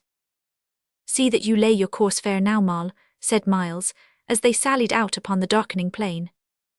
"Trust me, lad, I've taken my bearin'. It was very dark the first part of the night, as the moon did not rise till late, but there was quite enough light to enable them to proceed with caution, though not enough to prevent their taking an occasional bush or stump for an advancing foe. All went well, however, until dawn the following morning, when they began to look about for a suitable clump of bushes in which to conceal themselves. No such spot could they find. "Never mind, lads," said the inexhaustible Marley. "We'll just go on till we find a place. We're pretty tough just now, that's one comfort." They were indeed so tough that they went the whole of that day, with only 1 or 2 brief halts to feed. Towards evening, however, they began to feel wearied, and with one consent determined to encamp on a slight eminence a short way in advance, the sides of which were covered with low scrub. As they approached the spot, an unpleasant odour reached them. It became worse as they advanced. At last, on arriving, they found to their surprise and horror that the spot had been a recent battlefield, and was strewn with corpses and broken weapons. Some days must have elapsed since the fight which strewed them there, for the bodies had been all stripped, and many of them were partially buried, while others had been hauled half out of their graves by those scavengers of the desert, hyenas and vultures. "Impossible to halt here," said Armstrong. "I never witness a sight like this that it does not force on me the madness of warfare. What territorial gain can make up for these lost lives, the flower of the manhood of both parties?" "But what are we to do?" objected Marley. "Men must defend their rights." "Not necessarily so," said Stevenson. "Men have to learn to bear and forbear." "I have learned to take advantage of what luck throws in my way," said Rattling Bill, picking up a rifle which must have escaped the observation of the plunderers who had followed the army. The body of the poor fellow who had owned it was found concealed under a bush not far off. He was an English soldier, and a very brief inspection showed that the battle had been fought by a party of British and Egyptian troops against the Soudanese. It seemed as if the plunderers had on this occasion been scared from their horrible work before completing it, for after a careful search they found rifles with bayonets, and pouches full of ammunition, more than sufficient to arm the whole party. "There are uniforms enough too to fit us all out," said Simpkin, as they were about to leave the scene of slaughter. "No dead men's claws for me," said Moses Pine with a shrug of disgust. Jack Marley declared that he had become so used to loose cotton drawers and an easy fit-in sack that for his part he had no desire to go back to civilized costume, and as the rest were of much the same opinion, no change was made in the habiliments of the party, except that each appropriated a pair of boots, and Miles exchanged his green tippet for a flannel shirt and a pith helmet. He also took a revolver with some difficulty from the dead hand of a soldier and stuck it in his belt. Thus improved in circumstances, they gladly quitted the ghastly scene and made for a bushy hillock a few 100 yards in advance. On the way they were arrested by the sound of distant firing. "Mohammed must have met our countrymen," exclaimed Marley with excited looks as they halted to listen. "It may be so, but there are other bands about besides his," said Miles. "What's that, a cheer?" "Aye, a British cheer in the far distance," replied to by yells of defiance. Marley echoed the cheer in spite of his better judgment.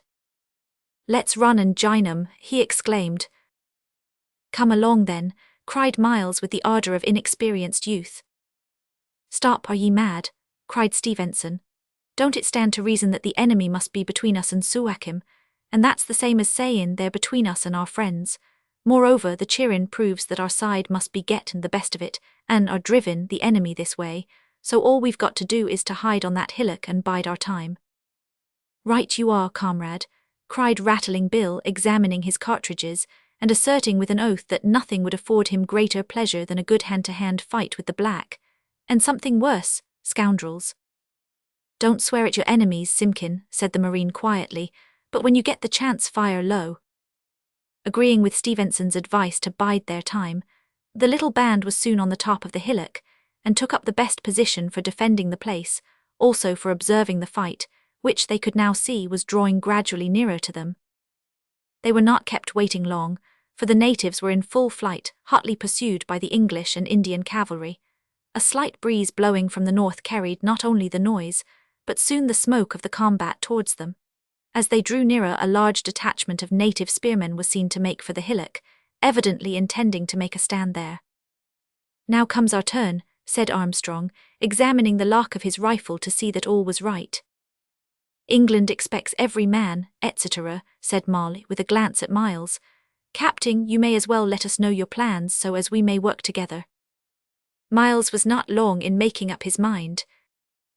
"You'll fire at first by command," he said quickly but decidedly. "Then down on your faces flat and load, after that wait for orders. When it comes to the push, as it's sure to do at last, we'll stand back to back and do our best. God help us to do it well. Don't hurry, boys, especially in square. Let every shot tell." He had barely concluded this brief address when the yelling savages reached the hillock.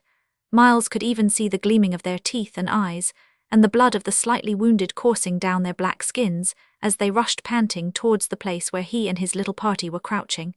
Then he gave the word, "Ready, present." The smoke, fire, and death to the leading men, which belched from the bushes, did not check the rush for more than a moment, and even that check was the result of surprise more than fear. A party of those Arabs who were armed with rifles instantly replied, but the bullets passed harmlessly over the prostrate men. Again the voice of Miles was heard, "Ready, present," and again the leading men of the enemy fell, but the rushing host only divided and swept round the hillock, so as to take it on both sides at once. "Now form square, and pick each man," cried Miles, springing up and standing back to back with Armstrong. Marley stood shoulder to shoulder with him and backed Bill Simpkin, while Stevenson did the same for Moses Pine. The bushes did not rise much above their waists, and as the dusky host suddenly beheld the knot of strange-looking men, whose bristling bayonets glistened in the setting sunshine, and whose active rifles were still dealing death among their ranks, they dashed at the hilltop with a yell of mingled rage and surprise. Another moment and spearmen were dancing round the little square like incarnate fiends, but the white men made no sound. Each confined himself to 2 acts, namely load and fire, and at every shot a foremost savage fell, until the square became encircled with dead men. Another moment and a party of Arab riflemen ran to the front and took aim. Just then a tremendous cheer was heard. The defenders of the hillock made a wild reply, which was drowned in a furious fusillade. The entire savage host seemed to rush over the spot, sweeping all before it, while smoke rolled after them as well as lead and fire. In the midst of the hideous turmoil, Miles received a blow which shattered his left wrist. Grasping his rifle with his right hand, he laid about him as best he could. Next moment a blow on the head from behind stretched him senseless on the ground. The return of our hero to consciousness revealed to him that he was still lying on the battlefield, that it was night, and that an intolerable weight oppressed his chest. This last was caused by a dead native having fallen across him. On trying to get rid of the corpse, he made the further discovery that nearly all his strength was gone, and that he could scarcely move his right arm, although it was free, and, as far as he could make out, unwounded. Making a desperate effort, he partially relieved himself, and, raising his head, tried to look round. His ears had already told him that near to him wounded men were groaning away the little of life that remained to them. He now saw that he was surrounded by heaps of dead men. Excepting the groans referred to, the night was silent, and the moon shone down on hundreds of upturned faces, the bloodless grey of the black men contrasting strangely with the deadly pallor of the white, all quiet and passionless enough now, here and there the head of a warrior resting peacefully on the bosom or shoulder of the foe who had killed him. A slight noise on his right caused Miles to turn his head in that direction, where he saw a wounded comrade make feeble efforts to raise himself, and then fall back with a deep groan. In other circumstances our hero would have sprung to his assistance, but at that moment he felt as if absolutely helpless. Indeed, he was nearly so from loss of blood. He made 1 or 2 efforts to rise, but the weight of the dead man held him down, and after a few brief attempts he fainted. Recovering again, he looked round, attracted by the sound of a struggle on his right. One of those fiends in human form, the plunderers of a battlefield, had, in his ghoulish progress, come across the wounded man who lay close to Miles, and the man was resisting him. The other put a quick end to the strife by drawing a knife across the throat of the poor fellow. A horror of great darkness seemed to overwhelm Miles as he saw the blood gush in a deluge from the gaping wound. He tried to shout, but as in a nightmare, he could neither speak nor move. As the murderer went on rifling his victim, Miles partially recovered from his trance of horror, and anxiety for his own life nerved him to attempt action of some sort. He thought of the revolver for the first time at that moment, and the remembrance seemed to infuse new life into him. Putting his right hand to his belt, he found it there but drew it with difficulty. Doubting his power to discharge it by means of the trigger alone, he made a desperate effort and cocked it. The click made the murderer start. He raised himself and looked round. Our hero shut his eyes and lay perfectly still. Supposing probably that he must have been mistaken, the man resumed his work. Miles could have easily shot him where he kneeled if he had retained power to lift his arm and take an aim. As it was, he had strength only to retain the weapon in his grasp. After a short time that seemed an age to the helpless watcher, the murderer rose and turned his attention to another dead man, but passing him, came towards Miles, whose spirit turned for one moment to God in an agonizing prayer for help. The help came in the form of revived courage. Calm, cool, firm self-possession seemed to overbear all other feelings. He half closed his eyes as the murderer approached, and gently turned the muzzle of the revolver upwards. He even let the man bend over him and look close into his face to see if he were dead. Then he pulled the trigger. Miles had aimed, he thought, at the man's breast, but the bullet entered under his chin and went crashing into his brain. A gush of warm blood spouted over Miles's face as the wretch plunged over him, head first, and fell close by his side. He did not die at once. The nature of the ground prevented Miles from seeing him, but he could hear him gradually gasp his life away. A few minutes later and footsteps were heard ascending the hillock.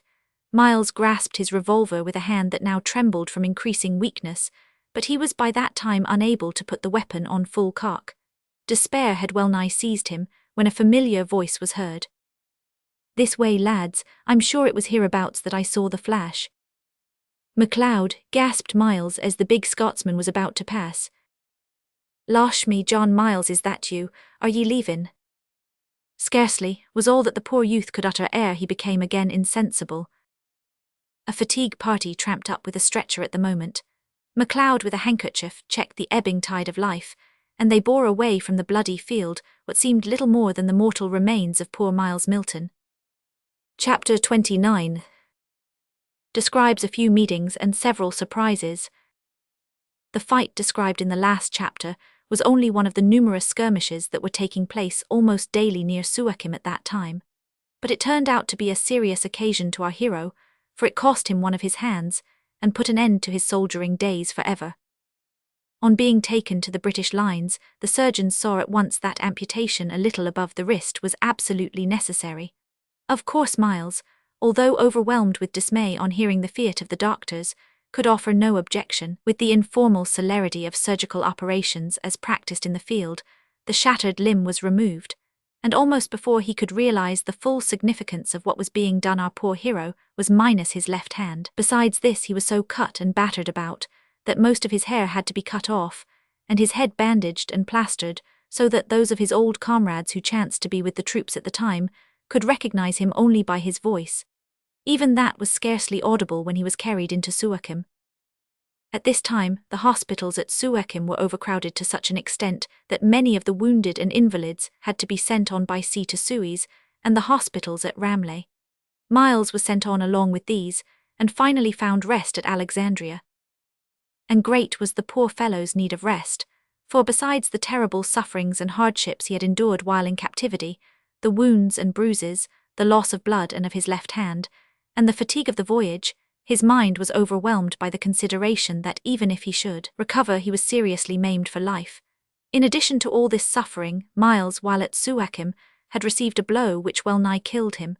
A letter came informing him of the sudden death of his father, and bitter remorse was added to his misery as he lay helpless in his cot on the Red Sea. The consequent depression, acting on his already exhausted powers after he reached Alexandria, brought him to the verge of the grave. Indeed, one of the nurses said one day to one of her fellows, with a shake of her head, "Ah, poor fellow, he won't last long." "Won't he?" thought Miles with a feeling of strong indignation. "Much you know about it."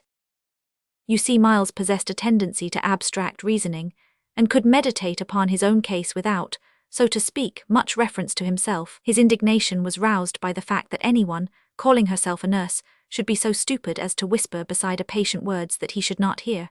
He did not know that the nurse in question was a new one, not thoroughly alive to her duties and responsibilities.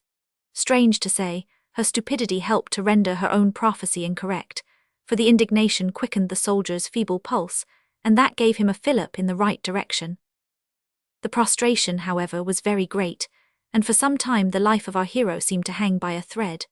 During this dark period the value of a godly mother's teaching became deeply impressed on him, by the fact that texts from God's word, which had been taught him in childhood, and which he seemed to have quite forgotten, came trooping into his mind, and went a long way to calm and comfort him. He dwelt with special pleasure on those that told of love and mercy in Jesus to the thankless and undeserving.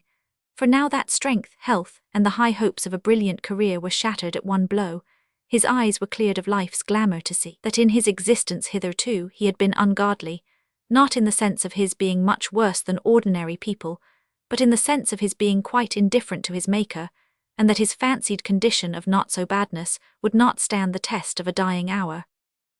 About this time, too, he became desperately anxious to write to his mother, not by dictation, but with his own hand. This being impossible in the circumstances, he began to fret, and his power to sleep at length failed him. Then a strange desire to possess a rose seized him, perhaps because he knew it to be his mother's favourite flower. Whatever the cause, the longing increased his insomnia, and as he did not say, perhaps did not know, that the want of a rose had anything to do with his complaint, no one at first thought of procuring one for him. He was lying meditating wakefully about many things one day when one of the nurses approached his bed. He did not see her at first, because his head was so swathed in bandages that only one eye was permitted to do duty, and that, as Molly might have said, was on the lee side of his nose, supposing the side next the nurse to represent the windward side. "I have been laid up a long time," said a lady who accompanied the nurse, "and have been longing to resume my visits here, as one or two patients whom I used to nurse are still in hospital." The heart of Miles gave a bound such as it had not attempted since the night he witnessed the murder on the battlefield, for the voice was that of Mrs. Drew. "This is one of our latest arrivals," remarked the nurse, lowering her voice as they advanced. "A poor young soldier, lost a hand and badly wounded, can't sleep. He has taken a strange longing of late for a rose, and I have asked a friend to fetch one for him." "How lucky that we happen to have one with us," said Mrs. Drew, looking back over her shoulder where her daughter stood, concealed from view by her ample person. "Marian, dear, will you part with your rosebud to a wounded soldier?" "Certainly, mother, I will give it him myself." She stepped quickly forward, and looked sadly at the solitary, glowing eye which gazed at her, as she unfastened a rosebud from her bosom. It was evident that she did not recognize Miles, and no wonder, for, besides the mass of bandages from out of which his one eye glowed, there was a strip of plaster across the bridge of his nose, a puffy swelling in one of the cheeks, and the handsome mouth and chin were somewhat veiled by a rapidly developing moustache and beard. Miles did not speak. He could not speak. He scarcely dared to breathe as the girl placed a red rosebud in his thin hand. His trembling fingers not only took the rose, but the hand that gave it and pressed it feebly to his lips. With a few words of comfort and good wishes the ladies passed on. Then Miles drew the rose down under the bedclothes, put it to his lips, and, with a fervently thankful mind, fell into the first profound slumber that he had enjoyed for many days. This was a turning point. From that day Miles began to mend. He did not see Marian again for some time, for her visit had been quite incidental, but he was satisfied to learn that she was staying at the Institute with her mother, assisting the workers there. He wisely resolved to do and say nothing at that time, but patiently to wait and get well, for he had a shrewd suspicion that to present himself to Marian under existing circumstances would be, to say the least, injudicious. Meanwhile time, which waits for no man, passed on. As Miles became stronger he began to go about the hospital, chatting with the convalescent patients and trying to make himself generally useful. On one of these occasions he met with a man who gave him the sorrowful news that Sergeant Hardy was dead, leaving Miles his executor and residuary legatee. He also learned to his joy that his 5 comrades, Armstrong, Marley, Stevenson, Moses and Simkin, had escaped with their lives from the fight on the hillock where he fell, and that, though all were more or less severely wounded, they were doing well at Suakim. "Moreover," continued his informant, "I expect to hear more about him tonight, for the mail is due, and I've got a brother in Suakim." That night not only brought news of the 5 heroes, but also brought themselves, for having all been wounded at the same time, all had been sent to Alexandria together. As they were informed at Suakim that their comrade Miles had been invalided home, they did not, of course, make further inquiry about him there. While they stayed there, awaiting the troopship which was to take them home, They made Miss Robinson's Institute their constant rendezvous, for there they not only found all the comforts of English life, but the joy of meeting with many old comrades, not a few of whom were either drawn, or being drawn, to guard by the influences of the place. It chanced that at the time of their arrival, Mrs. Drew and her daughter had gone to visit an English family living in the city, and did not for several days return to the Institute. Thus the invalids failed to meet their lady friends at first. But about this time, there was announced a source of attraction in the large hall which brought them together. This attraction, which unites all creeds and classes and nationalities in one great bond of sympathy, we need hardly say was music. A concert was to take place in the great hall of the Institute for some local charity, we believe but are not sure, at which the elite of Alexandria was expected, and the musical talent of Alexandria was to perform, among others the band of the somethingth regiment. And let us impress on you, reader, that the band of the somethingth regiment was something to be proud of. This brought numerous friends to the officers' house, and great numbers of soldiers and jack-tars to the various rooms of the Institute. In one of these rooms, towards evening, our friend Stevenson was engaged, at the request of the superintendent, in relating to a number of earnest-minded men a brief account of the wonderful experiences that he and his comrades had recently had in the Soudan, and Jack Mall sat near him, emphasizing with a nod of his shaggy head, or a "right you are, messmate," or a slap on his thigh, all the marine's points, especially those in which his friend, passing over second causes, referred all their blessings and deliverances direct to his loving God and Father. In another room a Bible reading was going on, accompanied by prayer and praise. In the larger rooms tea, coffee, etc. were being consumed to an extent that no fellow can understand, except those who did it. Games and newspapers and illustrated magazines, etc. were rife elsewhere, while a continuous roar, rather the conventional buzz, of conversation was going on everywhere. But apparently not a single oath in the midst of it all. The moral atmosphere of the place was so pure that even bad men respected, perhaps approved it. Just before the hour of the concert our friends, the 5 invalids, sat grouped round a table near the door. They were drinking tea, and most of them talking with tremendous animation, for not one of them had been wounded in the tongue. Indeed, it did not appear that any of them had been very seriously wounded anywhere. While they were yet in the midst of their talk 2 lady workers came down the long room, followed by 2 other ladies in deep mourning, the younger of whom suddenly sprang towards our quintet, and clasping her hands, stood speechless before them, staring particularly at Jack Mall, who returned the gaze with interest. "Beg pardon, Miss Drew," exclaimed the sailor, starting up in confusion and pulling his forelock, "but you've hove me all aback." "Mr. Mall," gasped Marian, grasping his hand and looking furtively round, "is it possible? Have you all escaped?" Is. "Yes, miss, we've all escaped, thank God, and we're all here, 'cept John Miles in course, for he's been invalided home." "He's no more invalided home than yourself, Jack," said a seaman, who was enjoying his coffee at a neighbouring table. "Leastwise I seed John Miles myself yesterday in hospital, why, my own 2 eyes, as isn't apt to deceive me." "Are ye sure o' that, mate?" cried Mall, turning in excitement to the man and totally forgetting Marian. "Mother, let us go out," whispered the latter, leaning heavily on Mrs. Drew's arm. They passed out to the veranda, scarcely observed, owing to the excitement of the quintet at the sailor's news, and there she would have fallen down if she had not been caught in the arms of a soldier who was advancing towards the door. "Mr. Miles," exclaimed Mrs. Drew, as she looked up in amazement at the scarred and worn face. "I, Mrs. Drew, through God's mercy I am here, but help me, I have not strength to carry her now." Marian had nearly fainted, and was led with the assistance of her mother to a retired part of the garden, and placed in an easy chair. Seeing that the girl was recovering, the other ladies judiciously left them, and Miles explained to the mother, while she applied smelling salts to Marian, that he had come on purpose to meet them, hoping and expecting that they would be attracted to the concert, like all the rest of the world, though he had scarcely looked for so peculiar a meeting. "But how did you know we were here at all?" asked Mrs. Drew in surprise. "I saw you in the hospital," replied Miles with a peculiar look. "Your kind daughter gave me a rose." He pointed as he spoke to a withered bud which was fastened to his coat.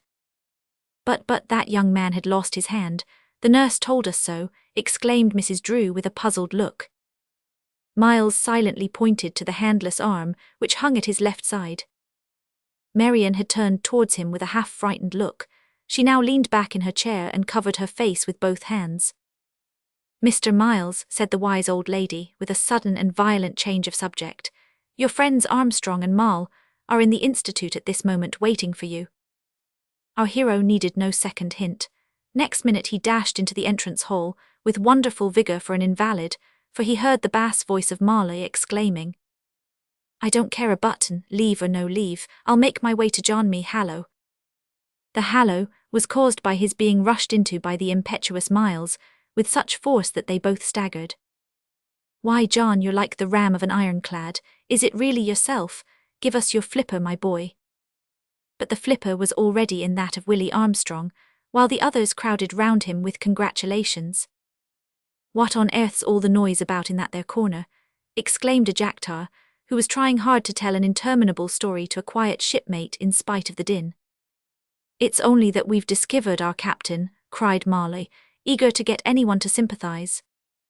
"What captain is that?" growled the jacktar. "Why, him as led us on the hillock, to be sure, at Suakim."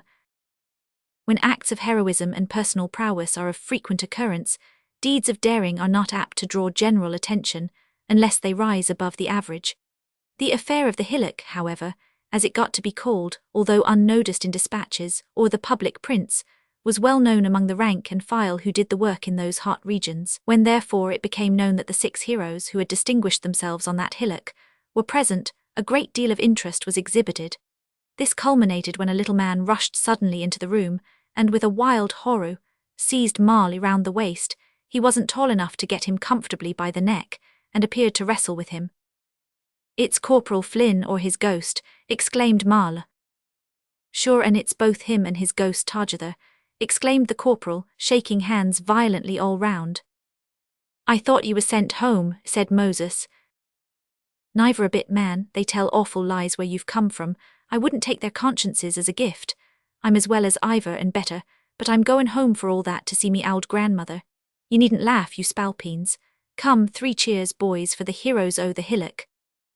Most heartily did the men there assembled respond to this call, and then the entire assembly cleared off to the concert, with the exception of Miles Milton. He, as Corporal Flynn knowingly observed, had other fish to fry. He fried these fish in company with Mrs. and Marian Drew, but as the details of this culinary proceeding were related to us in strict confidence, we refused to divulge them, and now draw the curtain down on the ancient land of Egypt. Chapter 30. Conclusion. Once more we return to the embarkation jetty at Portsmouth. There, as of old, we find a huge white-painted troopship warping slowly in, her bulwarks and ports crowded with white helmets, and eager faces gazing at the equally eager but anxious faces on shore. Miss Robinson's coffee shed shows signs of life. Our friend Brown is stimulating the boiler. The great solitary porthole has been opened, and the never-failing lady workers are there, preparing their ammunition and getting ready for action. For every troopship that comes to Portsmouth from foreign shores, laden with the bronzed warriors of Britain, has to face the certainty of going into action with that unconquerable little coffee shed. We do not, however, mean to draw the reader again through the old scene, further than to point out that, among the many faces that loom over these bulwarks, 5 are familiar, namely, those of our friends Miles Milton, William Armstrong, Moses Pine, Stevenson and Simkin. Jack Marl is not with them because he has preferred to remain in Egypt, believing himself to be capable of still further service to Queen and country. A feeling of great disappointment oppresses Miles and his friend Armstrong, for they fail to recognize in the eager crowd those whom they had expected to see. "My mother must be ill," muttered Miles. "So must my Emmy," murmured his friend. There was a very anxious little widow on the jetty who could not manage to distinguish individuals in the sea of brown faces and white helmets, because the tears in her eyes mixed them all up most perplexingly. It is not surprising that Miles had totally failed to recognize the mother of old in the unfamiliar widow's weeds, especially when it is considered that his was a shrinking, timid mother, who kept well in the background of the demonstrative crowd. Their eyes met at last, however, and those of the widow opened wide with surprise at the change in the son, while those of the son were suddenly blinded with tears at the change in the mother. Then they met, and such a meeting! In the midst of men and women, elbowing, crowding, embracing, exclaiming, rejoicing, chaffing, weeping, it was an awkward state of things, but as everyone else was in the same predicament, and as all were more or less swallowed up in their own affairs, Miles and his mother were fain to make the best of it. They retired under the partial shelter of a bulkhead, where black tackles and nautical debris interfered with their footing, and tarry odours regaled their noses, and there, in semi-publicity, they interchanged their first confidences. Suddenly Mrs. Milton observed a tall young fellow standing not far off, looking wistfully at the bewildering scene, apparently in deep dejection. "Who is that, Miles?" she asked. "Why, that's my comrade, chum and friend, whom I have so often written about, Willie Armstrong. Come, I will introduce you." "Oh, how selfish of me," cried the widow, starting forward and not waiting for the introduction. "Mr. Armstrong, I'm so sorry, forgive me. I promised to let you know that your wife waits to meet you at the Soldiers' Institute." The difference between darkness and light seemed to pass over the soldier's face, then a slight shade of anxiety clouded it. "She is not ill, is she?" No, quite well," said Mrs. Milton with a peculiar smile, "but she thought it wiser not to risk a meeting on the jetty as the east wind is sharp. I'm so sorry I did not tell you at once, but I selfishly thought only." "Pray make no apology, madam," interrupted Armstrong. "I'm so thankful that all is well. I had begun to fear that something must be wrong, for my Emmy never disappoints me. If she thinks it wiser not to meet on the jetty, it is wiser." A crowd of men pushed between them at this moment. Immediately after, a female shout was heard, followed by the words, "There he is! Och, it's himself, the darlint." Mrs. Flynn had discovered the little corporal, and her trooper son, Terence, who had come down with her, stood by to see fair play while the two embraced. Drifting with a rather rapid tide of mingled human beings, Miles and his mother soon found themselves stranded beside the coffee shed. Retiring behind this, they continued their conference there, disturbed only by wind and weather, while the distribution of hot coffee was going on in front. Meanwhile, when leave was obtained, Armstrong made his way to the Institute, where the old scene of bustle and hilarity on the arrival of a troopship was going on. Here, in a private room, he discovered Emmy and the cause of her not appearing on the jetty. "Look at him, Willie II," cried the little woman, holding up a bundle of some sort. The soldier was staggered for a moment, the only infantry that had ever staggered him. For his wife had said nothing about this bundle in her letters. He recovered, however, and striding across the room embraced the wife and the bundle in one tremendous hug. The wife did not object, but the bundle did, and instantly set up a howl that quite alarmed the father and was sweetest music in the mother's ears. "Now tell me," said the little woman, after calming the baby and putting it in a crib, "have you brought Miles Milton home all safe?" "Yes, all right, Emmy." "And is he married to that dear girl you wrote about?" "No, not yet, of course." "But are they engaged?" "No, Miles told me that he would not presume to ask her while he had no home to offer her." "Pooh, he's a goose, he ought to make sure of her and let the home look after itself. He may lose her. Girls, you know, are changeable, giddy things." "I know nothing of the sort, Emmy." The young wife laughed and, well, there is no need to say what else she did. About the same time, Mrs. Milton and her son were seated in another private room of the Institute, finishing off that interchange of confidences which had begun in such confusion. As it happened, they were conversing on the same subject that occupied Emmy and her husband. "You have acted rightly, Miles," said the mother, "for it would have been unfair and selfish to have induced the poor girl to accept you until you had some prospect of a home to give her. God will bless you for doing the right and trusting to Him. And now, dear boy, are you prepared for bad news?" "Prepared for anything," answered Miles, pressing his mother's hand, "but I hope the bad news does not affect you, mother." "It does. Your dear father died a bankrupt. I shrank from telling you this when you were wounded and ill. So you have to begin again the battle of life with only one hand, my poor boy, for the annuity I have of £20 a year will not go far to keep us both." Mrs. Milton tried to speak lightly on this point, by way of breaking it to her son, but she nearly broke down, for she had already begun to feel the pinch of extreme poverty, and knew it to be very, very different from what well-off people fancy. The grave manner in which her son received this news filled her with anxiety. "Mother," he said, after pondering in silence for a few moments, and taking her hand in his while he slipped the handless arm round her waist, "the news is indeed serious, but our Father whom you have trusted so long will not fail us now. Happily it is my right hand that has been spared, and wonders, you know, may be wrought with a strong right hand, especially if assisted by a strong left stump, into which spoons, forks, hooks, and all manner of ingenious contrivances can be fitted. Now cheer up, little mother, and I'll tell you what we will do. But first, is there nothing left? Do the creditors take everything?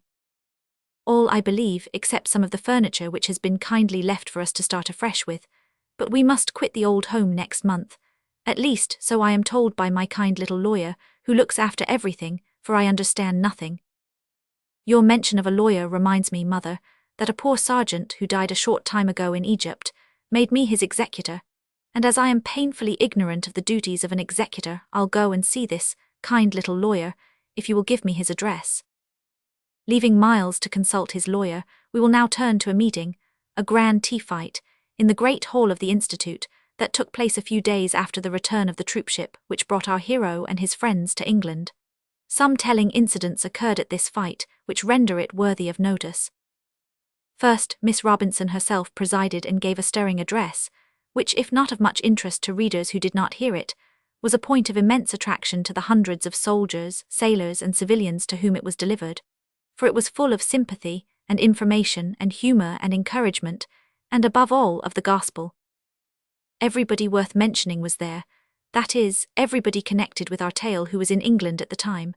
Miles and his mother of course were there, and Armstrong with Emmy, ay, and with Willie the second too, who was pronounced on all hands to be the born image of his father. Alas for his father if that had been true. A round piece of dough with 3 holes punched in it, and a little knot in the midst would have borne as strong a resemblance to Miles as that baby did. Nevertheless, it was a magnificent baby, and so good, undeniably good, for it slept soundly in its little mother's lap the whole evening. Stevenson was also there, you may be sure, and so were Moses and Sutherland, and rattling Bill Simpkin and Corporal Flynn, with his mother and Terence the Irish trooper, who fraternized with Johnson the English trooper, who was also home on the sick list, though he seemed to have a marvellous colour and appetite for a sick man. "Is that the soldier's friend?" asked Simpkin in a whisper of a man who stood near him, as a lady came on the platform and took the chair. "Aye, that's her," answered the man, and the speaker was Thomas Tufnell, the ex-trooper of the Queen's Bays and the present manager of the Institute. "Aye, that's the soldier's friend." "Well, I might have guessed it," returned Simpkin, "from the kindly way in which she shook hands with a lot of soldiers just now." "Yes, she has shook hands with a good many redcoats in her day, has the soldier's friend," returned the manager. "Why, I remember on one occasion when she was giving a lecture to soldiers, and so many men came forward to shake hands with her that, as she told me herself, her hand was stiff and swelled all night after it." "But it's not so much for what she has done for ourselves that we're grateful to her," remarked a corporal, who sat on Simpkin's right, "as for what she has done for our wives, widows, and children, through the Soldiers' and Sailors' Wives' Aid Association. Lookin' arter them when we're away fightin', our country's battles has endeared her to us more than anything else." Thus favourably predisposed, Simpkin was open to good impressions that night. But indeed there was an atmosphere, a spirit of goodwill, in the hall that night which rendered many others besides Simpkin open to good impressions. Among the civilians there was a man named Sloper, who had for some time past been carefully fished for by an enthusiastic young redcoat whom he had basely misled and swindled. He had been at last hooked by the young redcoat, played, and finally landed in the hall with his captor beside him to keep him there, for Sloper was a slippery fish, with much of the eel in his nature. Perhaps the most unexpected visitors to the hall were 2 ladies in mourning, who had just arrived from Egypt by way of Brindisi. Mrs. and Miss Drew, having occasion to pass through Portsmouth on their way home, learned that there was to be a tea fight at the Institute, and Marian immediately said, "I should like so much to see it." However much so much was, Mrs. Drew said she would like to see it as much, so away they went, and were conducted to the front row. There Miles saw them. With his heart in his mouth and his head in confusion, he quietly rose, bade his wondering mother get up, conducted her to the front seat, and setting her down beside the Drews, introduced them. Then, sitting down beside Marian, he went in for a pleasant evening. And it was a pleasant evening. Besides preliminary tea and buns, there were speeches, songs, recitations, etc., all being received with immense satisfaction by a crowded house, which had not yet risen to the unenviable heights of classical taste and blasésism. As for Miles and Marian, nothing came amiss to them. If a singer had put B-flat in the place of a natural, they would have accepted it as quite natural.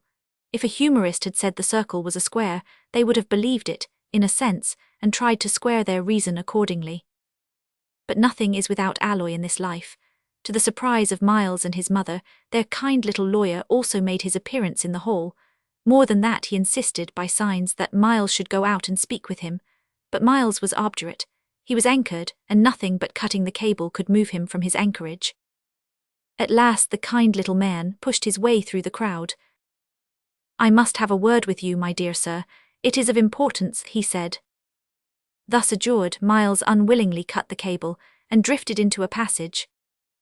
"My dear sir," said the little man, seizing his hand, "I congratulate you. You're very kind, but pray explain why. I find that you are heir to a considerable fortune." Miles was somewhat interested in this and asked, "How is that?" "Well, you remember Hardy's will, which you put into my hands a few days ago." "Yes, what then? That can't be the fortune." "Indeed it is. Hardy, you remember, made you his residuary legatee. I find on inquiry that the old cousin you told me about, who meant to leave all his money to build a hospital, changed his mind at the last and made out a will in favor of Hardy, who was his only relative. So, you see, you, being Hardy's heir, have come into possession of something like 2,000 a year." To this Miles replied by a whistle of surprise and then said, "Is that all?" "Upon my word, sir," said the kind little lawyer, in a blaze of astonishment, "you appear to take this communication in a peculiar manner." "You mistake me," returned Miles with a laugh. "I don't mean is that all the fortune, but is that all you have to say?" "It is, and to my mind I have said a good deal." "You certainly have, and believe me, I am not indifferent or unthankful, but the fact is that at present I am particularly engaged. Goodbye and thank you." So saying, Miles shook the puzzled old gentleman heartily by the hand and hurried back to his anchorage in the hall. "I've done it, mother," whispered Miles 2 days thereafter in the privacy of the Institute reading room. "Miles," said the startled lady with a reproachful look, "I thought you said that nothing would induce you." "Circumstances have altered, mother. I have had a long consultation with your kind little lawyer, and he has related some interesting facts to me." Here followed a detailed account of the facts. "So you see, I went and proposed at once, not to the lawyer, to Marian." "And was accepted?" "Well, yes, I could hardly believe it at the time. I scarcely believe it now, so I'm going back this afternoon to make quite sure." "I congratulate you, my darling boy, for a good wife is God's best gift to man." "How do you know she is good, mother?" "I know it because I know it. Anybody looking in her face can see it, and with 2,000 a year, why?" 1,000, mother." "I thought you said 2, my son." "So I did. That is the amount of the fortune left by the eccentric old hospital for incurables founder. When poor Hardy made out his will, he made me residuary legatee because the trifle he had to leave, his kit, etc., was not worth dividing between me and Armstrong. If it had been worth much, he would have divided it. It is therefore my duty now to divide it with my friend. But in our anxiety to tell you these interesting facts, dear reader, we have run ahead of the tea fight. To detail all its incidents, all its bearings, all its grand issues and blessed influences would require a whole volume. We return to it only to mention 1 or 2 gratifying facts. It was essentially a temperance, that is, a total abstinence, a blue ribbon, meeting, and at the end the soldier's friend earnestly invited all who felt so disposed to come forward and sign the pledge. At the same time, medals and prizes were presented to those among the civilians who had loyally kept their pledge intact for certain periods of time. On an average, over 1,000 pledges a year are taken at the Institute, and we cannot help thinking that the year we are writing of must have exceeded the average to judge from the numbers that pressed forward on this particular night. There were soldiers, sailors and civilians, men, women and children. Amongst the first, rattling Bill Simpkin walked to the front, his moral courage restored to an equality with his physical heroism, and put down his name. So did Johnson and Sutherland, the former as timid before the audience as he had been plucky before the Soudanese, but walking erect nevertheless, as men do when conscious that they are in the right. The latter as bold as brass, as if to defy the world in arms to make him ever again drink another drop of anything stronger than tea. Moses Pine also put on the blue, although to do him justice he required no protection of that sort, and so did Corporal Flynn and Terence and their mother, which last, if truth must be told, stood more in need of the pledge than her stout sons. Among the civilians, several noted personages were influenced in the right direction. Chief among these was Soudan, blear-eyed, disreputable sloper, whose trembling hand scrawled a hieroglyphic, supposed to represent his name, which began indeed with an S, but ended in a mysterious prolongation, and was further rendered indecipherable by a penitent tear which fell upon it from the point of his red nose. Some people laughed and said that there was no use in getting Sloper to put on the blue ribbon, that he was an utterly demoralized man, that he had no strength of character, that no power on earth could save him. They were right. No power on earth could save him, or them. These people forgot that it is not the righteous but sinners who are called to repentance. Time passed away and wrought its wonted changes.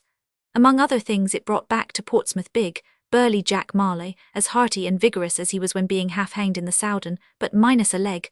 Poor Jack, a spent cannonball, would that it had been spent in vain. Removed it below the knee much more promptly than it could have been taken off by the surgeon's knife. But what was lost to the Royal Navy was gained to Portsmouth, for Jack Marley came home and devoted himself, heart and soul, to the lending of a helping hand to his fellow creatures in distress, devoting his attentions chiefly to the region lying round Narb's Lane, and causing himself to be adored principally by old women and children. And there and thus he probably works to this day, at least some very like him do. When not thus engaged, he is prone to take a cruise to a certain rural district in the south of England, where he finds congenial company in two very tall, erect, mustached, dignified gentlemen, who have a tendency to keep step as they walk, one of whom has lost his left hand, and who dwell in two farmhouses close together.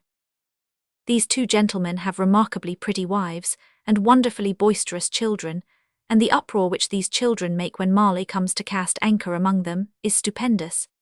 As for the appearance of the brood, and of Jack after a spree among the hay, the word has yet to be invented which will correctly describe it. The two military-looking farmers are spoken of by the people around as philanthropists.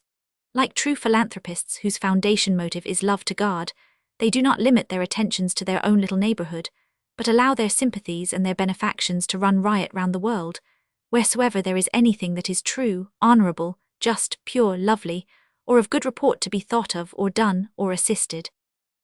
Only one of these acts of sympathy and benefaction we will mention. Every Christmas there is received by Miss Robinson at the Soldiers' Institute, Portsmouth, a huge hamper full of old and new garments of all kinds, shoes, boots, gowns, frocks, trousers, shawls, comforters, etc., with the words written inside the lid, "Blessed are they that consider the poor."